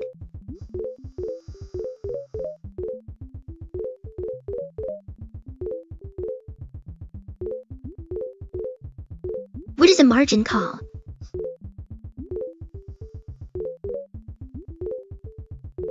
A margin call happens when the equity in your account drops below the minimum level your broker requires for a leveraged position. In that case, the broker asks you to put in extra cash or securities to bring the account back up to the required amount. Otherwise, they may close some of your positions to protect themselves.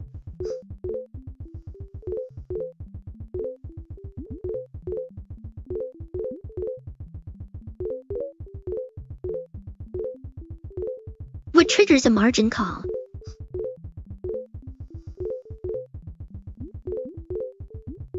A margin call kicks in when the equity you have left in the account falls short of the required maintenance margin. In practice, this can happen if the market moves against your leveraged the stocks you bought on margin drop-in, if a short position incurs losses that erode your cushion. Some brokers also adjust the required margin level, and if that change pushes your ratio below the new threshold, request additional cash or securities to bring the account back into compliance.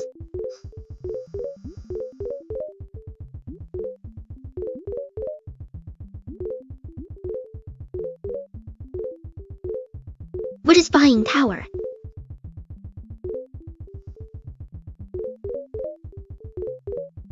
power is the amount of money you have available to purchase securities, taking into account any margin you can use. Essentially, your cash balance plus any approved borrowing capacity, minus any existing obligations. In a margin account, the broker will calculate a percentage of the total value of your holdings that you can leverage. So your buying power reflects both the cash deposited and the extra funds allowed to tap into for trades. This figure helps you gauge how much you can invest without exceeding the limits set by your margin requirements. What is maintenance margin?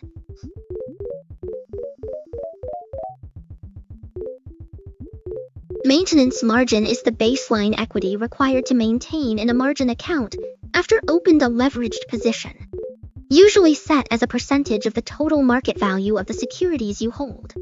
If the value of your holdings drops and your equity falls below that threshold, the broker will issue a margin call, asking you to add cash, or they may liquidate some, bring the account back up to the required level.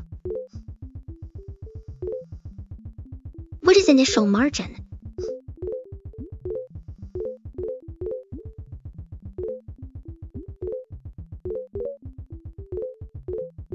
Initial margin is the amount of money you need to put down when you first open a leveraged position, such as buying stocks on margin or entering a futures contract. Think of it as a deposit that shows the broker you have skin in the game and helps protect them against potential losses. The required percentage varies by asset and broker, but usually a set fraction of the total trade. If you want to control 10,000 worth of stock with a 20 initial margin, need 2,000 in your account before the trade can be executed. What is a stop-loss order?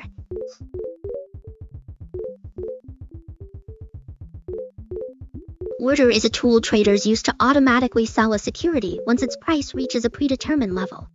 By setting that trigger price, you can limit potential losses if the market moves against you, or lock in profits by converting a trailing stop into a market order when the price hits your target. When the price hits the stop level, the order becomes a market order and executes at the best available price, which may differ slightly from the exact stop price, especially in markets.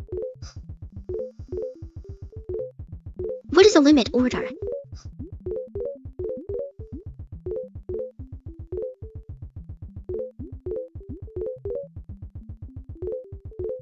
A limit order is a request you send to your broker that tells them to trade a stock or any asset only at a price you set or a better one. If buying, the order will execute at your limit price or any lower price that appears. If selling, it will fill at your limit price or any higher price. This gives you control over the exact price willing to accept, though the trade might not happen if the market never reaches that level. What is a market order?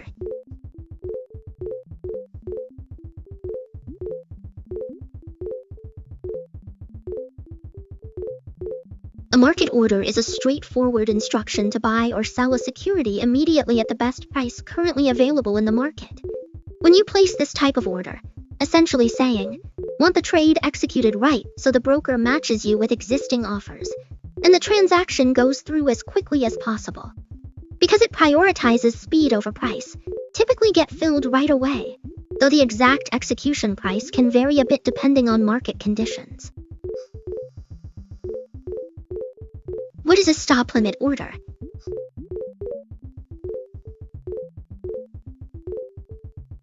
The order combines features of and a limit order. First, you set a stop. The market reaches that trigger, the order becomes active. Then, instead of turning into a market order, it turns into a limit order with a specified price range. This means the trade will only execute at your limit price or better, giving you control over the execution price while still protecting you from larger moves beyond the stop level. Handy if you want to avoid the uncertainty of a market order after a stop is hit, but keep in mind the trade might not fill if the price never reaches your limit. What is a trailing stop?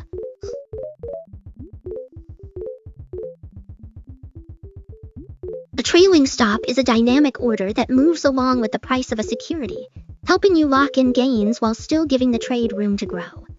You set it a certain dollar amount or the market price for a long position or above for a short. As the price climbs, the stop level trails upward, maintaining that set gap. If the price then falls and hits the stop, the order triggers, turning into a market order to sell or buy for shorts. This way you can protect profits without having to constantly adjust the stop yourself.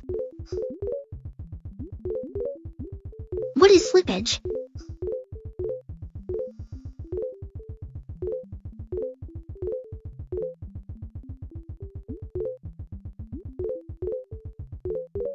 Slippage happens when the price you expect to trade at the price you actually get. The difference between the intended execution price and the price the market actually fills it at, often caused by rapid price changes, low liquidity, or large order sizes. In markets, the price can move a few ticks before your order is processed, so you might end up paying a bit more when buying or receiving a bit less when selling. Traders usually try to manage slippage by using limit orders, trading during periods, or breaking big orders into smaller chunks. What is liquidity risk?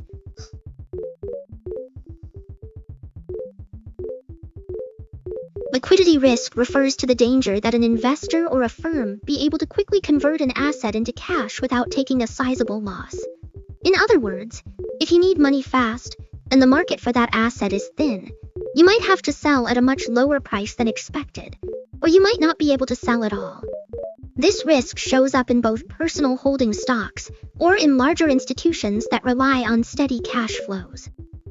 Managing it usually means keeping a mix of easily tradable assets and monitoring how quickly you could liquidate positions if needed. What is execution risk?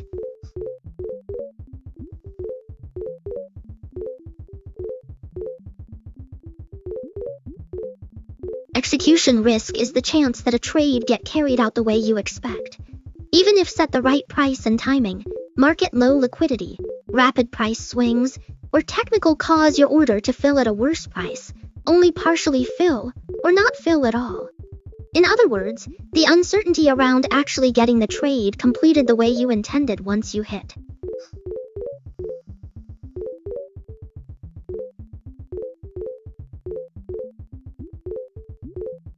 What is position sizing?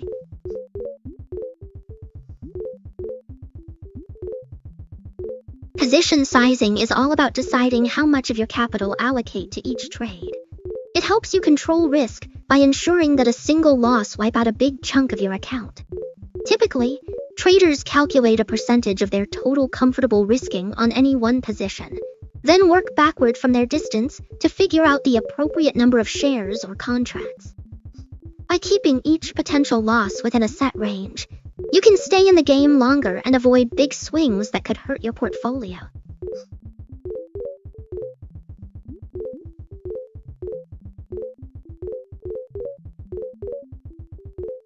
Why is position sizing important?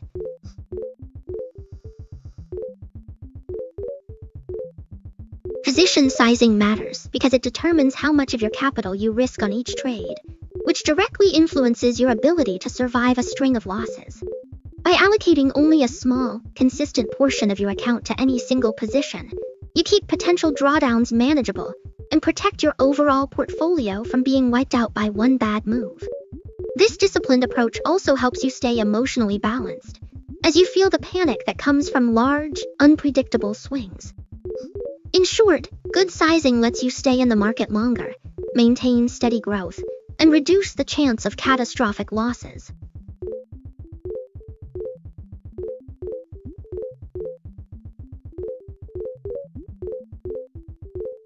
What is risk-reward ratio?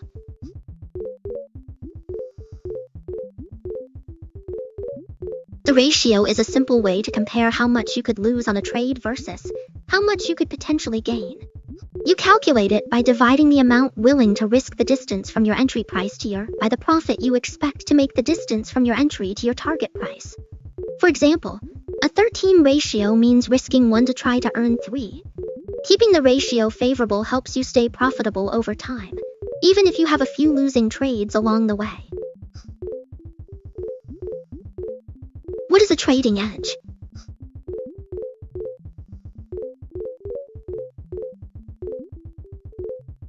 A trading edge is anything that gives you a consistent advantage over the market, helping you earn profits more often than you lose.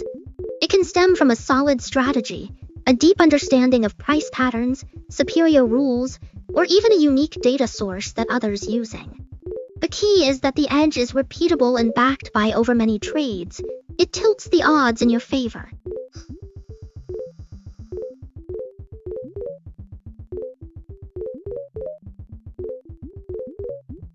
What is a trading strategy?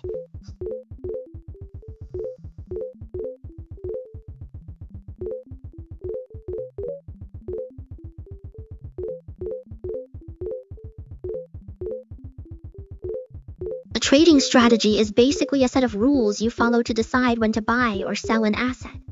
It outlines the conditions that trigger a specific price patterns, technical indicators, or news. Also defines how to manage risk, such as where to place stops or how much of your capital to allocate. By sticking to a clear plan, you remove a lot of guesswork and emotion from the process, which can help you stay consistent over time. What is overtrading?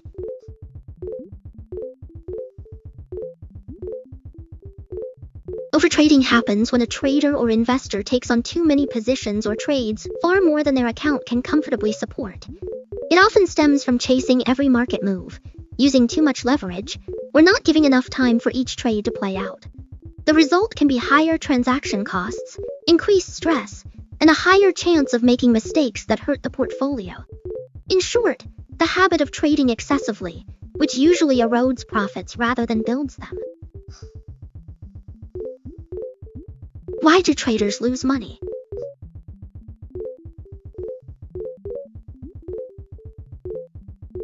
Traders can end up losing money for a variety of reasons. Often a mix of poor risk, risking too much on a single trade, or not using with emotional decisions, such as chasing losses, or holding onto losers out of hope.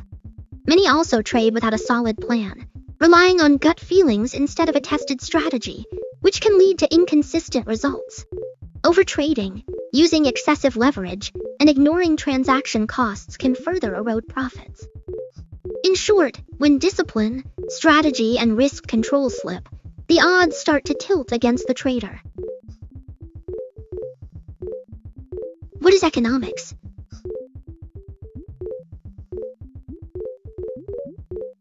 Economics is the study of how people, businesses, and societies make choices about using limited resources to satisfy their needs and wants.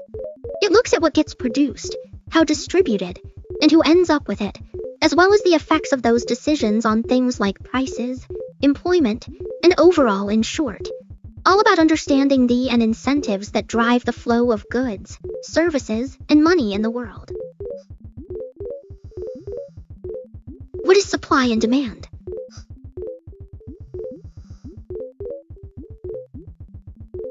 Supply and demand are the two fundamental forces that drive prices in any market. Supply refers to how much of a product or service producers are willing and able to sell at different price points, while demand describes how much consumers want to buy at those prices. When supply exceeds demand, prices tend to fall because sellers compete for buyers. Conversely, when demand outpaces supply, prices usually rise as buyers compete for limited goods. The point where the amount supplied equals the amount demanded is called the equilibrium, and it determines the market price and quantity traded.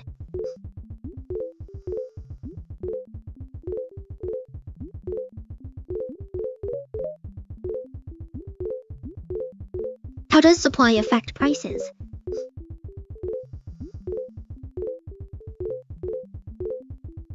When more of a product available than people want to buy, sellers compete for the limited pool of buyers, which usually pushes the price down. Conversely, if the amount of a good is tight while demand stays strong, buyers are willing to pay more, so the price climbs.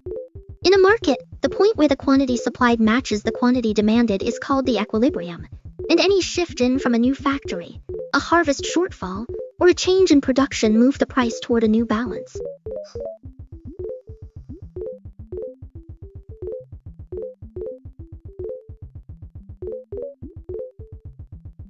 How does demand affect prices?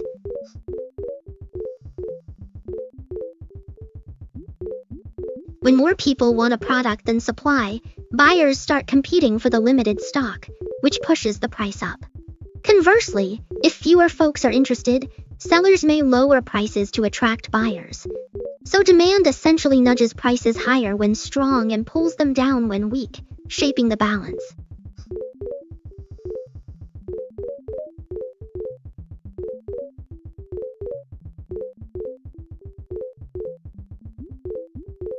What causes inflation?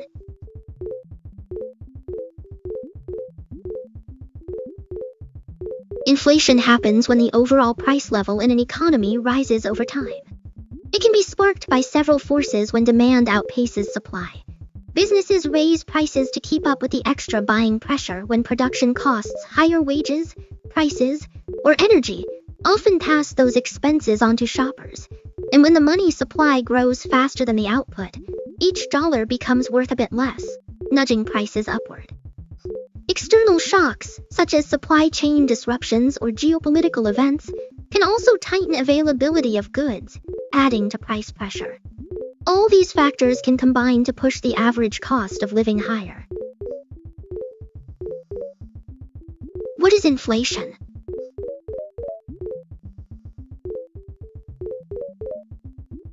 Inflation is basically the steady rise in the overall price of things you rent, gadgets. You name that each dollar or any currency ends up buying a little less than it used to. It can kick in when demand outstrips supply, when the cost of making products goes up like higher wages or prices, or when more money floating around than the economy can absorb. All of those forces push prices higher, which means the cost of living climbs over time. What is core inflation?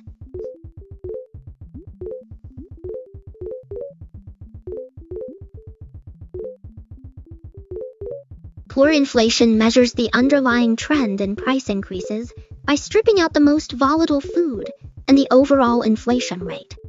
By focusing on the steadier, recurring price changes, it gives economists a clearer picture of persistent price pressures in the economy, helping policymakers gauge whether broader inflation is truly easing or still heating up. What is headline inflation?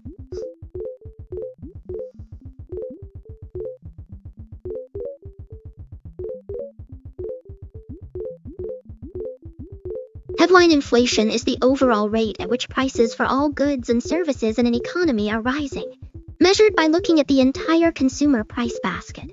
It includes food and energy to housing, transportation, and other everyday. It reflects the total increase that consumers actually feel. Because it captures the most volatile components, headline inflation can swing more sharply month to month, giving a broad snapshot of price pressure across the whole economy.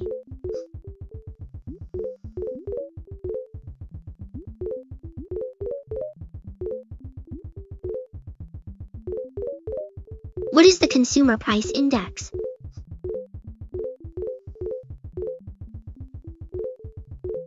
A Consumer Price Index, or CPI, is a statistical measure that tracks how the average price of a basket of goods and services commonly bought by households changes over time.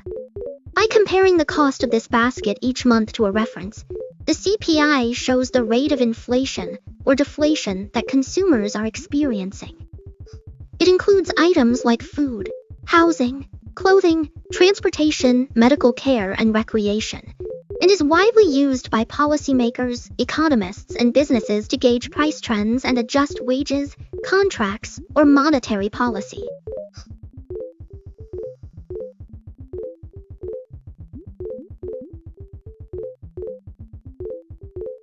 What does CPI measure?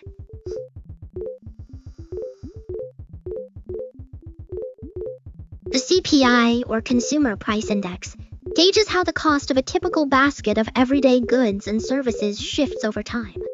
By comparing prices for things like food, housing, clothing, and transportation to a reference, it shows whether overall consumer prices are rising, falling, or staying steady.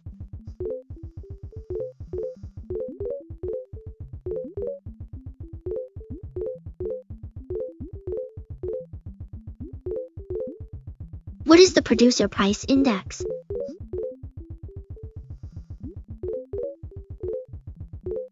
The Producer Price Index (PPI) tracks the average change over time in the selling prices that producers receive for their goods and services. It looks at prices at the wholesale items reach. It captures trends early in the supply chain. By measuring price shifts for raw materials, intermediate goods, and finished products, the PPI helps economists and businesses gauge inflationary pressures that might later flow through to retail prices. What does PPI measure?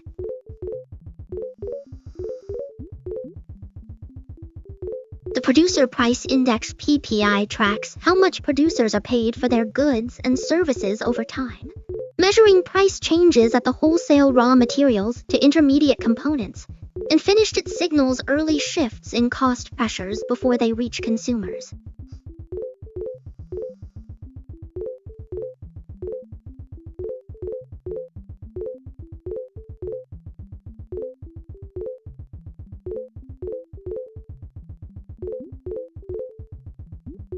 Why does inflation matter to investors?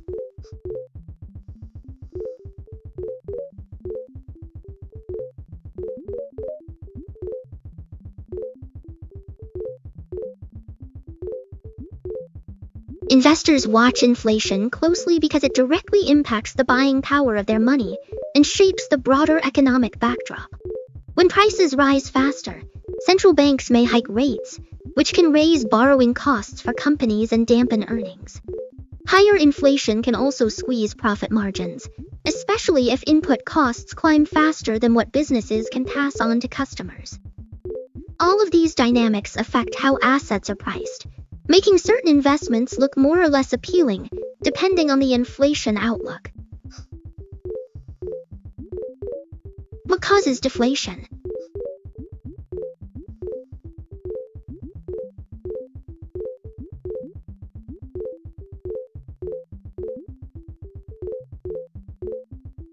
Deflation shows up when overall prices start to fall, and it usually stems from a few key forces. A big drop in consumer spending can leave businesses with excess inventory, prompting them to cut prices to move goods. When the economy slows and companies produce more than people want, that surplus can drive prices down. Tight monetary higher interest rates or a shrinking money makes borrowing pricier, which dampens demand and can pull prices lower. Finally, rapid advances in technology or productivity can lower production costs, and if those savings get passed on to shoppers, it adds another downward pressure on prices.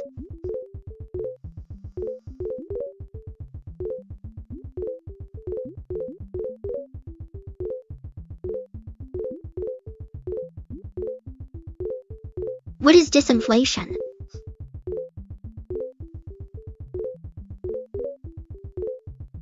Disinflation means the overall price level is still climbing, but the pace of that climb is easing.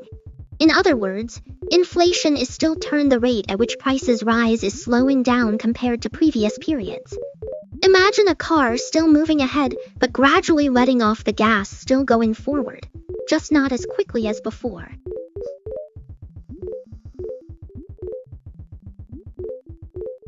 What is hyperinflation?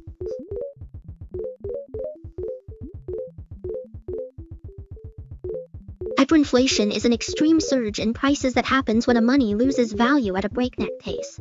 Instead of a modest rise in costs, prices can double, triple, or even skyrocket within weeks or days, making everyday items unaffordable for most people.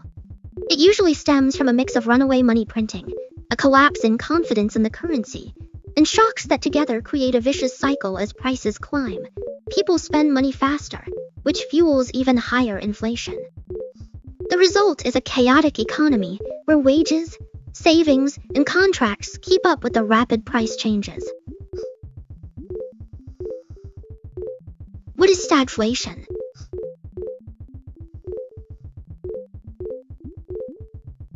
Stagflation is a tricky economic mix where the economy, even unemployment, stays high, and at the same time prices keep climbing.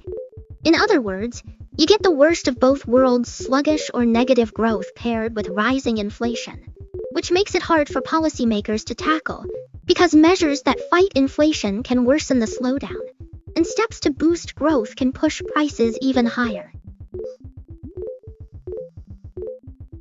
What is monetary policy?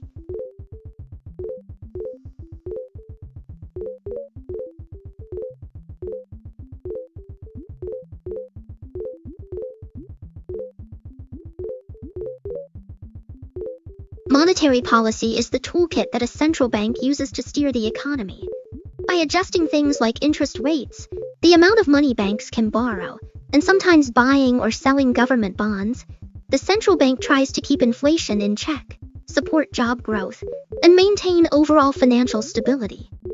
In short, how they influence how cheap or expensive credit is and how much money circulates, aiming for a healthy, balanced economy. What is fiscal policy?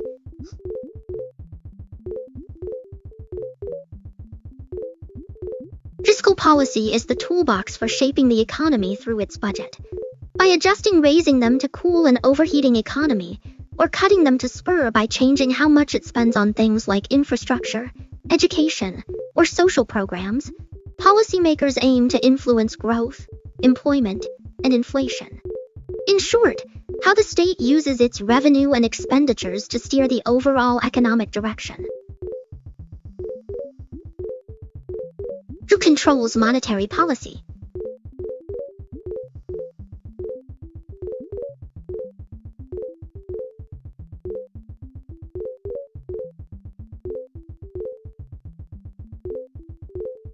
Monetary policy is mainly steered by the Federal Reserve in the US, the European Central Bank for the Eurozone, the Bank of England in the UK, and similar institutions elsewhere.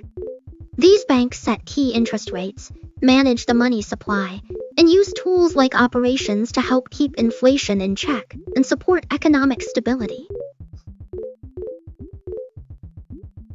What is a central bank?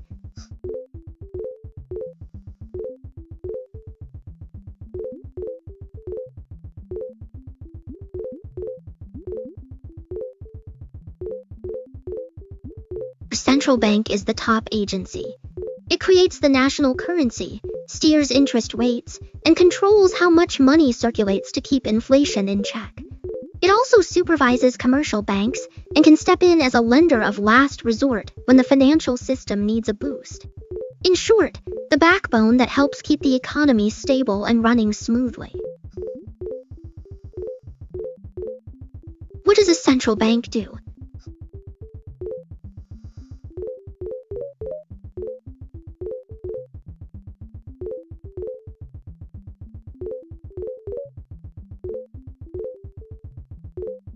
Think of a central bank as the hub. It creates the national currency, decides the key interest rates that influence borrowing costs, and manages the overall money supply. By buying or selling government bonds and adjusting rates, it aims to keep inflation steady and support a healthy economy. It also watches over commercial banks, making sure they stay sound, and can lend emergency funds if a bank runs into trouble. In short, the backbone that keeps the financial system running smoothly.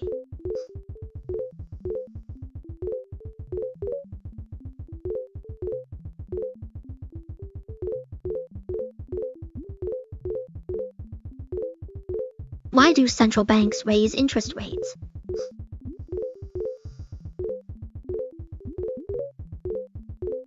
Central banks lift their benchmark rates mainly to slow down a rise in prices and to keep the economy from overheating.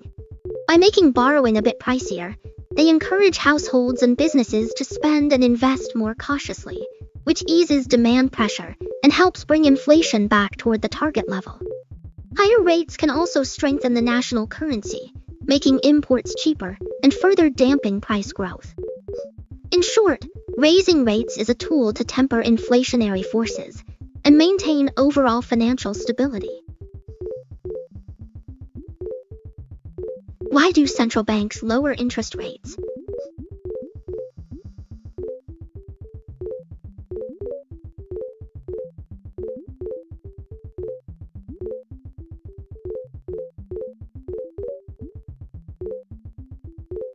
Central banks usually trim rates when they want to give the economy a little boost.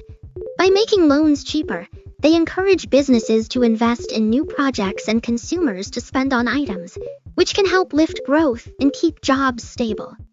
A lower rate also tends to soften the national currency, making exports more attractive abroad. In short, when economic activity slows or inflation drifts below the target, cutting rates is a way to reignite demand and steer the economy back on track. How do interest rates affect stocks?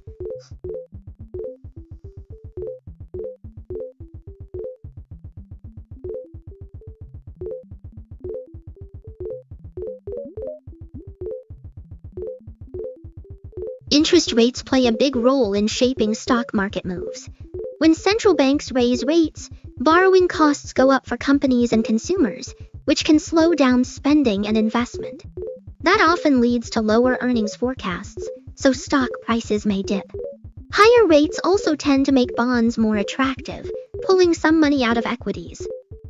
On the flip side, when rates are cut or stay low, loans become cheaper, encouraging businesses to expand and shoppers to spend more, which can boost corporate profits and lift stock prices. In short, the direction of rates helps set the tone for how investors feel about the future earnings and risk of companies. How do interest rates affect bonds?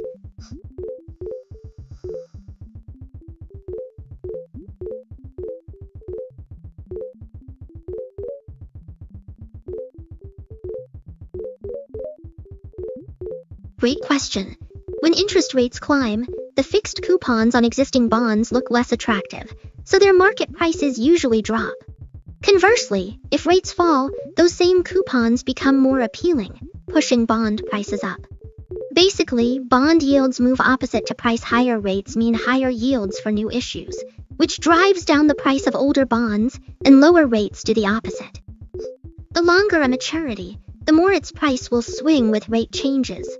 So investors keep an eye on both the rate outlook and the duration when deciding what to hold. How do interest rates affect housing?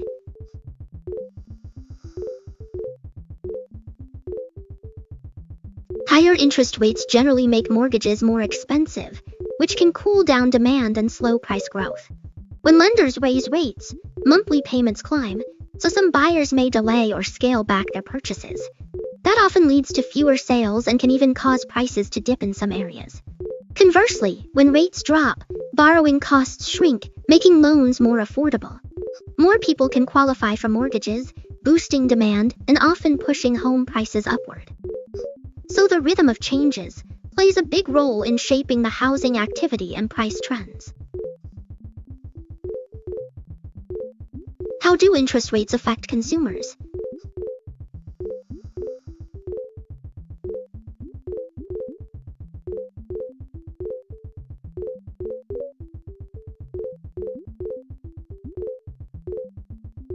Interest rates shape everyday life for most people.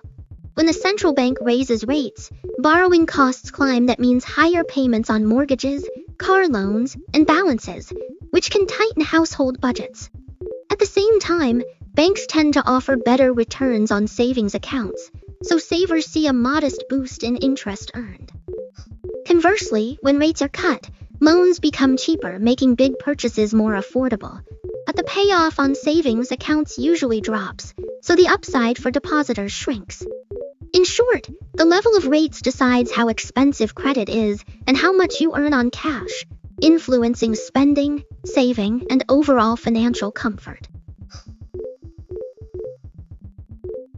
How do interest rates affect businesses?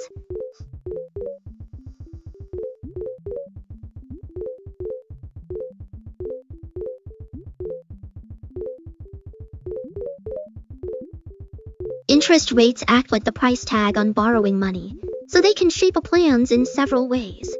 When rates rise, loans and credit lines become more expensive, which can make firms think twice before expanding, hiring, or taking on new projects, because the cost of financing goes up.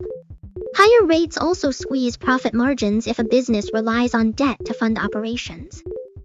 On the flip side, when rates drop, borrowing gets cheaper, encouraging companies to invest in equipment, launch new products, or even refinance existing debt to lower their interest expenses.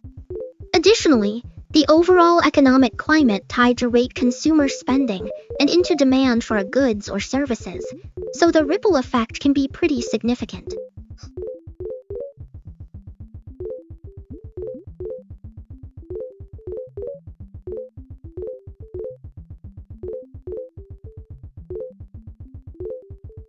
What is the federal funds rate?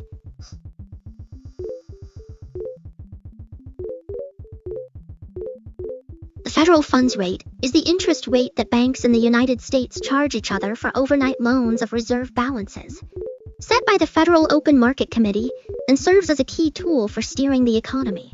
When the Fed raises the rate, borrowing becomes pricier, which can cool off spending and help tame inflation. When it lowers the rate, loans get cheaper, encouraging businesses and consumers to spend more and giving the economy a little boost. In short, the benchmark that influences everything from mortgage rates to the cost of a balance. What is the policy rate?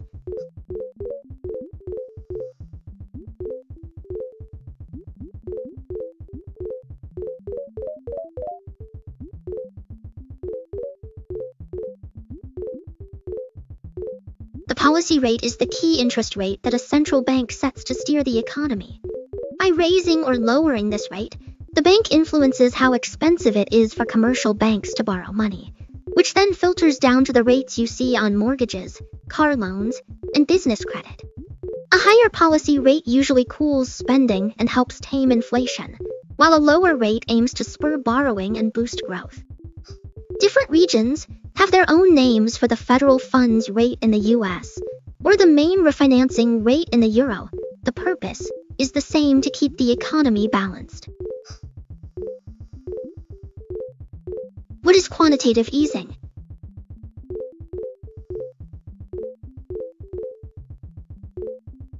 Quantitative easing, often shortened to QE, is a strategy central banks use to boost the economy when regular cuts enough. The bank creates new money and uses it to buy government bonds or other financial assets. By doing this, it pushes up the prices of those securities, which in turn pulls down their yields, making borrowing cheaper for businesses and consumers. The extra cash also encourages banks to lend more and investors to take on risk, helping to stimulate spending and growth. In short, QE is a way to flood the financial system with liquidity to support economic activity. What is quantitative tightening?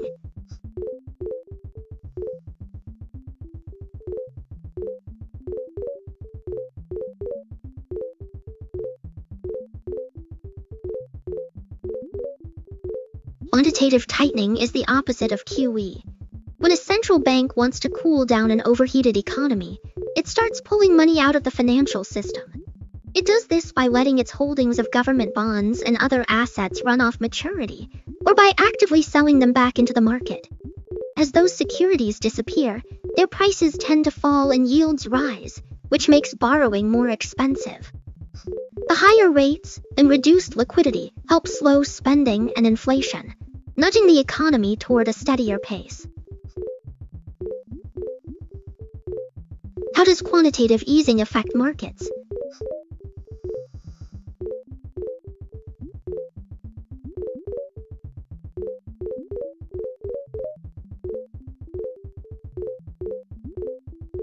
Quantitative easing pours fresh money into the financial system, which can lift asset prices across the board. By buying government bonds and other securities, the central bank pushes their prices up and their yields down, making borrowing cheaper for businesses and consumers. Lower rates tend to encourage investors to chase assets like stocks, so equity markets often rally. The added liquidity also helps banks lend more, supporting corporate earnings and consumer spending. In short, QE tends to boost market confidence, raise valuations, and create a more favorable environment, though the effects can vary depending on how long the policy lasts and how markets interpret future economic outlooks. How does quantitative tightening affect markets?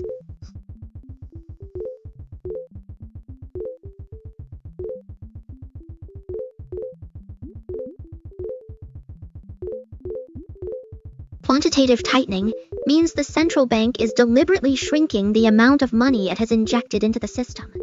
By letting its portfolio of securities shrink, or by selling assets, the overall pool of cash-chasing investments gets smaller. This usually pushes bond prices down, which lifts their yields and makes borrowing more expensive for companies and consumers. Higher financing costs can slow corporate spending and dampen consumer demand, which often leads to lower equity valuations and a more cautious market mood. In short, the of liquidity tends to tighten credit conditions and can weigh on both bond and stock markets.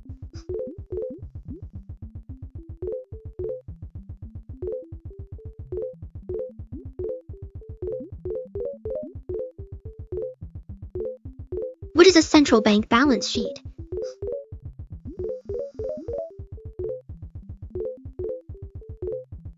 A central balance sheet is basically a snapshot of what it owns and what it owes at a given moment. On the asset side, find things like government bonds it has purchased, reserves, and loans it has extended to commercial banks. The liability side includes the cash in circulation, the physical notes and coins, the reserves that commercial banks keep at the central bank, and any other deposits or obligations. By looking at the size and composition of these items, you can gauge how aggressively the bank is providing liquidity, whether engaging in policies like quantitative easing, and overall how influencing the money supply and financial stability. What is a rate hike?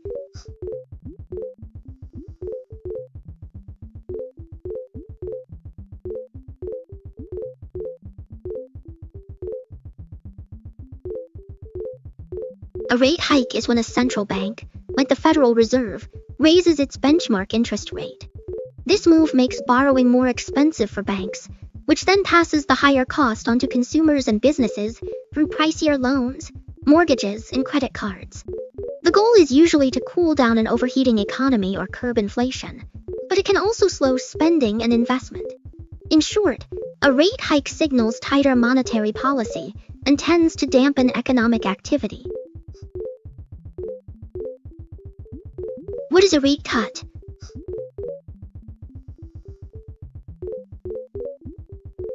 A rate cut happens when a central bank decides to lower its key interest rate. By doing that, the cost of borrowing for banks drops, which usually passes on to consumers and businesses as cheaper loans, mortgages, and credit cards. The goal is often to give the economy a little spending and investment when growth looks sluggish. In short, a rate cut is the equivalent of turning down the price tag on credit.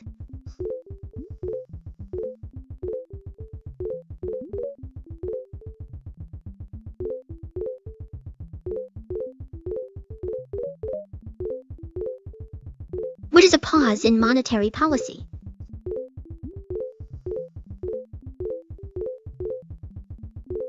A pause in monetary policy is when a central bank decides to hold its key interest rate steady for a period of time instead of raising or lowering it. By keeping rates unchanged, the bank gives the economy a chance to absorb the effects of its previous moves and gathers more data on inflation, employment, and growth before making the next decision. Essentially, a moment, signaling that policymakers are monitoring conditions closely but ready to shift the policy stance yet. What is forward guidance?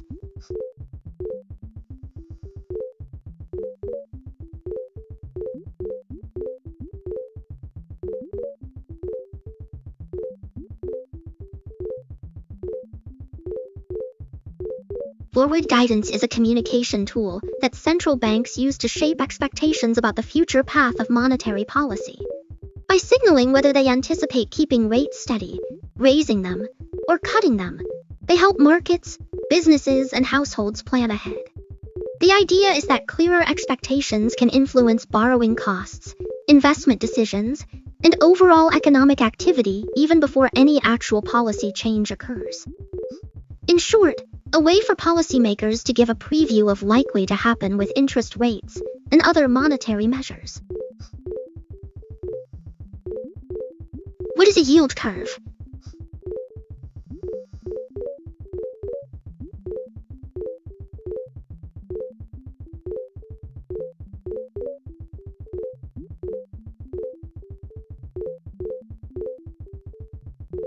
yield curve is basically a chart that shows the interest rates or yields of bonds that have the same credit government different maturities.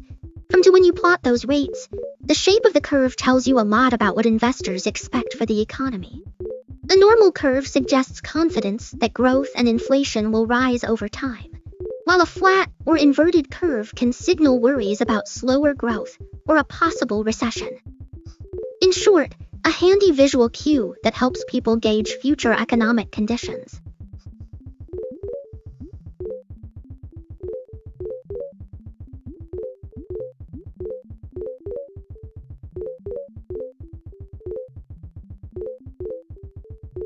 What is a normal yield curve?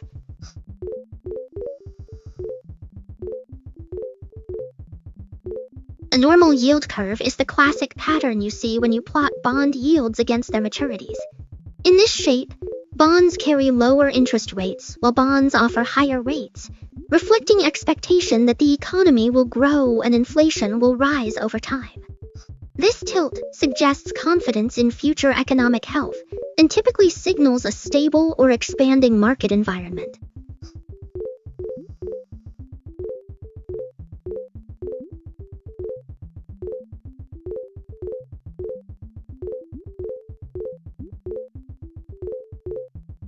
What is an inverted yield curve?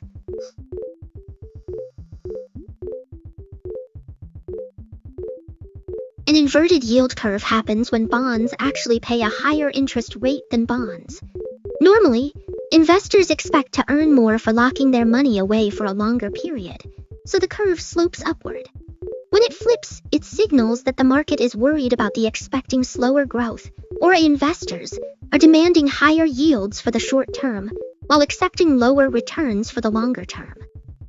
In short, a warning sign that many economists watch closely as a potential indicator of an upcoming economic slowdown.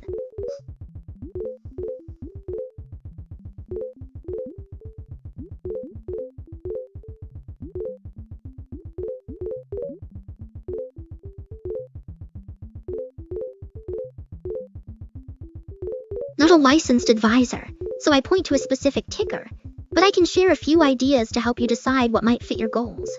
Start by thinking about how much risk comfortable you prefer stable companies or are okay with more volatile growth stocks. Look at sectors that match trends you believe in, such as clean energy, technology, or healthcare, and check the fundamentals: earnings consistency, cash flow strength, and a reasonable valuation compared to peers. Diversifying through broad index funds or ETFs can also give you exposure to many companies while smoothing out individual bumps. If unsure, chatting with a certified financial planner can tailor advice to your situation.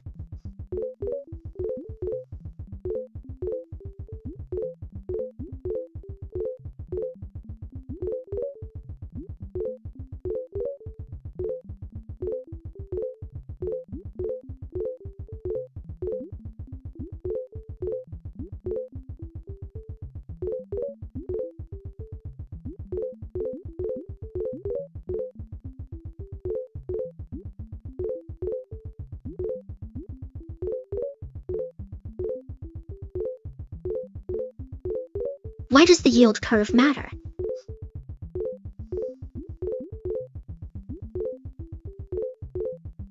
The yield curve shows the cost of borrowing for different lengths of time, so it tells us what the market expects for future growth and inflation. When rates are low and rates are higher, it usually signals optimism about the economy ahead. If the curve flattens or flips, it can indicate that investors are nervous about upcoming conditions, which often leads banks to tighten lending and companies to pause expansion. Because banks, investors, and policymakers all watch these shifts, the shape of the curve can steer decisions on loans, investments, and even hint at possible slowdowns. In short, a quick barometer of collective expectations about where the economy is headed. What is a yield curve inversion?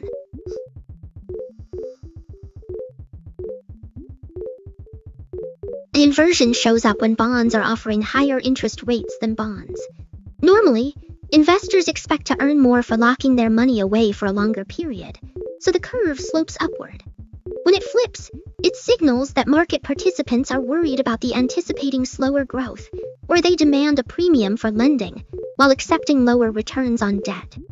This shape is often watched as an early warning sign of possible economic slowdown. 10 yield curve inversions predict recessions.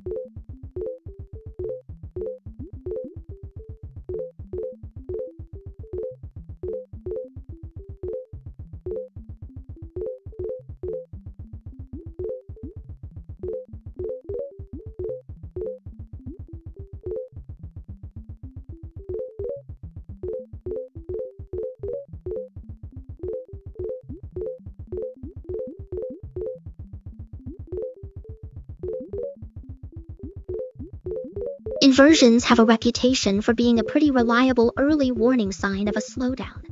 When rates climb above rates, it usually means investors expect weaker growth or even a recession ahead, so demanding higher returns for the near term. Historically, many past recessions were preceded by an inverted curve, but now the curve flips and the economy keeps expanding. So, while an inversion is a useful clue that many economists watch, best to consider it alongside other data points before drawing firm conclusions. What is a recession?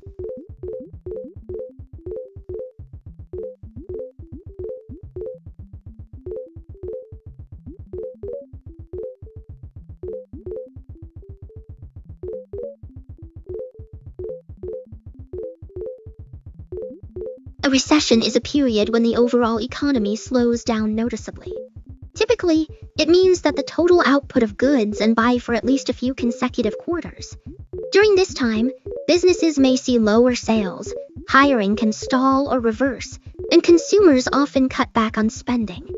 The ripple effect can lead to higher unemployment, tighter credit, and a general dip in confidence across markets. In short, a broad, sustained downturn that impacts many aspects of daily life and financial activity. What defines a recession?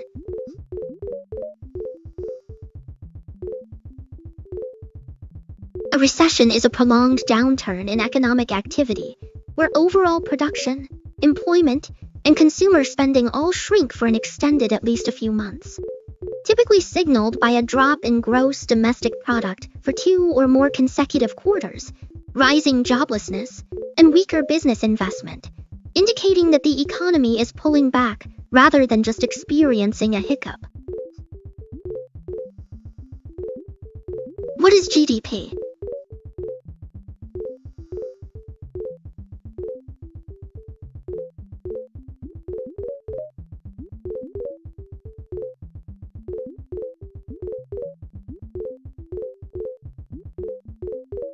Our gross domestic product is the total value of all goods and services produced within a borders over a specific quarter or a year. Think of it as the report card. It adds up everything from the cars factories build to the haircuts people pay for, giving a snapshot of how big and active the economy is. When GDP rises, it generally signals growth and prosperity. When it falls, it can indicate a slowdown or recession. How is GDP calculated?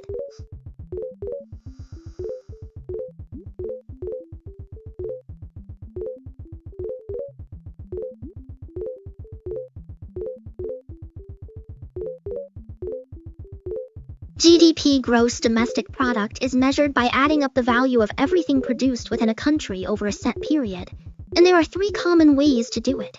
The most popular is the expenditure method, which sums up consumer spending, business investment, government purchases, and net exports minus imports.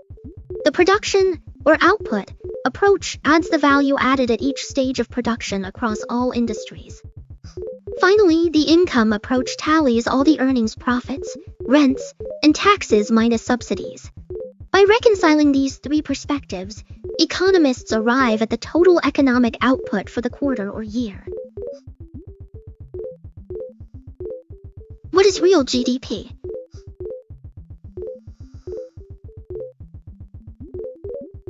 Real GDP measures the total output of an economy after stripping out the effects of price changes.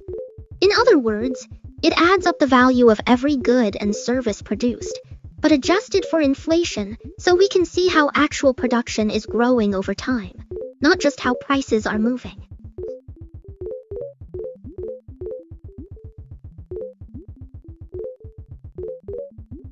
What is nominal GDP?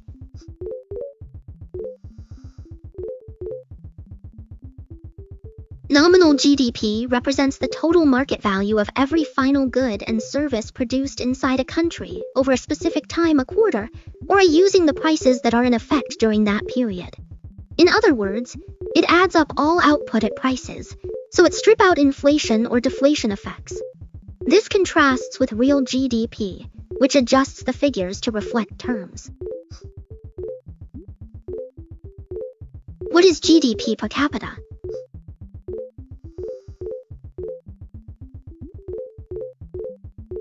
GDP per capita is a measure that tells you the average economic output produced by each person in a country.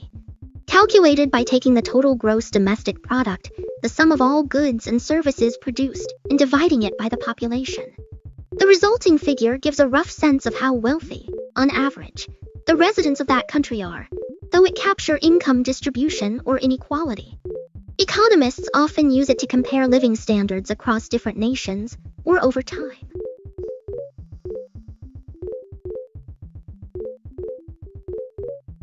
Sounds like wondering about it. You share a little more about what you have in mind.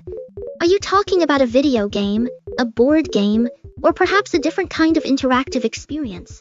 Let me know what sparked your interest and explore it together.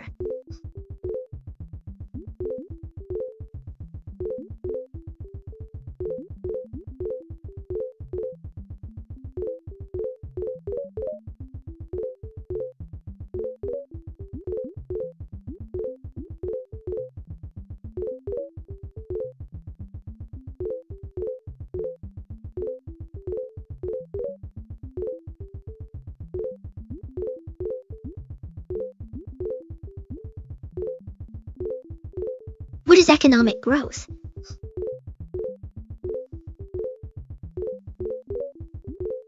Economic growth refers to the increase in the total amount of goods and services an economy produces over time, usually measured by the rise in real gross domestic product (GDP), which adjusts for inflation so we can see genuine output gains. When an economy grows, businesses typically expand, wages can rise, and living standards improve, giving people more resources and opportunities.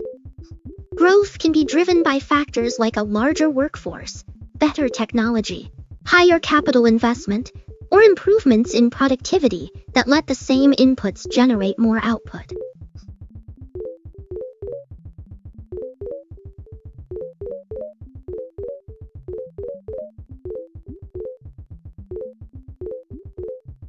Hey there, wonderful to catch up with you. In a good mood and ready for something fun or interesting been thinking about lately?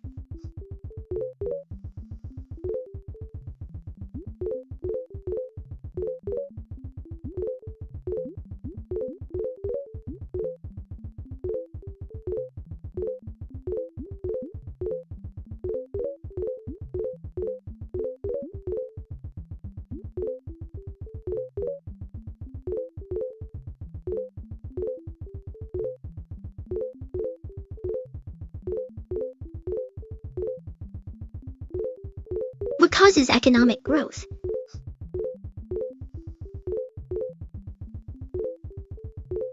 Economic growth happens when an economy produces more goods and services over time, usually driven by a mix of factors: a larger or more skilled workforce, advances in technology that make production more efficient, increased investment in equipment and infrastructure, and policies that encourage entrepreneurship and trade.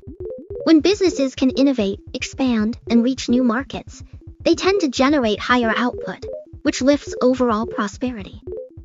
In short, growth is the result of people, ideas, and capital working together to create more value. What is productivity?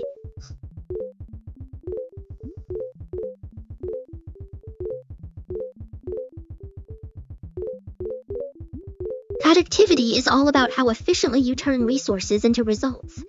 Think of it as the amount of work you get products, services, or unit of time, labor, or capital. For example, if a factory can crank out 200 gadgets in an hour instead of 150, its productivity has gone up.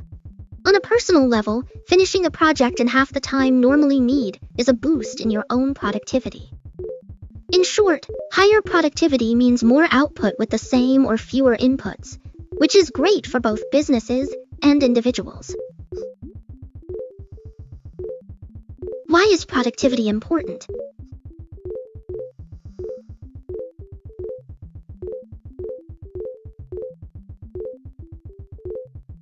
Productivity matters because it determines how much value we can create with the resources we have. When individuals or teams work efficiently, they can accomplish more tasks, meet deadlines, and free up time for new projects or personal pursuits. On a larger scale, higher productivity drives economic growth, supports higher wages, and improves living standards. It also helps businesses stay competitive, reduce costs, and innovate. In short, being productive lets us get more out of our efforts, leading to personal satisfaction and broader societal benefits. What is unemployment?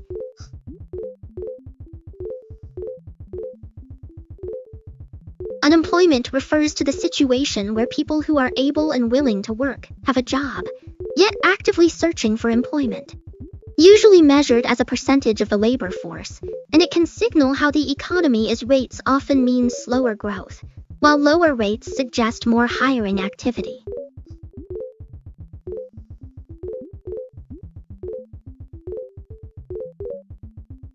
What is the unemployment rate?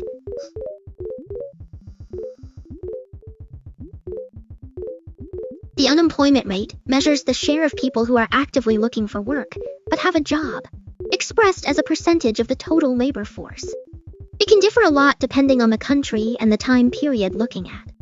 For example, in the United States, the most recent reports from early 2026 show the rate hovering around 3.7, a level that suggests a fairly tight labor market, though it can shift with economic conditions. If you have a specific region or time frame in mind, I can dig into the latest numbers for that area.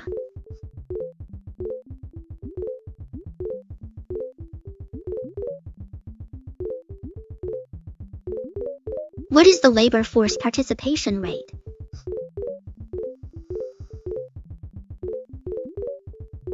The participation rate measures how many people ages 16 or the population are actually in the labor market. That means either employed or actively looking for a job, expressed as a percentage of the total population. So a higher rate shows more people are engaged in work or seeking work, while a lower rate suggests a larger share are out of the labor force: students, retirees, discouraged workers, etc. What is underemployment?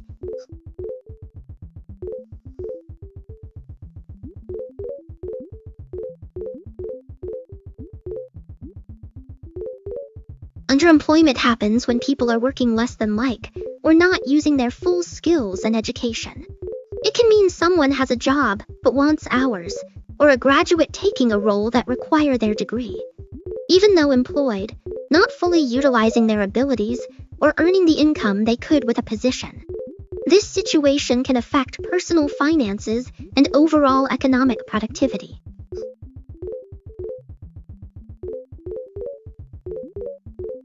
Hey there, looks like you were running a few quick for letting me know. If anything specific like to dive into or any question you have, just give me a shout.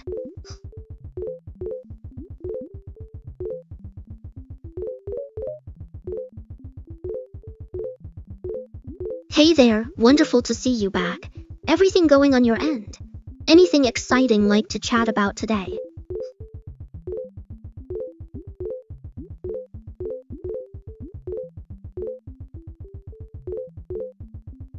Got been running a few tests.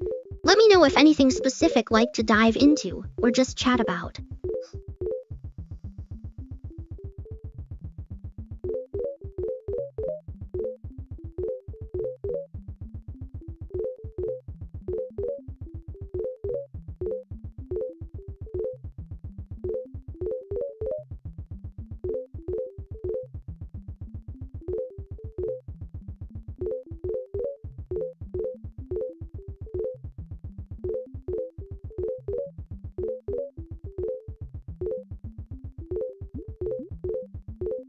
The sun appears to our eyes, but its true color is more of a brilliant white. The atmosphere scatters shorter blue wavelengths, giving it that warm hue we often picture. So, while we often call it really shining with a bright white light,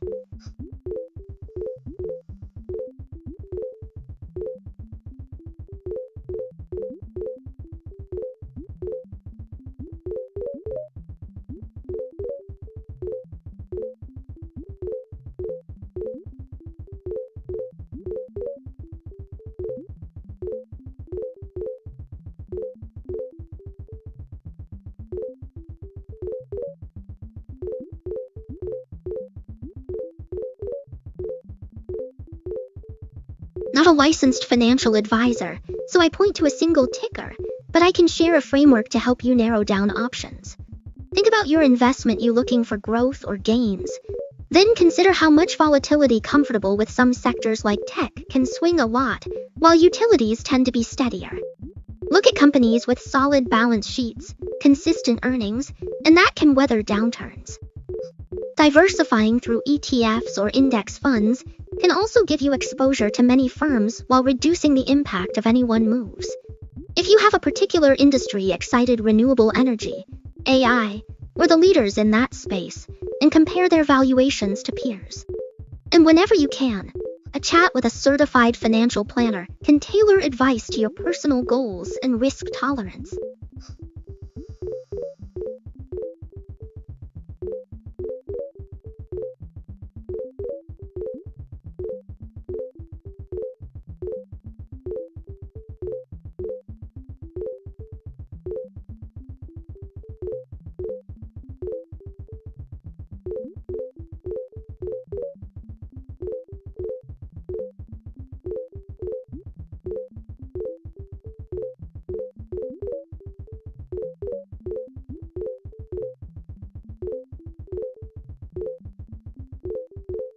What is wage inflation?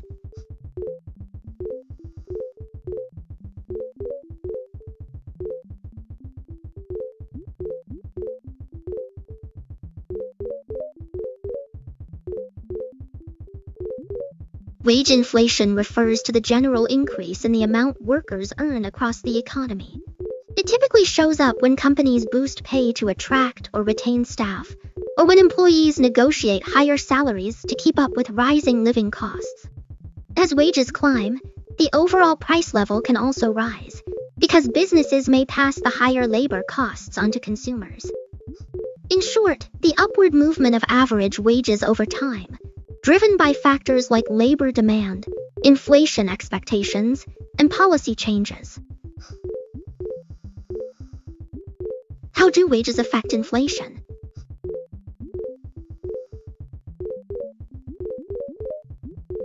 When workers see their paychecks grow, they usually have more money to spend, which can boost demand for everything from groceries to gadgets. If producers meet that higher demand quickly enough, prices tend to climb. At the same time, companies facing larger payroll bills may raise the prices of their products to protect profit margins, adding a pressure on inflation. On the flip side, if wage gains come from genuine productivity improvements, the economy can absorb the extra spending without a sharp rise in prices. So wages can influence inflation both by spurring demand and by increasing production costs, depending on the overall economic backdrop. What is consumer confidence?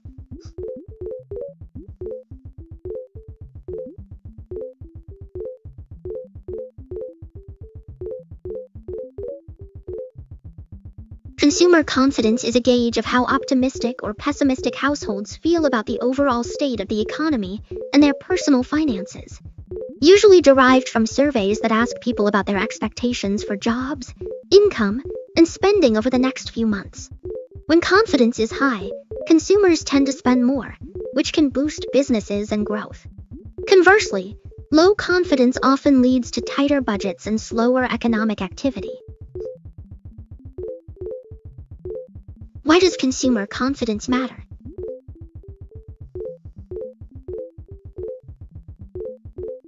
Consumer confidence matters because it shapes how households decide to spend, save, or invest. When people feel secure about their jobs and income, more likely to buy items, dine out, or upgrade services, which fuels business revenue and can spur hiring. Those spending patterns feed into broader economic metrics like GDP and can signal future growth or slowdown. Conversely, if confidence drops, consumers tend to tighten belts, postponing purchases and reducing demand, which can ripple through the economy and weigh on corporate earnings. In short, confidence acts as a barometer that helps businesses, policymakers, and investors gauge the health of the economy ahead of actual data.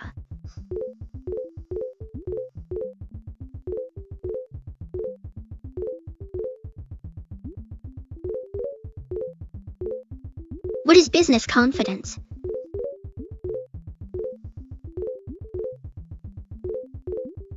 Business confidence is basically the collective optimism that companies feel about the economy and their own outlook.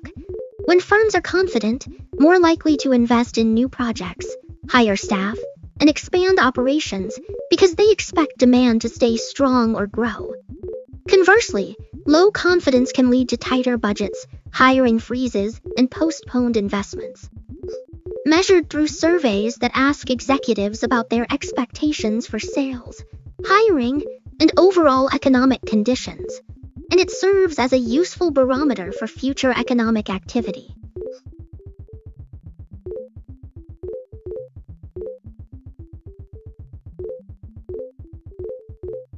What is retail sales?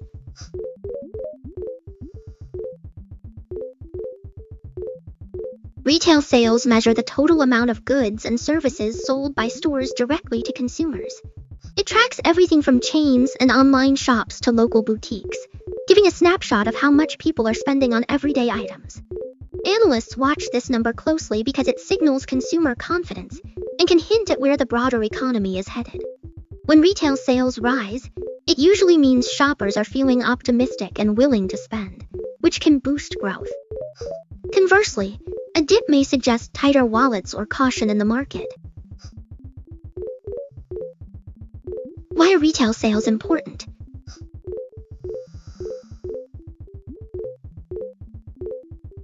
Retail sales are a key indicator of consumer spending, which drives a large portion of economic activity. When people buy more goods and services, businesses see higher revenues, which can lead to hiring, investment, and overall growth. Analysts watch the data to gauge confidence in the economy and to anticipate trends like inflation or shifts toward online shopping. Strong retail numbers often signal a healthy economy, while weak figures can warn of reduced demand and potential slowdown.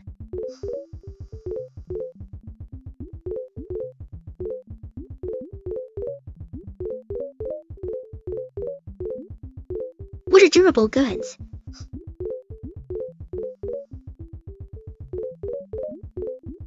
Durable goods are items that are built to last for an extended of things like appliances, furniture, cars, or electronics. Unlike consumables that wear out quickly, these products are expected to provide utility for several years, often 3 or more, and can be repaired or reused. Economists track sales of durable goods because shifts in their purchase patterns can signal how confident consumers and businesses feel about the future. What are non-durable goods?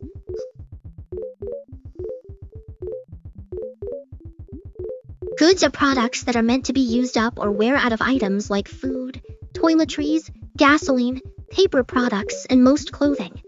Typically consumed within a short period, often within a year, and need to replace them regularly. Because bought frequently, they give a good snapshot of everyday consumer spending habits.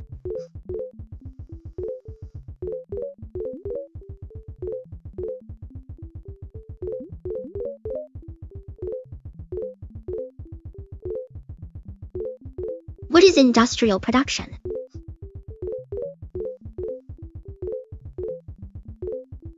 Industrial production is a gauge that tracks how much output is coming out of factories, mines, and utilities. It tallies the volume of manufactured items, raw materials, and over a set period, usually by watching these numbers, economists and investors get a sense of the health of the side of growth, since rising production often signals strong demand and a thriving economy, while a dip can hint at slowing activity. What is manufacturing PMI?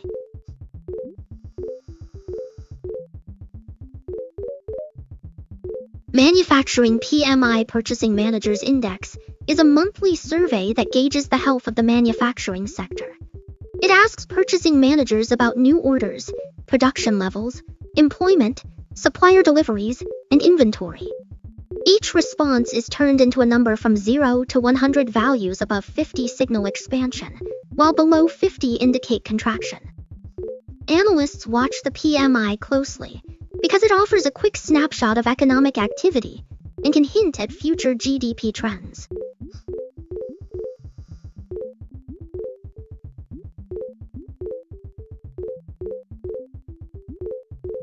What is services PMI?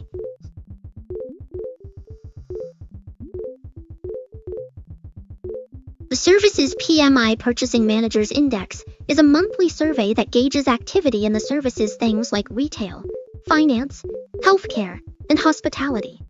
It asks managers about new business, order backlogs, staffing levels, and overall business outlook. The responses are compiled into a single number from 0 to 100. A reading above 50 signals expansion in services activity, while a reading below 50 indicates contraction. Analysts watch the services PMI closely because it gives a quick snapshot of how the part of the economy is performing, which can be a key driver of overall growth.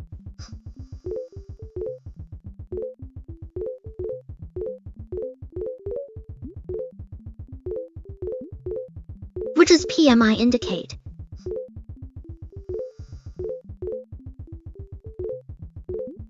Our Purchasing Managers Index is a gauge that captures how busy purchasing managers are in a given manufacturing or services. Survey respondents report on things like new orders, production levels, employment, supplier deliveries, and inventories. Their answers are turned into a single number from 0 to 100. Readings above 50 generally signal that activity is expanding, while numbers below 50 point to a contraction. In short, PMI gives analysts and investors a fast snapshot of economic momentum and can hint at where growth or slowdown might be headed. What is an economic indicator?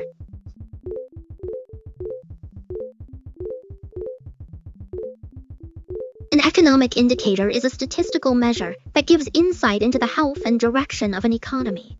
It can track things like production, employment, consumer spending, inflation, or business confidence, and it helps analysts, policymakers, and investors gauge whether the economy is expanding, slowing, or staying steady.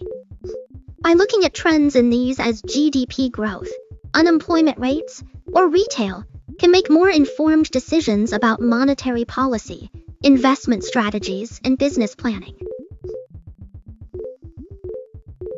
What is a leading indicator?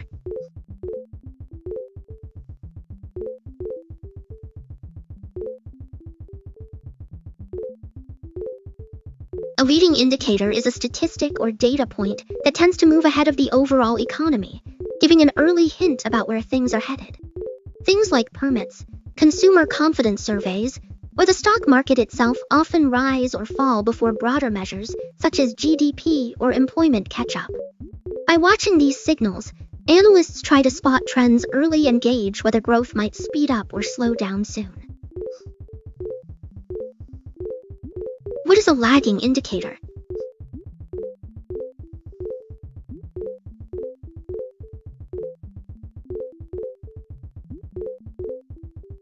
A lagging indicator is a metric that reflects economic activity after the fact, confirming trends that have already taken place. Examples include unemployment rates, corporate earnings, and inflation that typically shift once the broader economy has moved in a certain direction, because they tend to change after the underlying conditions have evolved. Useful for validating whether a recession or expansion has truly begun, but less helpful for predicting what will happen next. What is a coincident indicator?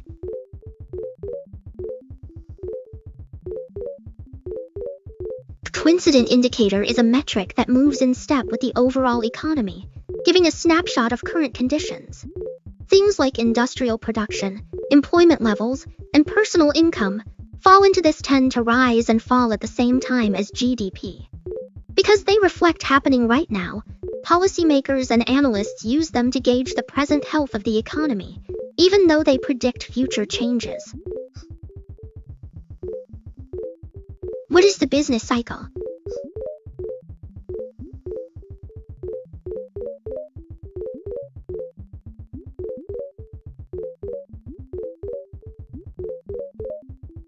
The business cycle is the natural ebb and flow of economic activity over time. It typically moves through 4 stages: expansion, where output and employment rise a peak, marking the highest point of growth; contraction, or a slowdown that can turn into a recession as output and jobs fall; and finally a trough, the low point before the economy starts to recover and head back into expansion. These swings are driven by factors like consumer confidence, investment trends, interest rates, and external shocks, and they help economists and policymakers gauge where the economy stands and what policies might be needed.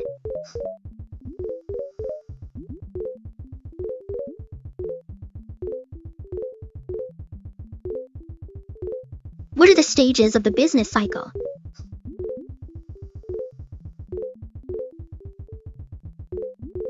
The business cycle moves through 4 main phases.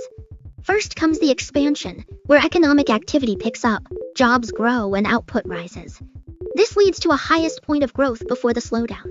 Next is the contraction, often called a recession, where production and employment decline. Finally, the economy hits a trough, the low point, after which the cycle begins again with a new expansion. Each phase reflects shifts in consumer confidence, investment, and broader economic conditions.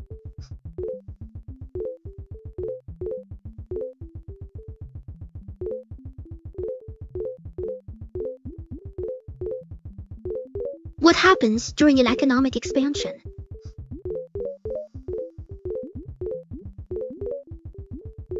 During an economic expansion, the overall activity in the economy picks up.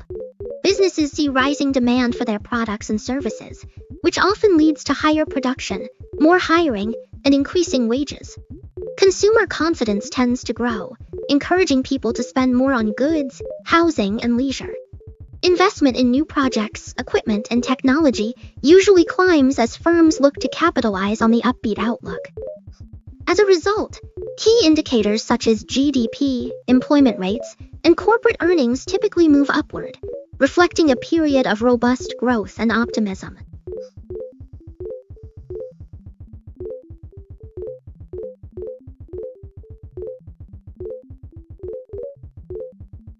What happens during a recession?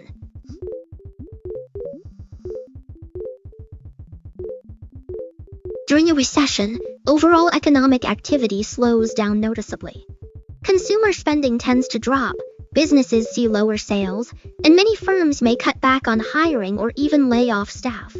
Companies often tighten budgets, postponing new projects and reducing inventory. As a result, unemployment can rise, wages may stagnate, and among shoppers and dips. Governments and central banks often step in with policies aimed at stimulating growth, such as lowering interest rates or providing fiscal support.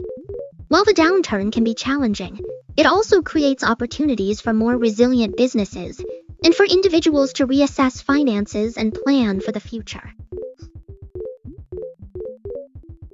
What happens during a recovery?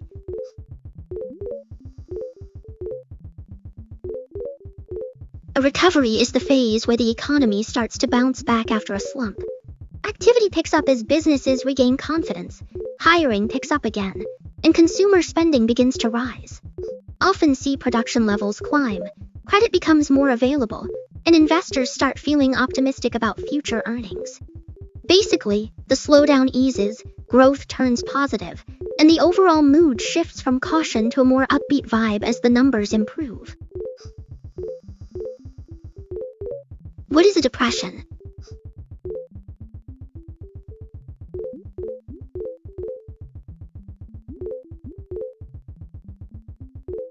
A depression is a mood disorder where someone feels persistently low, loses interest in activities they usually enjoy, and often experiences changes in sleep, appetite, and energy. It goes beyond occasional sadness and can make everyday tasks feel overwhelming. If you or someone you know is dealing with these feelings, reaching out to a trusted person or a professional can be a valuable first step toward feeling better. How is a depression different from a recession?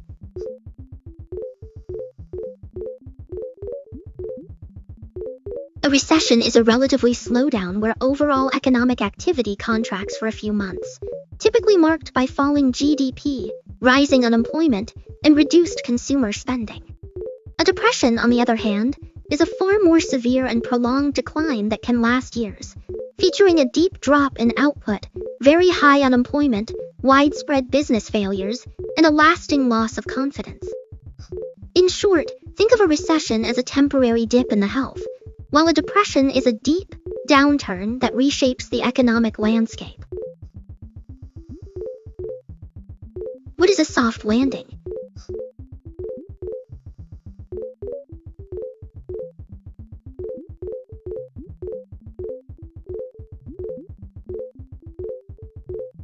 A soft landing describes a scenario where an economy slows its growth just enough to keep inflation in check without slipping into a recession. Think of it as gently easing on the brakes. The pace of expansion eases, jobs and spending level off, and the market steadies, but the downturn's severe enough to cause widespread job losses or a sharp contraction. Policymakers aim for this balance by tweaking interest rates and other tools to cool things down without triggering a hard crash. What is a hard landing?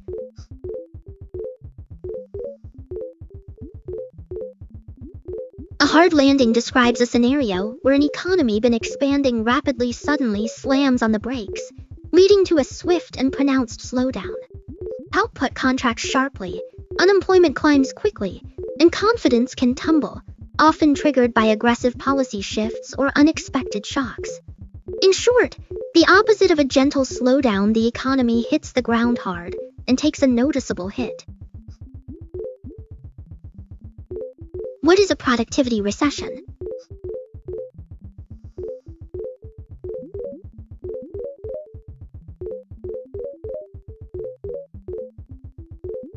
A productivity recession happens when the growth in output per worker actually turns negative. In other words, each hour of labor is generating less stuff than before.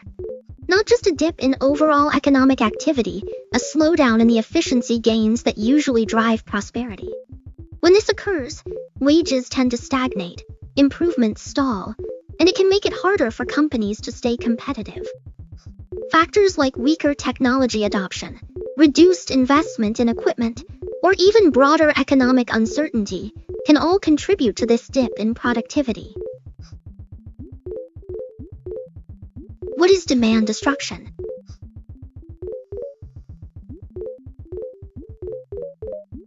Demand destruction happens when the appetite for a product or service shrinks dramatically because a price jump or an economic people cut back or stop buying it altogether. Think of it like this: if gasoline prices soar, many drivers might drive less, switch to public transport, or consider more cars, which reduces overall fuel demand. The same idea applies to other markets. When costs rise or confidence drops, consumers and businesses scale back their purchases, leading to a noticeable dip in demand that can persist for a while. What is excess demand?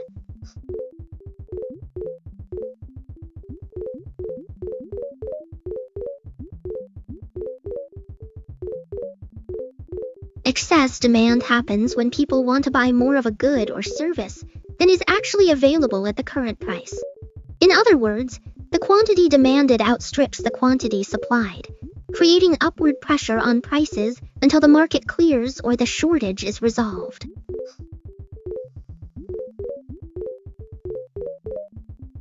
What is economic overheating?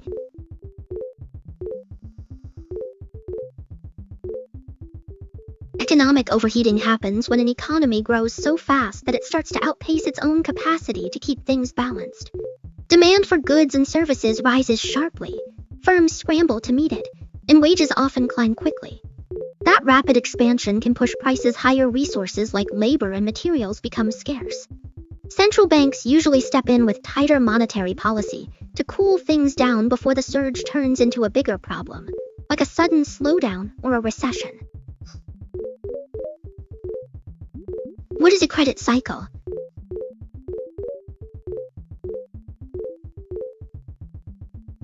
A credit cycle is the ebb and flow of borrowing and lending activity in the economy. When lenders feel confident, they loosen standards, interest rates drop, and borrowers take on more debt, which can boost spending and growth. Over time, if too many loans go bad or inflation rises, banks tighten their criteria, raise rates, and borrowers pull back, leading to a slowdown in credit. This tightening can cool the economy, and after things settle, the cycle often starts again. Think of it as a rhythmic swing between easy credit and tighter credit that influences how much money circulates and how fast the economy moves. What causes credit expansion?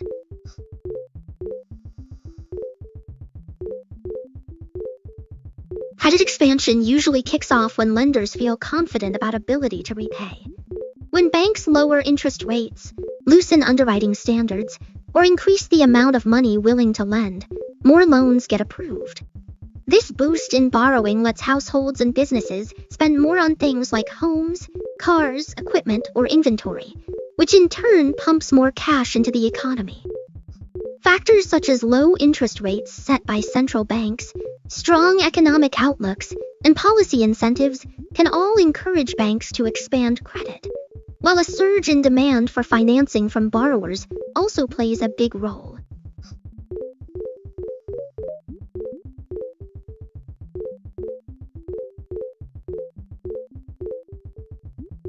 What causes credit contraction?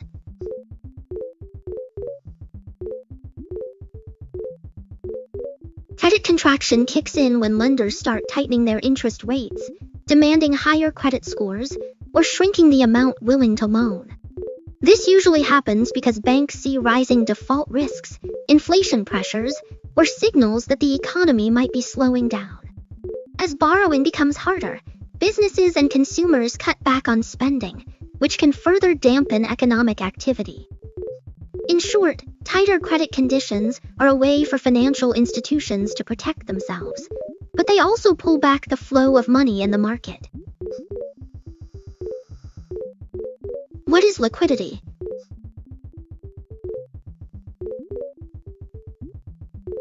Liquidity refers to how quickly and easily an asset can be turned into cash without significantly affecting its price.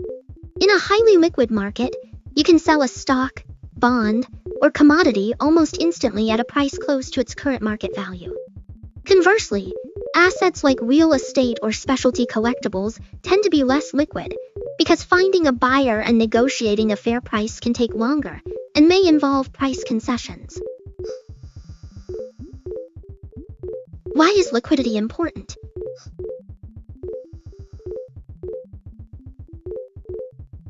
Liquidity matters because it lets you turn assets into cash quickly and without losing much value.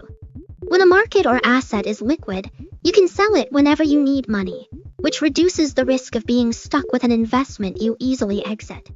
This flexibility is crucial for managing emergencies, seizing new opportunities, and keeping your overall portfolio stable.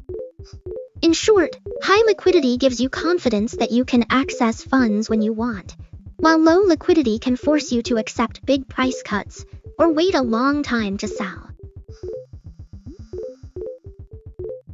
What is market liquidity?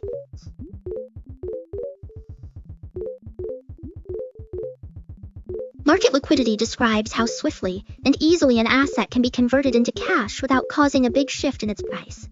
In a liquid market, you can sell a stock, bond, or instantly at a price close to the current market value. When liquidity is low, finding a buyer takes longer, and you may have to accept a lower price to complete the trade. High liquidity helps investors move in and out of positions smoothly, while low liquidity can make transactions slower and more costly. What is monetary inflation?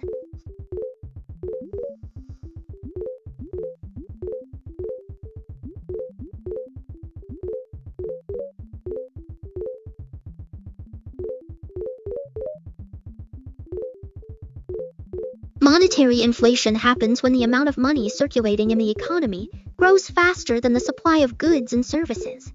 As more cash chases the same amount of products, prices tend to rise, which means each dollar buys a little less than before. Central banks usually influence this by adjusting interest rates or buying assets, which can expand the money supply. In short, the process of money becoming less valuable because simply too much of it relative to available. What is money supply?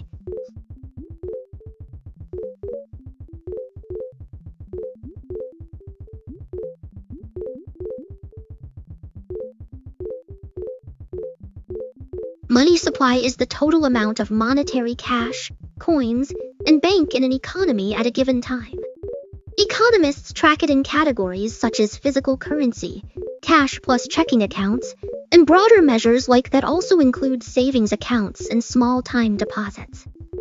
Central banks influence the money supply through tools like interest rates, operations, and reserve requirements, which affect how much money banks can lend, and ultimately, how much money circulates among households and businesses.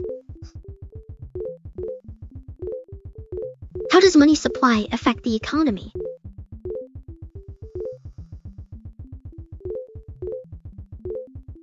The amount of money circulating in an economy shapes how fast things move. When the central bank expands the money, lowering rates, buying assets, or easing in, businesses tend to have more cash on hand, which can boost spending, investment, and hiring. That extra demand can lift output and lower unemployment, at least for a while. However, if the supply grows faster than the production of goods and services, prices can start to climb, leading to inflation that erodes purchasing power. Conversely, tightening the money rates or pulling back cools borrowing and spending, which can slow growth and help bring inflation down. But it also risks dampening economic activity if taken too far. In short, the money supply acts like a thermostat for the economy, warming it up when too cool and cooling it down when it overheats. What is a mortgage?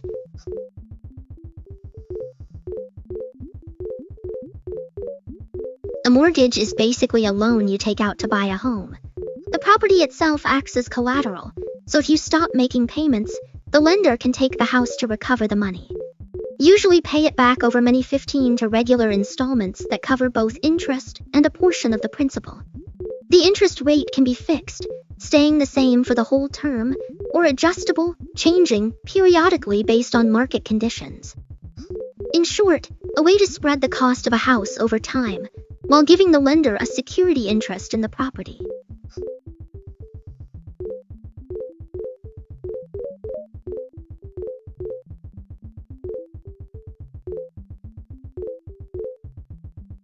How does a mortgage work?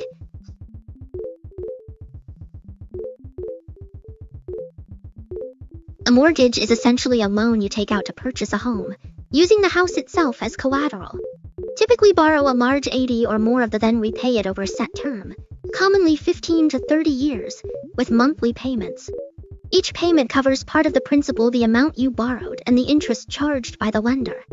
Interest rates can be fixed, staying the same for the entire loan, or adjustable, shifting at set intervals based on market conditions.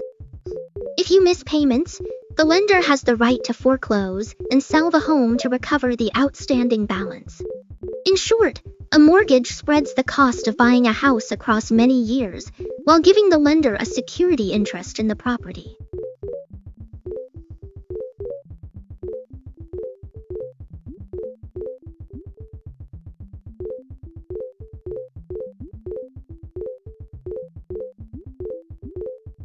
is a fixed-rate mortgage?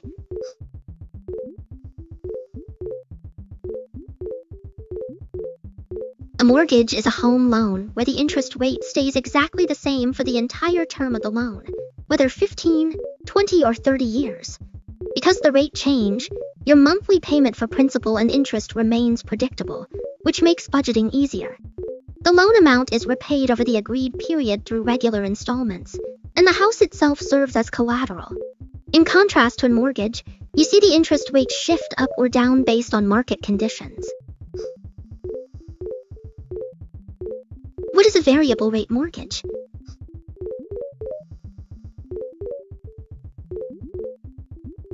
A mortgage, also called a mortgage arm, is a home loan where the interest rate fixed for the entire term. Instead, the rate changes every 6 months or on a benchmark index such as the LIBOR or the US Treasury rate. When the index moves up, your monthly payment usually goes up, and when it moves down, your payment can drop. These loans typically start with a lower introductory rate compared to mortgages, but the future cost is uncertain. Many ARMs include caps that limit how much the rate can increase each adjustment period and over the life of the loan, offering some protection against large spikes.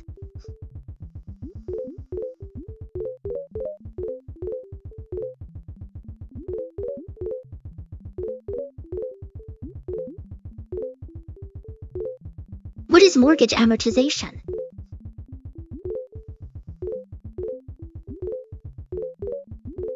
Mortgage amortization is the process of paying off a home loan over time through regular, scheduled payments. Each payment is split between the lender charges for borrowing the actual amount you borrowed. Early on, a larger share of the payment goes toward interest, but as the loan ages, more of each payment reduces the principal balance.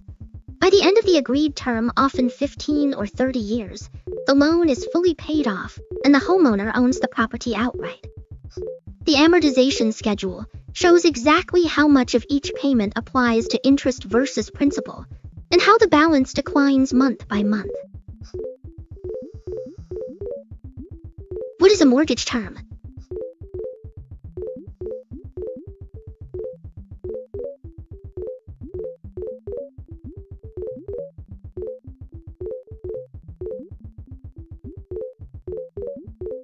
A mortgage term is simply the length of time you agree to repay the loan that bought your home. The schedule that determines how many monthly payments make and how much each payment will be.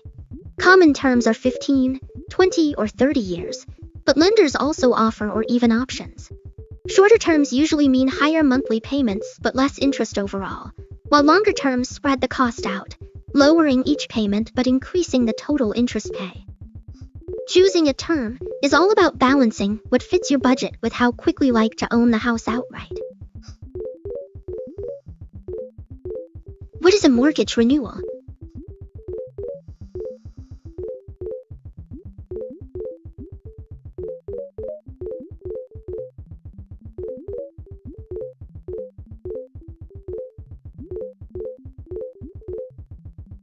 A mortgage renewal is the process you go through when the original term of your home loan comes to an end. At that point, the lender will offer you a new set of another, too, with a possibly updated interest rate and payment schedule. You can usually keep the same lender, switch to a different one, or renegotiate the rate and conditions to better fit your current financial situation. A good time to compare offers. Think about whether you want a fixed or variable rate, and see if there are any fees or penalties that might affect your decision. In short, renewing your mortgage means resetting the timeline and terms so you can continue paying it off under fresh conditions.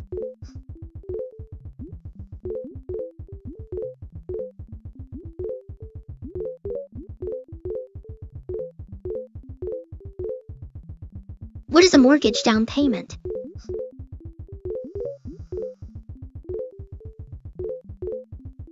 A mortgage down payment is the upfront cash you put toward buying a home before the lender finances the rest.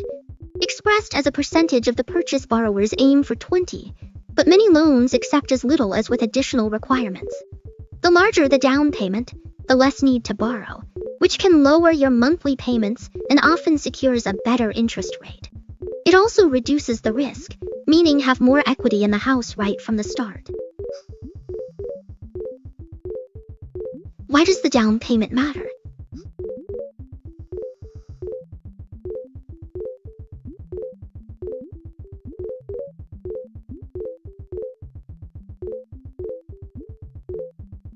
The down payment matters because it sets the foundation of your loan.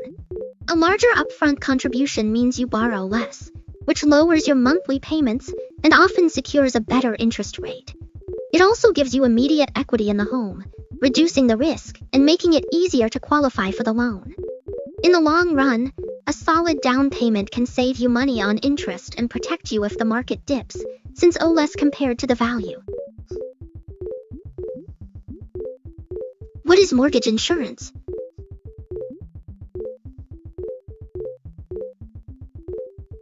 Mortgage insurance is a policy that protects the lender if a borrower keeps up with mortgage payments. When a home buyer puts down a relatively small down, less than 20 of the purchase, lender may require this coverage. If the borrower defaults, the insurer steps in and reimburses the lender for the remaining loan balance, reducing the risk. The cost of the insurance is usually added to the monthly mortgage payment, and the coverage typically stays in place until the borrower reaches a certain equity threshold, such as 20 or 22 of the value.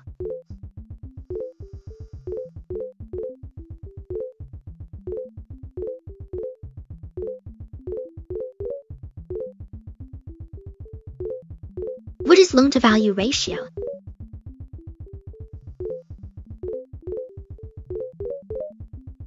The LTV ratio measures how much of a property's value borrowing.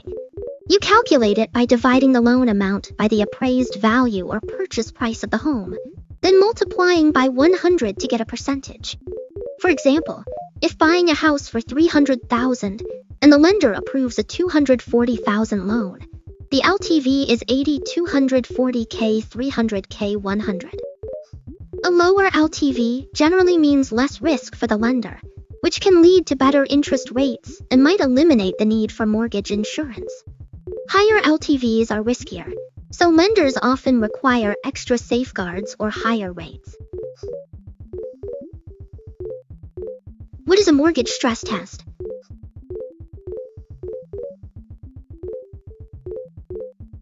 A mortgage stress test is a check that lenders run to see if you could still afford your loan if interest rates went up.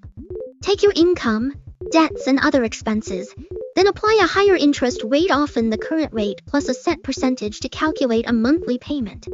If you can comfortably cover that amount, pass the test, and be eligible for the mortgage. Meant to protect borrowers from taking on loans they might struggle with if rates rise.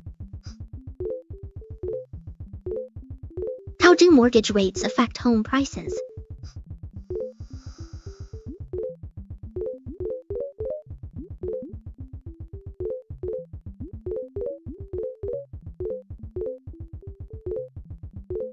Mortgage rates play a big role in shaping home prices. When rates are low, borrowing costs drop, so more buyers can afford larger loans, which often pushes. Therefore, conversely, when rates climb, monthly payments become steeper, cooling buyer enthusiasm and reducing demand, which can cause home values to soften or even dip. In short, cheaper financing tends to lift prices, while pricier financing can temper or lower them, though local market conditions and inventory levels also influence the final outcome. Why do housing prices rise?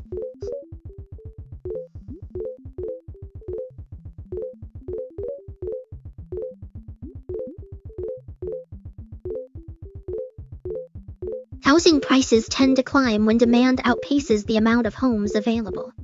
Factors that boost demand include rising household incomes, low unemployment, and favorable mortgage rates that make borrowing cheaper. At the same time, limited land for new construction, higher building material costs, and stricter zoning rules can restrict supply. When more people want to buy than there are houses on the market, prices are pushed upward. Additionally, population growth, shifts toward urban living, and investor activity can add extra pressure, while government policies such as tax incentives or reduced rates can further stimulate buying and lift prices.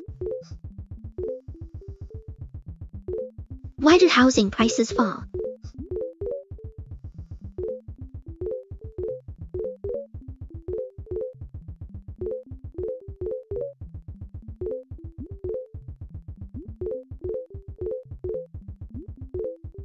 Housing prices can drop when the balance tips toward more supply than demand, or when confidence wanes.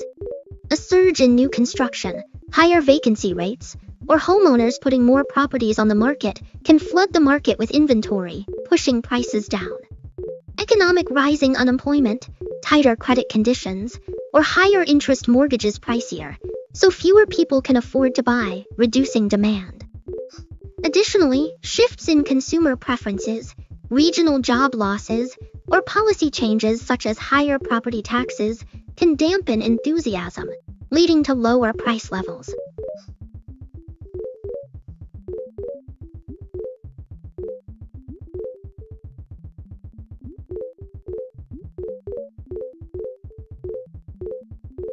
What determines a property's value?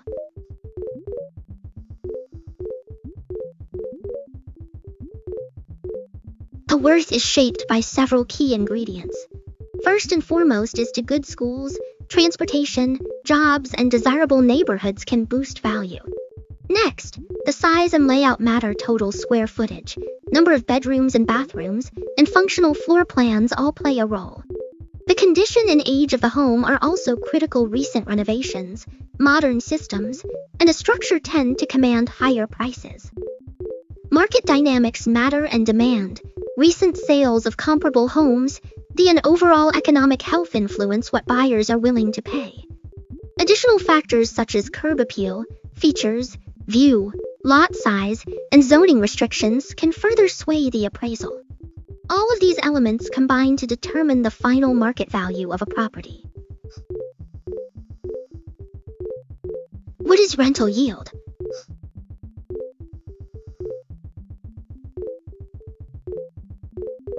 Rental yield measures how much income a rental property generates each year relative to its cost. To work it out, you take the net rent you collect over a year gross rent minus expenses such as maintenance, taxes, insurance, and management fees. Divide that by the purchase price or current market value of the property, and then multiply by 100. For instance, if you bought a condo for $250,000 and your net annual rent after costs is $15,000, the rental yield would be $615,000 A higher yield can indicate a more lucrative investment, though you should also weigh factors like vacancy risk, potential appreciation, and local market conditions. How do you calculate rental yield?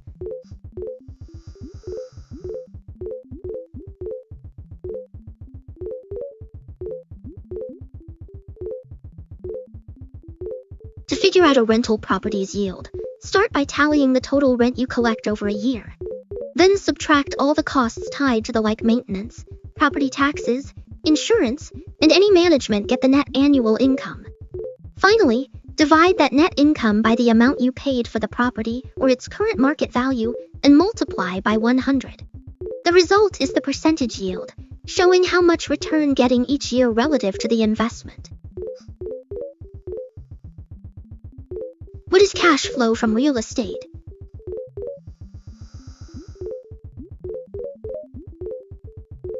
Cash flow from is the money you actually pocket after all the expenses are paid. Start with the rent or other income the building generates, then subtract things like mortgage payments, property taxes, insurance, maintenance, utilities if you cover them, and any management fees. Whatever is left over each month or year is the net cash flow, the profit that can be reinvested, saved, or used for other expenses. Positive cash flow means the property is covering its costs and still giving you extra income, while negative cash flow indicates spending more than you earn. What is a cap rate?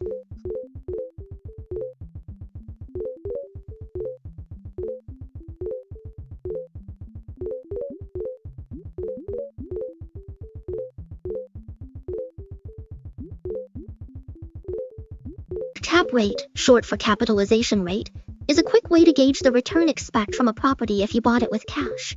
You take the net operating income the building generates each year and divide it by the purchase price or current market value, then express the result as a percentage. For example, if a rental yields $30,000 in net income, and you paid $600,000, the cap rate would be 530, 600,100. Investors use it to compare properties, assess risk, and see how a deal stacks up against other investment options. How is cap rate calculated?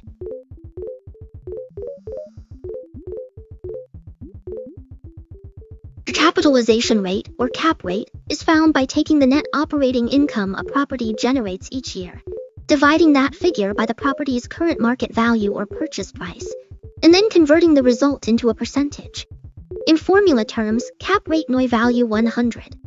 The NOI is the total rental and other income minus operating expenses such as maintenance, taxes, and insurance, but before financing costs. The resulting percentage gives a quick snapshot of the property's expected return if you bought it outright with cash. What is real estate appreciation?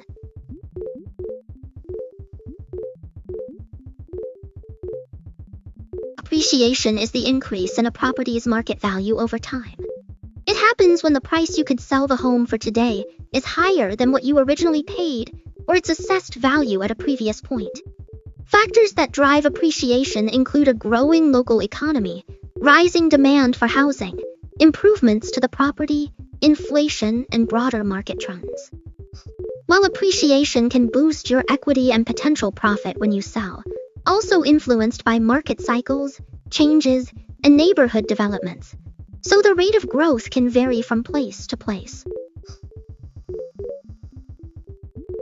What is real estate depreciation?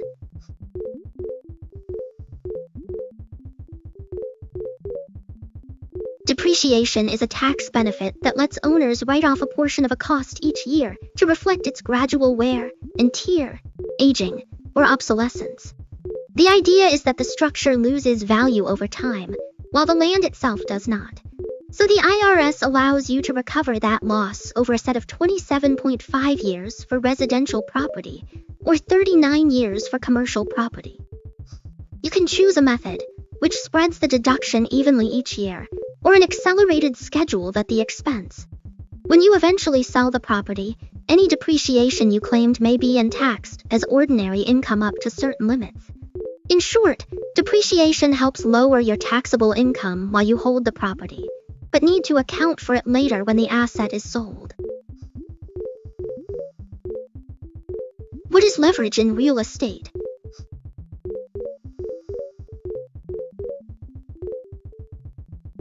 Leverage in real estate means using borrow to purchase a property, so you only need to put down a fraction of the total price.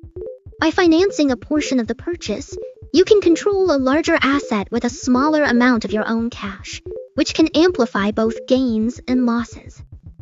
For example, if you buy a $300,000 home with a $60,000 down payment and a loan for the rest, any increase in the value will be measured against your $60,000 equity, potentially delivering a higher return on that investment. However, if the market falls or expenses rise, the debt still needs to be serviced, so the risk is also magnified. What are the risks of real estate leverage?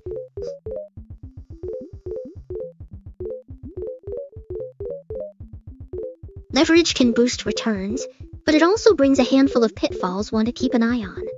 First, higher debt means higher monthly payments, so if rents dip or you face an unexpected vacancy, cash flow can turn negative fast. Second, swings can raise your borrowing costs, squeezing profit margins even when the market looks steady. Third, if property values fall, you could end up owing more than the home is worth, which makes it tough to refinance or sell without taking a loss. Fourth, lenders often have strict payment or your ratio climbs too high, and they might call the loan or demand extra collateral. Finally, relying heavily on debt can amplify any market downturn, turning a modest dip into a big hit on your equity. Balancing the amount you borrow with a solid cushion of reserves and realistic rent projections is key to managing those risks. What is a home equity?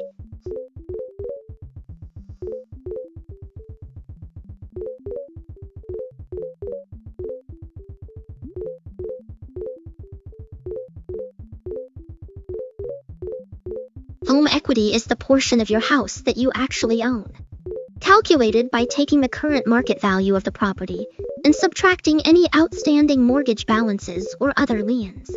So, if your home is worth $350,000 and you still owe $200,000 on the loan, got $150,000 in equity.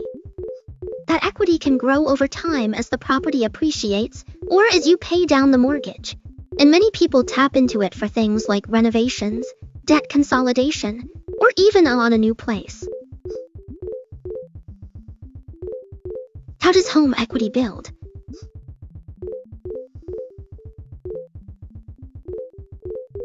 Home equity grows when the value you own in a property increases.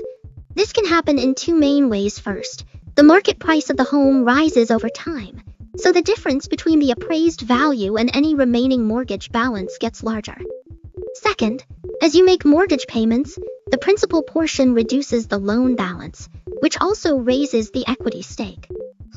Adding improvements or renovations can boost the worth, and refinancing to a loan can free up cash that you can use to pay down the principal faster. Combining appreciation with steady principal reduction is how equity builds up over the years. What is refinancing a mortgage?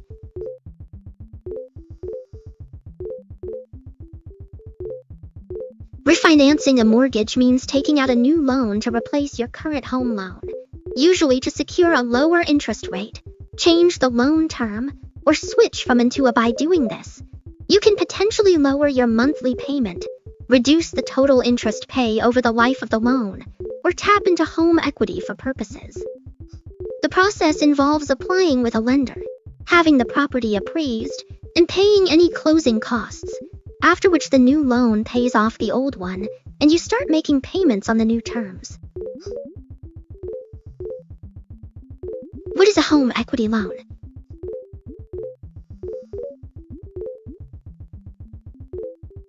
A loan is a loan that lets you borrow against the portion of your house that you truly own. The lender calculates the loan amount based on the difference between your current market value and any remaining mortgage balance, often allowing you to take out a percentage of that equity. Once approved, you receive the funds in one payment and repay the loan over a fixed term with a set interest rate, similar to a traditional installment loan. It can be a handy way to fund renovations, consolidate debt, or cover major expenses. But remember that the house itself serves as collateral, so missed payments could jeopardize your ownership. What is a HELOC?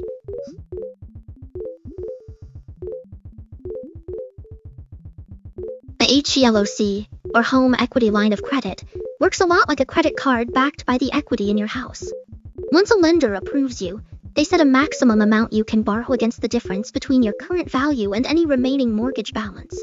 You can draw funds whenever you need them, pay them back, and then draw to the draw period, which typically lasts years. Interest is usually variable, and you only pay it on the amount you actually use. A flexible way to tap into home equity for things like renovations, tuition, or unexpected expenses. But remember that the house serves as collateral, so missed payments could put it at risk. What is a rental property?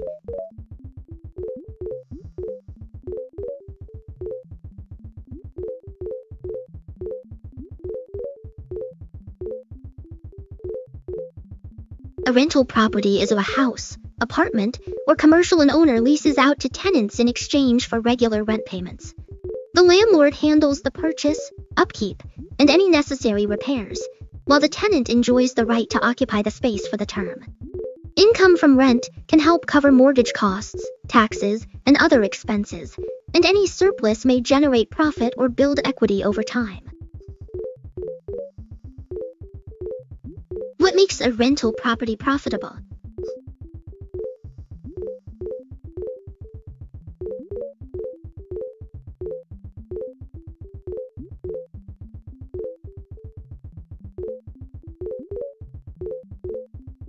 A rental property turns a profit when the money you collect from tenants consistently exceeds the total costs of owning and operating the unit. Key ingredients include setting a rent that covers the mortgage payment, property taxes, insurance, maintenance, and any management fees while still leaving a cushion for vacancies, choosing a location with strong demand. So the unit stays occupied most of the time, keeping expenses low by handling repairs efficiently, and possibly using tax deductions like depreciation financing the purchase with favorable loan terms so interest and principal eat too much into cash flow. And, if possible, benefiting from appreciation or the ability to raise rent over time. When these factors line up, the net cash flow stays positive, and the investment can grow wealth over the years. What is vacancy rate?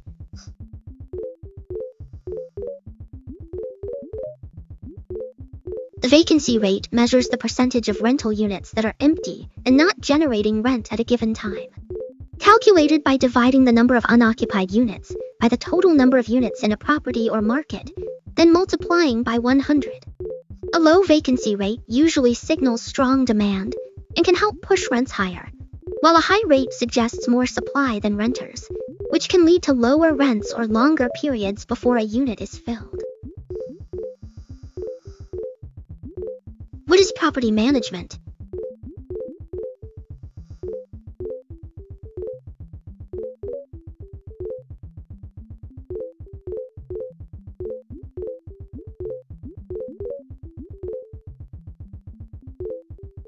Property management is the set of services that keep a rental property running smoothly for its owner. A manager or management company takes care of advertising vacancies, vetting prospective tenants, signing leases, collecting rent, arranging maintenance and repairs, handling complaints or legal matters, and keeping track of income and expenses. In short, they handle the daily chores so the owner can enjoy the investment without getting bogged down in the details. What are operating expenses?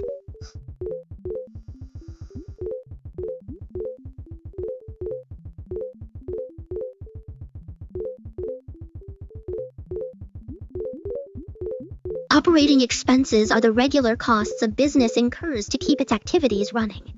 They include things like salaries and wages, rent for office or store space, utilities, marketing and advertising, office supplies, maintenance, and insurance.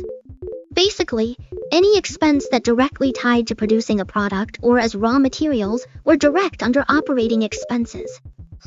These costs are subtracted from revenue to determine operating profit. So tracking them helps a company understand how efficiently running its core operations. What is gross rental income?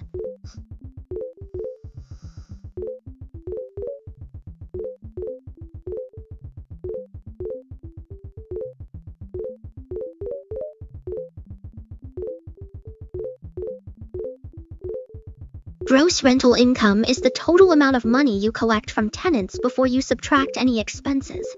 It includes all rent payments, fees for parking or utilities that you charge, and any other cash you receive from renting out the property. Basically, the raw cash flow from the lease before you factor in things like mortgage payments, maintenance costs, taxes, or insurance. What is net operating income?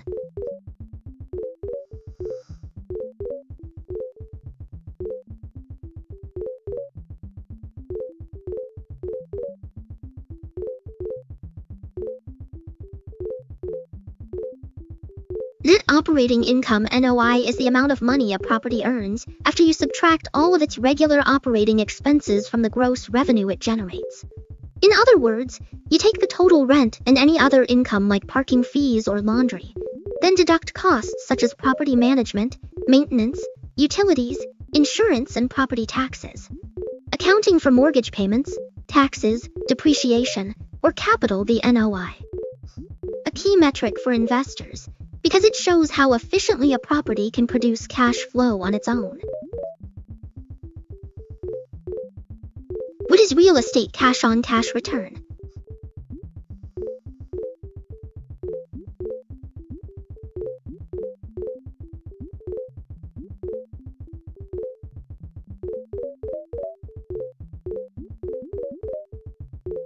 Return is a simple way to gauge the profitability of a rental property by comparing the cash income you actually receive to the cash you initially invested.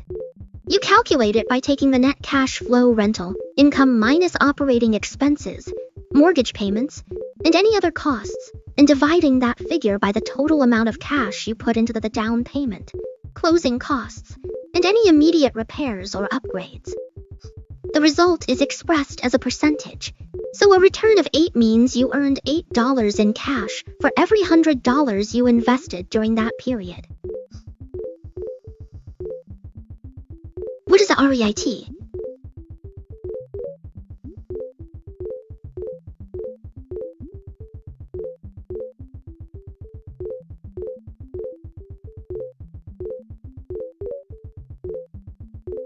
A REIT, or Real Estate Investment Trust, is a company that owns, operates, or finances real estate.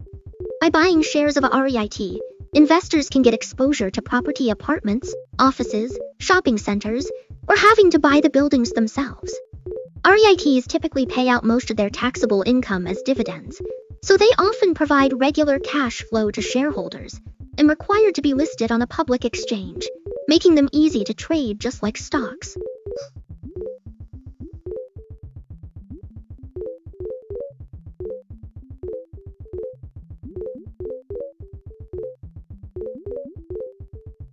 How do REITs make money?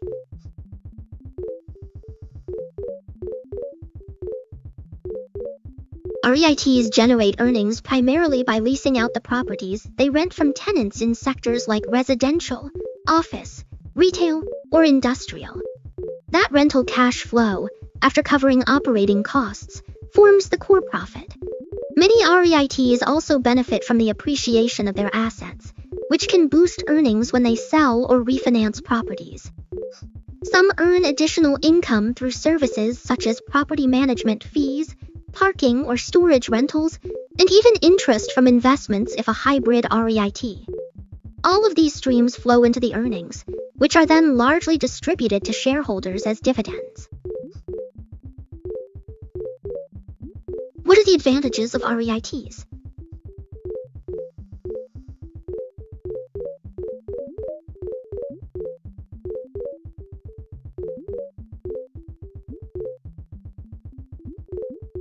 REITs offer several perks that make them attractive to many investors.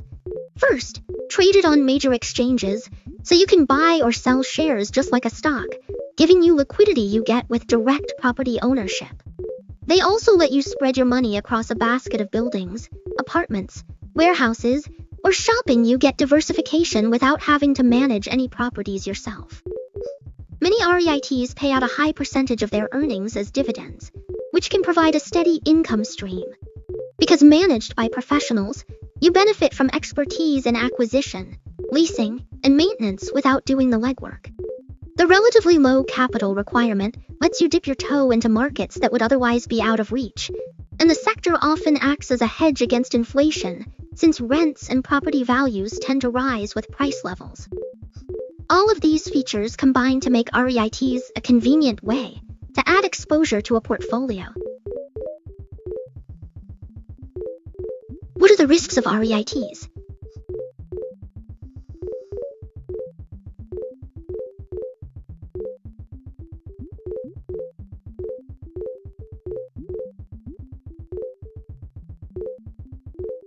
REITs can be a great way to get exposure to, but they do come with a handful of pitfalls to watch. First, sensitive to rates rise, borrowing costs go up and REIT yields can look less attractive, which may depress share prices. Second, the value of the underlying properties can swing with the broader economy. A recession or slowdown in a specific sector like retail or office space can hurt occupancy and rent collections. Third, many REITs focus on a single property type, so sector concentration can amplify risk if that market faces challenges. Liquidity is another factor. While listed REITs trade on exchanges, the market for the shares can be thin, making it harder to buy or sell without affecting price. Management quality matters. Decisions on acquisitions, financing, or maintenance can erode earnings and jeopardize dividend payouts. Finally, regulatory and tax rules governing REITs can change, potentially impacting the amount of income they can distribute. Keeping an eye on these elements can help you gauge how comfortable you are with the inherent volatility of REIT investments. What is commercial real estate?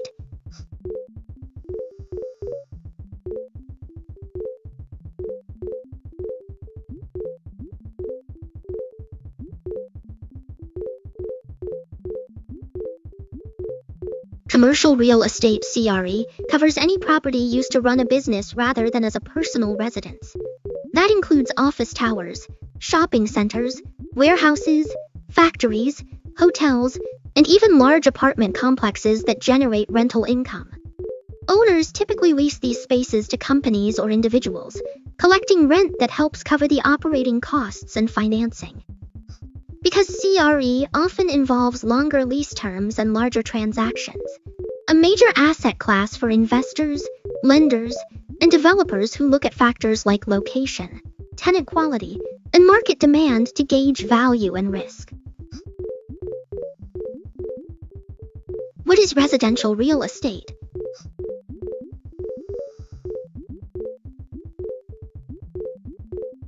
Residential real estate refers to properties designed for people to live in, such as homes, townhouses, condominiums, and apartment buildings. These units are typically used as primary residences, second homes, or rental dwellings, and they generate value through factors like location, size, condition, and local market demand. Unlike commercial or industrial properties, residential focuses on providing living space and often involves considerations like schools, amenities, and neighborhood safety.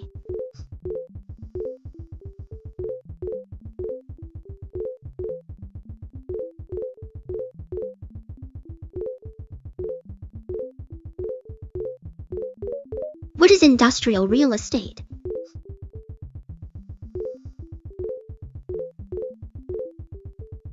Industrial real estate refers to properties that are built to support manufacturing, distribution, storage, and other business activities. This category includes warehouses, factories, research labs, distribution centers, and production facilities. These buildings are typically designed with high ceilings, robust loading docks, expansive floor plans, and easy access to transportation routes like highways, rail lines, or ports. Investors often look at factors such as location, tenant creditworthiness, lease length, and the condition of the building when evaluating industrial assets, since they tend to generate steady rental income and can benefit from growing and demands. What is an apartment REIT?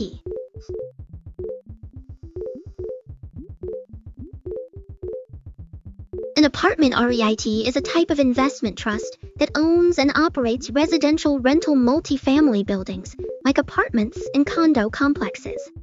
By buying shares of an apartment REIT, investors get exposure to the cash flow from rent payments and the potential appreciation of those properties, without having to manage the units themselves. The REIT collects rent, handles maintenance, and pays out most of its earnings to shareholders as dividends, making it a way to earn regular income from the housing market. What is a mortgage REIT?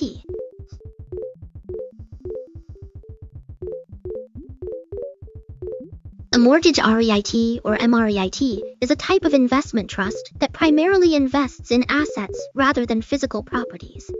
These trusts typically buy and hold residential or commercial securities, originate new loans, or fund companies.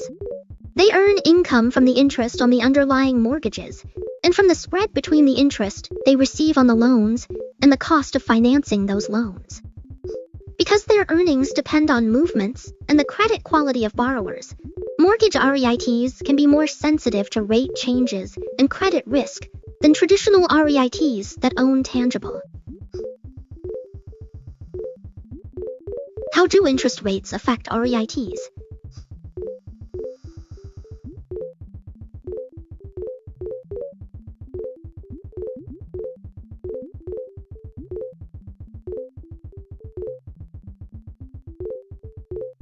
Moves are a key driver for REIT performance.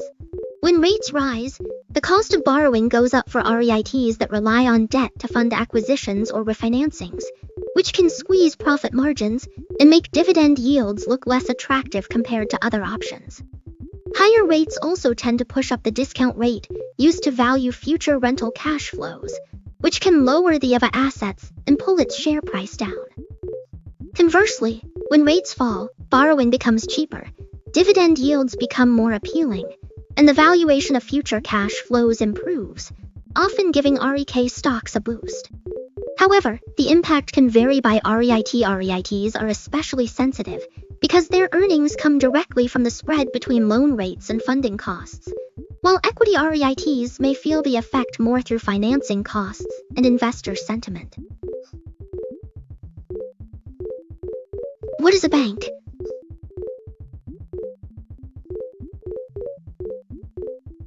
A bank is a financial institution that accepts deposits from individuals and businesses, then uses those funds to provide loans, process payments, and offer a range of services like checking accounts, savings accounts, credit cards, and investment products.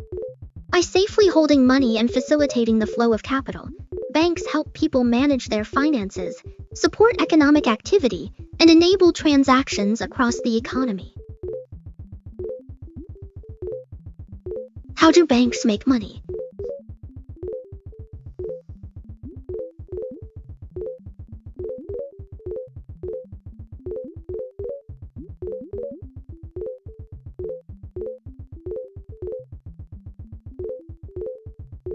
Banks earn their revenue by taking deposits from customers, and then using those funds to lend to borrowers, earn interest on loans, and charge fees for a variety of services. The interest difference between what they pay on deposits and what they receive on a core profit driver. In addition, banks collect fees for things like account maintenance, wire transfers, transactions, advice, and usage. They also generate income from investing surplus cash in securities and from providing and custodial services. All of these activities together keep the institution profitable while supporting the flow of money throughout the economy. What is a bank's net interest margin?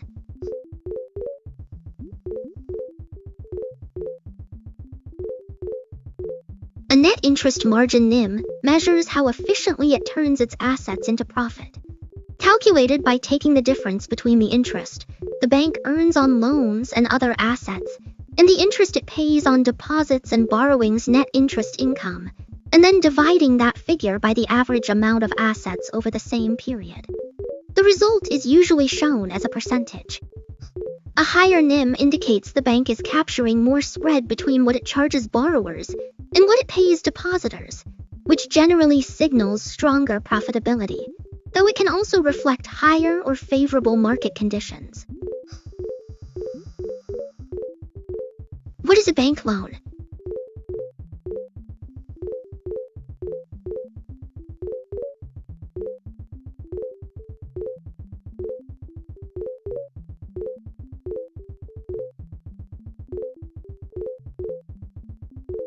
A bank loan is simply a sum of money that a bank agrees to lend to you can finance a purchase, cover expenses, or invest in growth. In exchange, you commit to repaying the amount over a set period, plus interest, which compensates the bank for the risk and the cost of providing the funds.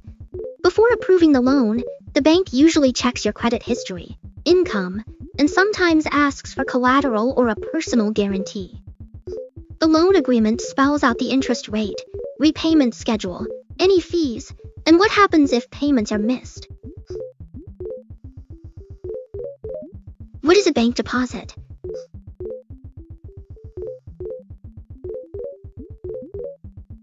A bank deposit is money you place into a financial, a checking, savings, where the bank can hold it safely for you. In return, the bank may pay a small amount of interest, especially on accounts, and you retain the right to withdraw or transfer the funds whenever you need them, subject to any account rules. Deposits give banks the capital they use to lend to borrowers and support other banking services, while providing you with a convenient, secure place to keep your cash. What is a savings deposit?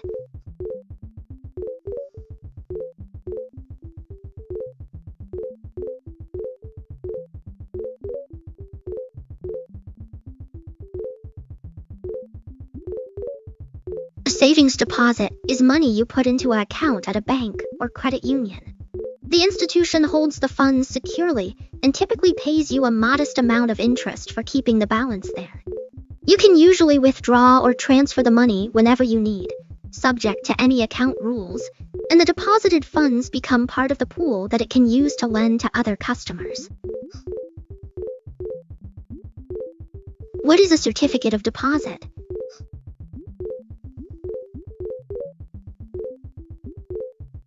A certificate of deposit (CD) is a deposit you make at a bank that earns a set interest rate for a fixed period, like 6 months, a year, or even several years. You agree to keep the money locked in until the term ends, and in return the bank typically offers a higher rate than a regular savings account. When the maturity date arrives, you get back the original amount plus the accrued interest. If you cash it out early, you usually face a penalty, so best for funds you need right away. What is a GIC?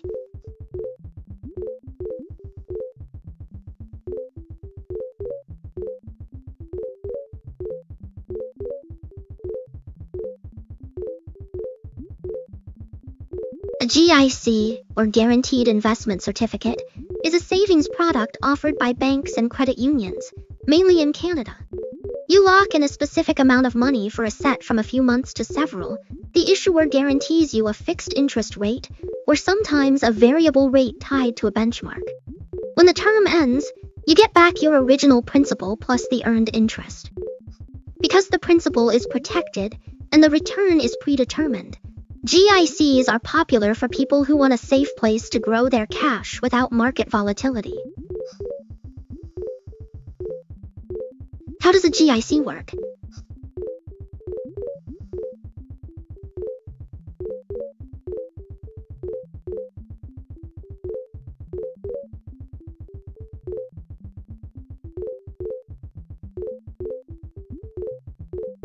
A Guaranteed Investment Certificate (GIC) works like a savings plan.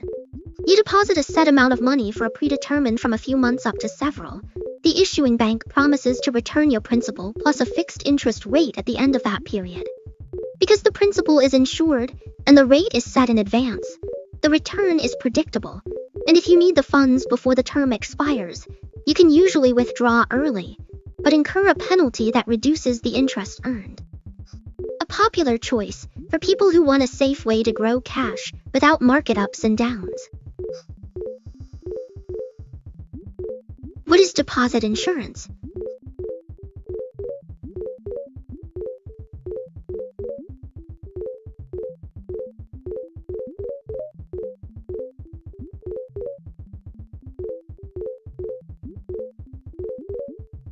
Deposit insurance is a protection program that guarantees get your money to a certain bank or credit union where you keep your funds fails.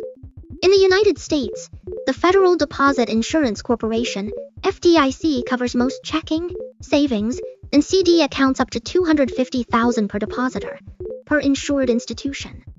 Similar schemes exist in other countries, such as CDIC or the FSCS, each with its own coverage limits. The goal is to give people confidence that their deposits are safe, even if a financial institution runs into trouble.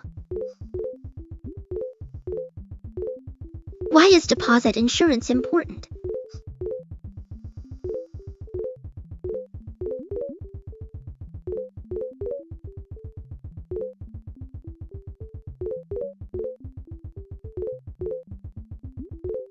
Deposit insurance matters because it gives people confidence that the money they keep in a bank is safe, even if the institution runs into trouble.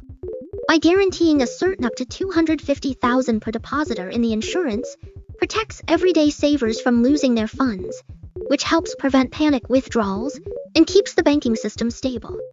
It also encourages folks to keep their cash in regulated banks rather than hiding it elsewhere, supporting a healthier economy overall. What is a bank run?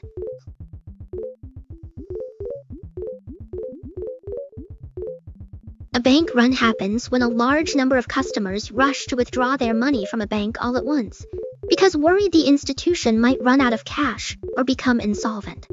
Since banks typically keep only a fraction of deposits on hand, and lend out the rest. A sudden surge of withdrawals can strain their reserves, potentially leading to a liquidity crisis. The panic can spread to other banks if people lose confidence in the banking system, which is why regulators keep a close eye on deposit insurance and maintain safeguards to prevent such cascades.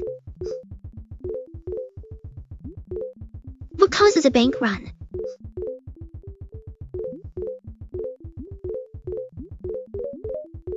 A bank run starts when a lot of depositors rush to withdraw their funds because lost confidence that the institution can stay afloat. Triggers can include rumors of financial trouble, news of large losses, sudden drops in asset values, or broader economic panic. Since banks typically keep only a small portion of deposits on hand and lend out the rest, they satisfy a massive, simultaneous demand for cash, which can turn fear into an actual liquidity crisis. Poor management, opaque reporting, or instability in the wider banking system can also fuel the panic. How can banks fail?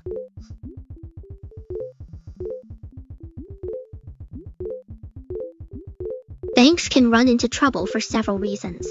If they make too many risky loans that borrowers repay, the resulting losses erode their capital. A sudden rush of call to bank drain cash reserves faster than the institution can raise new funds, creating a liquidity squeeze.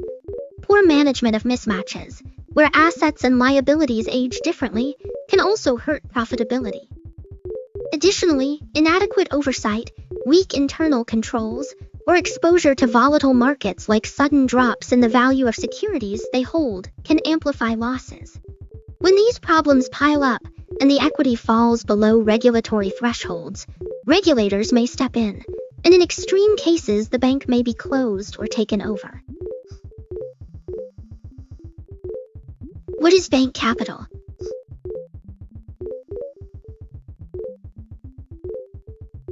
Bank capital is basically the cushion of money that a bank holds to absorb losses and stay solvent, made up of like common stock, retained earnings, and other certain regulatory adjustments.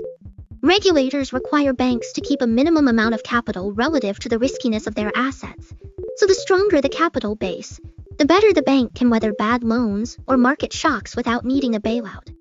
In short, the financial safety net that protects both the bank and its customers. What is a bank's loan-to-deposit ratio?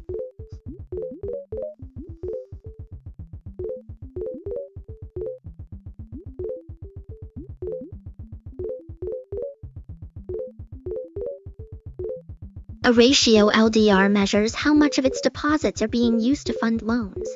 You calculate it by dividing the total amount of loans the bank has outstanding by the total amount of customer deposits, then expressing the result as a percentage.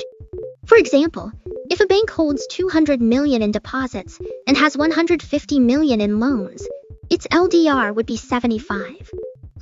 A higher ratio closer to 100 suggests the bank is aggressively lending, which can boost earnings but may raise liquidity risk. A lower ratio indicates more deposits are kept on hand, offering a safety cushion but potentially limiting activity. Regulators and investors watch the LDR to gauge a balance between growth and stability. What is a bad loan?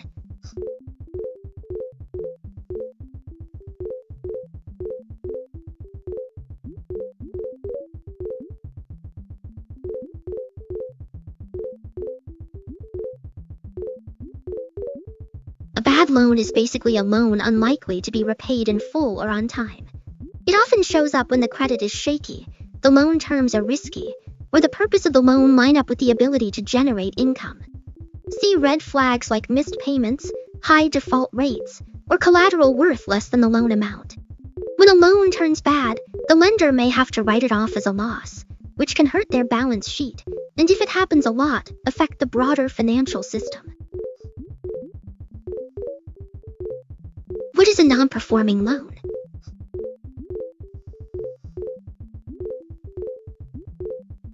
A loan NPL is a loan on which the borrower has stopped making scheduled interest for a period of 90 days or more. When a loan reaches this status, The lender classifies it as impaired because the chance of full repayment has become doubtful. Banks often set aside reserves for NPLs and may work out restructuring plans, sell the debt to collectors, or write it off if recovery looks unlikely. These loans can weigh on a balance sheet and affect its profitability and capital ratios. What is a bank's provision for credit losses?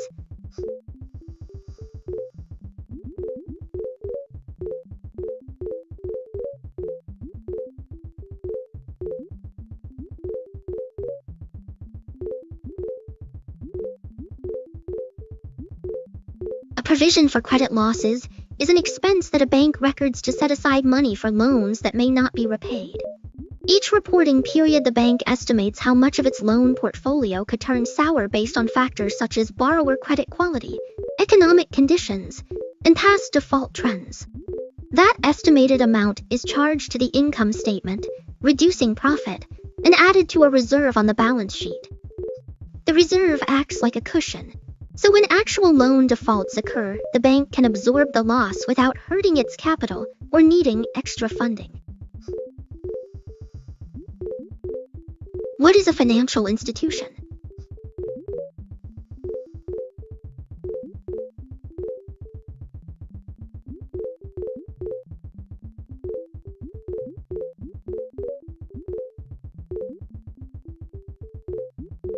A financial institution is any organization that deals with deposits, providing loans, facilitating payments, or offering investment services. This includes banks, credit unions, savings and loan associations, insurance companies, brokerage firms, and firms. They help channel funds from savers to borrowers, support everyday transactions, and enable people and businesses to manage risk and grow wealth. What is a credit union?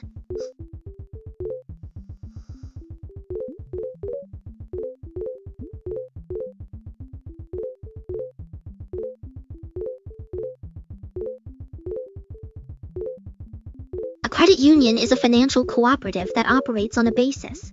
Instead of shareholders, the people who use it own the institution.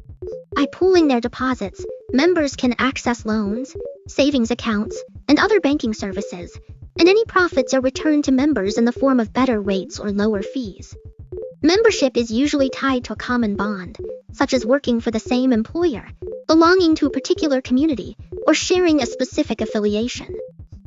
Because they focus on serving members rather than maximizing profits, credit unions often provide a more personalized and banking experience compared to traditional banks.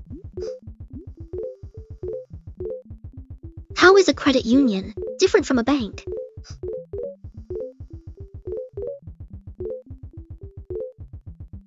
A credit union is a cooperative that operates to serve its members, not to generate profit for shareholders.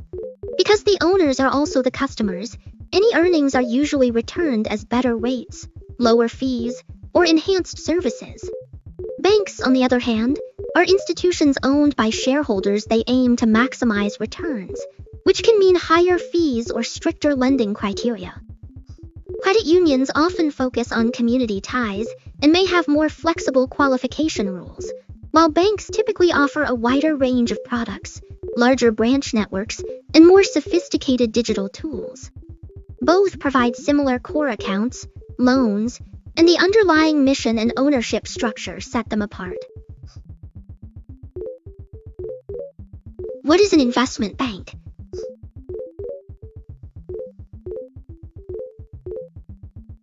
An investment bank is a specialized financial firm that assists corporations, governments, and other entities with raising by underwriting and selling securities like stocks, or offers strategic advice on mergers, acquisitions, and other corporate transactions. Beyond these advisory services, many investment banks also engage in trading and research activities, helping clients navigate complex financial markets and manage risk. What does an investment bank do?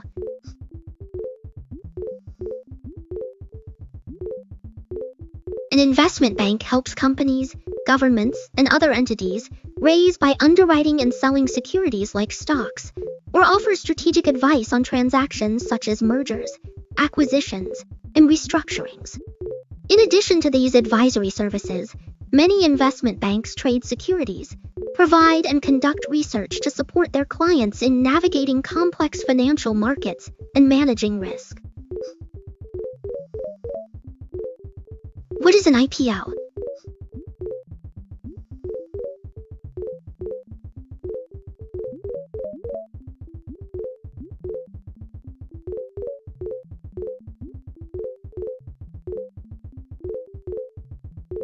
An IPO, or initial public offering, is the moment a private company decides to sell shares to the public for the first time. By listing on a stock exchange, the firm raises capital from investors, and everyday people can buy a piece of the business. The process involves filing paperwork with regulators, setting an offering price, and often working with investment banks to market the shares. Once the IPO is complete, the stock begins trading openly, and its ownership spreads beyond the original founders and early backers. Why do companies go public?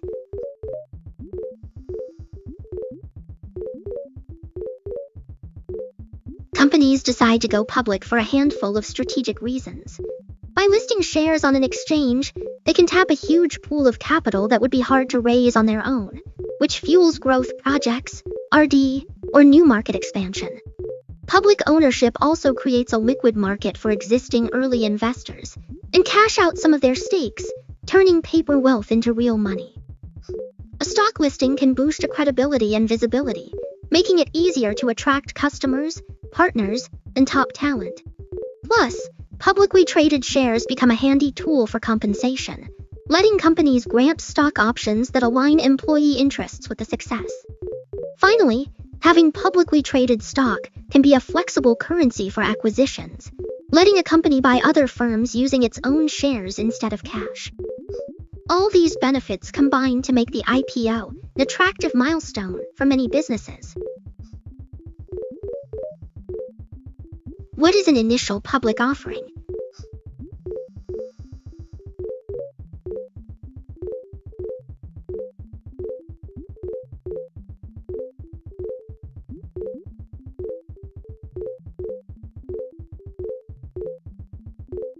An initial public offering (IPO) is the first time a privately owned company makes its shares available to the general public, effectively becoming a listed company. To do this, the firm partners with underwriters, files a registration statement with the securities regulator, and sets an initial price for the new stock. The capital raised can fund expansion, reduce debt, or support other corporate goals, while existing owners get a chance to sell part of their holdings. Once the shares start trading on an exchange, anyone can buy or sell them, and the company must meet ongoing reporting requirements. What is a secondary offering?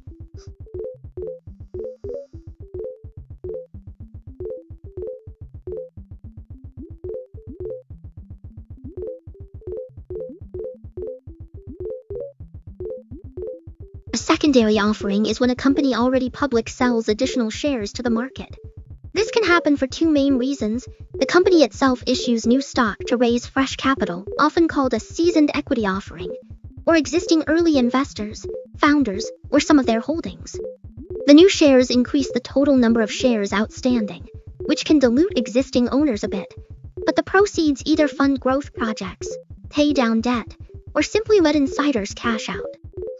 Investors usually get the same rights as existing shareholders, and the price is set through a process similar to an IPO, often with underwriters helping to price and distribute the shares.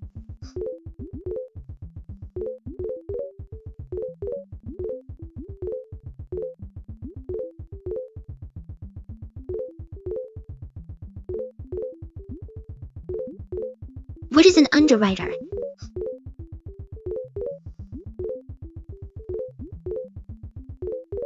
An underwriter is a financial bank or a specialized, helps a company raise capital by taking on the risk of selling its new securities. Basically, the underwriter agrees to buy the shares or bonds from the issuer and then resell them to investors, usually at a slightly higher price. In return, The underwriter earns a fee for handling the paperwork, setting the offering price, and ensuring the securities get placed in the market smoothly. This process is a key part of IPOs, bond issuances, and other fundraising events. What is an IPO valuation?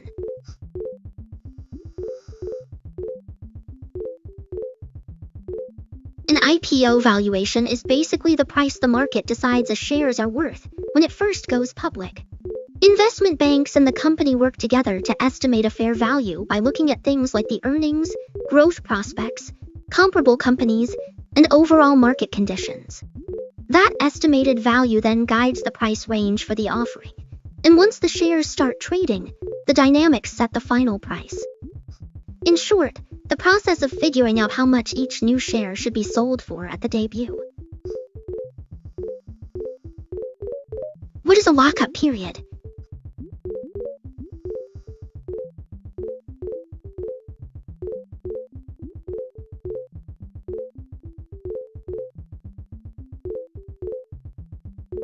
A lockup period is a contractual agreement that prevents company insiders, such as executives, employees, and early investors, from selling their shares for a specified period of time after an initial public offering IPO. This period, which can range from 90 to 180 days, is designed to prevent a flood of shares from hitting the market too quickly, which could drive down the stock price. By restricting the sale of shares, the lockup period helps maintain stability in the market and allows the company to establish a more stable trading range. Once the lockup period expires, insiders are free to sell their shares, but they often do so in a controlled manner to avoid disrupting the market. What is a retirement account?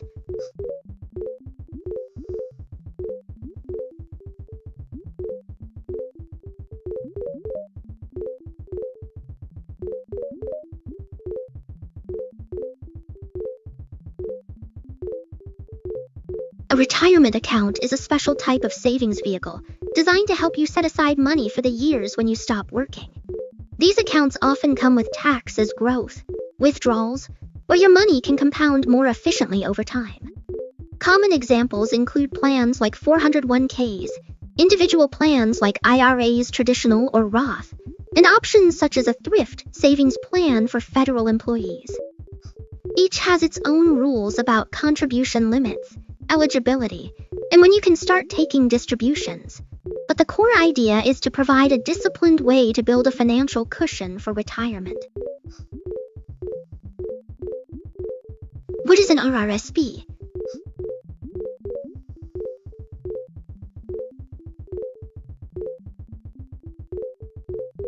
An RRSP, or Registered Retirement Savings Plan, is a type of savings account in Canada that helps people save for retirement. It's a tax-deferred savings vehicle, meaning you contribute pre-tax dollars, and the money grows tax-free until you withdraw it in retirement. The idea is to reduce your taxable income now and delay paying taxes until later, when you might be in a lower tax bracket. RRSPs often offer a range of investment options, such as stocks, bonds, and mutual funds, so you can grow your savings over time. There are also rules about how much you can contribute each year, based on your income, and when you can start taking the money out, typically after age 72. What is a TFSA?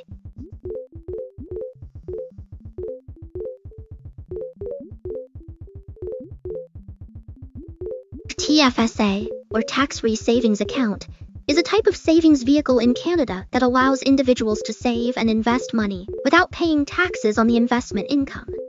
Contributions to a TFSA are made with after-tax dollars, but the money grows tax-free and can be withdrawn tax-free. This makes TFSAs a great option for saving for short-term or long-term goals, such as a down payment on a house, a car, or retirement. The key benefits of a TFSA include flexibility, tax efficiency, and the ability to withdraw funds at any time without penalty or tax implications. It's an excellent way to build wealth over time, and the rules around TFSAs are designed to help Canadians save and achieve their financial objectives. What is a 401k?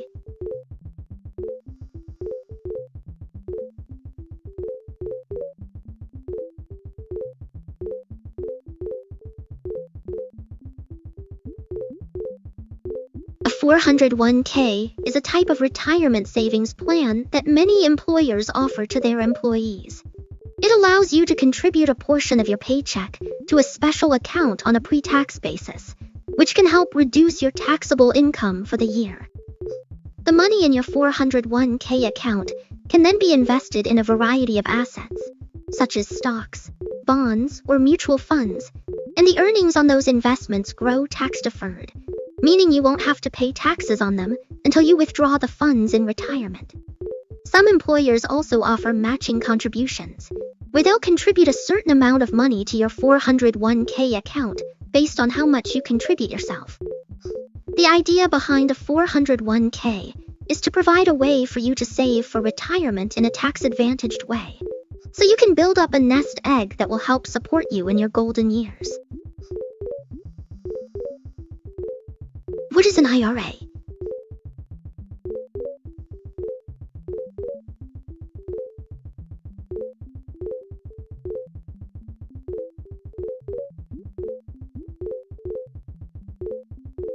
An IRA, or individual retirement account, is a personal savings plan that helps you set aside money for retirement while enjoying tax benefits. With a traditional IRA, you can often deduct your contributions from your taxable income now, and the investments grow until you withdraw them later. A Roth IRA works the opposite way. You contribute dollars, but qualified withdrawals and retirement are both types let you choose from a range of bonds, mutual funds, and you can tailor the account to your goals and risk tolerance. The main idea is to give you a disciplined way to build a nest egg for the future, with the added perk of tax advantages. What is a Roth IRA?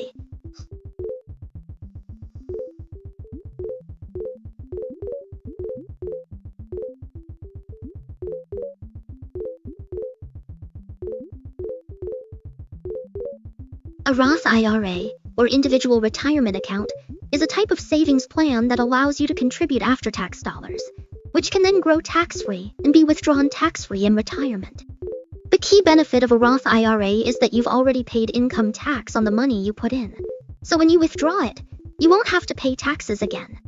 This can be a great way to build up a nest egg for the future, especially if you expect to be in a higher tax bracket in retirement. Roth IRAs also offer flexibility, as you can withdraw contributions at any time tax-free and penalty-free, although there may be some restrictions on withdrawing earnings before age 59.5 or within 5 years of opening the account.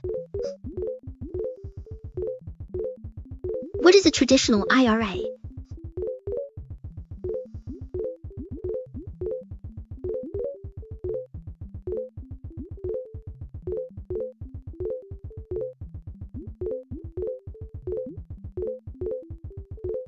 A traditional IRA, or individual retirement account, is a type of savings plan that allows you to contribute pre-tax dollars, reducing your taxable income for the year.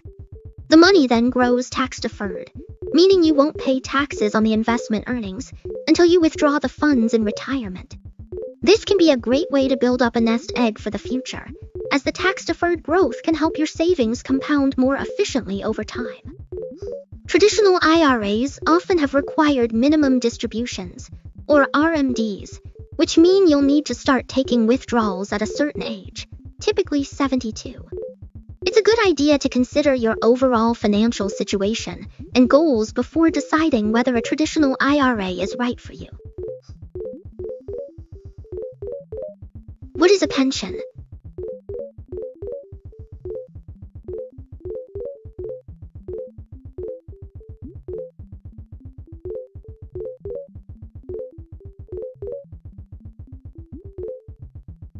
A pension is a type of retirement plan that provides a steady income stream to individuals after they've stopped working.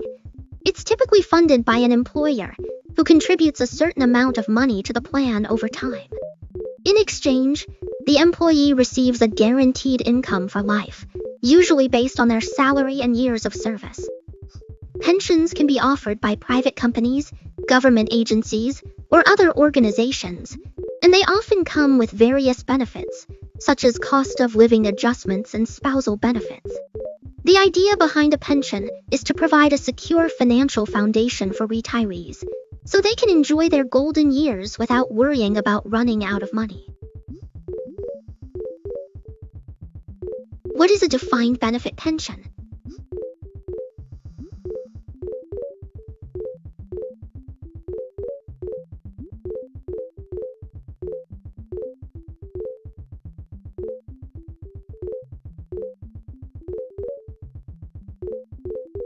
A defined benefit pension is a type of retirement plan that promises a certain level of income to employees after they retire, based on their salary and years of service.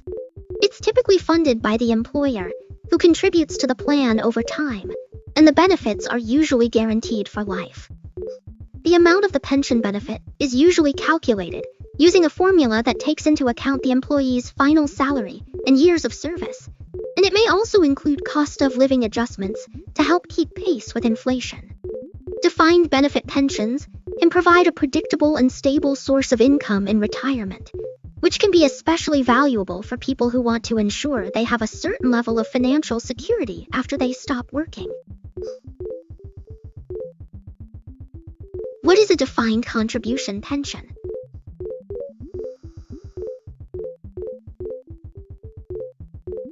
A DC pension is a retirement plan where the amount you and possibly your employer put into the account is fixed each pay period, but the eventual benefit you receive depends on how the investments perform.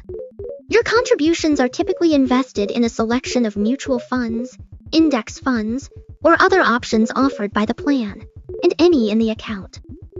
When you reach retirement age, you can usually withdraw the balance as a lump sum, set up periodic withdrawals, or even purchase an annuity, depending on the plan rules. Because the payout guaranteed, the risk and reward rest with you, making it important to choose investments that match your time horizon and comfort with market swings.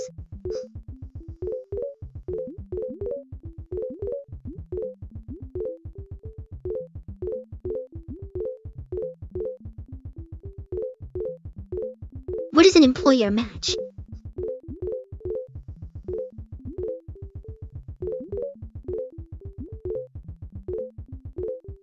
An employer match is a benefit that some companies offer to their employees as part of their retirement savings plan, such as a 401k. Essentially, when you contribute a certain amount of money to your retirement account, your employer will match a portion of that contribution, adding their own funds to your account. For example, if you contribute 5 of your salary to your 401k, your employer might match 3 or 4 of that amount. This means that in addition to the money you're saving yourself, you're also getting extra money from your employer to help your retirement savings grow faster. It's a great way for employers to support their employees' long-term financial goals and encourage them to save for the future. Why should investors take advantage of an employer match?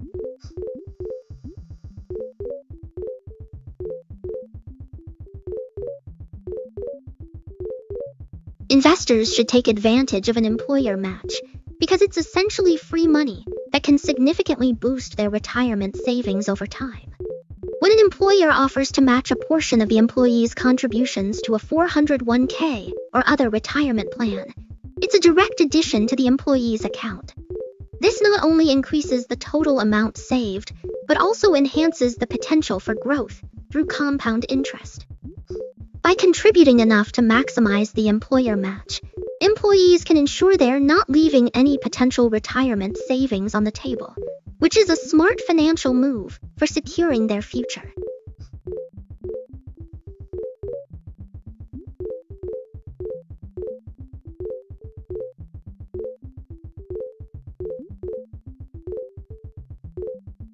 What is tax-deferred investing?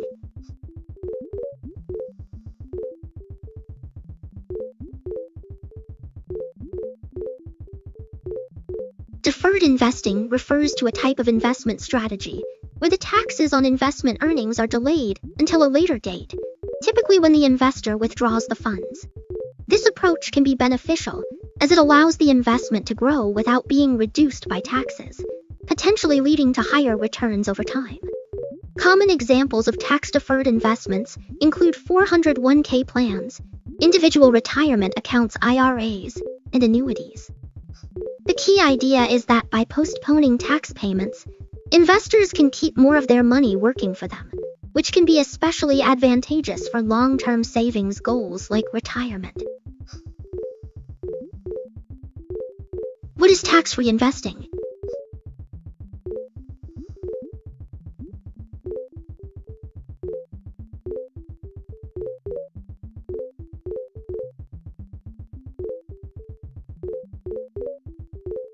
Free investing refers to investment strategies or accounts that allow individuals to grow their wealth without incurring taxes on the investment earnings. This can include accounts such as Roth IRAs, where contributions are made with after-tax dollars, but the investments grow tax-free and withdrawals are tax-free if certain conditions are met. Other examples might include tax loss harvesting strategies, where investors sell losing positions to offset gains from other investments, or municipal bonds, whose interest payments are often exempt from federal and possibly state and local taxes. The idea is to minimize the tax burden, allowing the investment to compound more efficiently over time. What is a capital gain?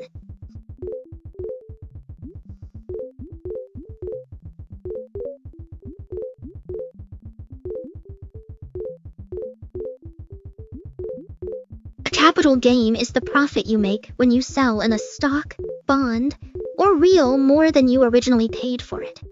The difference between the selling price and your purchase cost is the gain, and usually subject to taxes depending on how long you held the asset and where you live. What is a capital loss?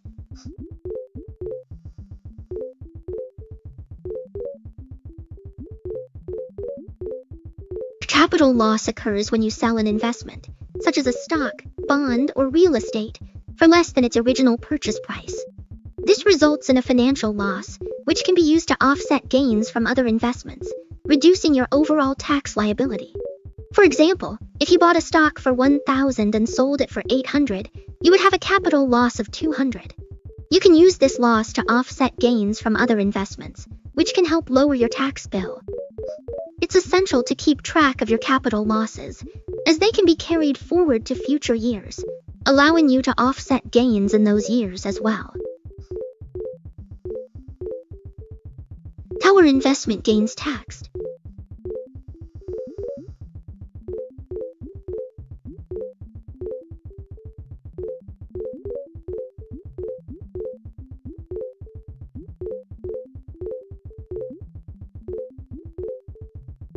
Investment gains are typically taxed as capital gains, which means the profit you make from selling an investment is subject to taxes.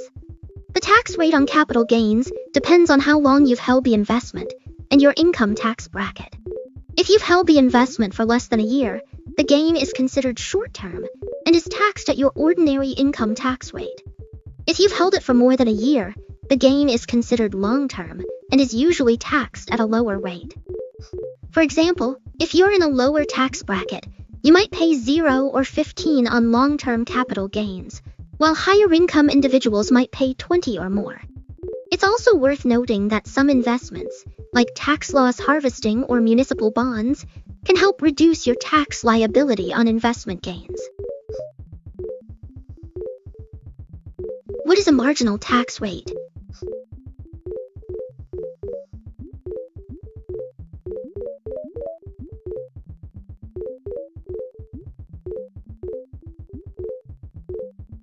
A marginal tax rate is the percentage of tax applied to your highest dollar of income, meaning the rate you pay on the next dollar you earn. Called marginal because it applies to the last portion of your income, not your entire earnings. For example, if your income falls into multiple tax brackets, your marginal rate is the highest bracket that applies to a portion of your income. This rate helps you understand how much tax owe on additional income, like a bonus or side gig, and a key factor in planning deductions or investments to optimize your tax situation. What is an effective tax rate?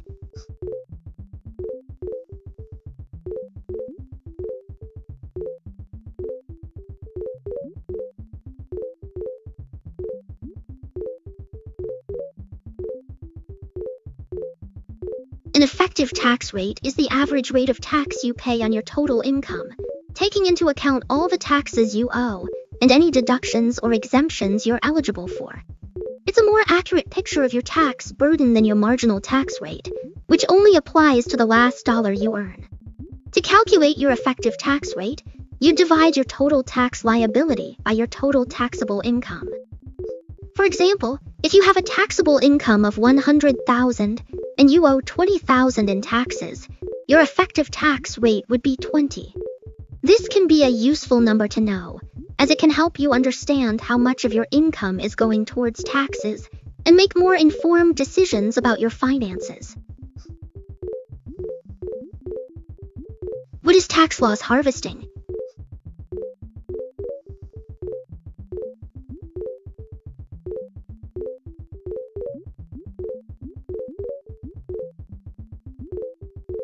Harvesting is a strategy where you sell investments that have dropped in value to realize a loss, which you can then use to offset capital gains or reduce your taxable income. By locking in those losses, you can lower the amount of tax you owe on profits from other assets, and any unused loss can often be carried forward to future tax years.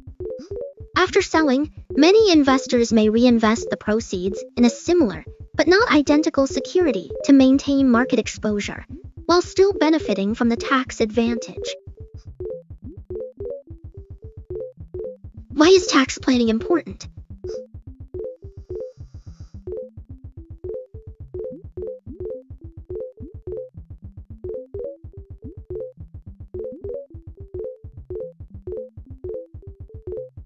Tax planning is essential because it helps you manage your financial obligations to the government, ensuring you're not overpaying on your taxes.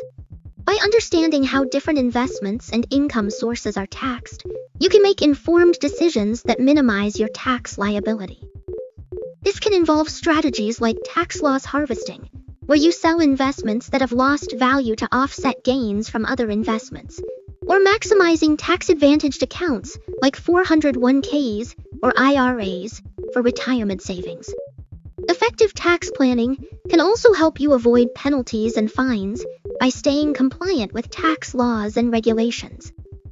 Ultimately, the goal is to keep more of your hard-earned money, allowing you to achieve your financial goals, whether that's saving for a big purchase, retirement, or simply building wealth over time. What is cryptocurrency?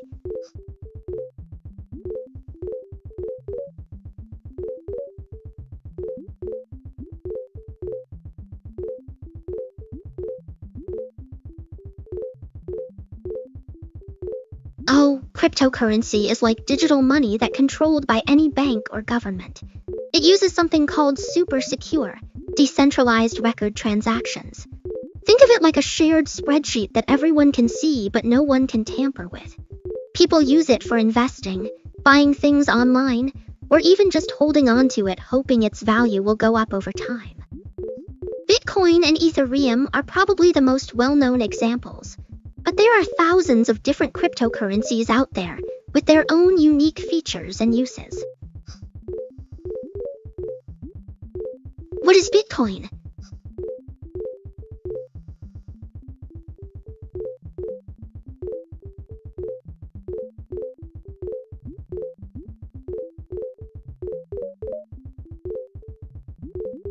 Bitcoin is a type of digital currency, often called cryptocurrency, that operates independently of banks or governments.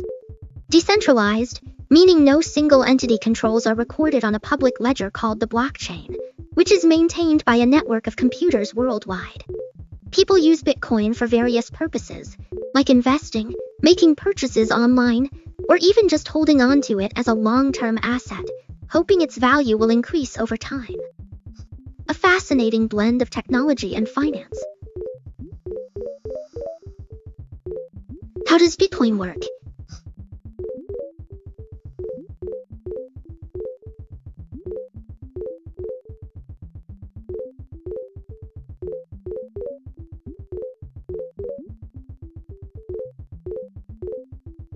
Sure thing. Bitcoin is a digital currency that lives on a public ledger called the blockchain.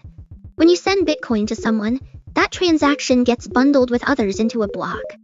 Running powerful, a tough puzzle to lock that block in place, which both secures the network and creates new Bitcoins as a reward. Because the blockchain is spread across thousands of computers worldwide, no single entity can control or tamper with it. To use Bitcoin, you keep a pair of cryptographic keys, a public address that anyone can send coins to, and a private key that lets you spend the coins you own. All of this happens without banks or governments, making it a way to move value around the globe. What is blockchain technology?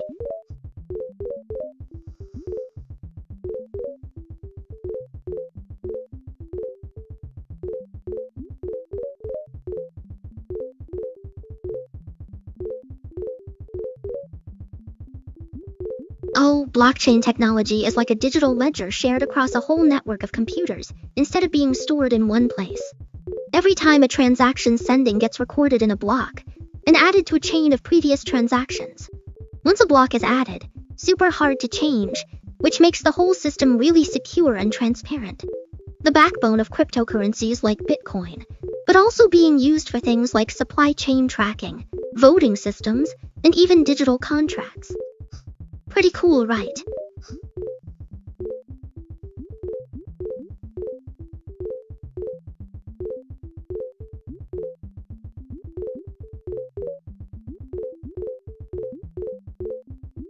What is a Bitcoin halving?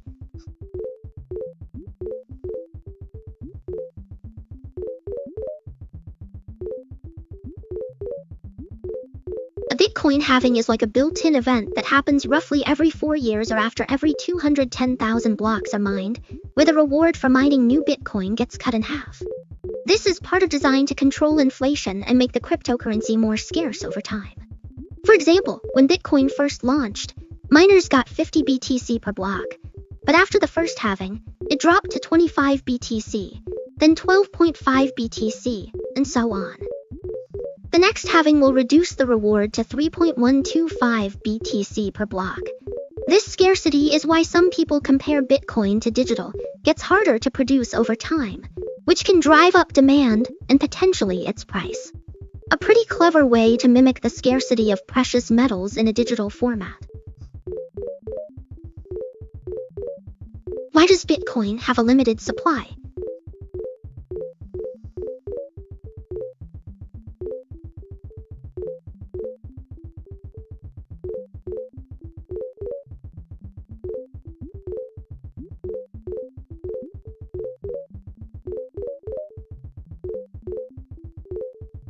Bitcoin has a limited supply because its creator, Satoshi Nakamoto, designed it that way from the very beginning. There will only ever be 21 million Bitcoins in existence, and this cap is hard-coded into the protocol. This scarcity mimics the scarcity of precious metals like gold, which just be printed endlessly. The limited supply helps prevent inflation and makes Bitcoin more valuable over time as demand grows. Every 4 years, the reward for mining new Bitcoins gets halved the halving, which slows down the rate at which new Bitcoins are created. This controlled release ensures that Bitcoin becomes harder to obtain as time goes on, reinforcing its digital gold narrative. What is Ethereum?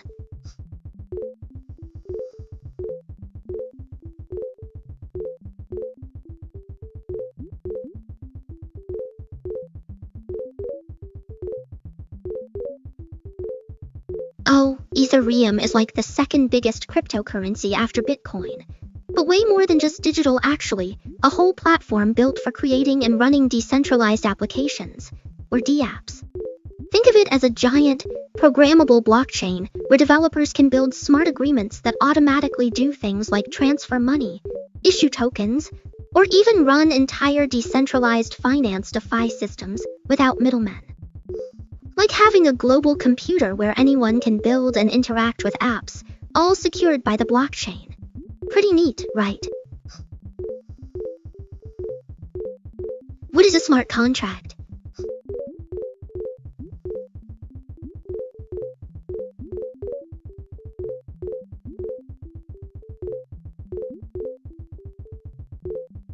A smart contract is basically a piece of computer code that lives on a blockchain and automatically carries out the terms of an agreement once the predefined conditions are met. Think of it as a digital vending machine. You insert the right input like a payment or a specific date, and the contract instantly performs the promise that's transferring tokens, updating a record, or triggering another needing a middleman.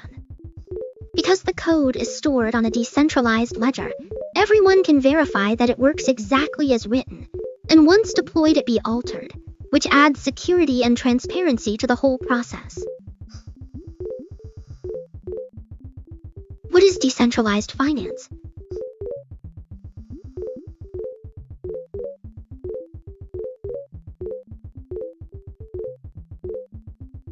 Oh, decentralized called like taking all the traditional financial services used lending, borrowing, trading, or earning, moving them onto the blockchain without banks or middlemen. Imagine being able to take out a loan, earn interest on your savings, or trade assets directly with others, all handled by smart contracts that run automatically when certain conditions are met. All open, transparent, and accessible to anyone with an internet connection, no matter where they are in the world. Pretty revolutionary, right? What is DeFi?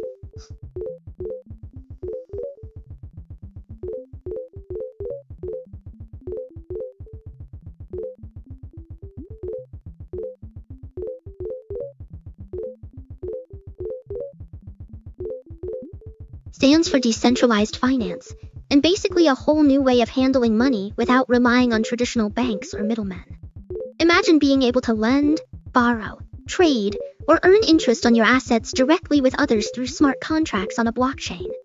All open, transparent, and accessible to anyone with an internet connection, no matter where they are. Instead of filling out paperwork or waiting for approvals, you interact with protocols that automate the process. Pretty revolutionary, right? What is a stablecoin?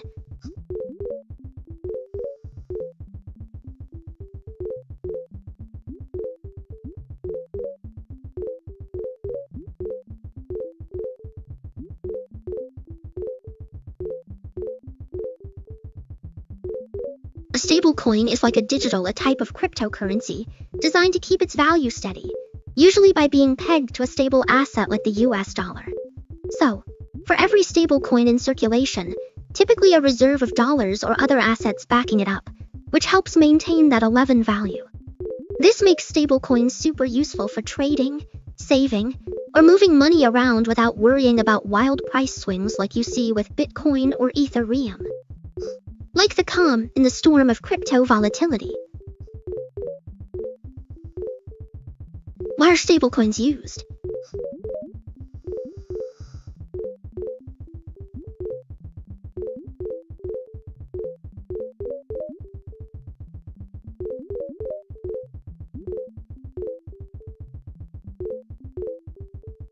Stablecoins are used because they offer the best of both worlds in crypto: the speed and global reach of digital money, without the wild price swings that make other cryptocurrencies risky for everyday use. Pegged to stable assets like the US dollar, so their value stays consistent, making them perfect for trading, saving, or even paying for things without worrying about your money losing half its value overnight. Plus, widely used in decentralized finance, DeFi, for lending, borrowing, and earning interest, since people need a reliable way to move value around without banks getting in the way. What is a crypto wallet?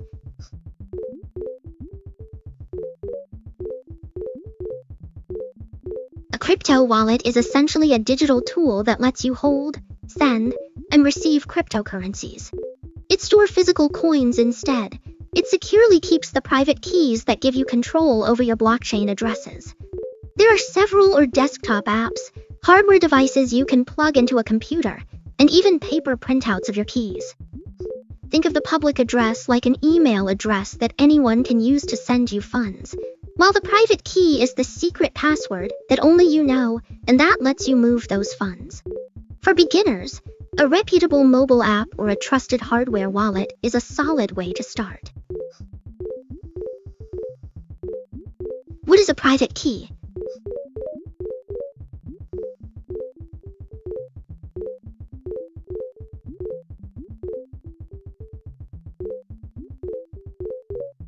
A private key is like the secret password to your crypto, a super long, randomly generated string of letters and numbers that gives you control over your digital assets. Think of it as the key to your house. You share it with anyone, and if you lose it, you lose access to everything inside. What signs transactions on the blockchain, proving the rightful owner? Without it, your crypto is locked away forever, so keeping it safe is absolutely crucial. What is a seed phrase?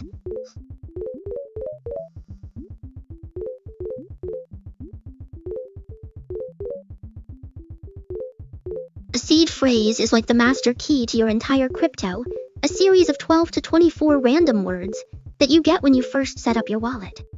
Think of it as a backup password that can restore access to all your funds if you ever lose your device or forget your password. Super important to write it down and store it somewhere safe, like in a locked drawer or a fireproof safe, because anyone who gets their hands on it can steal your crypto. Never share it online or with anyone, not even me.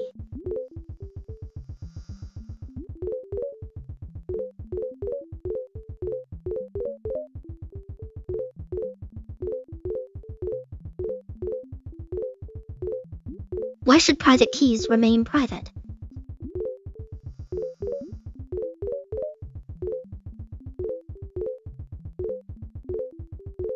Private keys are the crown jewels of what prove you own your assets on the blockchain.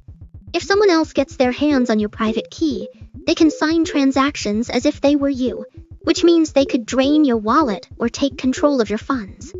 Like giving someone the password to your bank account, but with no way to recover it if stolen. Why keeping your private key completely secret and secure is absolutely non-negotiable.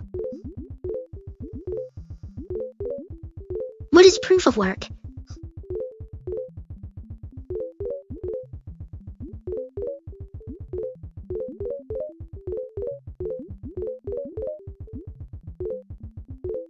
Proof of work is like the original consensus mechanism that powers Bitcoin and some other blockchains. Imagine a giant, global math competition where miners, the participants, race to solve super complex puzzles using their computers. The first one to solve the puzzle gets to add the next block of transactions to the blockchain and earns some crypto as a reward. This process secures the network because it requires a ton of computational power and energy, making it really expensive and impractical for anyone to try to cheat the system. Like a digital gold rush where the prize is keeping the blockchain honest.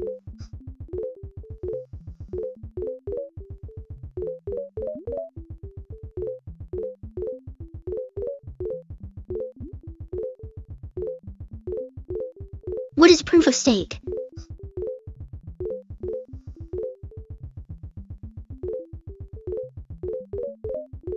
Proof of stake PoS is a consensus method where the network picks validators based on how many tokens they lock up as a stake. The more you stake, the higher your odds of being chosen to add the next block and earn the reward. Validators are incentivized to act honestly because if they try to cheat, they can lose part or all of their staked coins. An alternative to letting the blockchain stay secure while using far less electricity. What is crypto mining?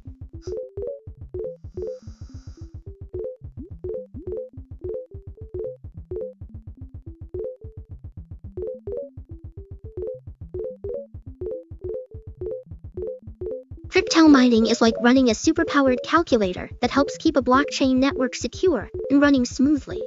Miners use specialized computers to solve complex math puzzles, and when they crack the code, they get to add the next batch of transactions to the blockchain. As a reward, They earn new cryptocurrency of like getting paid in digital gold for doing the heavy lifting. A competitive process. So miners need powerful hardware and cheap electricity to make it worthwhile. Without mining, many blockchains have the security or decentralization they rely on. How does Bitcoin mining work?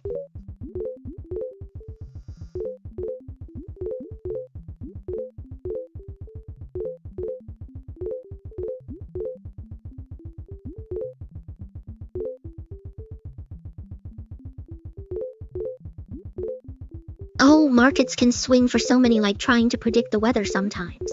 Today, it feels like a perfect storm of weaker than expected economic data making investors pause, plus some jitters ahead of big earnings reports where people tend to hold back until they see the actual numbers.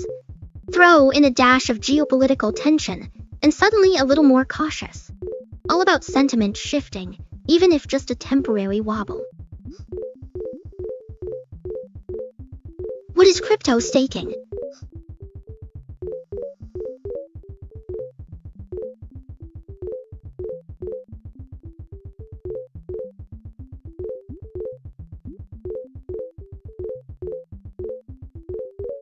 Crypto staking is like putting your digital coins to work for you while you sit back and earn rewards.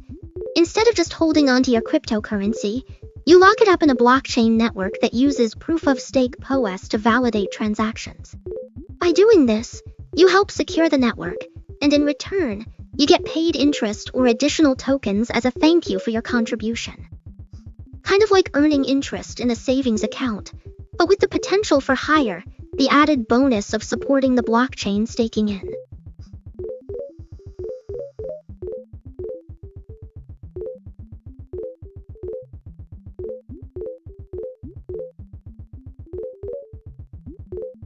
What is a crypto exchange?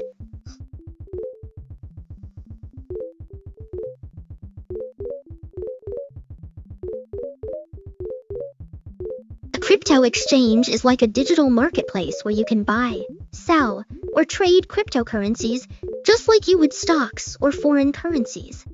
Think of it as a bustling online bazaar where people gather to swap Bitcoin, Ethereum, or other digital assets using traditional money or other cryptos.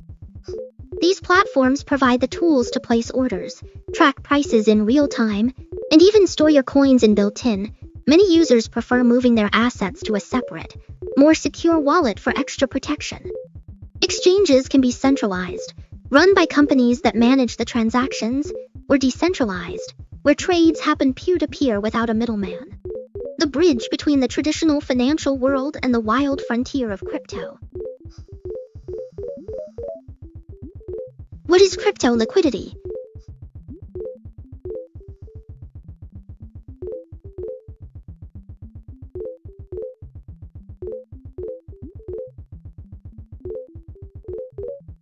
Crypto liquidity is basically a measure of how quickly you can move a digital coin in and out of your wallet without dramatically shifting its price.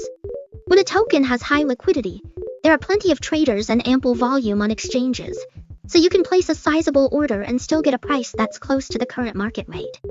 Conversely, assets have fewer participants and thinner order books, meaning even a modest trade can cause the price to jump or dip noticeably. What is crypto market capitalization?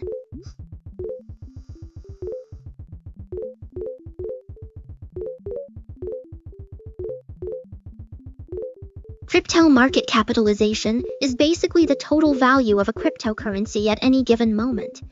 You calculate it by multiplying the current price of a single coin by the total number of coins in circulation.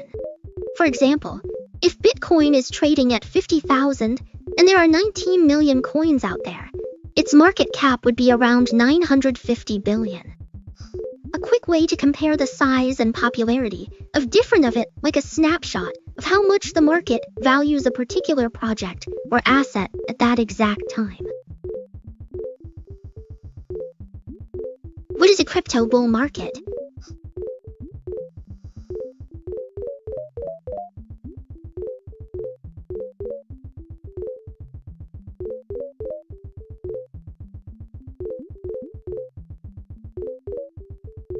Crypto bull market is like riding a wild, exhilarating wave where prices surge upward, often fueled by excitement, optimism, and strong investor confidence. When the market is in a prolonged period of rising prices, with more buyers than sellers driving demand higher. Think of it as a digital gold talking about the next big thing. New projects are popping up left and right, and even the most skeptical investors start to take notice. These bull runs can feel like a party where making gains, but also important to stay grounded because, just like any market cycle, it lasts forever. Historically, crypto bull markets have been tied to major events like institutional adoption, regulatory clarity, or breakthroughs in technology, but also driven by pure hype and FOMO, fear of missing out.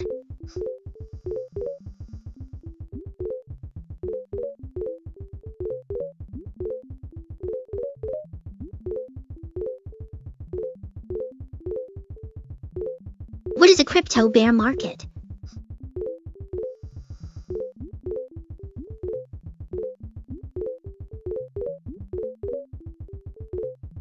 A crypto bear market is basically the opposite of a bull when prices trend downward for a while, often driven by fear, uncertainty, or negative news. Investors get more cautious, selling off assets instead of buying, which can push prices even lower. Like when the tide goes out and suddenly everyone realizes who was swimming naked. Bear markets can last months or even years, and often tied to things like economic downturns, regulatory crackdowns, or major security breaches. But historically, also been the best times to buy quality projects at a got the stomach for the volatility, of course.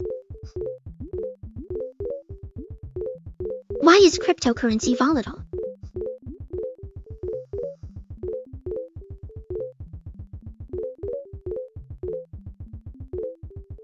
Cryptocurrency is super volatile because still a relatively young and speculative market compared to traditional assets like stocks or bonds. Unlike fiat currencies, which are backed by governments, value is driven purely by supply and no central authority to stabilize it. Plus, the market is way smaller, so big buy or sell orders can cause prices to swing wildly. Add in factors like regulatory news, tech upgrades, or even just hype from social media, and got a recipe for rapid ups and downs. Exciting for traders, but can be nerve-wracking if not used to it. What causes crypto prices to rise?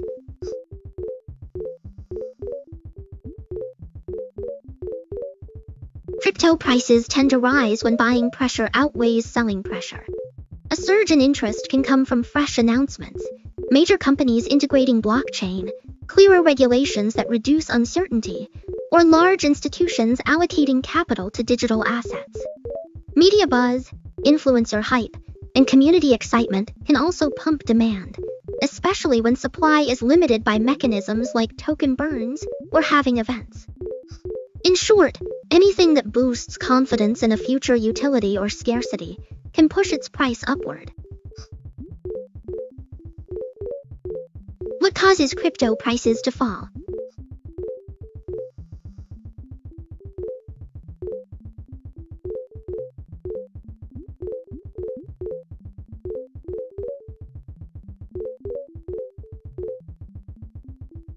Crypto prices can fall for a bunch of reasons, and usually a mix of market sentiment, external news, and technical factors. Sometimes because investors are pulling back after a big run-up, taking profits, or just getting nervous about the economy or interest rates. Other times, triggered by a major exchange hack, a regulatory crackdown, or even just rumors swirling online. Technical factors can play a role too, like a big sell-off triggering stop-loss orders or a whale moving a massive amount of coins. Even just a lack of buying interest can cause prices to drift lower. All about supply and demand, and when the balance tips, prices can move fast. What is a token?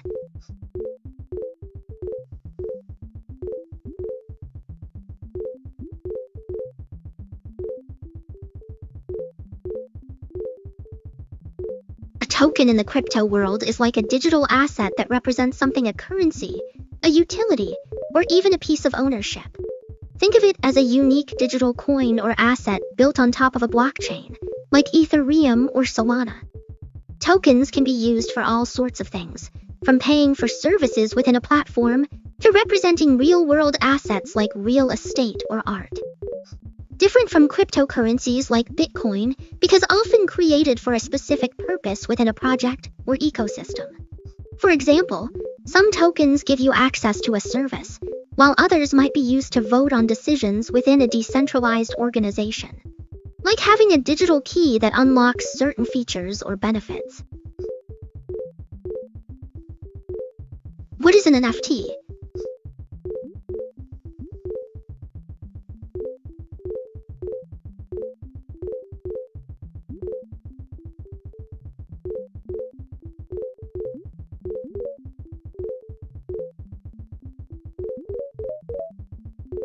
Oh, NFTs are like digital tokens stored on a blockchain that prove ownership of a specific item, whether art, music, videos, or even virtual real estate.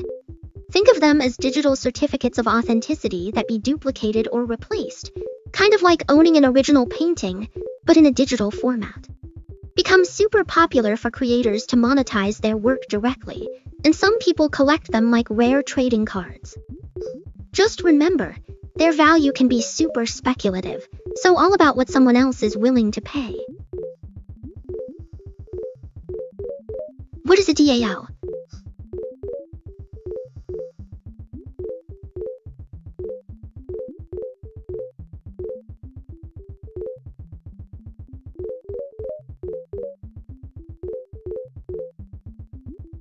For decentralized autonomous like a digital company or community run entirely by code and community votes instead of a traditional hierarchy. Imagine a group of people coming together online to pool resources, make decisions, and execute plans all through smart contracts on a blockchain. No bosses, no paperwork, just transparent rules encoded in the system. Members vote on proposals using tokens, and the code automatically enforces the outcomes. Like a co-op where everyone has a say, and the whole thing runs itself based on the rules everyone agreed to upfront. Pretty neat, right? What is tokenization?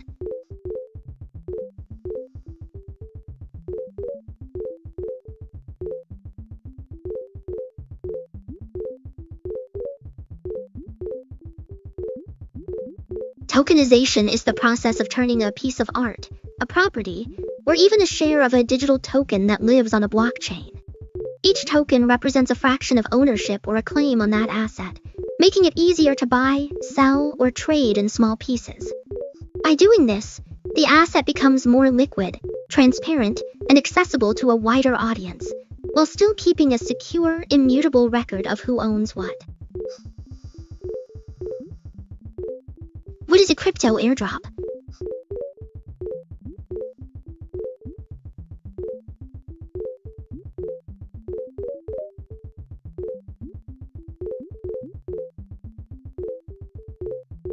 A crypto airdrop is like a free distribution of tokens or coins to a wallet, usually as a way to promote a new project, reward loyal users, or spread awareness.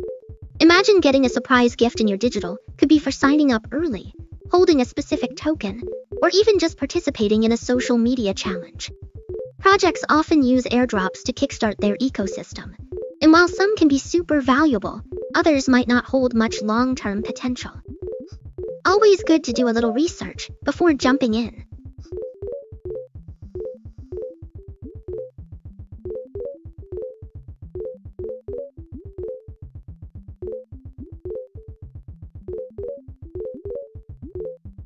What is a decentralized exchange?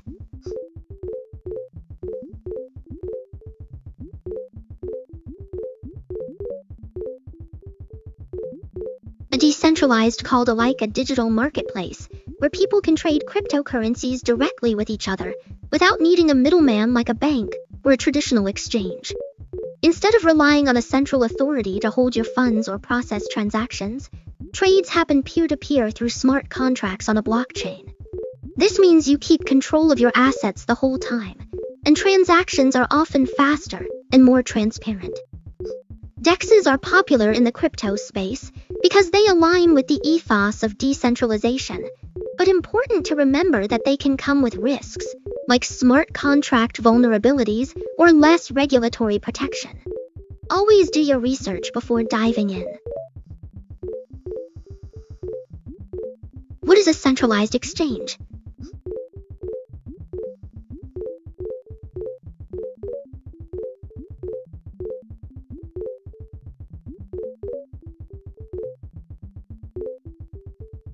A centralized called like a traditional stock market, but for cryptocurrencies.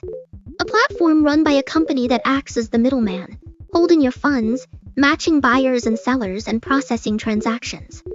Think of it like a bank for crypto. You deposit your coins there, trade them for other assets, and withdraw when done. The exchange handles security, liquidity, and compliance, which can make it easier for beginners to get started. However, because centralized, trusting the platform to keep your assets safe, and some people prefer the control that comes with decentralized options instead. What are the risks of cryptocurrency?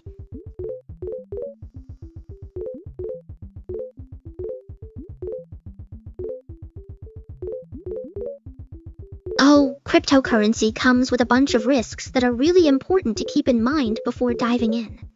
First off, prices can swing. Really, the market is still pretty young and influenced by things like hype, news, or even just big trades from whales. Also, the risk of losing access to your funds if you forget your private keys or fall for a scam, since crypto transactions are irreversible. Security is another big one. Exchanges and wallets can get hacked, and once your coins are gone, usually gone for good. Plus, regulations are still evolving, so legal today might not be tomorrow, and that uncertainty can shake up prices. And not forget the environmental. Cryptocurrencies use a ton of energy for mining, which great for the planet. All about doing your homework and only investing what you can afford to lose. Can cryptocurrency hedge against inflation?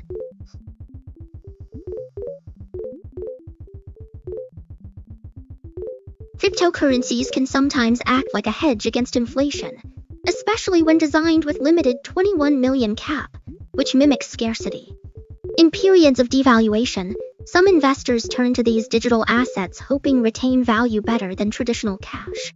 However, crypto prices are still highly volatile and can be driven by market sentiment, regulatory news, and tech developments, so they always move opposite to inflation. If considering crypto as part of a strategy, wise to treat it as a small, diversified piece of a broader portfolio, rather than the sole safeguard. Is Bitcoin digital gold?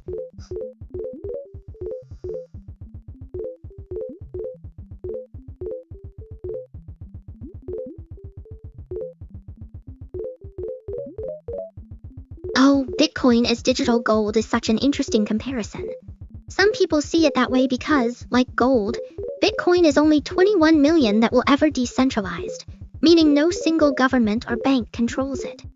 Also been around long enough to start being treated as a store of value, kind of like how gold has been for centuries. But unlike gold, Bitcoin is digital, so way easier to transfer and divide into smaller pieces. Plus, super volatile, so while some investors hold it as a long-term hedge, others see it more like a high-risk asset. What do that comparison hold up for you? What is a business model?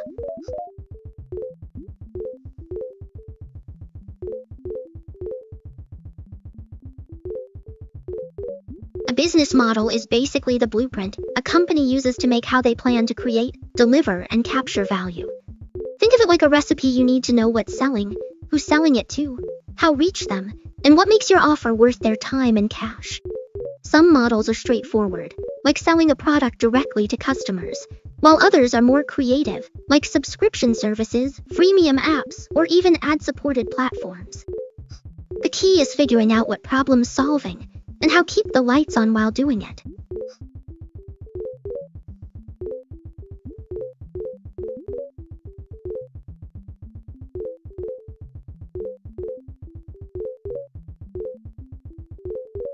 What makes a business profitable?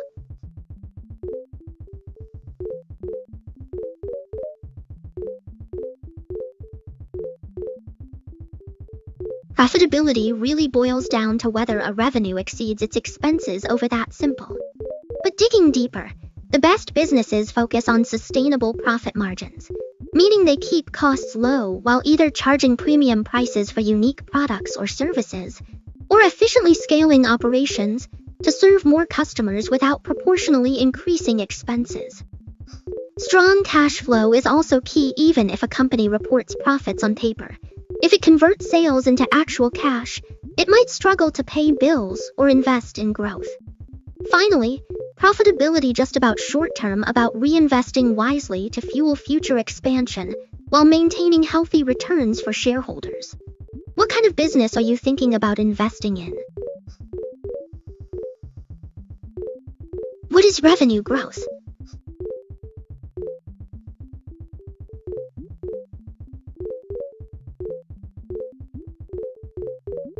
Revenue growth is basically how much sales are increasing over a specific comparing this total income to last a key metric, because it shows whether a business is expanding, attracting more customers, or selling more of its products or services. Investors love seeing steady revenue growth because it often signals a healthy, competitive company. But not just about the numbers, you also want to check if the growth is sustainable, like if driven by strong demand or just temporary promotions. Sometimes, companies report high revenue growth but still struggle with profitability, so good to look at the bigger picture too. What is recurring revenue?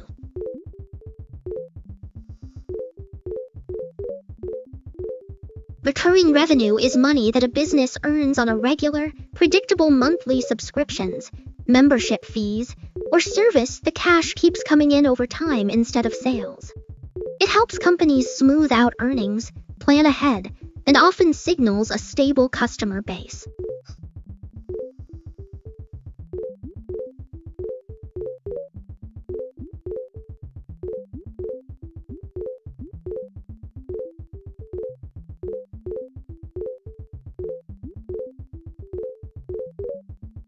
What is subscription revenue?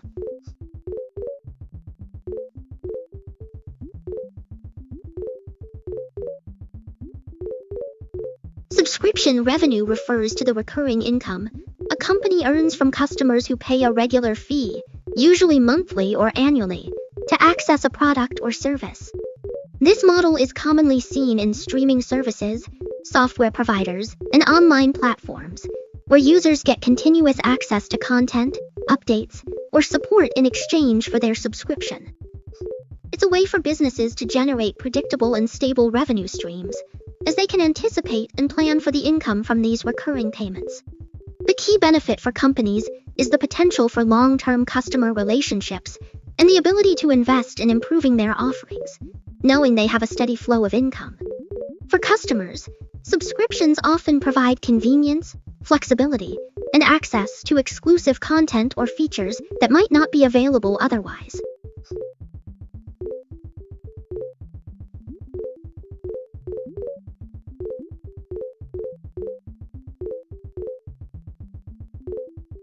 What is customer acquisition cost?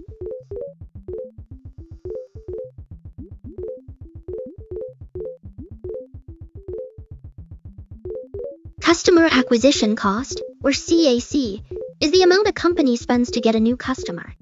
It's a key metric that helps businesses understand how much they're investing to bring in each new sale or sign-up. This cost can include things like advertising, marketing campaigns, sales team salaries, and even the cost of offering free trials or discounts to attract new customers. By knowing the CAC, companies can compare it to the lifetime value of a customer, or LTV, to see if their acquisition strategy is paying off in the long run. Essentially, if the LTV is higher than the CAC, the business is likely on the right track. But if the CAC is too high, it might be time to rethink the strategy and find more efficient ways to attract new customers. What is customer lifetime value?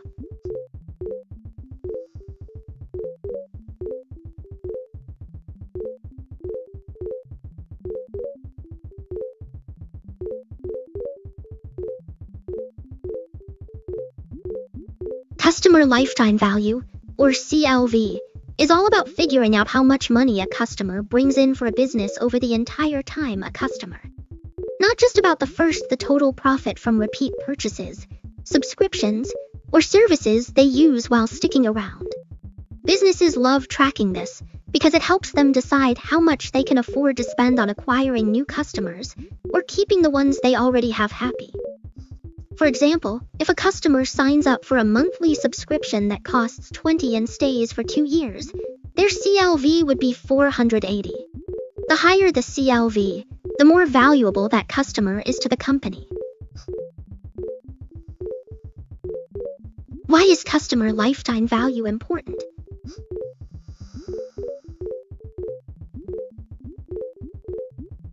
Customer lifetime value CLV matters because it tells a business how much revenue a typical customer will generate over the whole relationship. Knowing this helps a company decide how much it can afford to spend on marketing, support, or incentives while still staying profitable. It also highlights which customer segments are the most valuable, guiding product development and retention strategies. By focusing on increasing better service, upsells, or loyalty, can boost earnings and reduce reliance on constantly acquiring new customers. What is gross margin in business?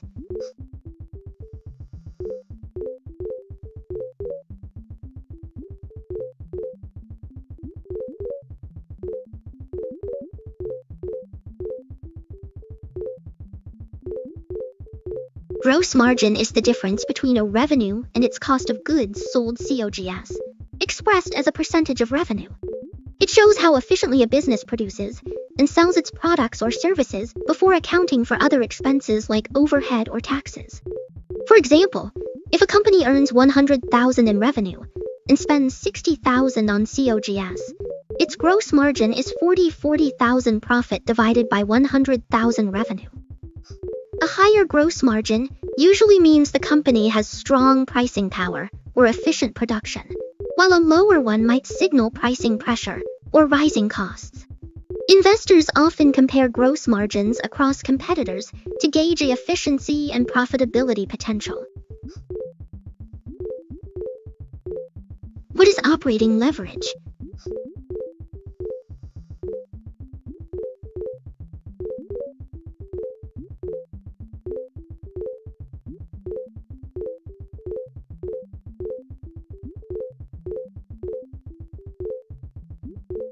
Operating leverage is all about how costs are the balance between fixed costs like rent, salaries, or equipment, and variable costs like raw materials or hourly wages.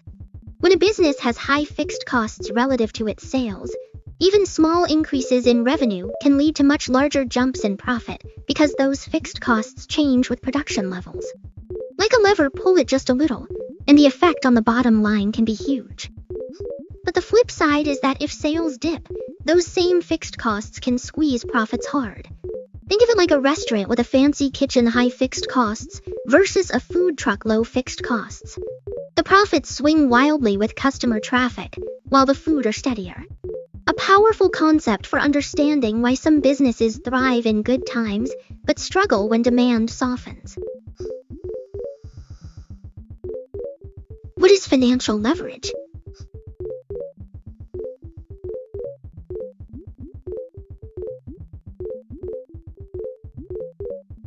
Financial leverage is when a company uses borrowed loans or fund its operations or expansions with the goal of increasing returns for shareholders. The idea is that if the company can earn more from those borrowed funds than it costs to borrow them, the extra profit goes to the owners. But a double-edged sword if the investments pay off. The debt can become a heavy burden, especially when interest rates rise or revenue drops. Think of it like using a mortgage to buy as the house value goes up. You win, but if it's stuck with the loan. Companies use leverage to scale faster, but got to be careful not to overdo it.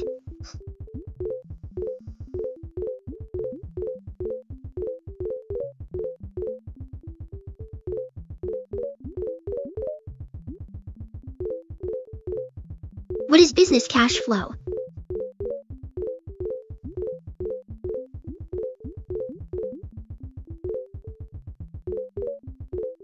Business cash flow is all about tracking the actual money moving in and out of just the profits on paper. The lifeblood of any business, showing whether a company can pay its bills, invest in growth, or handle unexpected expenses.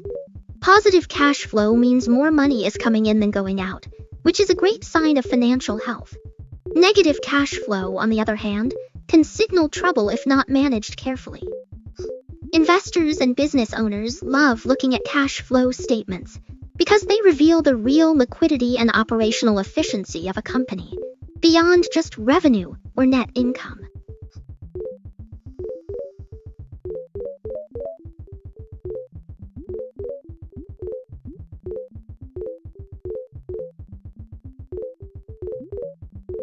Why can profitable companies run out of cash?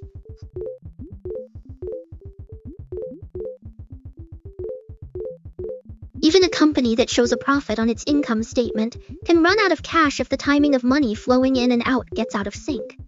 Profit measures earnings after expenses, but cash only moves when customers actually pay, suppliers are paid, and taxes are settled. If a firm has lots of sales on credit, large inventory purchases, big capital projects, or high debt repayments, the cash outflows can exceed the cash inflows despite a positive net income. In short, poor management, heavy investment needs, or unexpected expenses can drain the cash reserves and leave a profitable business struggling to meet its obligations.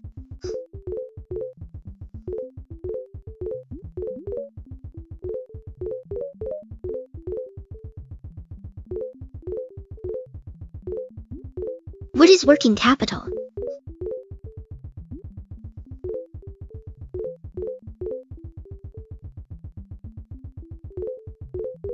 Working capital is the money a business has on hand to cover its short-term expenses and keep operations running smoothly. You calculate it by subtracting current liabilities like bills or loans due within a year from current assets like cash, inventory, or accounts receivable. A healthy working capital balance means the company can pay its suppliers, handle payroll, and invest in growth without scrambling for funds. If too low, the business might struggle with cash flow. If too high, it could mean the company using its resources efficiently. Like checking your wallet before a road one enough to cover gas, snacks, and unexpected detours.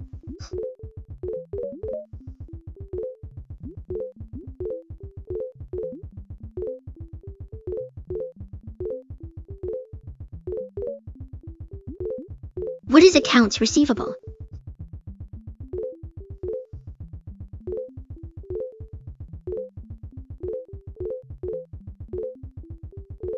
Accounts receivable is the money that customers owe a business for goods or services already received but paid for yet. Essentially, an IOU from customers, recorded as an asset on the balance sheet because it represents future cash expected to come in. For example, if a company sells $10,000 worth of products on credit, that amount gets added to accounts receivable until the customer pays it off. Managing accounts receivable well is super important because it keeps cash flowing smoothly and helps the business cover its own expenses like payroll or inventory. If customers pay late or pay at all, it can create cash flow problems. So companies often set credit terms, send reminders, or even offer early payment discounts to encourage timely payments. What is accounts payable?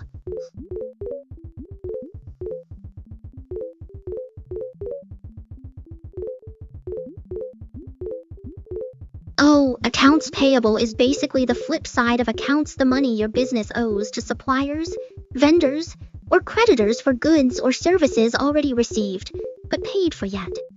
Think of it as a running tab with the people who keep your business running, like your coffee supplier or your office rent.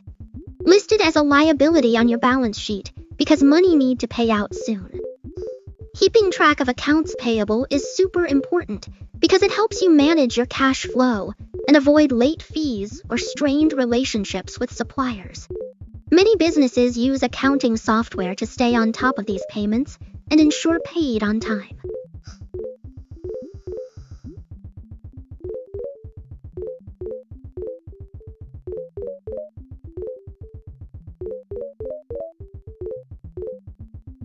What is inventory turnover?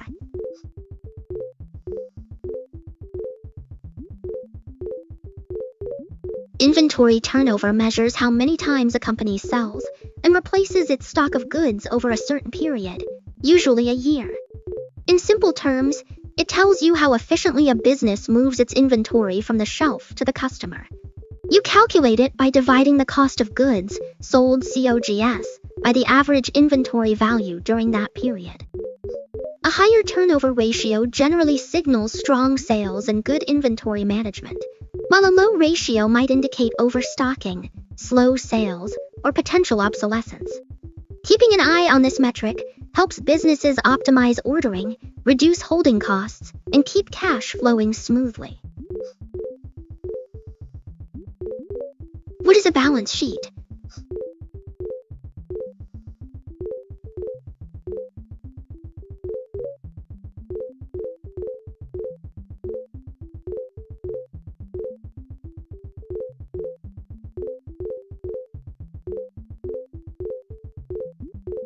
A balance sheet is like a financial snapshot of a company at a specific point and shows what the business owns its assets, what it owes its liabilities, and the difference between the two, which is the equity. Assets include things like cash, inventory, and property, while liabilities cover debts, loans, and unpaid bills. The equity represents left for shareholders if all debts were paid off. A great way to see if a company is financially healthy, how much it relies on borrowing, and whether it has enough liquidity to cover short-term obligations. Think of it as a personal net worth statement, but for a business. What is an income statement?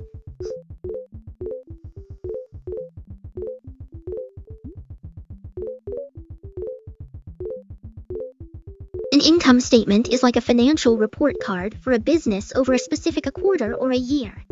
It shows how much money the company made from selling its products or services revenue, then subtracts all the costs and expenses like salaries, rent, or raw materials to reveal the net profit or loss. Think of it as tracking your paycheck after all your monthly bills and expenses are paid. Investors and analysts love this statement because it helps them see if the business is actually profitable, how efficiently operating, and whether growing or struggling over time. What is free cash flow?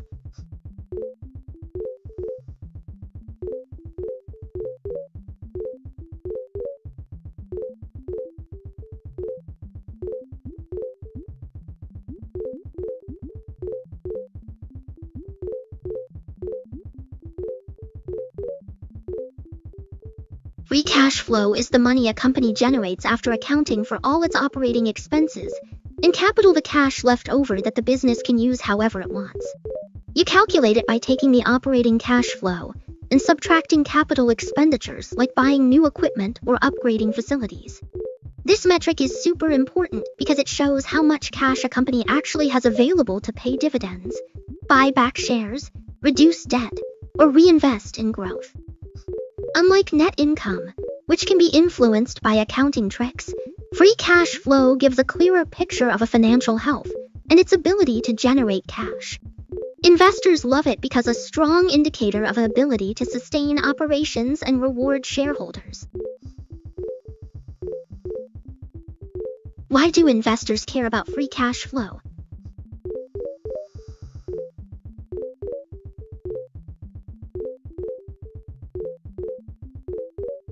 Free cash flow is like the real money a company has left after paying for all its operating costs and necessary of it, as the cash truly available to reinvest, pay dividends, or reduce debt.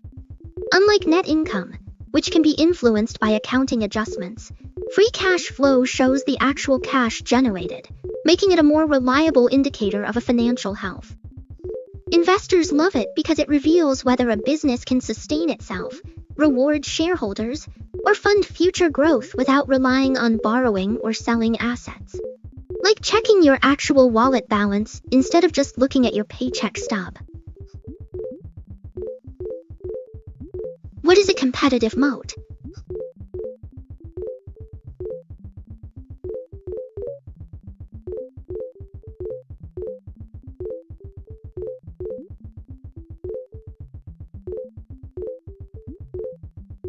competitive moat is basically a lasting edge that protects a company from rivals, kind of like a fortress around its business. It can come from things like a strong brand that customers trust, exclusive technology, cost advantages that let it price lower, a vast distribution network, or even regulatory barriers that keep competitors out. When a firm has a solid moat, it can keep generating profits over the long run because others find it hard to copy or its core strengths.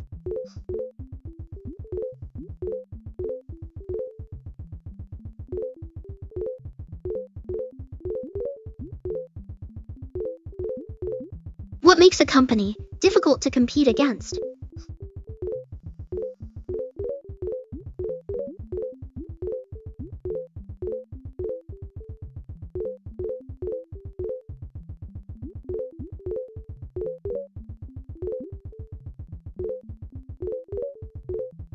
What makes a company difficult to compete against is usually a combination of unique strengths that are hard for others to replicate quickly. Think about it like building a castle with walls so high and a moat so wide that rivals just dig their way in. It could be a brand so trusted that customers even consider alternatives, like Apple or Coca-Cola.